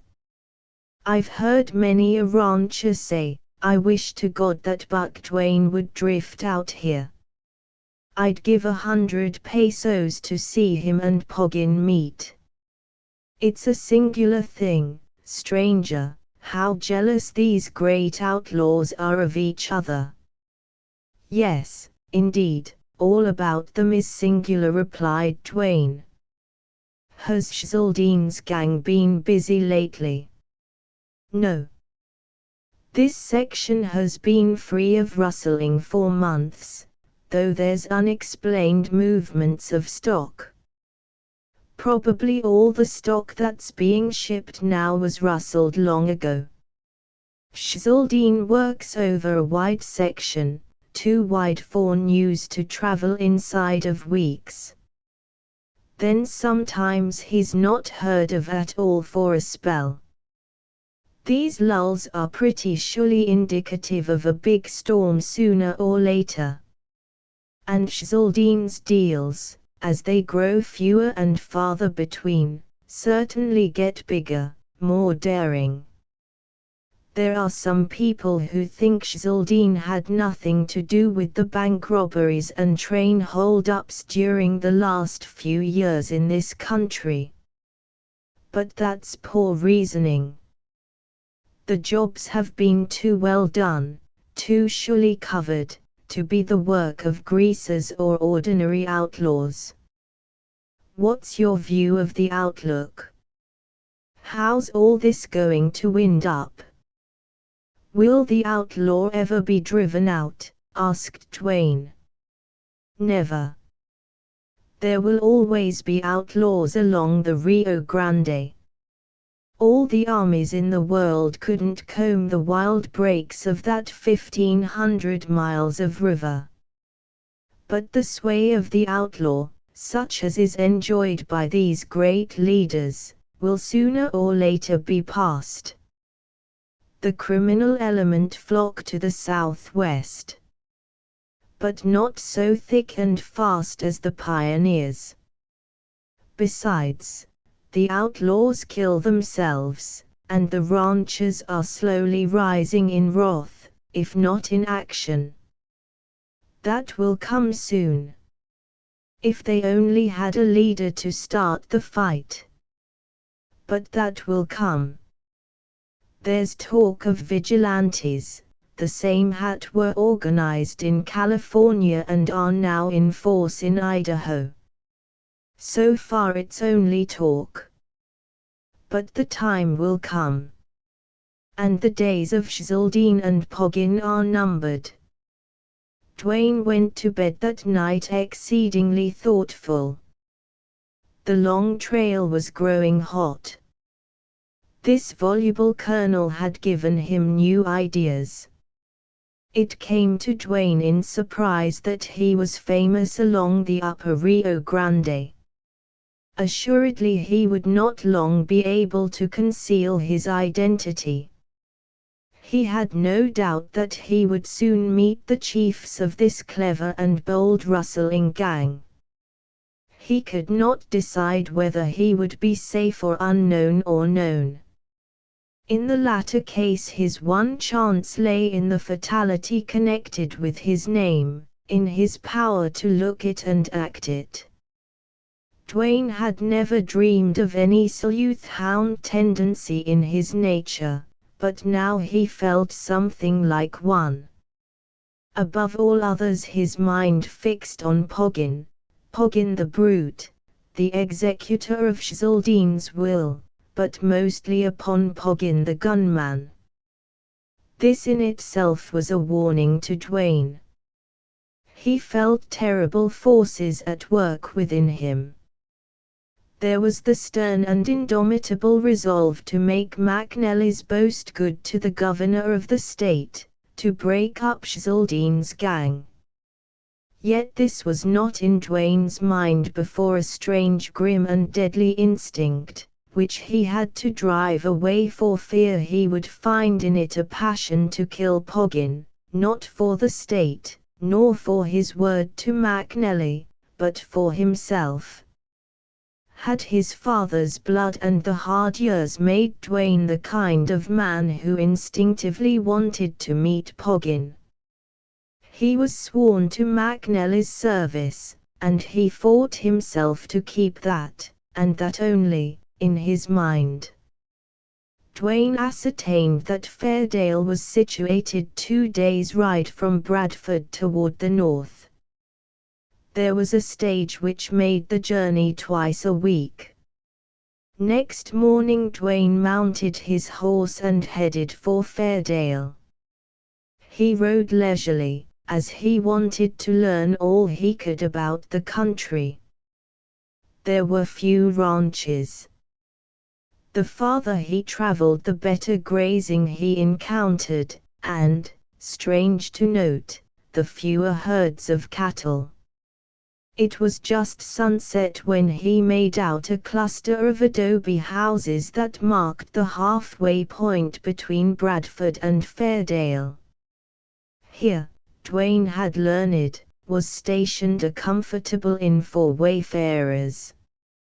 When he drew up before the inn, the landlord and his family and a number of loungers greeted him laconically.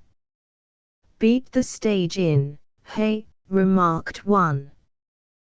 "There she comes now," said another. "Joel Shaw is driving tonight."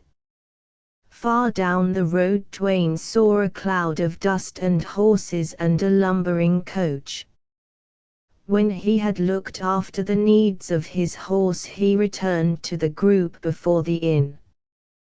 They awaited the stage with that interest common to isolated people. Presently it rolled up, a large mud-bespattered and dusty vehicle, littered with baggage on top and tied on behind. A number of passengers alighted, 3 of whom excited Dwayne's interest. One was a tall, dark, striking-looking man, and the other 2 were ladies, wearing long grey ulsters and veils. Dwayne heard the proprietor of the inn address the man as Colonel Longstreth, and as the party entered the inn Dwayne's quick ears caught a few words which acquainted him with the fact that Longstreth was the mayor of Fairdale. Dwayne passed inside himself to learn that supper would soon be ready. At table he found himself opposite the 3 who had attracted his attention. "Ruth, I envy the lucky cowboys," Longstreth was saying. Ruth was a curly-headed girl with gray or hazel eyes. "I'm crazy to ride broncos," she said. Dwayne gathered she was on a visit to Western Texas. The other girl's deep voice, sweet like a bell, made Dwayne regard her closer. She had beauty as he had never seen it in another woman. She was slender, but the development of her figure gave Dwayne the impression she was 20 years old or more. She had the most exquisite hands Dwayne had ever seen. She did not resemble the Colonel, who was evidently her father. She looked tired, quiet, even melancholy.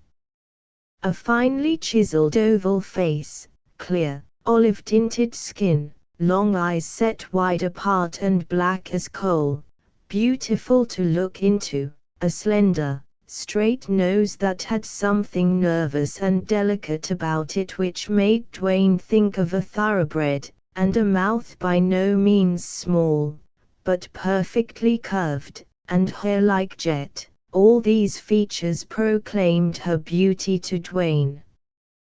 Dwayne believed her a descendant of one of the old French families of eastern Texas. He was sure of it when she looked at him, drawn by his rather persistent gaze. There were pride, fire, and passion in her eyes. Dwayne felt himself blushing in confusion. His stare at her had been rude, perhaps, but unconscious. How many years had passed since he had seen a girl like her? Thereafter he kept his eyes upon his plate, yet he seemed to be aware that he had aroused the interest of both girls. After supper the guests assembled in a big sitting room where an open fireplace with blazing mesquite sticks gave out warmth and cheery glow. Dwayne took a seat by a table in the corner, and, finding a paper, began to read. Presently when he glanced up he saw two dark-faced men, strangers who had not appeared before, and were peering in from a doorway. When they saw Dwayne had observed them they stepped back out of sight. It flashed over Dwayne that the strangers acted suspiciously. In Texas in the 70s it was always bad policy to let strangers go unheeded. Dwayne pondered a moment. Then he went out to look over these two men. The doorway opened into a patio, and across that was a little dingy, dim-lighted barroom. Here Dwayne found the innkeeper dispensing drinks to the two strangers. They glanced up when he entered, and one of them whispered. He imagined he had seen one of them before. In Texas, where outdoor men were so rough, bronzed, bold, and sometimes grim of aspect, it was no easy task to pick out the crooked ones. But Dwayne's years on the border had augmented a natural instinct or gift to read character, or at least to sense the evil in men, and he knew at once that these strangers were dishonest. "Hey something," one of them asked, leering. Both looked Dwayne up and down. "No thanks, I don't drink," Dwayne replied, and returned their scrutiny with interest. "How's tricks in the Big Bend?" Both men stared. It had taken only a close glance for Dwayne to recognize a type of ruffian most frequently met along the river. These strangers had that stamp, and their surprise proved he was right. Here the innkeeper showed signs of uneasiness, and seconded the surprise of his customers. No more was said at the instant, and the two rather hurriedly went out.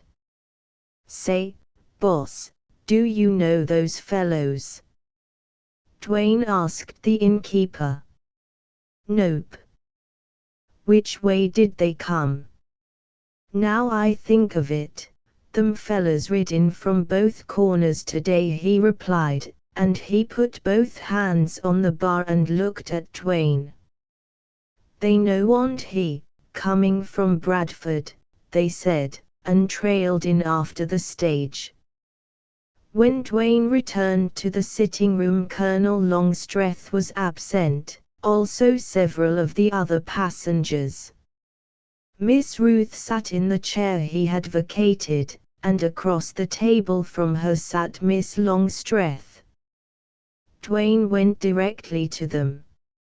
"Excuse me," said Dwayne, addressing them. "I want to tell you there are a couple of rough-looking men here. I've just seen them. They mean evil. Tell your father to be careful. Lock your doors, bar your windows tonight." "Oh," cried Ruth, very low. "Ray, do you hear?" "Thank you, we'll be careful," said Miss Longstreth, gracefully. The rich color had faded in her cheek. "I saw those men watching you from that door.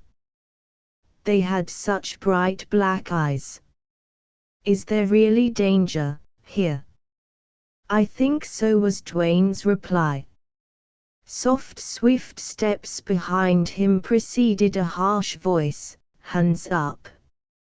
No man quicker than Dwayne to recognize the intent in those words. His hands shot up. Miss Ruth uttered a little frightened cry and sank into her chair. Miss Longstreth turned white, her eyes dilated. Both girls were staring at someone behind Dwayne. "Turn around," ordered the harsh voice. The big, dark stranger, the bearded one who had whispered to his comrade in the barroom and asked Dwayne to drink, had him covered with a cocked gun. He strode forward, his eyes gleaming, pressed the gun against him, and with his other hand dove into his inside coat pocket and tore out his roll of bills. Then he reached low at Dwayne's hip, felt his gun, and took it. Then he slapped the other hip, evidently in search of another weapon. That done, he backed away, wearing an expression of fiendish satisfaction that made Dwayne think he was only a common thief, a novice at this kind of game. His comrade stood in the door with a gun leveled at two other men, who stood there frightened, speechless. "Git a move on," Bill called this fellow, and he took a hasty glance backward. A stamp of hoofs came from outside. Of course the robbers had horses waiting.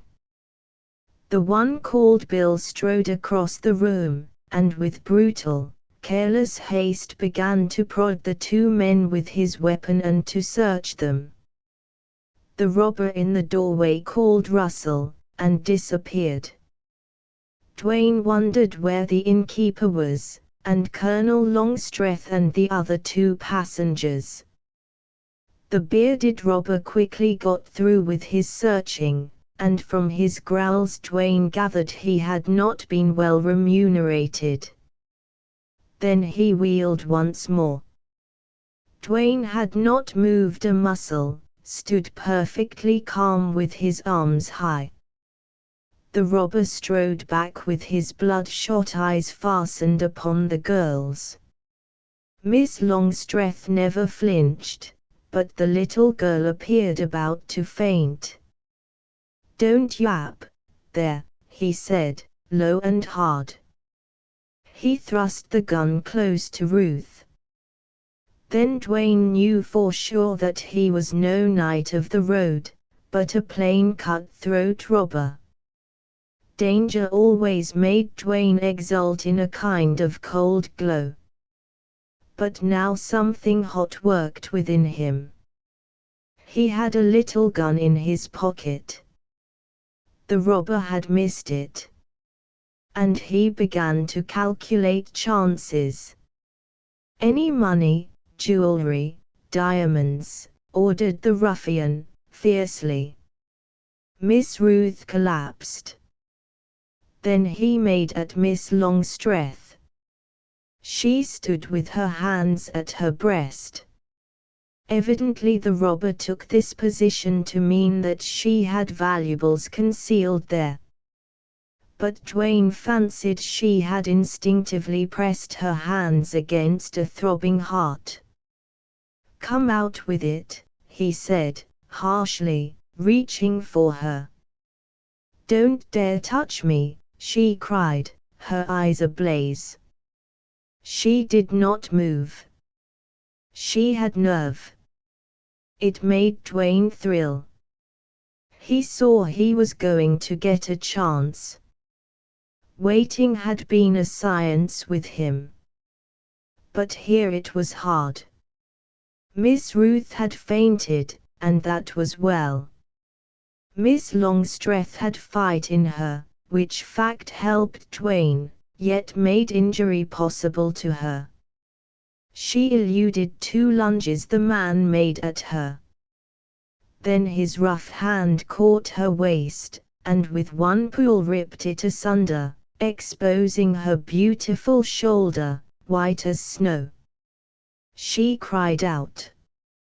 The prospect of being robbed or even killed had not shaken Miss Longstreth's nerve as had this brutal tearing off of half her waist. The ruffian was only turned partially away from Dwayne. For himself he could have waited no longer. But for her, that gun was still held dangerously upward close to her. Dwayne watched only that. Then a bellow made him jerk his head. Colonel Longstreth stood in the doorway in a magnificent rage. He had no weapon. Strange how he showed no fear. He bellowed something again. Dwayne's shifting glance caught the robber's sudden movement. It was a kind of start. He seemed stricken. Dwayne expected him to shoot Longstreth.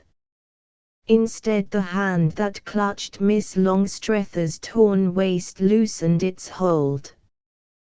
The other hand with its cocked weapon slowly dropped till it pointed to the floor.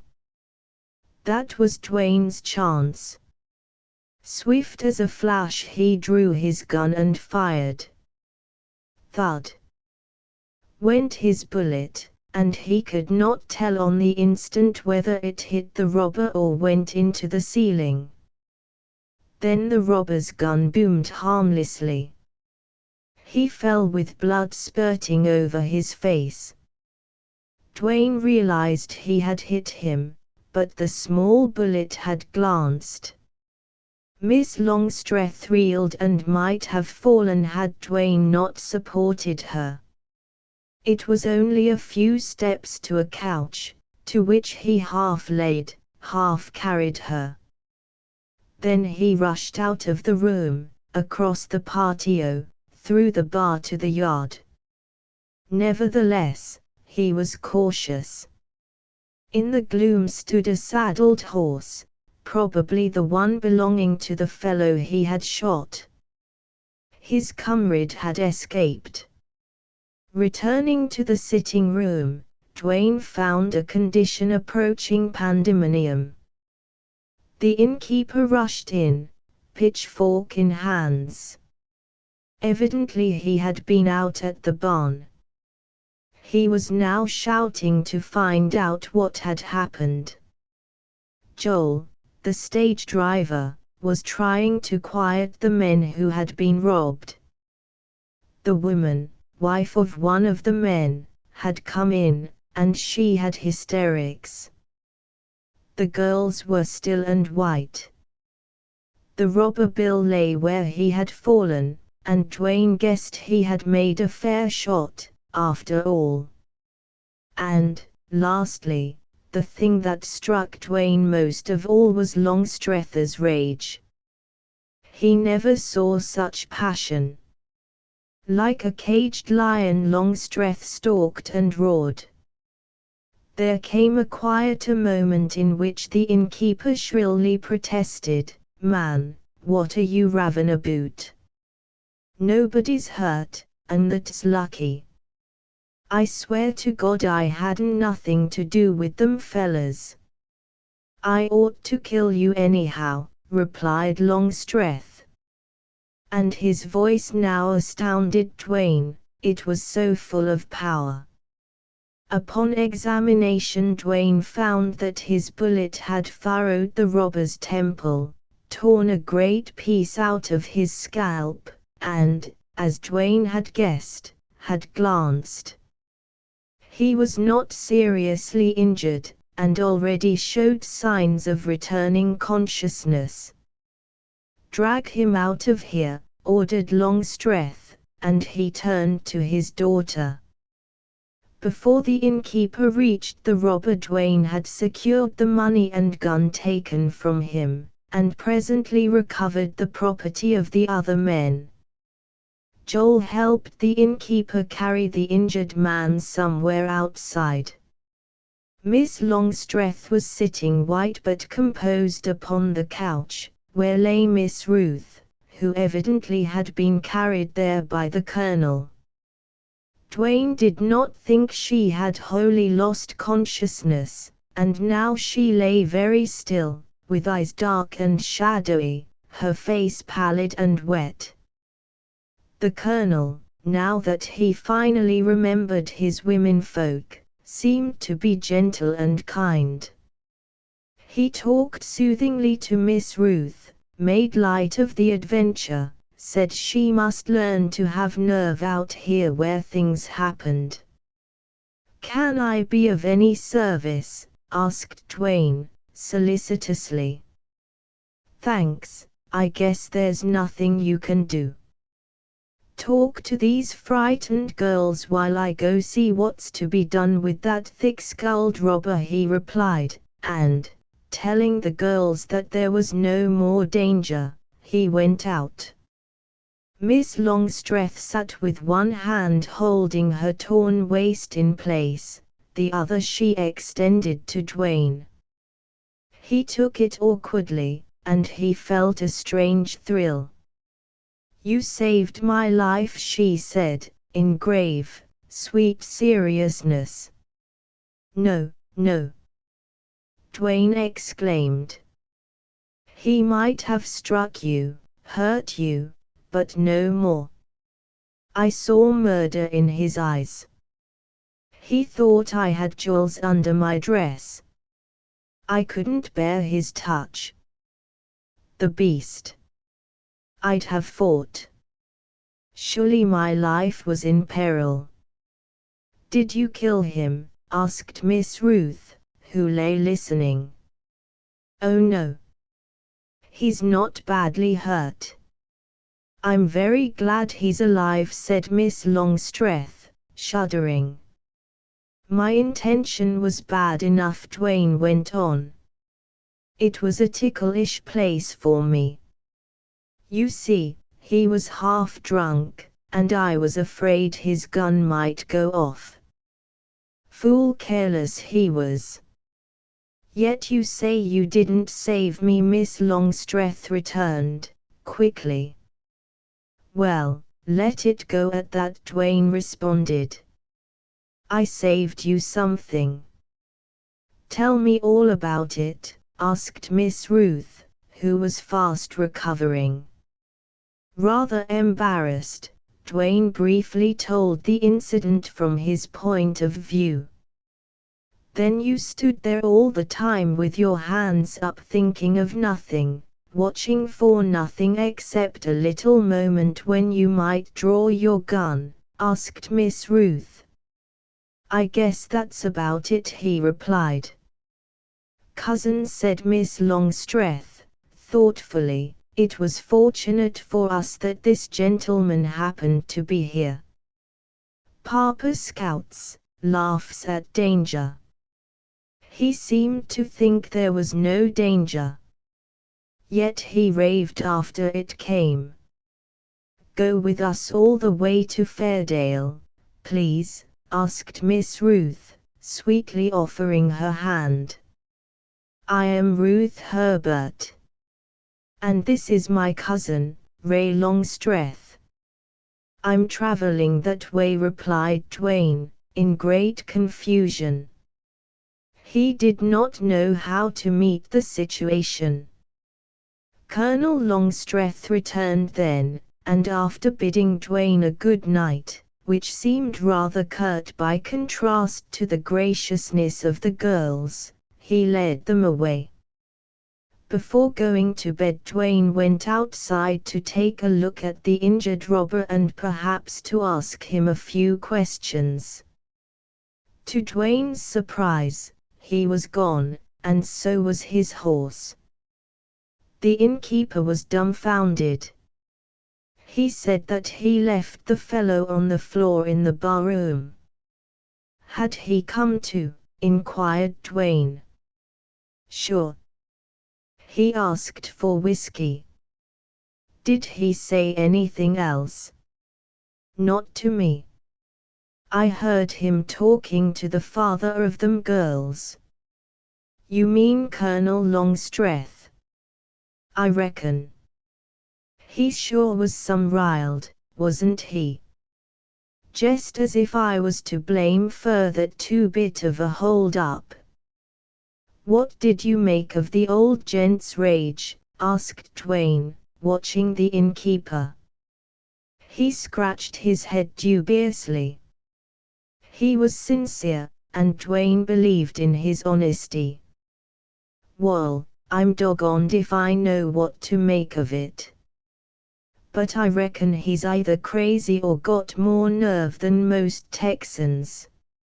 More nerve, maybe, Dwayne replied. Show me a bed now, innkeeper.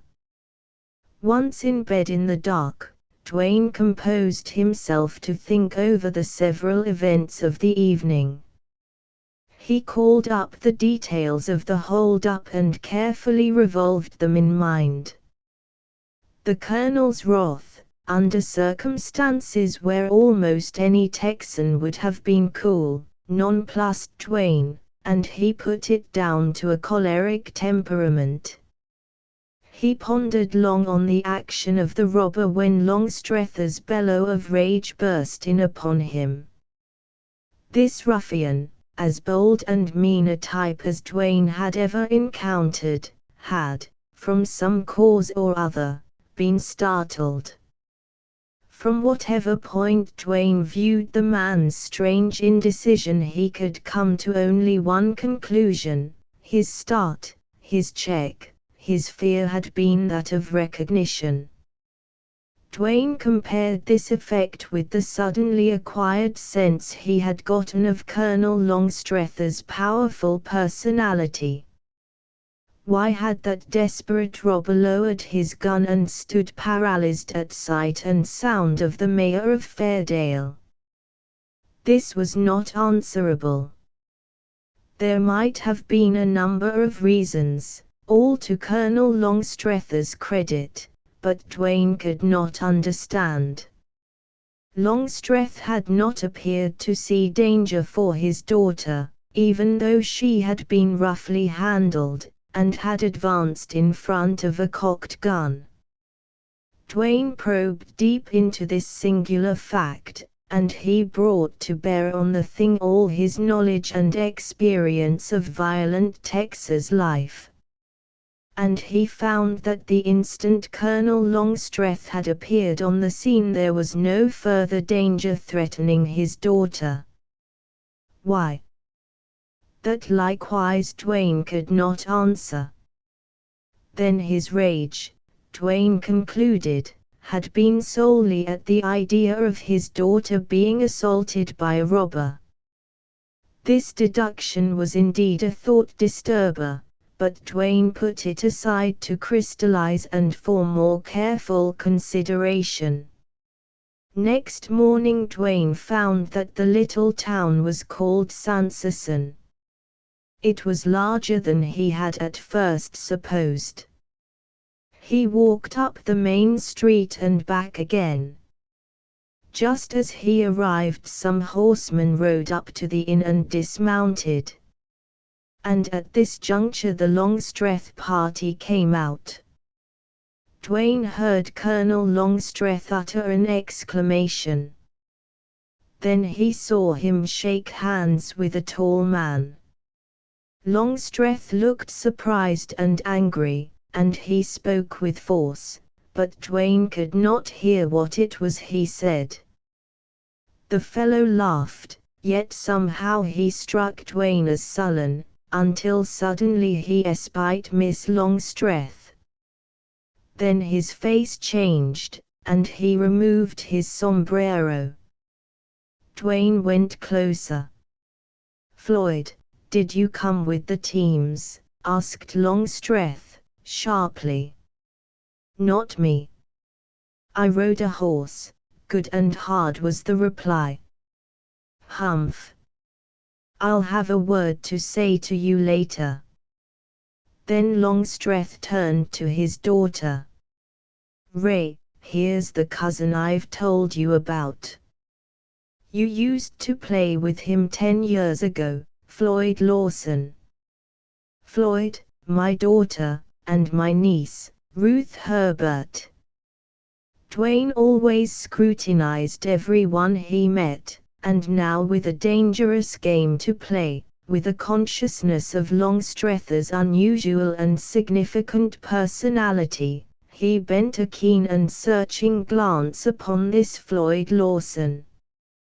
He was under 30, yet grey at his temples, dark, smooth-shaven, with lines left by wildness, dissipation, shadows under dark eyes, a mouth strong and bitter, and a square chin, a reckless, careless, handsome, sinister face strangely losing the hardness when he smiled.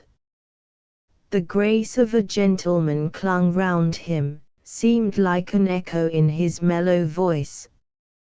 Dwayne doubted not that he, like many a young man, had drifted out to the frontier, where rough and wild life had wrought sternly but had not quite effaced the mark of good family. Colonel Longstreth apparently did not share the pleasure of his daughter and his niece in the advent of this cousin. Something hinged on this meeting. Dwayne grew intensely curious, but, as the stage appeared ready for the journey, he had no further opportunity to gratify it. Chapter 16 Dwayne followed the stage through the town, out into the open, onto a wide, hard-packed road showing years of travel. It headed northwest. To the left rose a range of low, bleak mountains he had noted yesterday, and to the right sloped the mesquite-patched sweep of ridge and flat. The driver pushed his team to a fast trot, which gait surely covered ground rapidly. The stage made 3 stops in the forenoon, one at a place where the horses could be watered, the second at a chuck wagon belonging to cowboys who were riding after stock, and the third at a small cluster of adobe and stone houses constituting a hamlet the driver called Longstreth, named after the colonel. From that point on to Fairdale there were only a few ranches, each one controlling great acreage. Early in the afternoon from a ridgetop Dwayne sighted Fairdale, a green patch in the mass of gray. For the barrens of Texas it was indeed a fair sight. But he was more concerned with its remoteness from civilization than its beauty.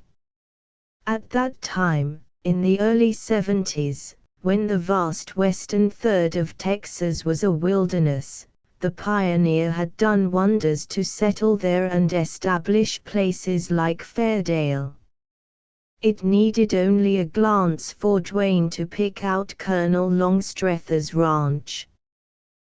The house was situated on the only elevation around Fairdale, and it was not high, nor more than a few minutes' walk from the edge of the town. It was a low, flat-roofed structure made of red adobe bricks, and covered what appeared to be fully an acre of ground. All was green about it, except where the fenced corrals and numerous barns or sheds showed gray and red. Dwayne soon reached the shady outskirts of Fairdale, and entered the town with mingled feelings of curiosity, eagerness, and expectation. The street he rode down was a main one, and on both sides of the street was a solid row of saloons, resorts, hotels. Saddled horses stood hitched all along the sidewalk in 2 long lines, with a buckboard and team here and there breaking the continuity. This block was busy and noisy. From all outside appearances Fairdale was no different from other frontier towns, and Dwayne's expectations were scarcely realized. As the afternoon was waning he halted at a little inn. A boy took charge of his horse. Dwayne questioned the lad about Fairdale and gradually drew to the subject most in mind. "Colonel Longstreth has a big outfit, eh?" "Reckon he has," replied the lad.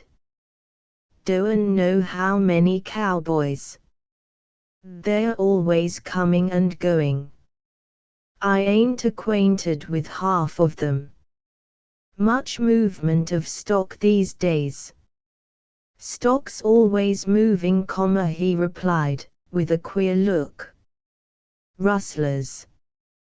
But he did not follow up that look with the affirmative Dwayne expected. "Lively place, I hear, Fairdale is. Ain't so lively as Sanderson, but it's bigger." "Yes, I heard it was. Fellow down there was talking about 2 cowboys who were arrested." "Sure. I heard all about that. Joe Bean and Brick Higgins, they belong he, but they ain't he much. Longstreth's boys." Dwayne did not want to appear over-inquisitive, so he turned the talk into other channels. After getting supper, Dwayne strolled up and down the main street. When darkness set in, he went into a hotel, bought cigars, sat around, and watched. Then he passed out and went into the next place. This was of rough, crude exterior, but the inside was comparatively pretentious and ablaze with lights. It was full of men coming and going, a distributed crowd that smelled of horses and smoke. Dwayne sat down for a while, with wide eyes and open ears. Then he hunted up the bar, where most of the guests had been or were going. He found a great square room lighted by 6 huge lamps, a bar at one side, and all the floor space taken up by tables and chairs. This was the only gambling place of any size in southern Texas in which he had noted the absence of Mexicans. There was some card playing going on at this moment. Dwayne stayed in there for a while, and knew that strangers were too common in Fairdale to be conspicuous. Then he returned to the inn where he had engaged a room. Dwayne sat down on the steps of the dingy little restaurant. 2 men were conversing inside, and they had not noticed Dwayne. "Laramie, what's the stranger's name?" asked one. "He didn't say," replied the other. "Sure was a strap-in big man. Struck me a little odd, he did. No cattleman, him. How'd you size him?" "Well, like one of them cool, easy, quiet Texans who's been looking for a man for years, to kill him when he found him." "Right you are, Laramie, and, between you and me, I hope he's looking for Long S. Show," interrupted Laramie. "You must be half drunk, to go talky that way." Thereafter they conversed in too low a tone for Dwayne to hear, and presently Laramie's visitor left. Dwayne went inside, and, making himself agreeable, began to ask casual questions about Fairdale. Laramie was not communicative. Dwayne went to his room in a thoughtful frame of mind. Had Laramie's visitor meant he hoped someone had come to kill Longstreth? Dwayne inferred just that from the interrupted remark. There was something wrong about the mayor of Fairdale. Dwayne felt it. And he felt also, if there was a crooked and dangerous man, it was this Floyd Lawson. The innkeeper Laramie would be worth cultivating. and last in Dwayne's thoughts that night was Miss Longstreth. He could not help thinking of her, how strangely the meeting with her had affected him. It made him remember that long past time when girls had been a part of his life. What a sad and dark and endless void lay between that past and the present. He had no right even to dream of a beautiful woman like Ray Longstreth. That conviction, however, did not dispel her. Indeed, it seemed perversely to make her grow more fascinating. Dwayne grew conscious of a strange, unaccountable hunger, a something that was like a pang in his breast. Next day he lounged about the inn. He did not make any overtures to the taciturn proprietor. Dwayne had no need of hurry now. He contented himself with watching and listening. And at the close of that day he decided Fairdale was what McNally had claimed it to be, and that he was on the track of an unusual adventure. The following day he spent in much the same way, though on one occasion he told Laramie he was looking for a man. The innkeeper grew a little less furtive and reticent after that. He would answer casual queries, and it did not take Dwayne long to learn that Laramie had seen better days, that he was now broken, bitter, and hard. Someone had wronged him. Several days passed. Dwayne did not succeed in getting any closer to Laramie, but he found the idlers on the corners and in front of the stores unsuspicious and willing to talk. It did not take him long to find out that Fairdale stood parallel with Huntsville for gambling, drinking, and fighting. The street was always lined with dusty, saddled horses, the town full of strangers. Money appeared more abundant than in any place Dwayne had ever visited, and it was spent with the abandon that spoke forcibly of easy and crooked acquirement. Dwayne decided that Sanderson, Bradford, and Ord were but notorious outposts to this Fairdale, which was a secret center of rustlers and outlaws. And what struck Dwayne strangest of all was the fact that Longstreth was mayor here and held court daily. Dwayne knew intuitively, before a chance remark gave him proof, that this court was a sham, a farce.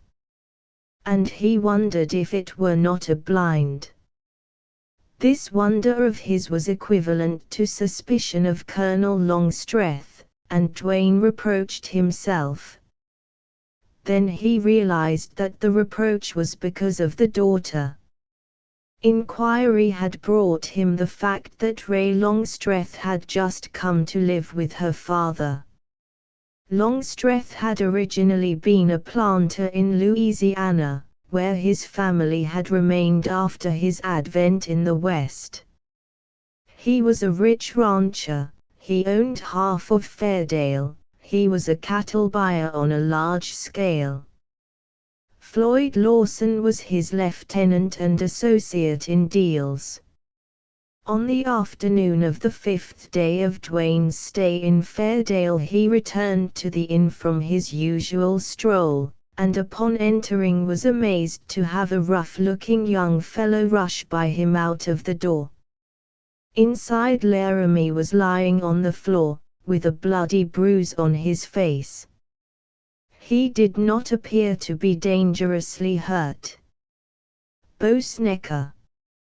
He hit me and went after the cash drawer," said Laramie, laboring to his feet. "Are you hurt much?" queried Dwayne. "I guess not. But Bo needn't to have soaked me. I've been robbed before without that." "Well, I'll take a look after Bo, replied Dwayne. He went out and glanced down the street toward the center of the town. He did not see anyone he could take for the innkeeper's assailant. Then he looked up the street, and he saw the young fellow about a block away, hurrying along and gazing back. Dwayne yelled for him to stop and started to go after him. Snecker broke into a run. Then Dwayne set out to overhaul him. There were two motives in Dwayne's action, one of anger, and the other a desire to make a friend of this man Laramie, whom Dwayne believed could tell him much. Dwayne was light on his feet, and he had a giant stride. He gained rapidly upon Snecker, who, turning this way and that, could not get out of sight. Then he took to the open country and ran straight for the green hill where Longstreth's house stood. Dwayne had almost caught Snecker when he reached the shrubbery and trees and there eluded him. But Dwayne kept him in sight, in the shade, on the paths, and up the road into the courtyard, and he saw Snecker go straight for Longstreth's house. Dwayne was not to be turned back by that, singular as it was. He did not stop to consider. It seemed enough to know that fate had directed him to the path of this rancher Longstreth. Dwayne entered the first open door on that side of the court. It opened into a corridor which led into a plaza. It had wide, smooth stone porches, and flowers and shrubbery in the center. Dwayne hurried through to burst into the presence of Miss Longstreth and a number of young people. Evidently she was giving a little party.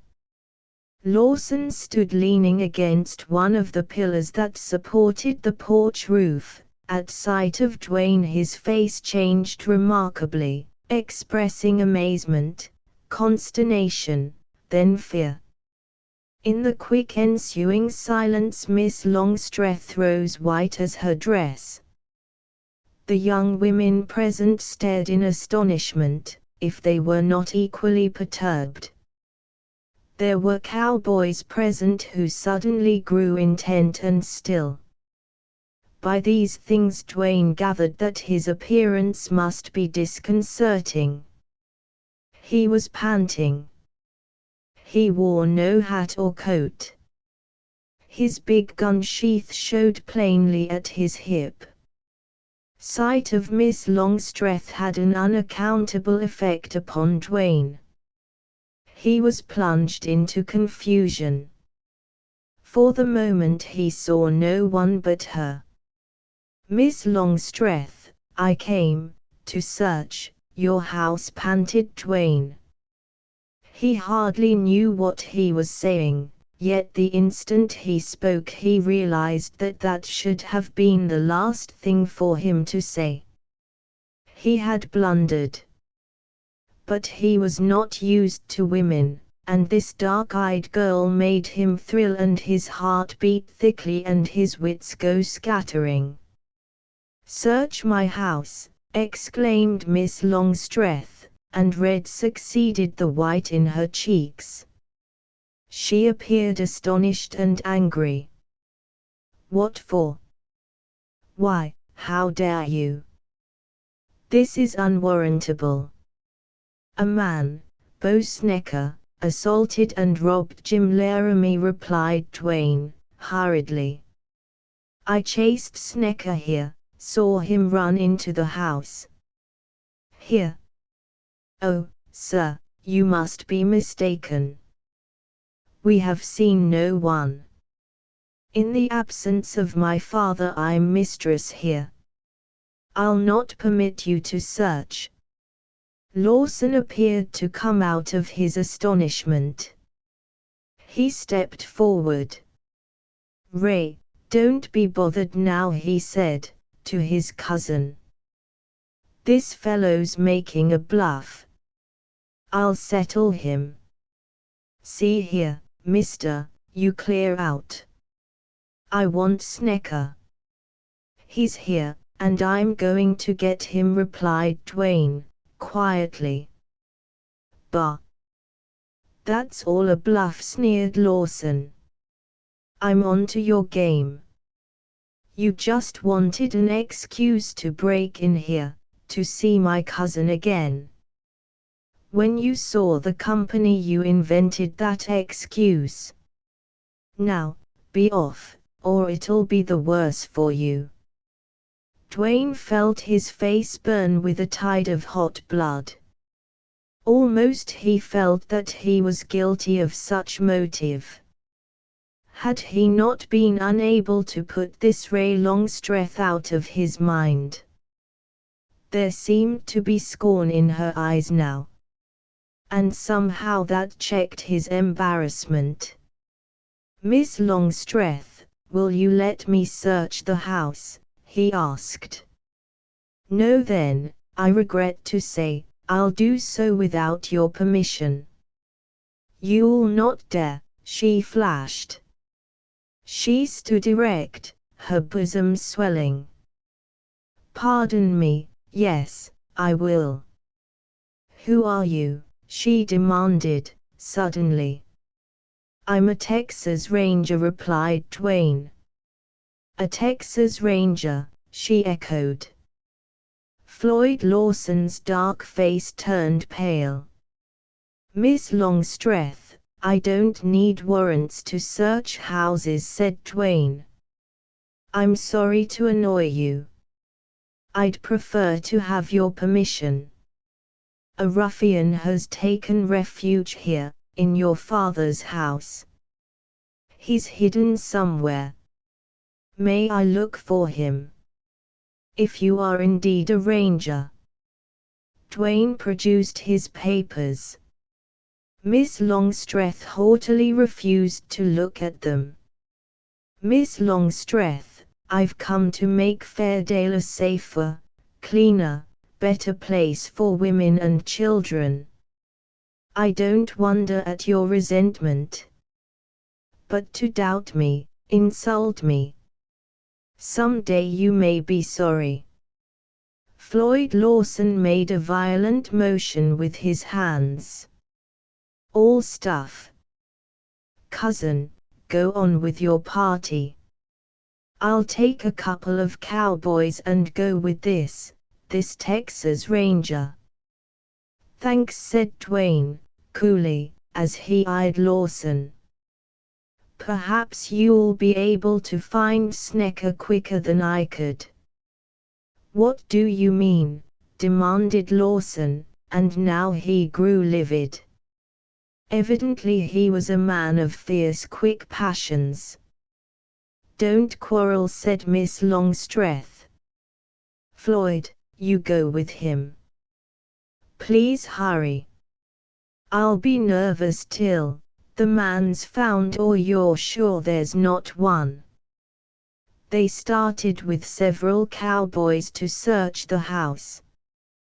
They went through the rooms searching, calling out, peering into dark places. It struck Dwayne more than forcibly that Lawson did all the calling. He was hurried, too, tried to keep in the lead. Dwayne wondered if he knew his voice would be recognized by the hiding man. Be that as it might, it was Dwayne who peered into a dark corner and then, with a gun leveled, said, "Come out." He came forth into the flare, a tall, slim, dark-faced youth, wearing sombrero, blouse and trousers. Dwayne collared him before any of the others could move and held the gun close enough to make him shrink. But he did not impress Dwayne as being frightened just then. Nevertheless, he had a clammy face, the pallid look of a man who had just gotten over a shock. He peered into Dwayne's face, then into that of the cowboy next to him, then into Lawson's, and if ever in Dwayne's life he beheld relief it was then. That was all Dwayne needed to know, but he meant to find out more if he could. "Who are you?" asked Dwayne, quietly. "Bo Snecker," he said. "What'd you hide here for?" He appeared to grow sullen. "Reckoned I'd be as safe in Longstrethers as anywheres." "Ranger, what'll you do with him?" Lawson queried, as if uncertain, now the capture was made. "I'll see to that," replied Dwayne, and he pushed Snecker in front of him out into the court. Dwayne had suddenly conceived the idea of taking Snecker before Mayor Longstreth in the court. When Dwayne arrived at the hall where court was held, there were other men there, a dozen or more, and all seemed excited. Evidently, news of Dwayne had preceded him. Longstreth sat at a table up on a platform. Near him sat a thick-set grizzled man, with deep eyes, and this was Hamford Owens, county judge. To the right stood a tall, angular, yellow-faced fellow with a drooping sandy mustache. Conspicuous on his vest was a huge silver shield. This was Gorsek, one of Longstreth's sheriffs. There were 4 other men whom Dwayne knew by sight, several whose faces were familiar, and half a dozen strangers, all dusty horsemen. Longstreth pounded hard on the table to be heard. Mayor or not, he was unable at once to quell the excitement. Gradually, however, it subsided, and from the last few utterances before quiet was restored Dwayne gathered that he had intruded upon some kind of a meeting in the hall. "What'd you break in here for?" demanded Longstreth. "Isn't this the court?" "Aren't you the mayor of Fairdale?" interrogated Dwayne. His voice was clear and loud, almost piercing.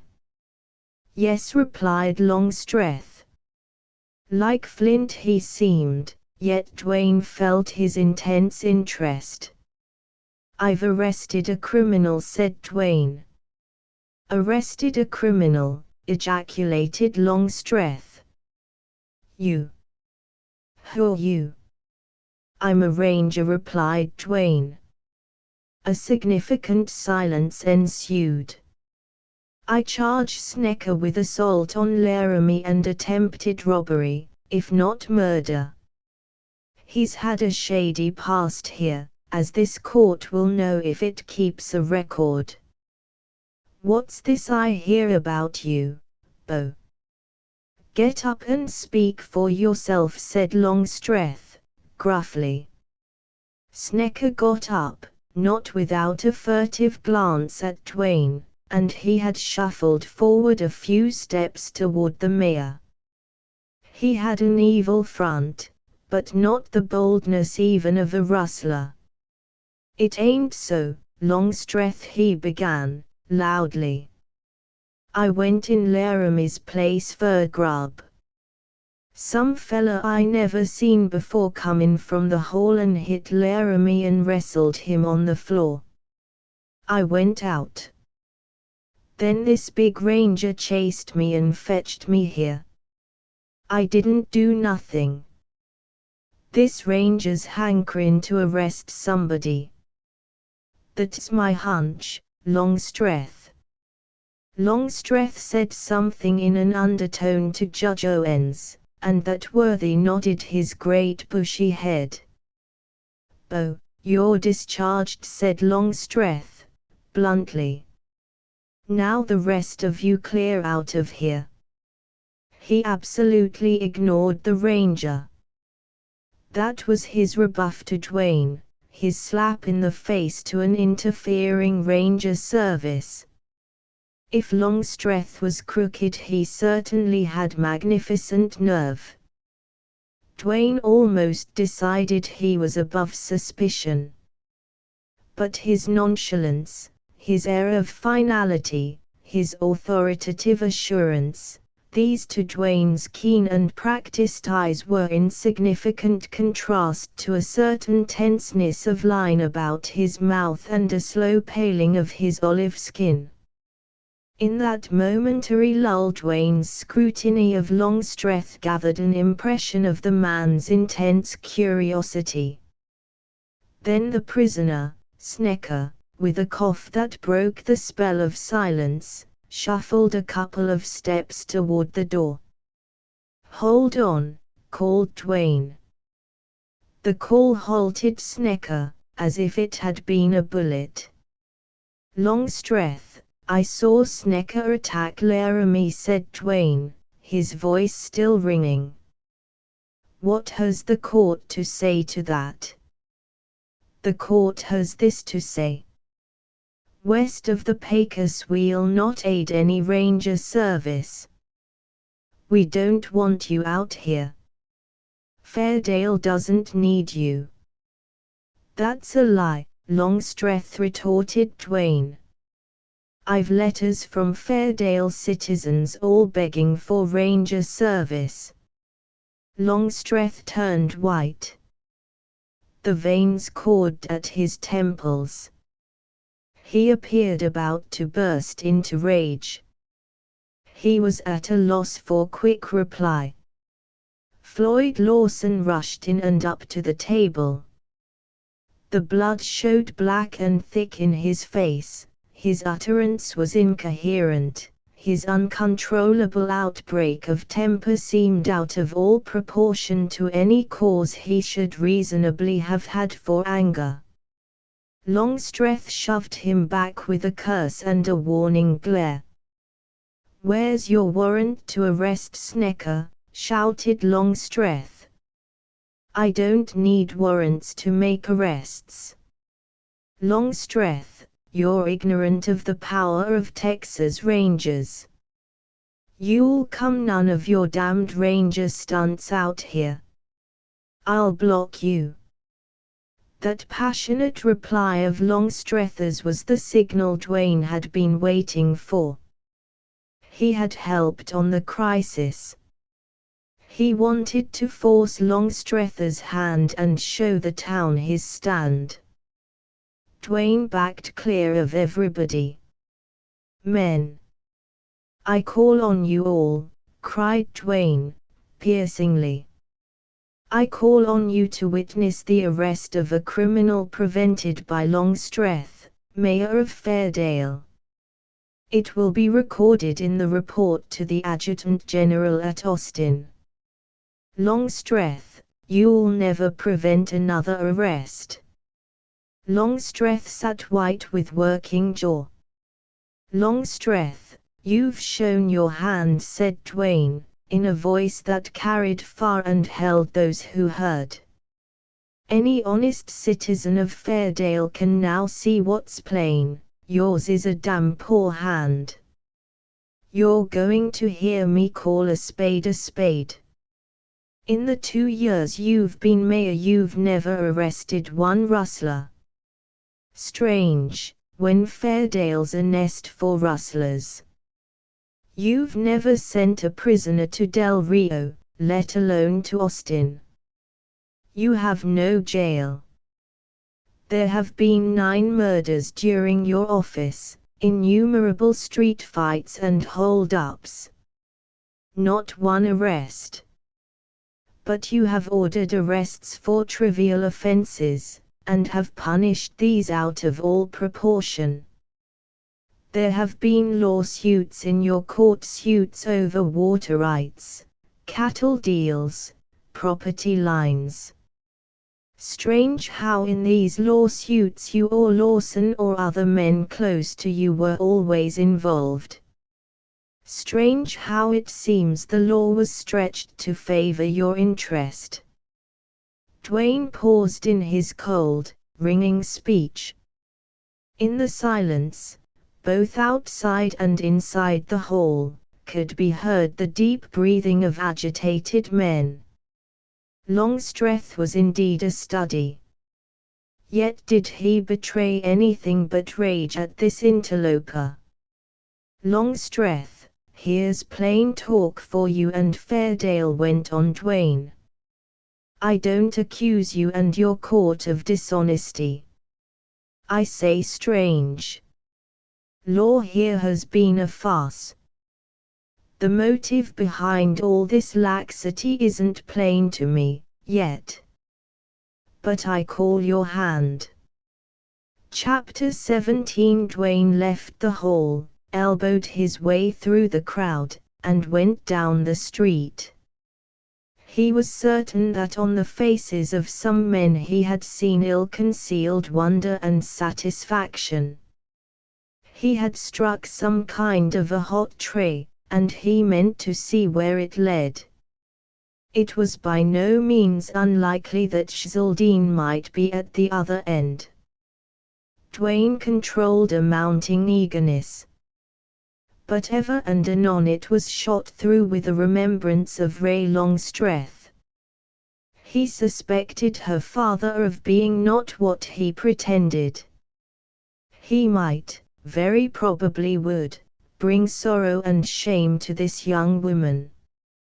The thought made him smart with pain. She began to haunt him, and then he was thinking more of her beauty and sweetness than of the disgrace he might bring upon her. Some strange emotion, long locked inside Dwayne's heart, knocked to be heard, to be let out. He was troubled. Upon returning to the inn he found Laramie there, apparently none the worse for his injury. "How are you, Laramie?" he asked. "Reckon I'm feeling as well as could be expected," replied Laramie. His head was circled by a bandage that did not conceal the lump where he had been struck. He looked pale, but was bright enough. "That was a good crack Snecker gave you," remarked Dwayne.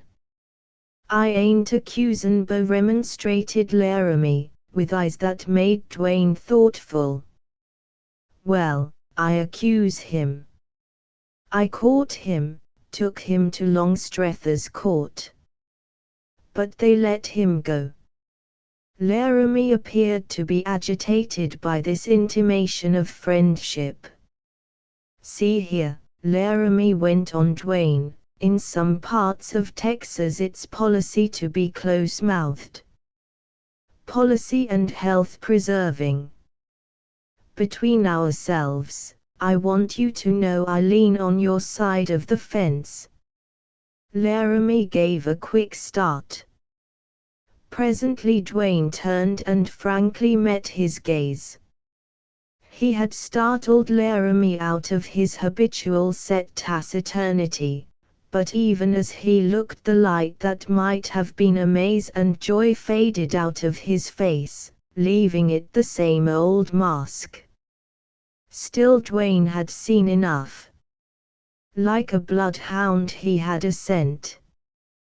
"Talking about work, Laramie, who'd you say Snecker worked for?" "I didn't say." "Well, say so now, can't you?" "Laramie, you're powerful peevish today. It's that bump on your head. Who does Snecker work for?" "When he works at all, which sure ain't often, he rides for Longstreth." "Humph. Seems to me that Longstreth is the whole circus round Fairdale. I was some sore the other day to find I was losing good money at Longstreth's faro game. Sure if I'd won I wouldn't have been sore, ha, ha. But I was surprised to hear someone say Longstreth owned the Hope So joint." "He owns considerable property hereabouts," replied Laramie, constrainedly. "Humph again. Laramie, like every other fellow I meet in this town, you're afraid to open your trap about Longstreth.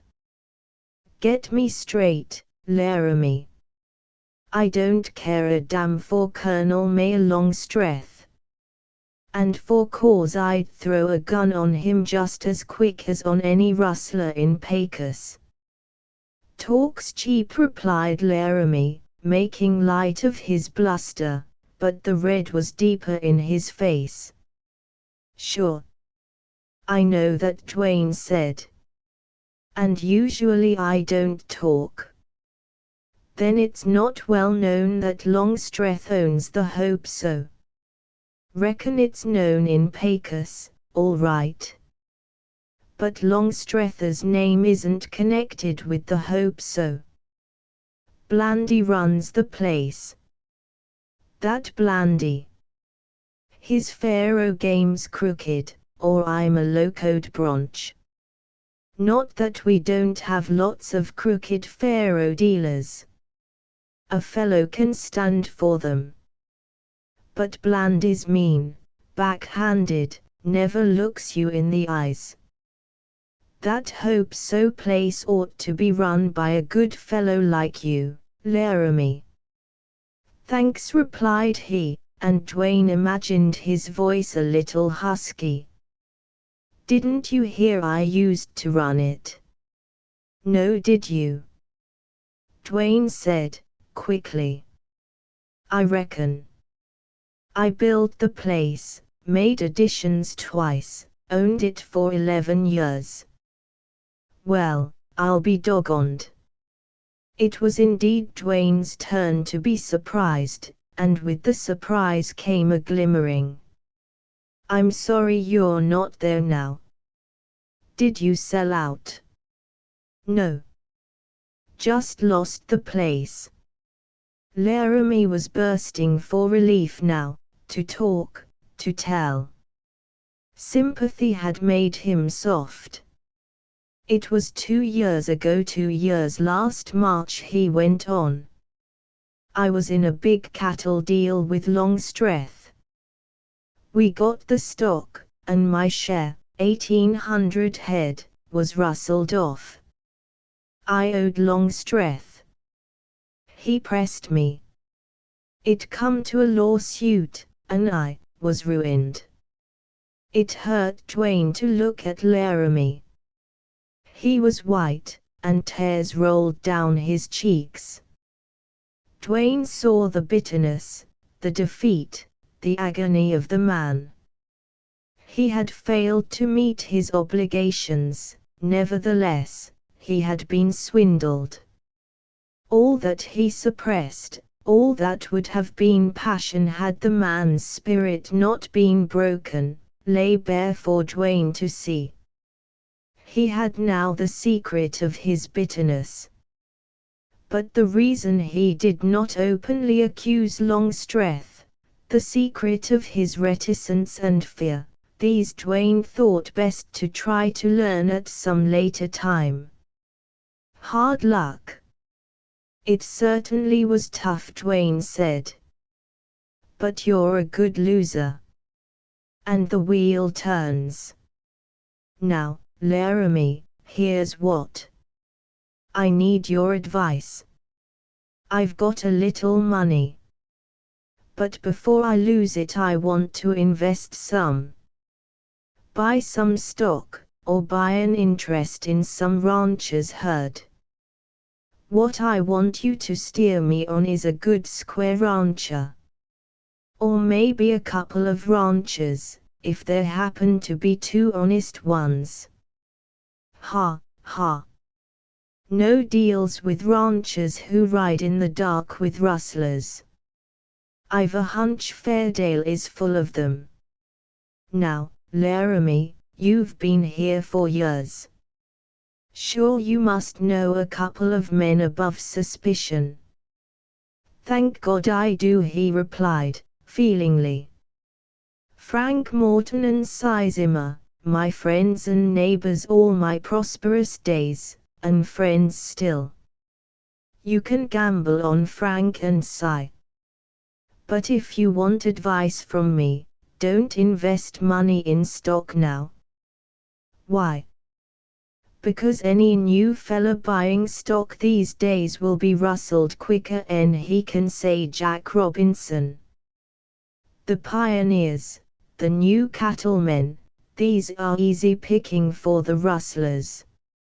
Lord knows all the ranchers are easy enough picking. But the new fellas have to learn the ropes. They don't know anything or anybody. And the old ranchers are wise and sore. They'd fight if they, what? Dwayne put in, as he paused. If they knew who was rustling the stock. Nope. If they had the nerve. Not that so much. What then? What'd make them fight? A leader. Howdy thar, Jim boomed a big voice. A man of great bulk, with a ruddy, merry face, entered the room. Hello, Morton, replied Laramie. I'd introduce you to my guest here, but I don't know his name. Ho. Ho. That's all right. Few men out higher go by their right names. Say, Morton put in Dwayne, Laramie gave me a hunch you'd be a good man to tie to. Now, I've a little money and before I lose it I'd like to invest it in stock. Morton smiled broadly. I'm on the square, Dwayne said, bluntly. If you fellows never size up your neighbors any better than you have sized me, well, you won't get any richer. It was enjoyment for Dwayne to make his remarks to these men pregnant with meaning. Morton showed his pleasure, his interest, but his faith held aloof. I've got some money. Will you let me in on some kind of deal? Will you start me up as a stockman with a little herd all my own? Wall, stranger, to come out flat-footed, you'd be foolish to buy cattle now. I don't want to take your money and see you lose out. Better go back across the Pecos where the rustlers ain't so strong. I haven't had more than 2,500 herd of stock for 10 years. The rustlers let me hang on to a breeding herd. Kind of them, ain't it? Sort of kind. All I hear is rustlers, Morton replied Dwayne, with impatience. You see, I haven't ever lived long in a rustler-run county. Who heads the gang, anyway? Morton looked at Dwayne with a curiously amused smile, then snapped his big jaw as if to shut in impulsive words. Look here, Morton. It stands to reason, no matter how strong these rustlers are, how hidden their work, however involved with supposedly honest men, they can't last. They come with the pioneers, and they'll last till there's a single steer left, he declared. Well, if you take that view of circumstances, I just figure you as one of the rustlers. Morton looked as if he were about to brain Dwayne with the butt of his whip. His anger flashed by then, evidently as unworthy of him, and, something striking him as funny, he boomed out a laugh. It's not so funny, Dwayne went on. If you're going to pretend a yellow streak, what else will I think? Pretend, he repeated. Sure. I know men of nerve. And here they're not any different from those in other places. I say if you show anything like a lack of sand, it's all bluff. By nature you've got nerve. There are a lot of men around Fairdale who are afraid of their shadows, afraid to be out after dark, afraid to open their mouths. But you're not one. So I say, if you claim these rustlers will last, you're pretending lack of nerve just to help the popular idea along. For they can't last. What you need out here is some new blood. Savvy what I mean? Well, I reckon I do, he replied, looking as if a storm had blown over him. Stranger, I'll look you up the next time I come to town. Then he went out. Laramie had eyes like flint striking fire. He breathed a deep breath and looked around the room before his gaze fixed again on Dwayne. Well, he replied, speaking low. You've picked the right men. Now, who in the hell are you? Reaching into the inside pocket of his buckskin vest, Dwayne turned the lining out. A star-shaped bright silver object flashed as he shoved it, pocket and all, under Jim's hard eyes.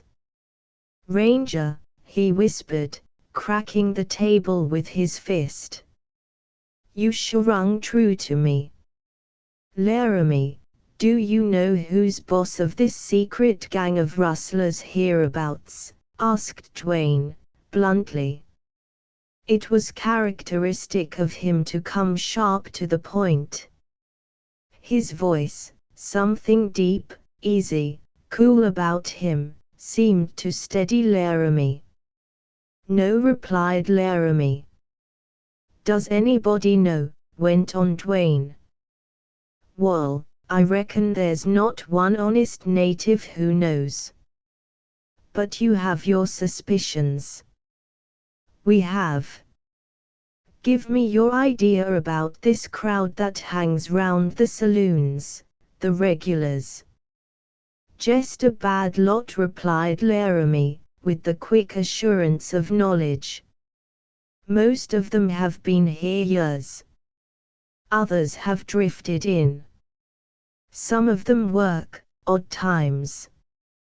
They rustle a few steers, steal, rob, anything for a little money to drink and gamble. Just a bad lot. Have you any idea whether Zane and his gang are associated with this gang here? Lord knows. I've always suspected them the same gang. None of us ever seen Zane, and that's strange, when Nell, Poggin, Panhandle Smith, Blossom Kane, and Fletcher, they all ride here often. No, Poggin doesn't come often. But the others do. For that matter, they're around all over west of the Pecos. Now I'm puzzled over this, said Dwayne. Why do men, apparently honest men, seem to be so close-mouthed here? Is that a fact, or only my impression? It's a sure fact, replied Laramie, darkly. Men have lost cattle and property in Fairdale, lost them honestly or otherwise, as hasn't been proved. And in some cases when they talked, hinted a little, they was found dead. Apparently held up and robbed. But dead. Dead men don't talk. That's why we're close-mouthed. Dwayne felt a dark, somber sternness. Rustling cattle was not intolerable.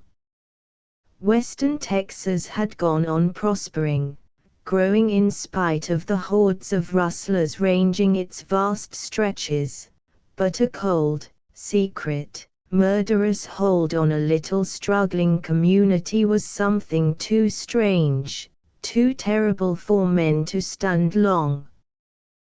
The ranger was about to speak again when the clatter of hoofs interrupted him. Horses halted out in front, and one rider got down. Floyd Lawson entered. He called for tobacco. If his visit surprised Laramie, he did not show any evidence. But Lawson showed rage as he saw the ranger, and then a dark glint flitted from the eyes that shifted from Dwayne to Laramie and back again. Dwayne leaned easily against the counter. "Say, that was a bad break of yours," Lawson said. "If you come fooling round the ranch again, there'll be hell." It seemed strange that a man who had lived west of the Pecos for 10 years could not see in Dwayne something which forbade that kind of talk. It certainly was not nerve Lawson showed. Men of courage were seldom intolerant. With the matchless nerve that characterized the great gunman of the day, there was a cool, unobtrusive manner, a speech brief, almost gentle, certainly courteous. Lawson was a hot-headed Louisianian of French extraction, a man, evidently, who had never been crossed in anything, and who was strong, brutal, passionate, which qualities in the face of a situation like this made him simply a fool. "I'm saying again, you used your ranger bluff just to get near Ray Longstreth," Lawson sneered. "Mind you, if you come up there again, there'll be hell." "You're right. But not the kind you think," Dwayne retorted, his voice sharp and cold. "Ray Longstreth wouldn't stoop to know a dirty blood tracker like you," said Lawson, hotly. He did not seem to have a deliberate intention to rouse Dwayne. The man was simply rancorous, jealous. "I'll call you right. You cheap bluffer. You four-flush. You damned interfering, conceited ranger." "Lawson, I'll not take offense, because you seem to be championing your beautiful cousin," replied Dwayne, in slow speech. "But let me return your compliment. You're a fine Southerner." "Why, you're only a cheap four-flush, damned, bull-headed rustler." Dwayne hissed the last word. Then for him there was the truth in Lawson's working passion-blackened face. Lawson jerked, moved, meant to draw. But how slow! Dwayne lunged forward. His long arms swept up, and Lawson staggered backward, knocking table and chairs, to fall hard, in a half-sitting posture against the wall. "Don't draw," warned Dwayne. "Lawson, get away from your gun," yelled Laramie. But Lawson was crazed with fury. He tugged at his hip, his face corded with purple welts, malignant, murderous. Dwayne kicked the gun out of his hand. Lawson got up, raging, and rushed out. Laramie lifted his shaking hands. "What'd you wing him for?" he wailed. "He was drawing on you. Kicking men like him won't do out here. That bull-headed fool will roar and butt himself with all his gang right into our hands. He's just the man I've needed to meet. Besides, shooting him would have been murder." "Murder?" exclaimed Laramie. "Yes, for me," replied Dwayne. "That may be true, whoever you are, but if Lawson's the man you think he is, he'll begin that secret underground business. Why, Lawson won't sleep of nights now. He and Longstreth have always been after me." "Laramie, what are your eyes for?" demanded Dwayne. Watch out. And now here. See your friend Morton. Tell him this game grows hot. Together you approach 4 or 5 men you know well and can absolutely trust. I may need your help. Then Dwayne went from place to place, corner to corner, bar to bar, watching, listening, recording. The excitement had preceded him, and speculation was rife. He thought best to keep out of it. After dark he stole up to Longstreth's ranch. The evening was warm, the doors were open, and in the twilight the only lamps that had been lit were in Longstreth's big sitting room, at the far end of the house. When a buckboard drove up and Longstreth and Lawson alighted, Dwayne was well hidden in the bushes, so well screened that he could get but a fleeting glimpse of Longstreth as he went in. For all Dwayne could see, he appeared to be a calm and quiet man, intense beneath the surface, with an air of dignity under insult. Dwayne's chance to observe Lawson was lost. They went into the house without speaking and closed the door. At the other end of the porch, close under a window, was an offset between step and wall, and there in the shadow Dwayne hid. So Dwayne waited there in the darkness with patience born of many hours of hiding. Presently a lamp was lit, and Dwayne heard the swish of skirts. Something's happened surely, Ruth, he heard Miss Longstreth say, anxiously. Papa just met me in the hall and didn't speak. He seemed pale, worried. Cousin Floyd looked like a thundercloud, said Ruth. For once he didn't try to kiss me. Something's happened. Well, Ray, this had been a bad day. Oh, dear. Ruth, what can we do? These are wild men. Floyd makes life miserable for me. And he teases you, Unma. I don't call it teasing. Floyd wants to spoon, declared Ruth, emphatically. He'd run after any woman. A fine compliment to me, Cousin Ruth, laughed Ray. I don't care, replied Ruth, stubbornly, it's so. He's mushy. And when he's been drinking and tries to kiss me, I hate him. There were steps on the hall floor. Hello, girls, sounded out Lawson's voice, minus its usual gaiety. Floyd, what's the matter? Asked Ray, presently. I never saw Papa as he is tonight, nor you so worried. Tell me, what has happened?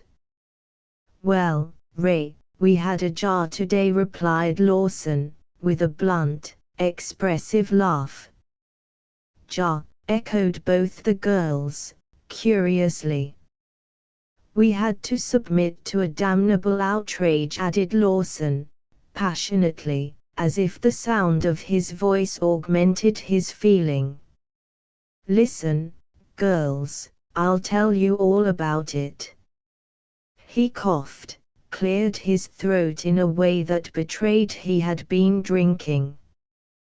Dwayne sunk deeper into the shadow of his covert, and, stiffening his muscles for a protected spell of rigidity, prepared to listen with all acuteness and intensity.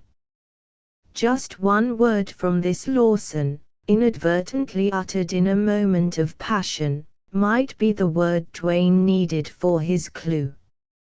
It happened at the town hall, began Lawson, rapidly. Your father and Judge Owens and I were there in consultation with 3 ranchers from out of town. Then that damned ranger stalked in, dragging Snecker, the fellow who hid here in the house. He had arrested Snecker for alleged assault on a restaurant keeper named Laramie. Snecker being obviously innocent, he was discharged. Then this ranger began shouting his insults. Law was a farce in Fairdale. The court was a farce. There was no law. Your father's office as mayor should be impeached. He made arrests only for petty offenses. He was afraid of the rustlers, highwaymen, murderers. He was afraid, or he just let them alone. He used his office to cheat ranchers and cattlemen in lawsuits. All this the ranger yelled for everyone to hear. A damnable outrage.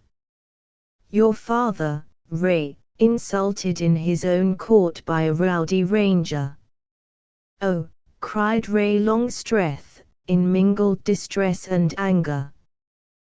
The Ranger Service wants to rule Western Texas, went on Lawson. These rangers are all a low set, many of them worse than the outlaws they hunt.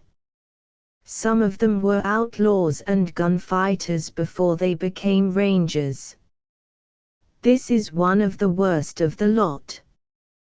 He's keen, intelligent, smooth, and that makes him more to be feared. For he is to be feared. He wanted to kill. He would kill. If your father had made the least move, he would have shot him. He's a cold-nerved devil, the born gunman.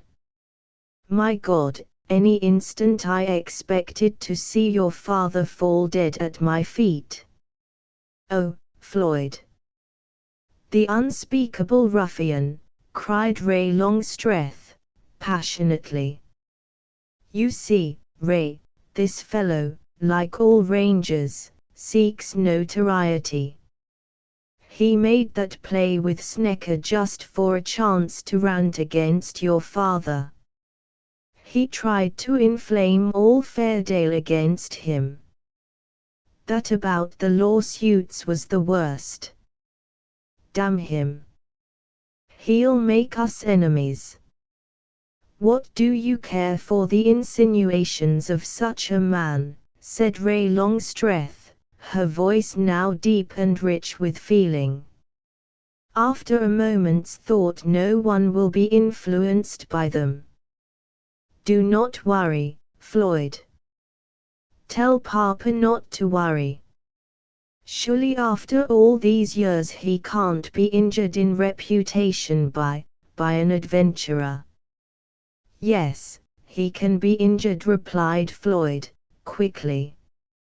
The frontier is a queer place. There are many bitter men here, men who have failed at ranching. And your father has been wonderfully successful. The ranger has dropped poison, and it'll spread. Chapter 18. Strangers rode into Fairdale, and other hard-looking customers, new to Dwayne if not to Fairdale, helped to create a charged and waiting atmosphere. The saloons did unusual business and were never closed. Respectable citizens of the town were awakened in the early dawn by rowdies carousing in the streets.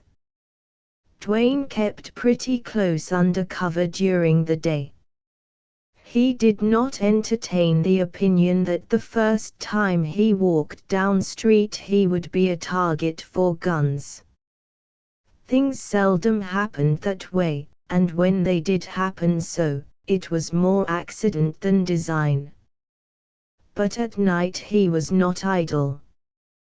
He met Laramie, Morton, Zimmer, and others of like character. A secret club had been formed, and all the members were ready for action. Dwayne spent hours at night watching the house where Floyd Lawson stayed when he was not up at Longstrethers. At night he was visited, or at least the house was, by strange men who were swift, stealthy, mysterious, all that kindly disposed friends or neighbors would not have been. Dwayne had not been able to recognize any of these night visitors, and he did not think the time was ripe for a bold holding up of one of them. Nevertheless, he was sure such an event would discover Lawson, or someone in that house, to be in touch with crooked men. Laramie was right. Not 24 hours after his last talk with Dwayne, in which he advised quick action, he was found behind the little bar of his restaurant with a bullet hole in his breast, dead. No one could be found who had heard a shot. It had been deliberate murder, for upon the bar had been left a piece of paper rudely scrawled with a pencil, "All friends of Rangers look for the same." This roused Dwayne. His first move, however, was to bury Laramie. None of Laramie's neighbors evinced any interest in the dead man or the unfortunate family he had left. Dwayne saw that these neighbors were held in check by fear. Mrs. Laramie was ill. The shock of her husband's death was hard on her, and she had been left almost destitute with 5 children. Dwayne rented a small adobe house on the outskirts of town and moved the family into it. Then he played the part of provider and nurse and friend. After several days Dwayne went boldly into town and showed that he meant business. It was his opinion that there were men in Fairdale secretly glad of a ranger's presence. What he intended to do was food for great speculation. A company of militia could not have had the effect upon the wild element of Fairdale that Dwayne's presence had. It got out that he was a gunman lightning swift on the draw. It was death to face him. He had killed 30 men, wildest rumor of all. It was actually said of him he had the gun skill of Buck Dwayne or of Poggin.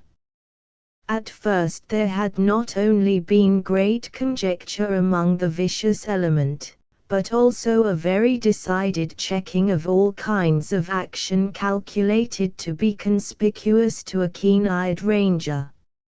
At the tables, at the bars and lounging places Dwayne heard the remarks, "Who's that ranger after? What'll he do fust off? Is he waiting for somebody?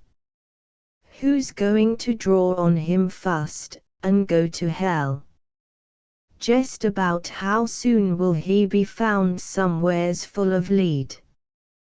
When it came out somewhere that Dwayne was openly cultivating the honest stay-at-home citizens to array them in time against the other element, then Fairdale showed its wolf teeth. Several times Dwayne was shot at in the dark and once slightly injured. Rumor had it that Poggin, the gunman, was coming to meet him. But the lawless element did not rise up in a mass to slay Dwayne on sight. It was not so much that the enemies of the law awaited his next move, but just a slowness peculiar to the frontier. The ranger was in their midst. He was interesting, if formidable. He would have been welcomed at card tables, at the bars, to play and drink with the men who knew they were under suspicion. There was a rude kind of good humor even in their open hostility. Besides, One ranger or a company of rangers could not have held the undivided attention of these men from their games and drinks and quarrels except by some decided move. Excitement, greed, appetite were rife in them. Dwayne marked, however, a striking exception to the usual run of strangers he had been in the habit of seeing. Snecker had gone or was under cover. Again Dwayne caught a vague rumor of the coming of Poggin, yet he never seemed to arrive. Moreover, the goings-on among the habitués of the resorts and the cowboys who came in to drink and gamble were unusually mild in comparison with former conduct. This lull, however, did not deceive Dwayne. It could not last. The wonder was that it had lasted so long. Dwayne went often to see Mrs. Laramie and her children. One afternoon while he was there he saw Miss Longstreth and Ruth ride up to the door. They carried a basket. Evidently they had heard of Mrs. Laramie's trouble. Dwayne felt strangely glad, but he went into an adjoining room rather than meet them. "Mrs. Laramie, I've come to see you," said Miss Longstreth, cheerfully. The little room was not very light, there being only one window and the doors, but Dwayne could see plainly enough. Mrs. Laramie lay, hollow-cheeked and haggard, on a bed. Once she had evidently been a woman of some comeliness. The ravages of trouble and grief were there to read in her worn face. It had not, however, any of the hard and bitter lines that had characterized her husband's. Dwayne wondered, considering that Longstreth had ruined Laramie, how Mrs. Laramie was going to regard the daughter of an enemy. "So you're Granger Longstreth's girl?" queried the woman, with her bright, black eyes fixed on her visitor. "Yes," replied Miss Longstreth, simply. "This is my cousin, Ruth Herbert. We've come to nurse you, take care of the children, help you in any way you'll let us." There was a long silence.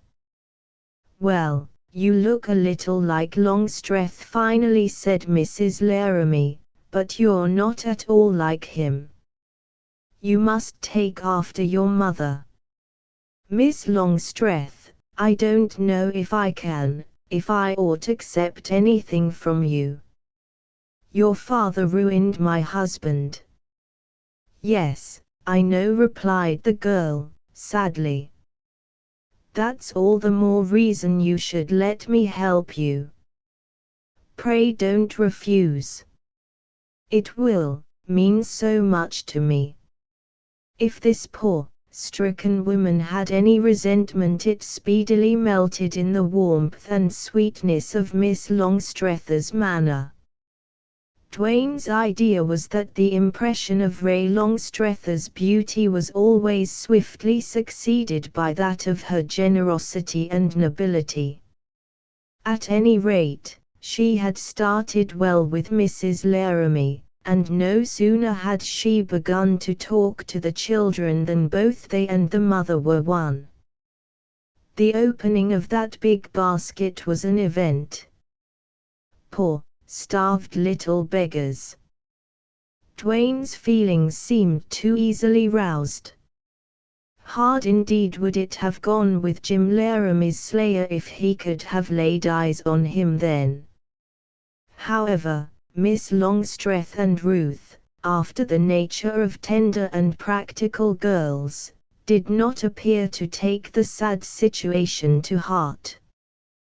The havoc was wrought in that household. The needs now were cheerfulness, kindness, help, action, and these the girls furnished with a spirit that did Dwayne good. Mrs. Laramie, "Who dressed this baby?" presently asked Miss Longstreth. Dwayne peeped in to see a dilapidated youngster on her knee. That sight, if any other was needed, completed his full and splendid estimate of Ray Longstreth and wrought strangely upon his heart. "The Ranger," replied Mrs. Laramie. "The Ranger!" exclaimed Miss Longstreth. "Yes, he's taken care of us all since, Mrs. Laramie choked. "Oh. So you've had no help but his," replied Miss Longstreth, hastily. "No women. Too bad. I'll send someone, Mrs. Laramie, and I'll come myself." "It'll be good of you," went on the older woman. "You see, Jim had few friends, that is, right in town. And they've been afraid to help us, afraid they'd get what poor Jim." "That's awful," burst out Miss Longstreth, passionately. "A brave lot of friends. Mrs. Laramie, don't you worry any more. We'll take care of you. Here, Ruth, help me. Whatever is the matter with baby's dress?" Manifestly Miss Longstreth had some difficulty in subduing her emotion. "Why, it's on Hind's side before," declared Ruth. "I guess Mr. Ranger hasn't dressed many babies." "He did the best he could," said Mrs. Laramie. "Lord only knows what would have become of us." "Then he is something more than a ranger?" queried Miss Longstreth, with a little break in her voice. "He's more than I can tell," replied Mrs. Laramie. "He buried Jim. He paid our debts. He fetched us here. He bought food for us. He cooked for us and fed us. He washed and dressed the baby. He sat with me the first 2 nights after Jim's death, when I thought I'd die myself. He's so kind, so gentle, so patient. He has kept me up just by being near. Sometimes I'd wake from a doze, and, seeing him there, I'd know how false were all these tales Jim heard about him and believed at first. Why, he plays with the children just like any good man might. When he has the baby up, I just can't believe he's a bloody gunman, as they say. He's good, but he isn't happy. He has such sad eyes. He looks far off sometimes when the children climb round him. They love him. His life is sad. Nobody need tell me, he sees the good in things. Once he said somebody had to be a ranger.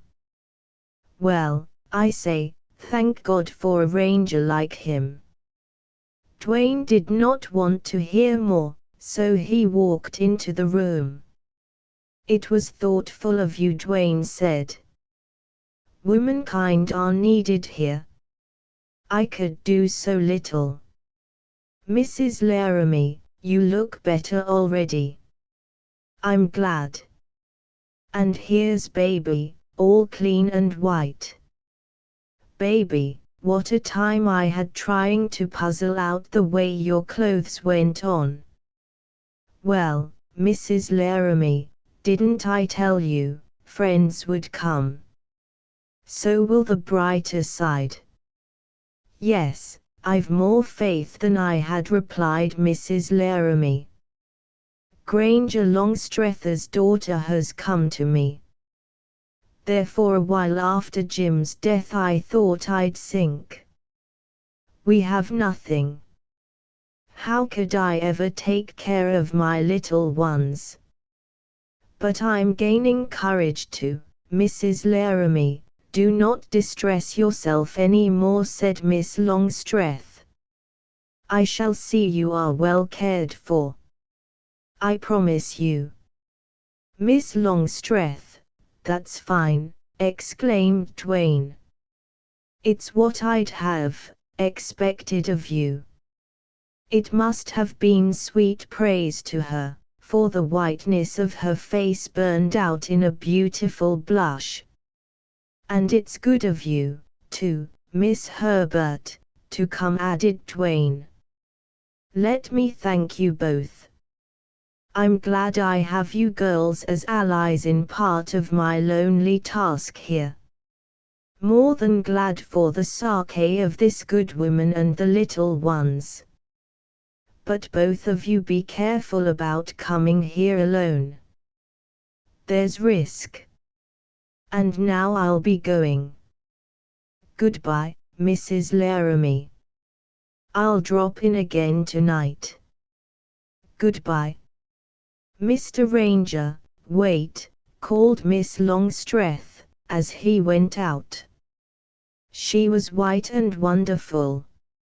She stepped out of the door close to him. "I have wronged you," she said, impulsively. "Miss Longstreth."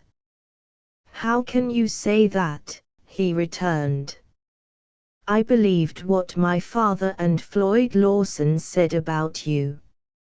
Now I see, I wronged you. You make me very glad. But, Miss Longstreth, please don't speak of wronging me.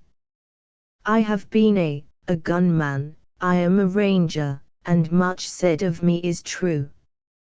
My duty is hard on others, sometimes on those who are innocent, alas. But God knows that duty is hard, too, on me.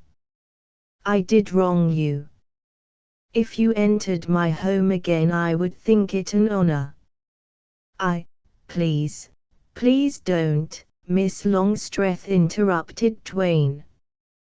"But, sir, my conscience flays me," she went on. There was no other sound like her voice. "Will you take my hand? Will you forgive me?" She gave it royally, while the other was there pressing at her breast. Dwayne took the proffered hand. He did not know what else to do. Then it seemed to dawn upon him that there was more behind this white, sweet, noble intensity of her than just the making amends for a fancied or real wrong. Dwayne thought the man did not live on earth who could have resisted her then. "I honor you for your goodness to this unfortunate woman," she said, and now her speech came swiftly. "When she was all alone and helpless you were her friend. It was the deed of a man. But Mrs. Laramie isn't the only unfortunate woman in the world. I, too, am unfortunate. How I may soon need a friend. Will you be my friend? I'm so alone. I'm terribly worried. I fear, oh, surely I'll need a friend soon. Oh, I'm afraid of what you'll find out sooner or later. I want to help you. Let us save life if not honor. Must I stand alone, all alone? Will you be?" Her voice failed. It seemed to Dwayne that she must have discovered what he had begun to suspect, that her father and Lawson were not the honest ranchers they pretended to be. Perhaps she knew more. Her appeal to Dwayne shook him deeply. He wanted to help her more than he had ever wanted anything. And with the meaning of the tumultuous sweetness she stirred in him there came realization of a dangerous situation. "I must be true to my duty," he said, hoarsely. If you knew me you'd know I could never ask you to be false to it. Well, then, I'll do anything for you. Oh, thank you. I'm ashamed that I believed my cousin Floyd. He lied, he lied. I'm all in the dark, strangely distressed. My father wants me to go back home. Floyd is trying to keep me here. They've quarreled. Oh, I know something dreadful will happen. I know I'll need you will you help me? Yes, replied Dwayne, and his look brought the blood to her face. Chapter 19. After supper Dwayne stole out for his usual evening's spying. The night was dark, without starlight, and a stiff wind rustled the leaves. Dwayne bent his steps toward the Longstrethers' ranch house. He had so much to think about that he never knew where the time went. This night when he reached the edge of the shrubbery he heard Lawson's well-known footsteps and saw Longstrethers' door open, flashing a broad bar of light in the darkness. Lawson crossed the threshold, the door closed, and all was dark again outside. Not a ray of light escaped from the window. Little doubt there was that his talk with Longstreth would be interesting to Dwayne. He tiptoed to the door and listened, but could hear only a murmur of voices. Besides, that position was too risky. He went round the corner of the house. This side of the big adobe house was of much older construction than the back and larger part. There was a narrow passage between the houses, leading from the outside through to the patio. This passage now afforded Dwayne an opportunity, and he decided to avail himself of it in spite of the very great danger. Crawling on very stealthily, he got under the shrubbery to the entrance of the passage. In the blackness a faint streak of light showed the location of a crack in the wall. He had to slip in sidewise. It was a tight squeeze, but he entered without the slightest noise. As he progressed the passage grew a very little wider in that direction, and that fact gave rise to the thought that in case of a necessary and hurried exit he would do best by working toward the patio. It seemed a good deal of time was consumed in reaching a vantage point. When he did get there the crack he had marked was a foot over his head. There was nothing to do but find toe holes in the crumbling walls, and by bracing knees on one side, back against the other, hold himself up once with his eye there. He did not care what risk he ran. Longstreth appeared disturbed. He sat stroking his mustache, his brow was clouded. Lawson's face seemed darker, more sullen, yet lighted by some indomitable resolve. "We'll settle both deals tonight," Lawson was saying. "That's what I came for." "But suppose I don't choose to talk here," protested Longstreth, impatiently. "I never before made my house a place to, we've waited long enough. This place is as good as any. You've lost your nerve since that ranger hit the town. First now, will you give Ray to me?" "Floyd, you talk like a spoiled boy." "Give Ray to you? Why, she's a woman, and I'm finding out that she's got a mind of her own. I told you I was willing for her to marry you. I tried to persuade her. But Ray hasn't any use for you now. She liked you at first. But now she doesn't. So what can I do? You can make her marry me, replied Lawson. Make that girl do what she doesn't want to. It couldn't be done even if I tried. And I don't believe I'll try. I haven't the highest opinion of you as a prospective son-in-law, Floyd. But if Ray loved you, I would consent. We'd all go away together before this damned miserable business is out. Then she'd never know. And maybe you might be more like you used to be before the West ruined you. But as matters stand, you fight your own game with her. And I'll tell you now, you'll lose. What'd you want to let her come out here for? Demanded Lawson, hotly. It was a dead mistake. I've lost my head over her. I'll have her or die. Don't you think if she was my wife I'd soon pull myself together?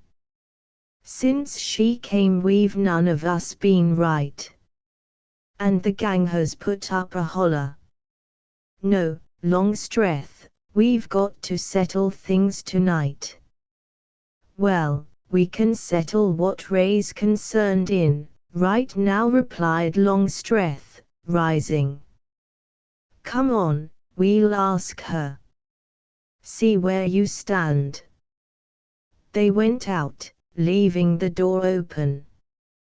Dwayne dropped down to rest himself and to wait. He would have liked to hear Miss Longstreth's answer. But he could guess what it would be.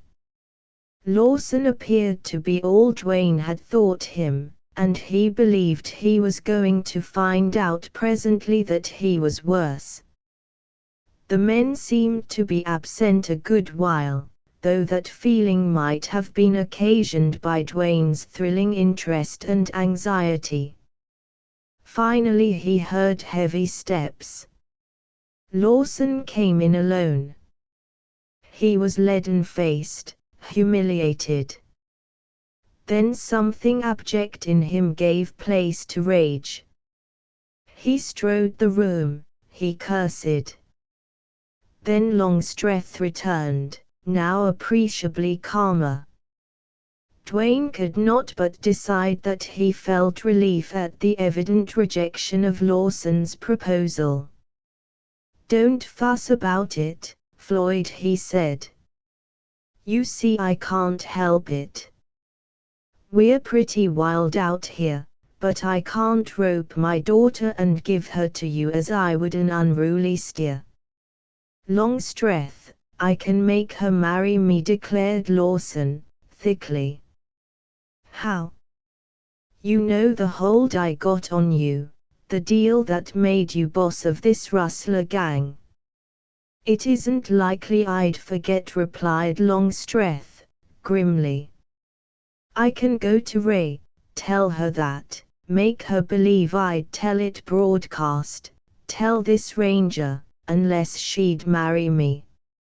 Lawson spoke breathlessly, with haggard face and shadowed eyes. He had no shame. He was simply in the grip of passion. Longstreth gazed with dark, controlled fury at this relative. In that look Dwayne saw a strong, unscrupulous man fallen into evil ways, but still a man. It betrayed Lawson to be the wild and passionate weakling. Dwayne seemed to see also how during all the years of association this strong man had upheld the weak one. But that time had gone forever, both in intent on Longstreth's part and in possibility. Lawson, like the great majority of evil and unrestrained men on the border, had reached a point where influence was futile. Reason had degenerated. He saw only himself.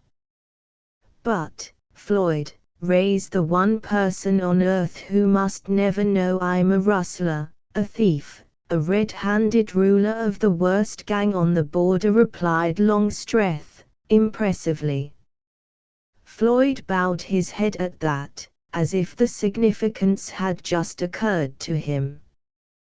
But he was not long at a loss.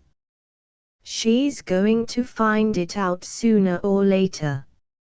I tell you, she knows now there's something wrong out here. She's got eyes. Mark what I say. Ray has changed, I know. But she hasn't any idea yet that her daddy's a boss rustler. Ray's concerned about what she calls my duty as mayor. Also, I think she's not satisfied with my explanations in regard to certain property. Lawson halted in his restless walk and leaned against the stone mantelpiece. He had his hands in his pockets. He squared himself as if this was his last stand. He looked desperate, but on the moment showed an absence of his usual nervous excitement. Longstreth, that may well be true, he said. No doubt all you say is true. But it doesn't help me. I want the girl. If I don't get her, I reckon we'll all go to hell. He might have meant anything, probably meant the worst. He certainly had something more in mind. Longstreth gave a slight start, barely perceptible, like the switch of an awakening tiger. He sat there, head down, stroking his mustache. Almost Dwayne saw his thought. He had long experience in reading men under stress of such emotion. He had no means to vindicate his judgment, but his conviction was that Longstreth right then and there decided that the thing to do was to kill Lawson. For Dwayne's part, he wondered that Longstreth had not come to such a conclusion before. Not improbably the advent of his daughter had put Longstreth in conflict with himself.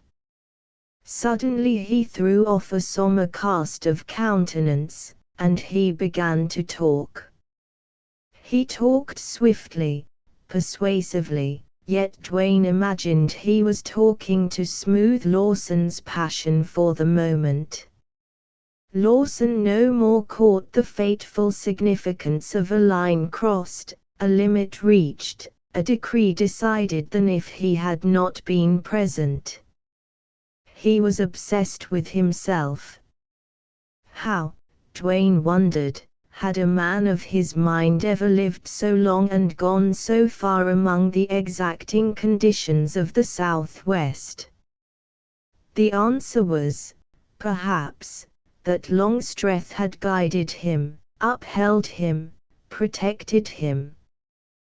The coming of Ray Longstreth had been the entering wedge of dissension. You're too impatient, concluded Longstreth.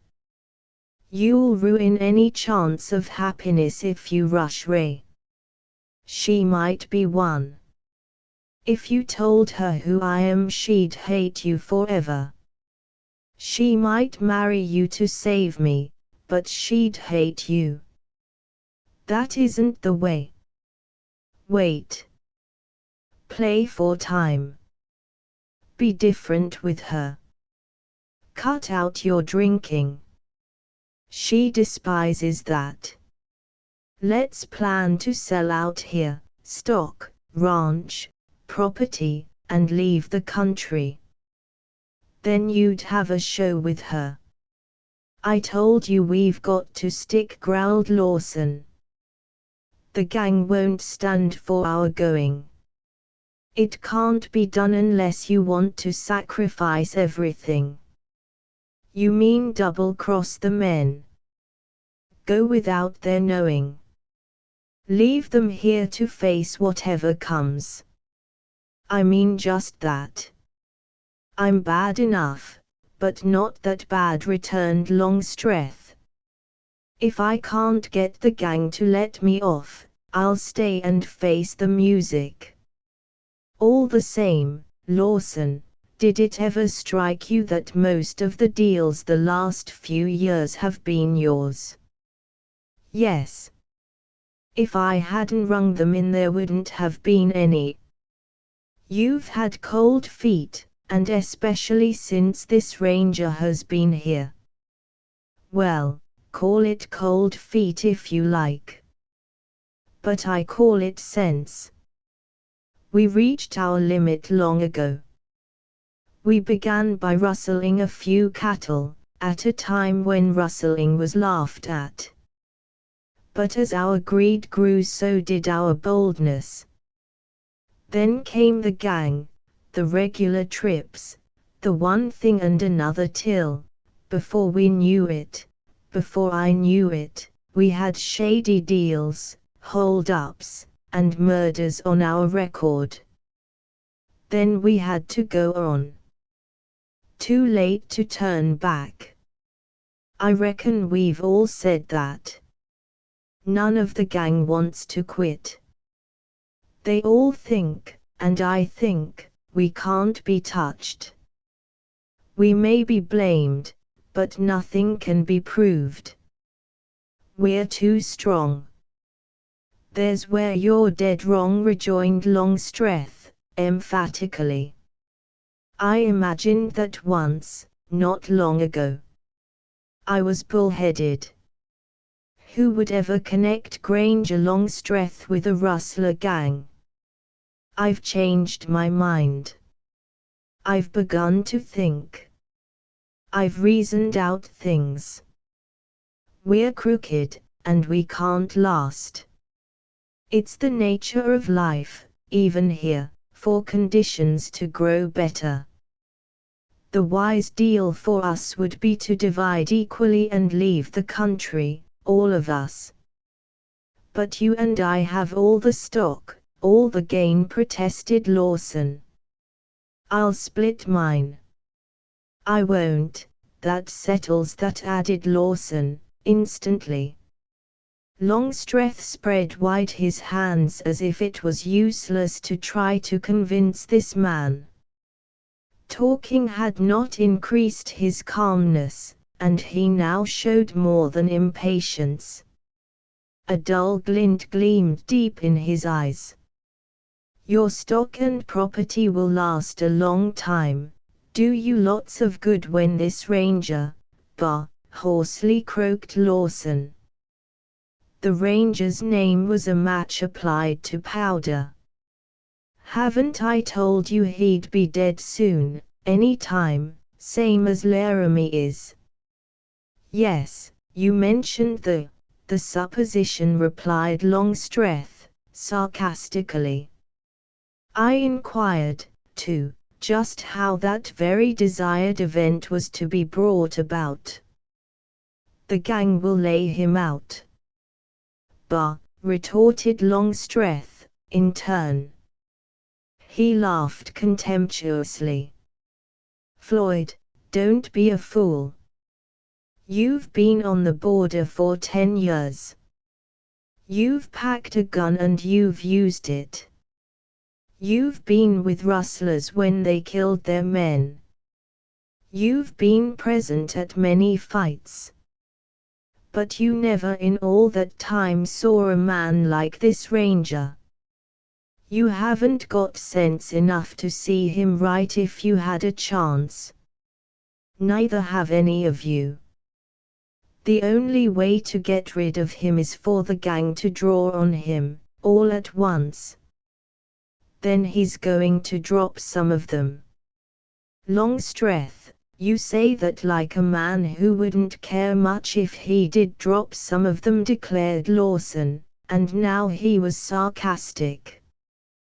To tell you the truth, I wouldn't, returned the other, bluntly. I'm pretty sick of this mess. Lawson cursed in amazement. His emotions were all out of proportion to his intelligence. He was not at all quick-witted. Dwayne had never seen a vainer or more arrogant man. "Longstreth, I don't like your talk," he said.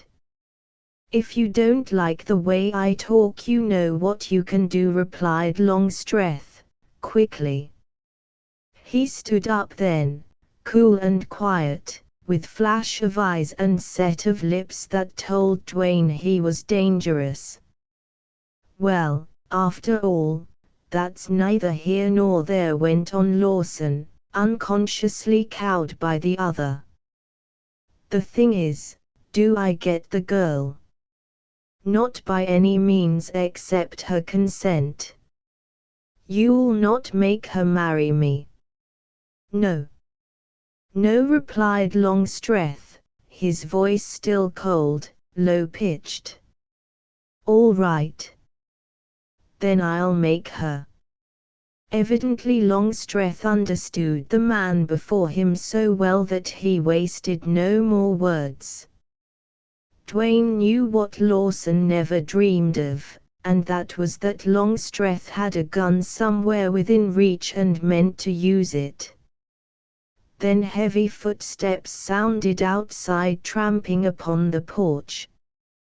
Dwayne might have been mistaken, but he believed those footsteps saved Lawson's life. "There they are," said Lawson, and he opened the door. 5 masked men entered. They all wore coats hiding any weapons. A big man with burly shoulders shook hands with Longstreth, and the others stood back. The atmosphere of that room had changed. Lawson might have been an entity for all he counted. Longstreth was another man, a stranger to Dwayne. If he had entertained a hope of freeing himself from this band, of getting away to a safer country, he abandoned it at the very sight of these men. There was power here, and he was bound. The big man spoke in low, hoarse whispers, and at this all the others gathered around him close to the table. There were evidently some signs of membership not plain to Dwayne. Then all the heads were bent over the table. Low voices spoke, queried, answered, argued. By straining his ears Dwayne caught a word here and there. They were planning, and they were brief. Dwayne gathered they were to have a rendezvous at or near Ord. Then the big man, who evidently was the leader of the present convention, got up to depart. He went as swiftly as he had come, and was followed by his comrades. Longstreth prepared for a quiet smoke. Lawson seemed uncommunicative and unsociable. He smoked fiercely and drank continually. All at once he straightened up as if listening. "What's that?" he called, suddenly. Dwayne's strained ears were pervaded by a slight rustling sound. "Must be a rat," replied Longstreth. The rustle became a rattle. "Sounds like a rattlesnake to me," said Lawson. Longstreth got up from the table and peered round the room. Just at that instant Dwayne felt an almost inappreciable movement of the adobe wall which supported him. He could scarcely credit his senses. But the rattle inside Longstreth's room was mingling with little dull thuds of falling dirt. The adobe wall, merely dried mud, was crumbling. Dwayne distinctly felt a tremor pass through it.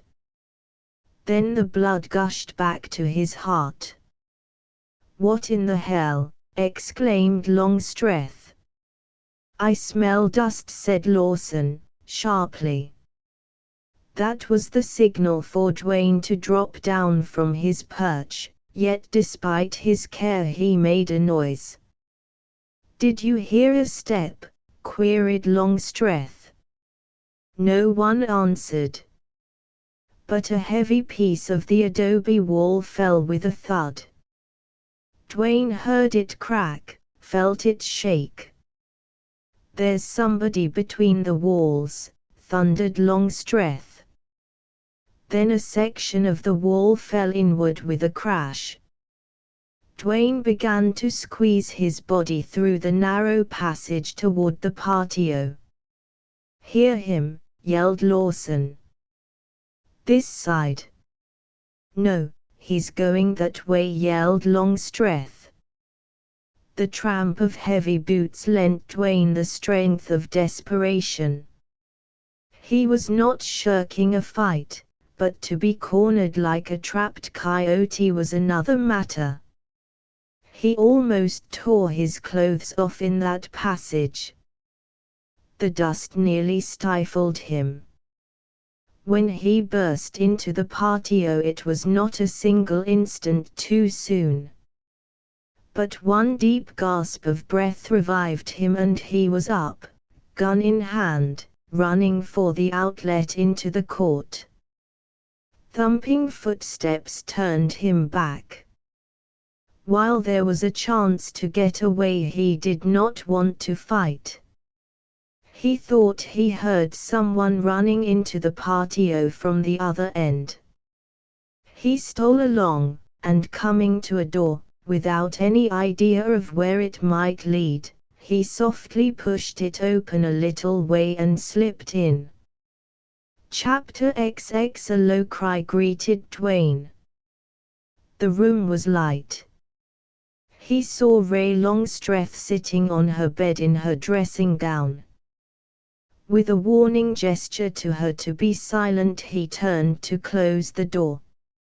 It was a heavy door without bolt or bar, and when Dwayne had shut it he felt safe only for the moment. Then he gazed around the room. There was one window with blind closely drawn. He listened and seemed to hear footsteps retreating, dying away. Then Dwayne turned to Miss Longstreth. She had slipped off the bed, half to her knees, and was holding out trembling hands. She was as white as the pillow on her bed. She was terribly frightened. Again, with warning hand commanding silence, Dwayne stepped softly forward, meaning to reassure her. "Oh," she whispered, wildly, and Dwayne thought she was going to faint. When he got close and looked into her eyes, he understood the strange, dark expression in them. She was terrified because she believed he meant to kill her, or do worse, probably worse. Dwayne realized he must have looked pretty hard and fierce bursting into her room with that big gun in hand. The way she searched Dwayne's face with doubtful, fearful eyes hurt him. "Listen. I didn't know this was your room. I came here to get away, to save my life. I was pursued. I was spying on your father and his men. They heard me, but did not see me. They don't know who was listening. They're after me now." Her eyes changed from blank gulfs to dilating, shadowing, quickening windows of thought. Then she stood up and faced Dwayne with the fire and intelligence of a woman in her eyes. "Tell me now. You were spying on my father." Briefly Dwayne told her what had happened before he entered her room, not omitting a terse word as to the character of the men he had watched. "My God. So it's that. I knew something was terribly wrong here, with him, with the place, the people. And right off I hated Floyd Lawson. Oh, it'll kill me if, it's so much worse than I dreamed. What shall I do? The sound of soft steps somewhere near distracted Dwayne's attention, reminded him of her peril, and now, what counted more with him, made clear the probability of being discovered in her room. I'll have to get out of here, whispered Dwayne. Wait, she replied. Didn't you say they were hunting for you? They sure are, he returned, grimly. Oh, then you mustn't go. They might shoot you before you got away. Stay. If we hear them, you can hide. I'll turn out the light. I'll meet them at the door. You can trust me. Wait till all quiets down, if we have to wait till morning. Then you can slip out. I oughtn't to stay. I don't want to, I won't, Dwayne replied, perplexed and stubborn. But you must. It's the only safe way. They won't come here. Suppose they should. It's an even chance Longstreth'll search every room and corner in this old house. If they found me here, I couldn't start a fight. You might be hurt. Then, the fact of my being here, Dwayne did not finish what he meant, but instead made a step toward the door. White of face and dark of eye, she took hold of him to detain him. She was as strong and supple as a panther. But she need not have been either resolute or strong, for the clasp of her hand was enough to make Dwayne weak. Up yet, Ray, came Longstreth's clear voice, too strained, too eager to be natural. No. I'm in bed reading.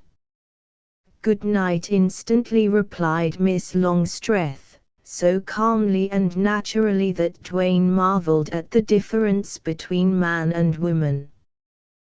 Then she motioned for Dwayne to hide in the closet. He slipped in, but the door would not close altogether. Are you alone? Went on Longstreth's penetrating voice. Yes, she replied. Ruth went to bed. The door swung inward with a swift scrape and jar. Longstreth half entered, haggard, flaming-eyed. Behind him Dwayne saw Lawson, and indistinctly another man. Longstreth barred Lawson from entering, which action showed control as well as distrust. He wanted to see into the room. When he had glanced around, he went out and closed the door. Then what seemed a long interval ensued. The house grew silent once more. Dwayne could not see Miss Longstreth, but he heard her quick breathing. How long did she mean to let him stay hidden there? Hard and perilous as his life had been, this was a new kind of adventure. He had divined the strange softness of his feeling as something due to the magnetism of this beautiful woman. It hardly seemed possible that he, who had been outside the pale for so many years, could have fallen in love. Yet that must be the secret of his agitation. Presently he pushed open the closet door and stepped forth. Miss Longstreth had her head lowered upon her arms and appeared to be in distress. At his touch she raised a quivering face. I think I can go now, safely, he whispered. Go then, if you must, but you may stay till you're safe, she replied. I couldn't thank you enough. It's been hard on me, this finding out, and you his daughter. I feel strange. I don't understand myself well. But I want you to know, if I were not an outlaw, a ranger, I'd lay my life at your feet. Oh! You have seen so little of me, she faltered. All the same it's true. And that makes me feel more the trouble my coming caused you. You will not fight my father. Not if I can help it. I'm trying to get out of his way. But you spied upon him. I am a ranger, Miss Longstreth. And oh! I am a rustler's daughter, she cried. That's so much more terrible than I'd suspected. It was tricky cattle deals I imagined he was engaged in. But only tonight I had strong suspicions aroused. How? Tell me. I overheard Floyd say that men were coming tonight to arrange a meeting for my father at a rendezvous near Ord. Father did not want to go. Floyd taunted him with a name. What name? Queried Dwayne. It was Shzaldine.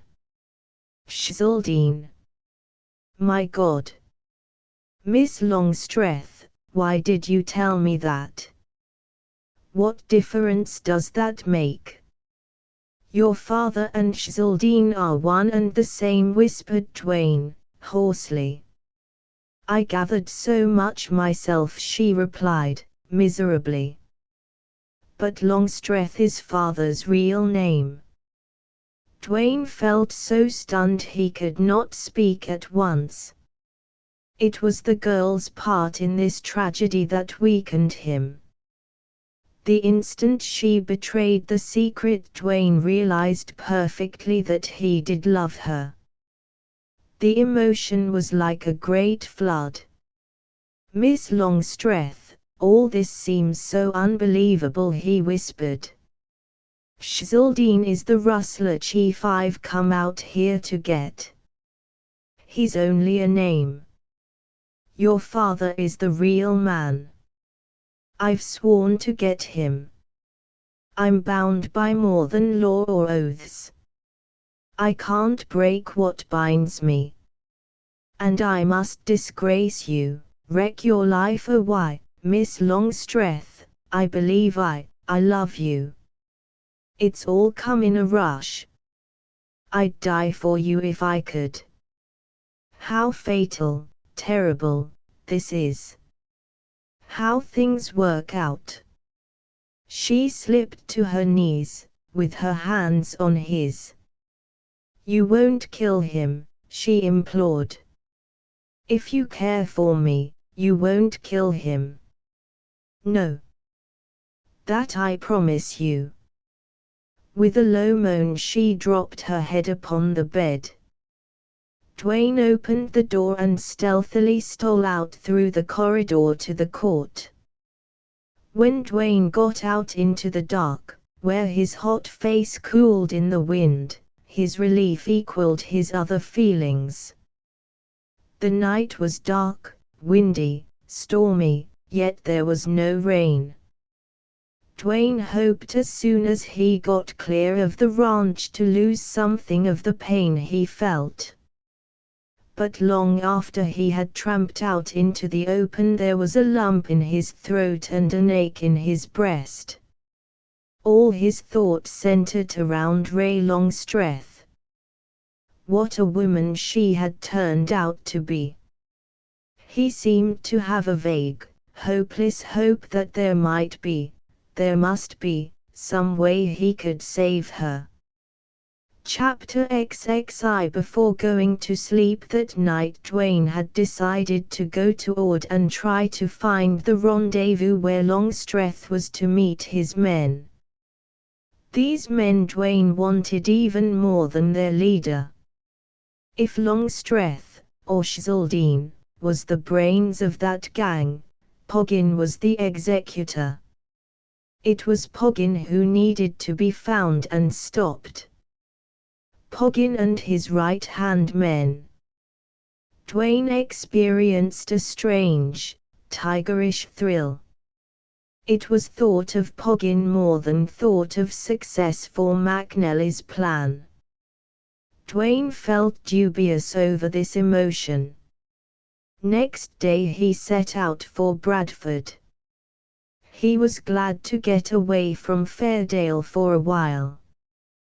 But the hours and the miles in no wise changed the new pain in his heart. The only way he could forget Miss Longstreth was to let his mind dwell upon Poggin, and even this was not always effective. He avoided Sunderson, and at the end of the day and a half he arrived at Bradford. The night of the day before he reached Bradford, number 6, the mail and express train going east, was held up by train robbers, the Wells Fargo messenger killed over his safe, the mail clerk wounded, the bags carried away. The engine of number 6 came into town minus even a tender, and engineer and fireman told conflicting stories. A posse of railroad men and citizens, led by a sheriff Dwayne suspected was crooked, was made up before the engine steamed back to pick up the rest of the train. Dwayne had the sudden inspiration that he had been cudgeling his mind to find, and, acting upon it, he mounted his horse again and left Bradford unobserved. As he rode out into the night, over a dark trail in the direction of Ord, he uttered a short, grim, sardonic laugh at the hope that he might be taken for a train robber. He rode at an easy trot most of the night, and when the black peak of Ord Mountain loomed up against the stars he halted, tied his horse, and slept until dawn. He had brought a small pack, and now he took his time cooking breakfast.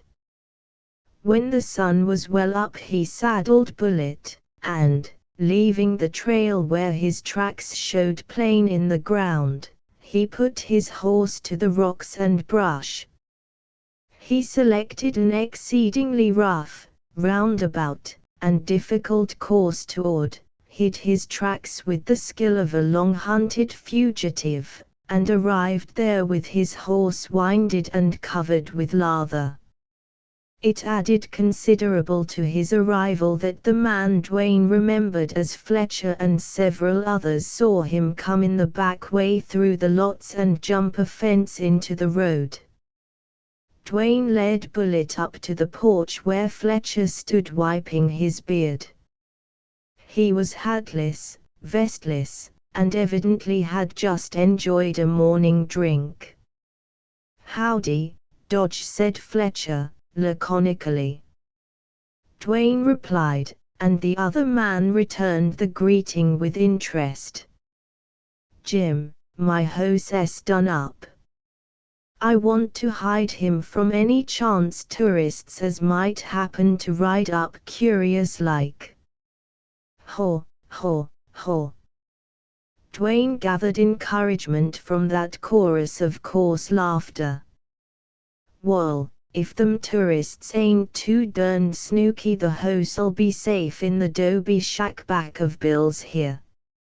Feed da, too, but you'll have to rustle water." Dwayne led Bullet to the place indicated, had care of his welfare, and left him there. Upon returning to the tavern porch Dwayne saw the group of men had been added to by others, some of whom he had seen before. Without comment Dwayne walked along the edge of the road, and wherever one of the tracks of his horse showed he carefully obliterated it. This procedure was attentively watched by Fletcher and his companions. "Wall, Dodge," remarked Fletcher, as Dwayne returned, "that's safer en pray in fur rain." Dwayne's reply was a remark as loquacious as Fletcher's, to the effect that a long, slow, monotonous ride was conducive to thirst. They all joined him, unmistakably friendly. But Nell was not there, and most assuredly not Poggin. Fletcher was no common outlaw, but, whatever his ability, it probably lay in execution of orders. Apparently at that time these men had nothing to do but drink and lounge around the tavern.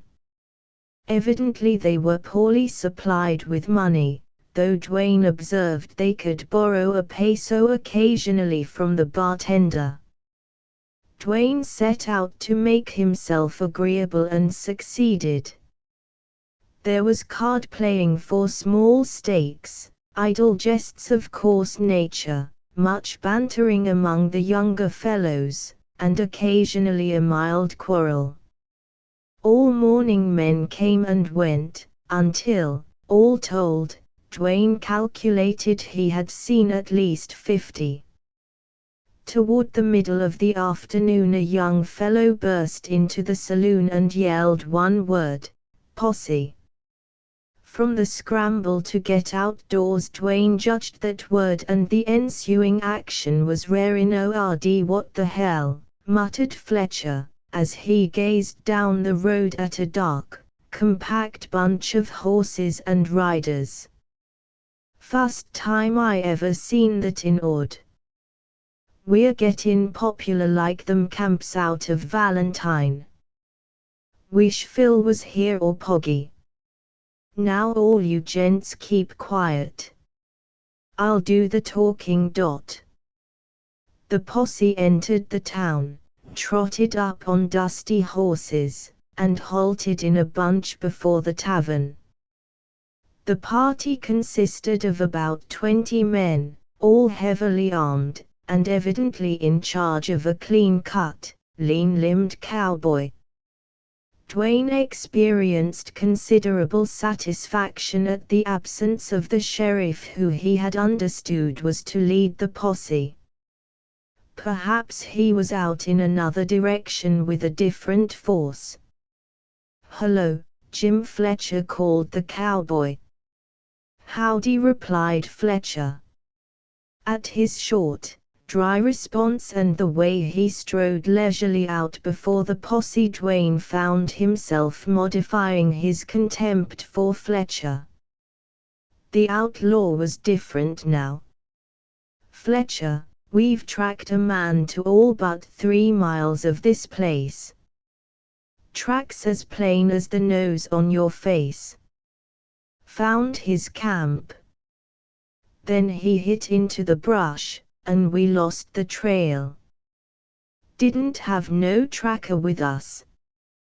Think he went into the mountains. But we took a chance and rid over the rest of the way, seeing ORD was so close.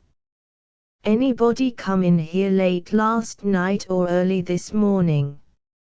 "Nope," replied Fletcher. His response was what Dwayne had expected from his manner, and evidently the cowboy took it as a matter of course. He turned to the others of the posse, entering into a low consultation. Evidently there was difference of opinion, if not real dissension, in that posse.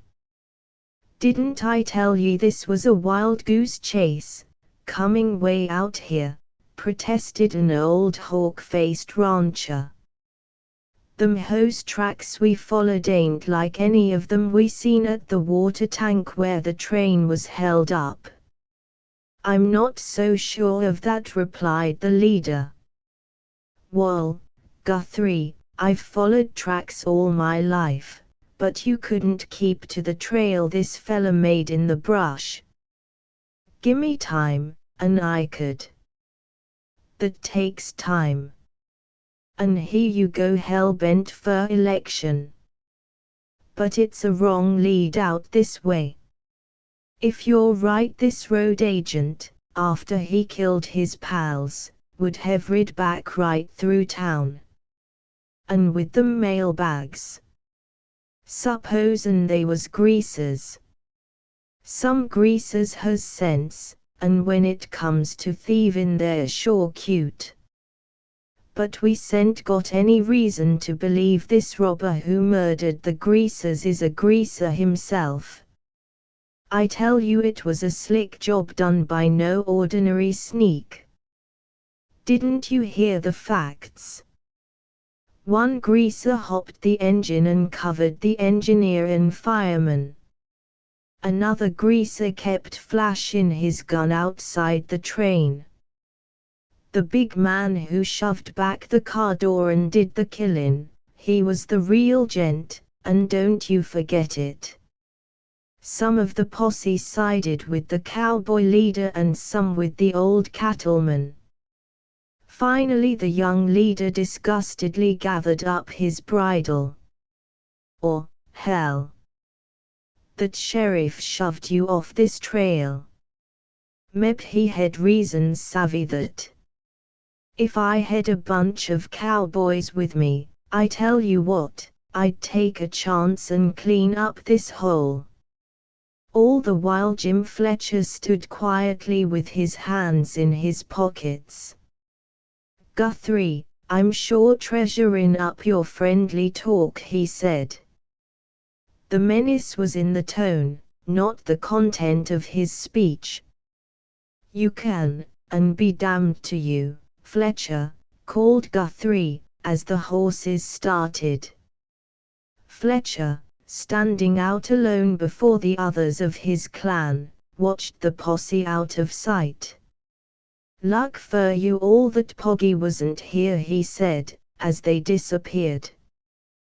Then with a thoughtful mien he strode up on the porch and led Dwayne away from the others into the barroom. When he looked into Dwayne's face it was somehow an entirely changed scrutiny. "Dodge, where'd you hide the stuff? I reckon I got in on this deal, seeing I staved off Guthrie." Dwayne played his part. Here was a tiger after prey. He seized it. First he coolly eyed the outlaw and then disclaimed any knowledge whatever of the train robbery other than Fletcher had heard himself. Then at Fletcher's persistence and admiration and increasing show of friendliness he laughed occasionally and allowed himself to swell with pride, though still denying. Next he feigned a lack of consistent willpower and seemed to be wavering under Fletcher's persuasion and grew silent, then surly. Fletcher, evidently sure of ultimate victory, desisted for the time being. However, in his solicitous regard and close companionship for the rest of that day he betrayed the bent of his mind. Later, when Dwayne started up announcing his intention to get his horse and make for camp out in the brush, Fletcher seemed grievously offended. "Why don't you stay with me?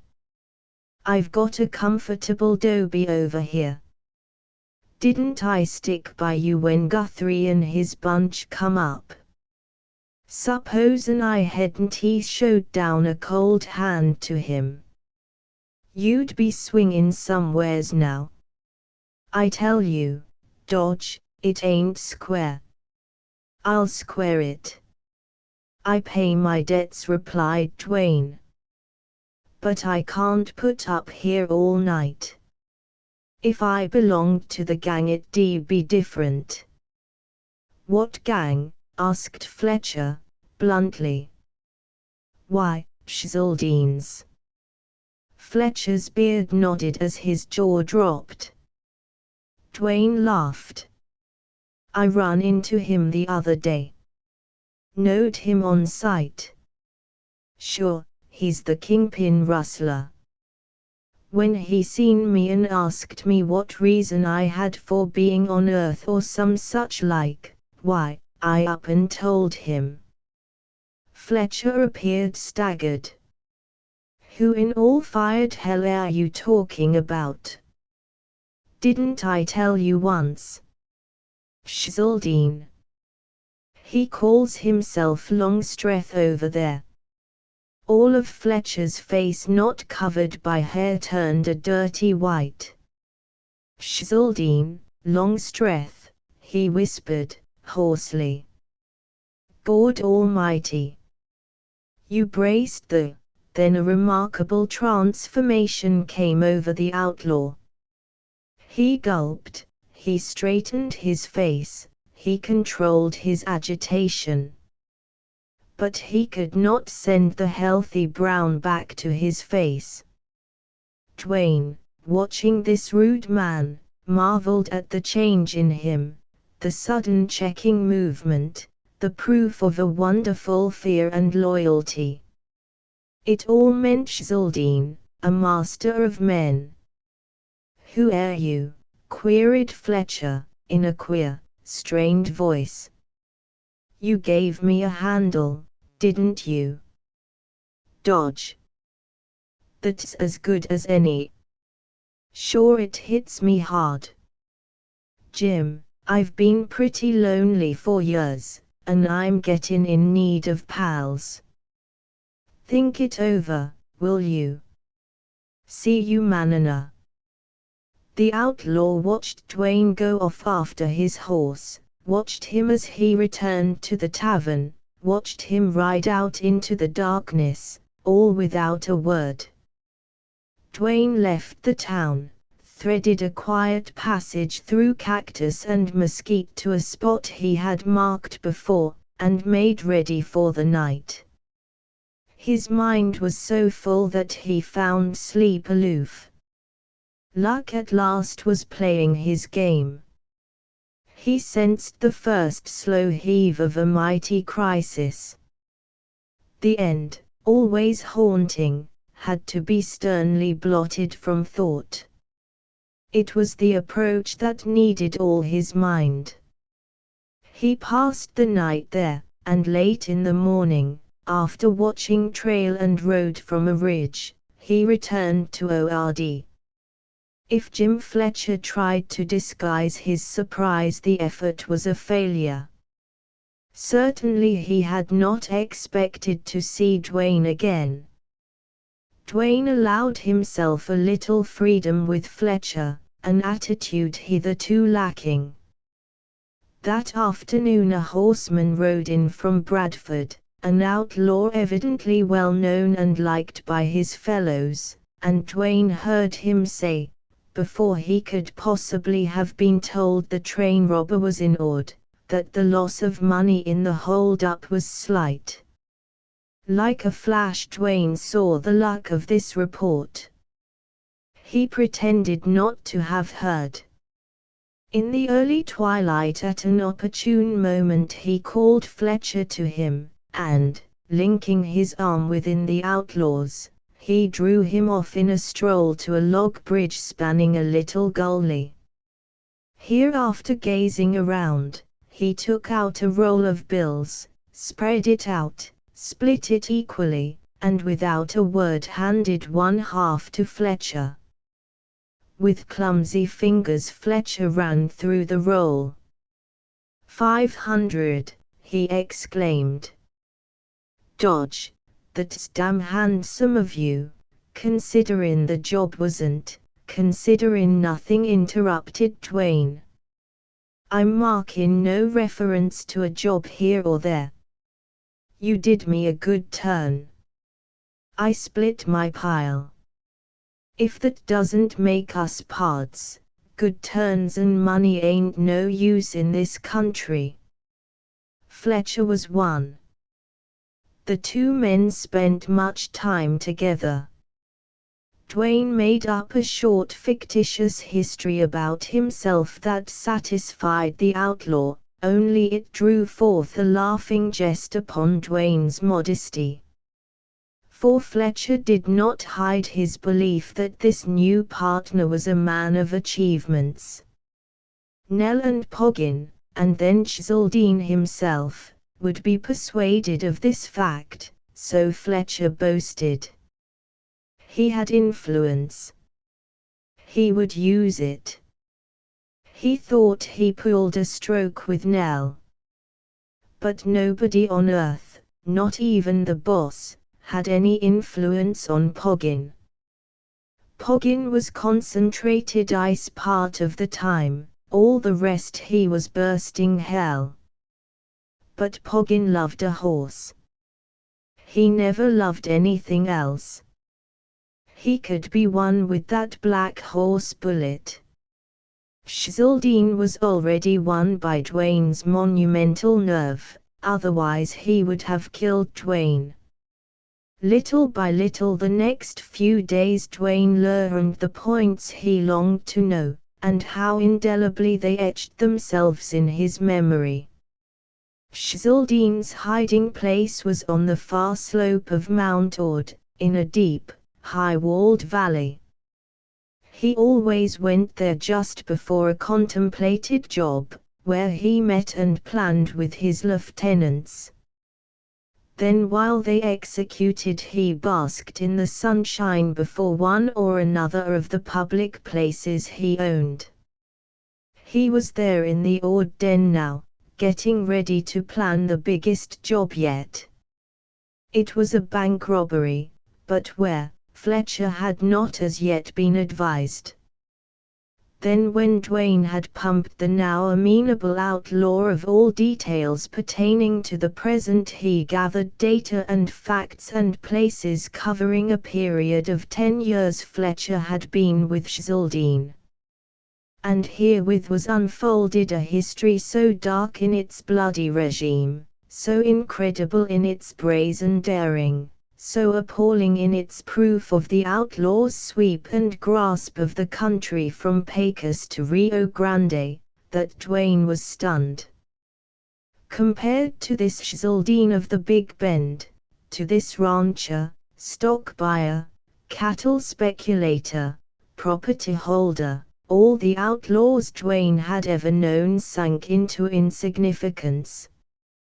The power of the man stunned Dwayne. The strange fidelity given him stunned Dwayne. The intricate inside working of his great system was equally stunning.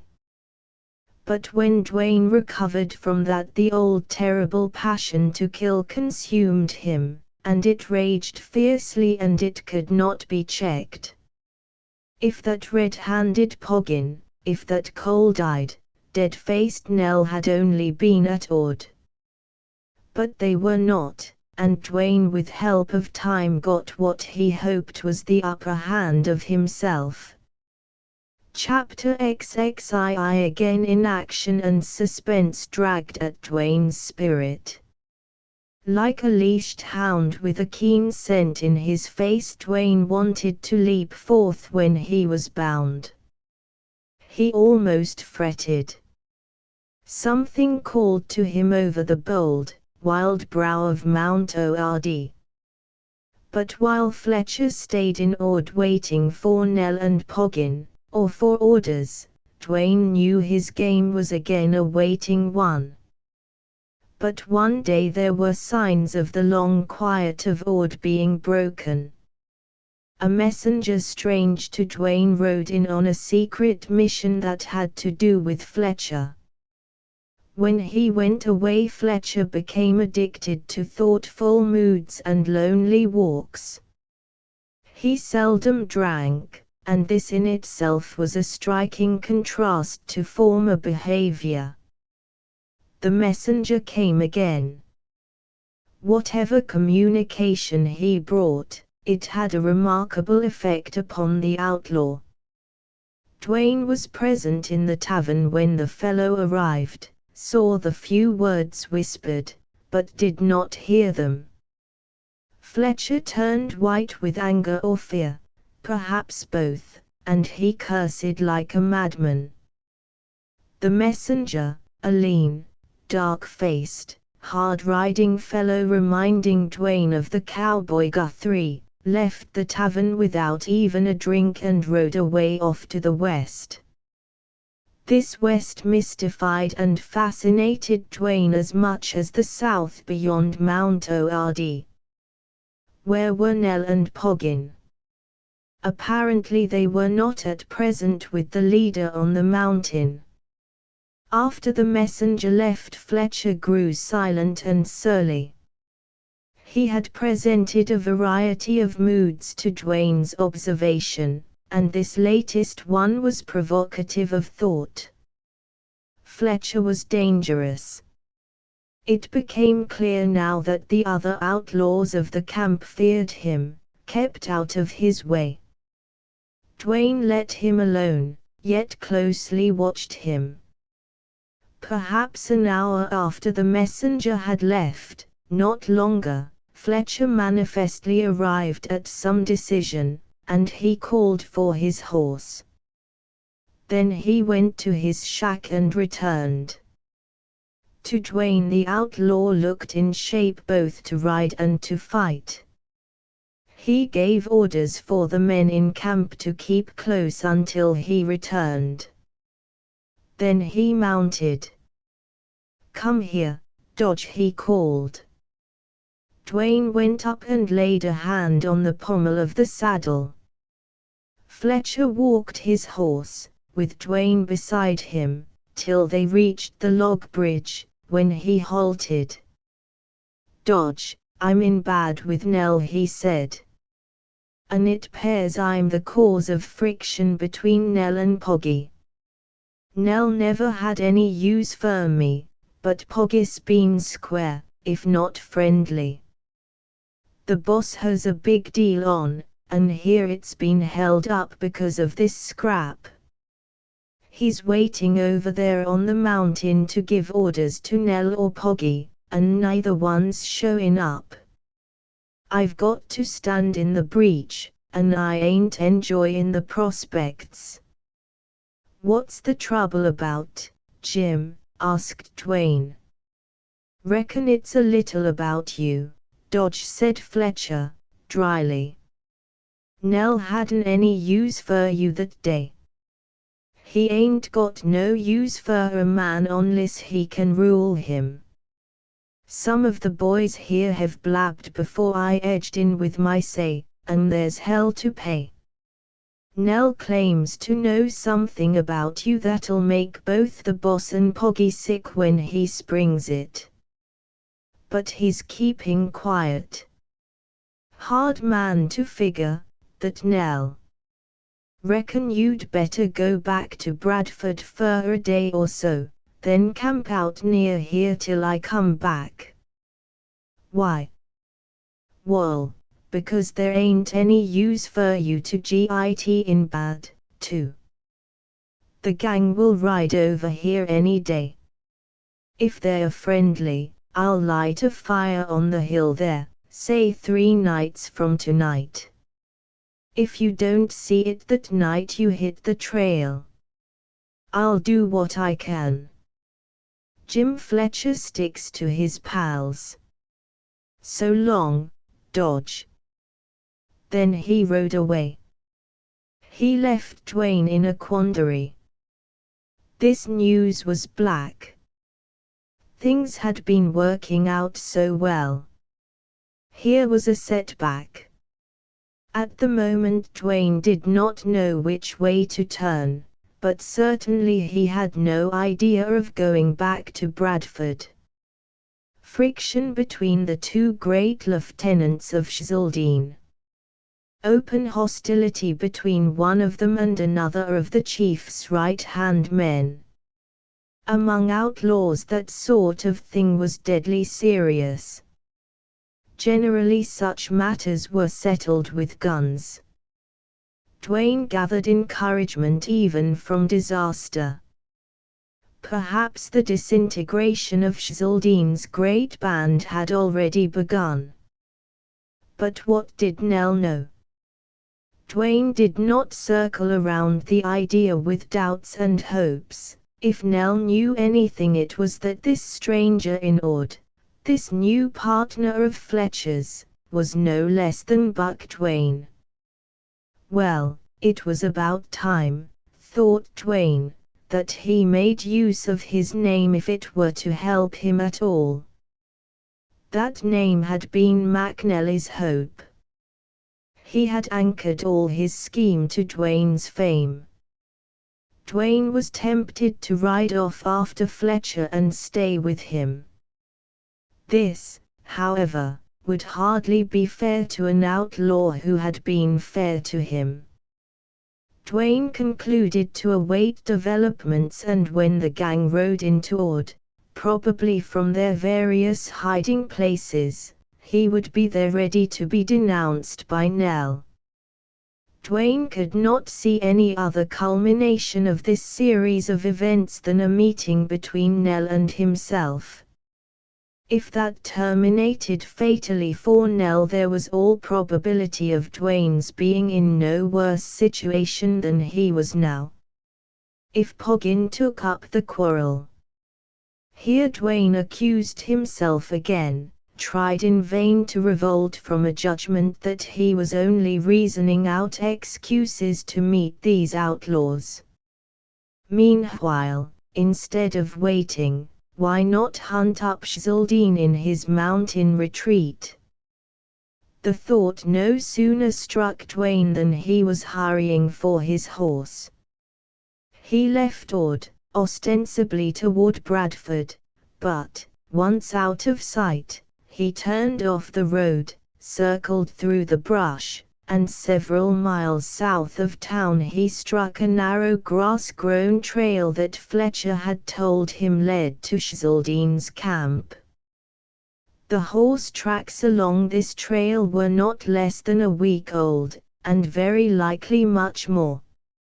It wound between low, brush-covered foothills, through arroyos and gullies lined with mesquite, cottonwood, and scrub oak. In an hour Dwayne struck the slope of Mount Ord, and as he climbed he got a view of the rolling, black-spotted country, partly desert, partly fertile, with long, bright lines of dry stream beds winding away to grow dim in the distance. He got among broken rocks and cliffs, and here the open, downward rolling land disappeared, and he was hard put to it to find the trail. He lost it repeatedly and made slow progress. Finally he climbed into a region of all rock benches, rough here, smooth there, with only an occasional scratch of iron horseshoe to guide him. Many times he had to go ahead and then work to right or left till he found his way again.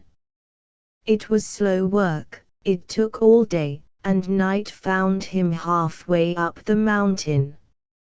He halted at a little side canyon with grass and water, and here he made camp. The night was clear and cool at that height, with a dark blue sky and a streak of stars blinking across. With this day of action behind him he felt better satisfied than he had been for some time.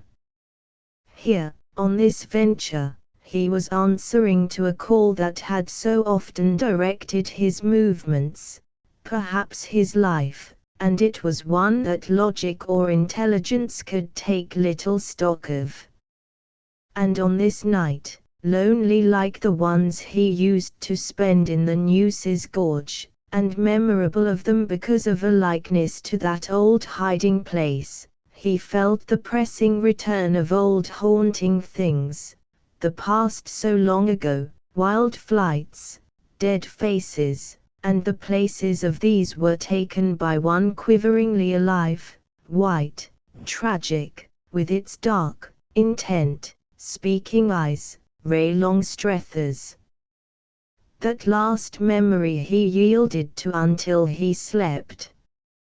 In the morning, satisfied that he had left still fewer tracks than he had followed up this trail, he led his horse up to the head of the canyon, there a narrow crack in low cliffs, and with branches of cedar fenced him in. Then he went back and took up the trail on foot. Without the horse he made better time and climbed through deep clefts, wide canyons, over ridges, up shelving slopes, along precipices, a long, hard climb, till he reached what he concluded was a divide. Going down was easier, though the farther he followed this dim and winding trail the wider the broken battlements of rock.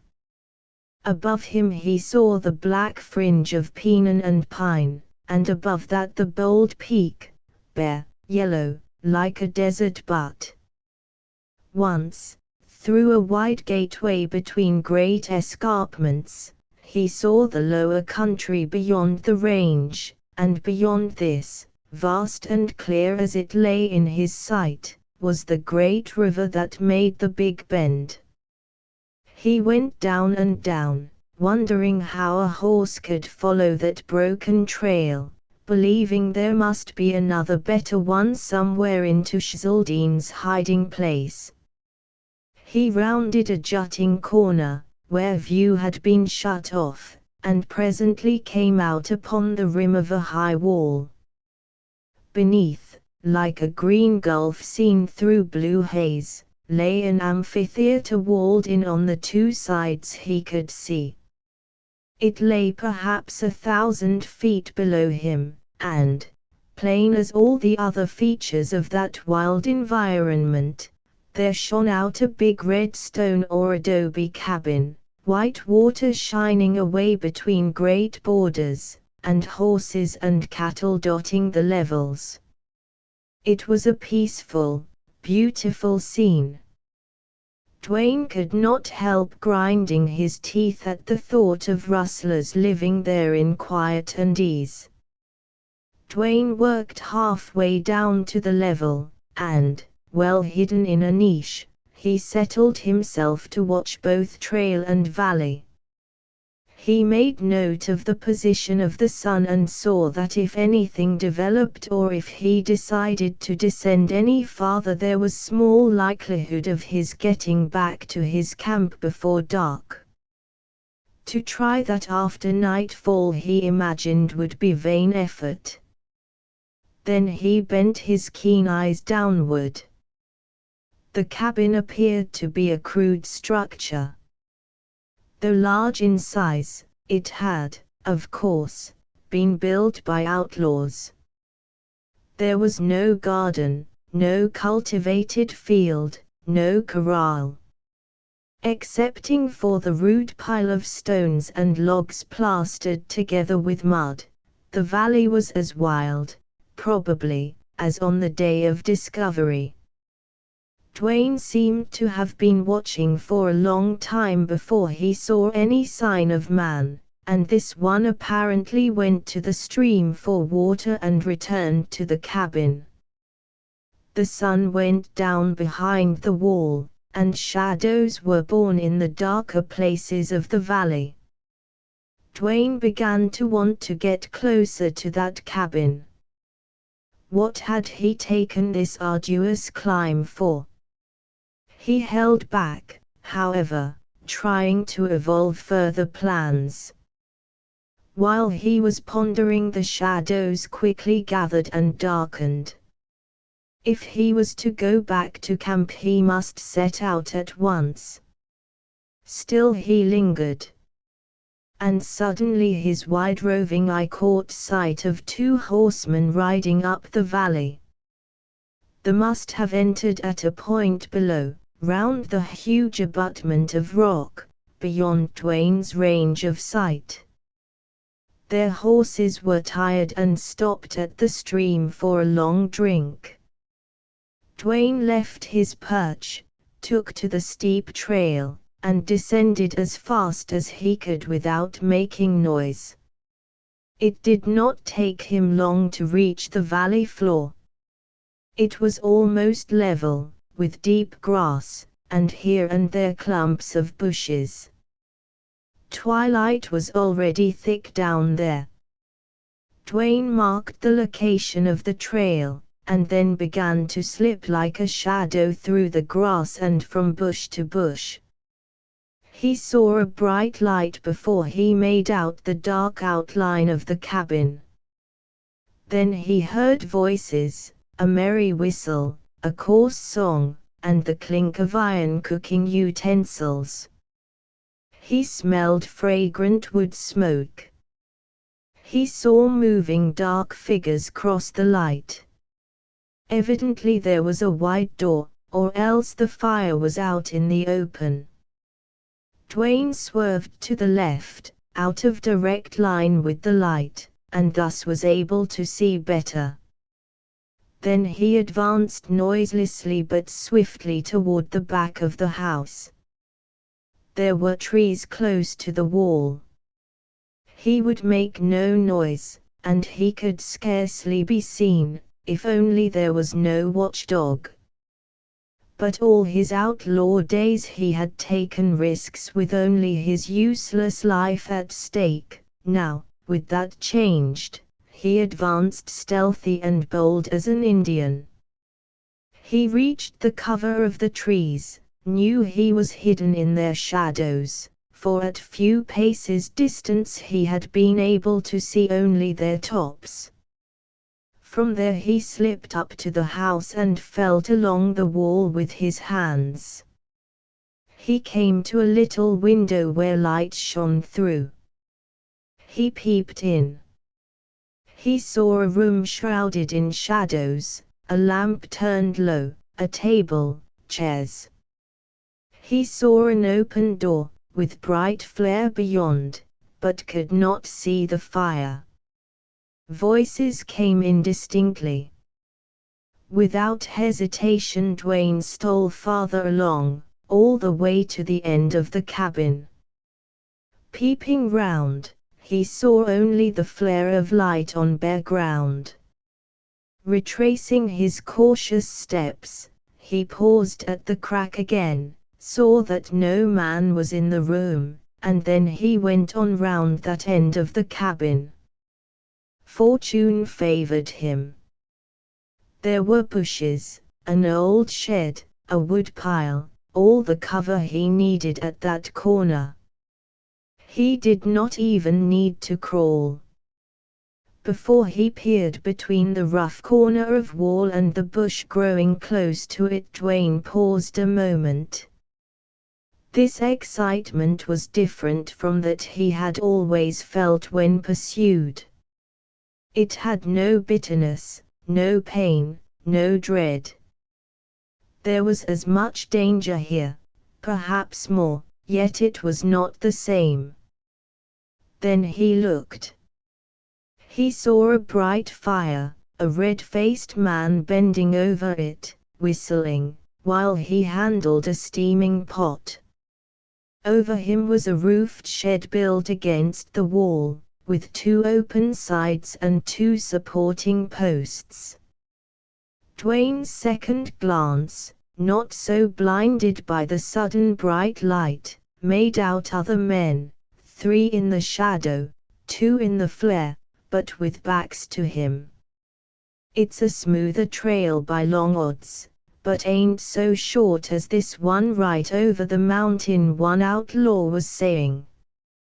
What's eating you, Panhandle? Ejaculated another.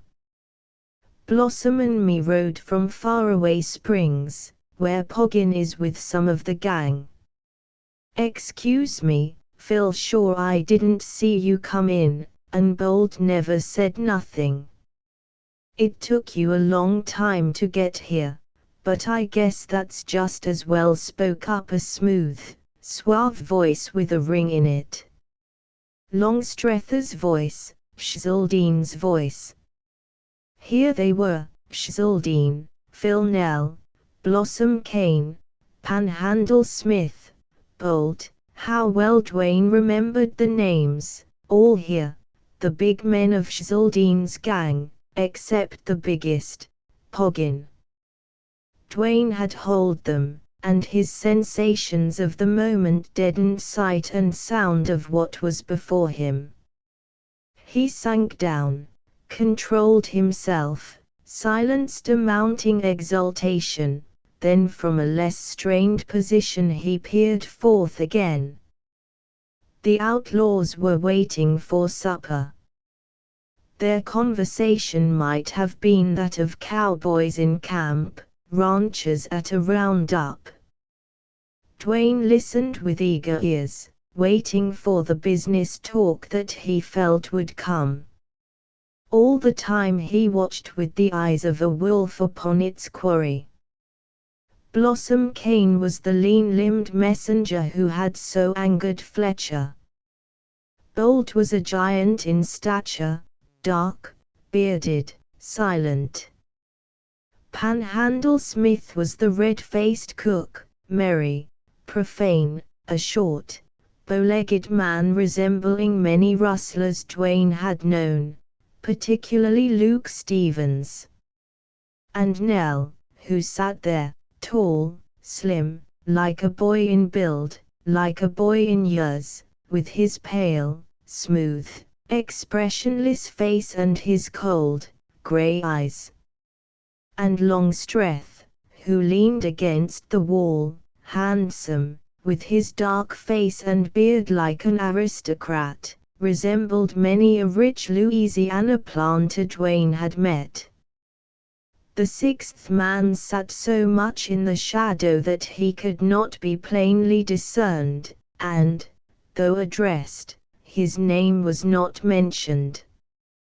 Panhandle Smith carried pots and pans into the cabin, and cheerfully called out, "If you gents air hungry fer grub, don't look fer me to feed you with a spoon." The outlaws piled inside, made a great bustle and clatter as they sat to their meal. Like hungry men, they talked little. Dwayne waited there a while, then guardedly got up and crept round to the other side of the cabin. After he became used to the dark again, he ventured to steal along the wall to the window and peeped in. The outlaws were in the first room and could not be seen. Dwayne waited. The moments dragged endlessly. His heart pounded. Longstreth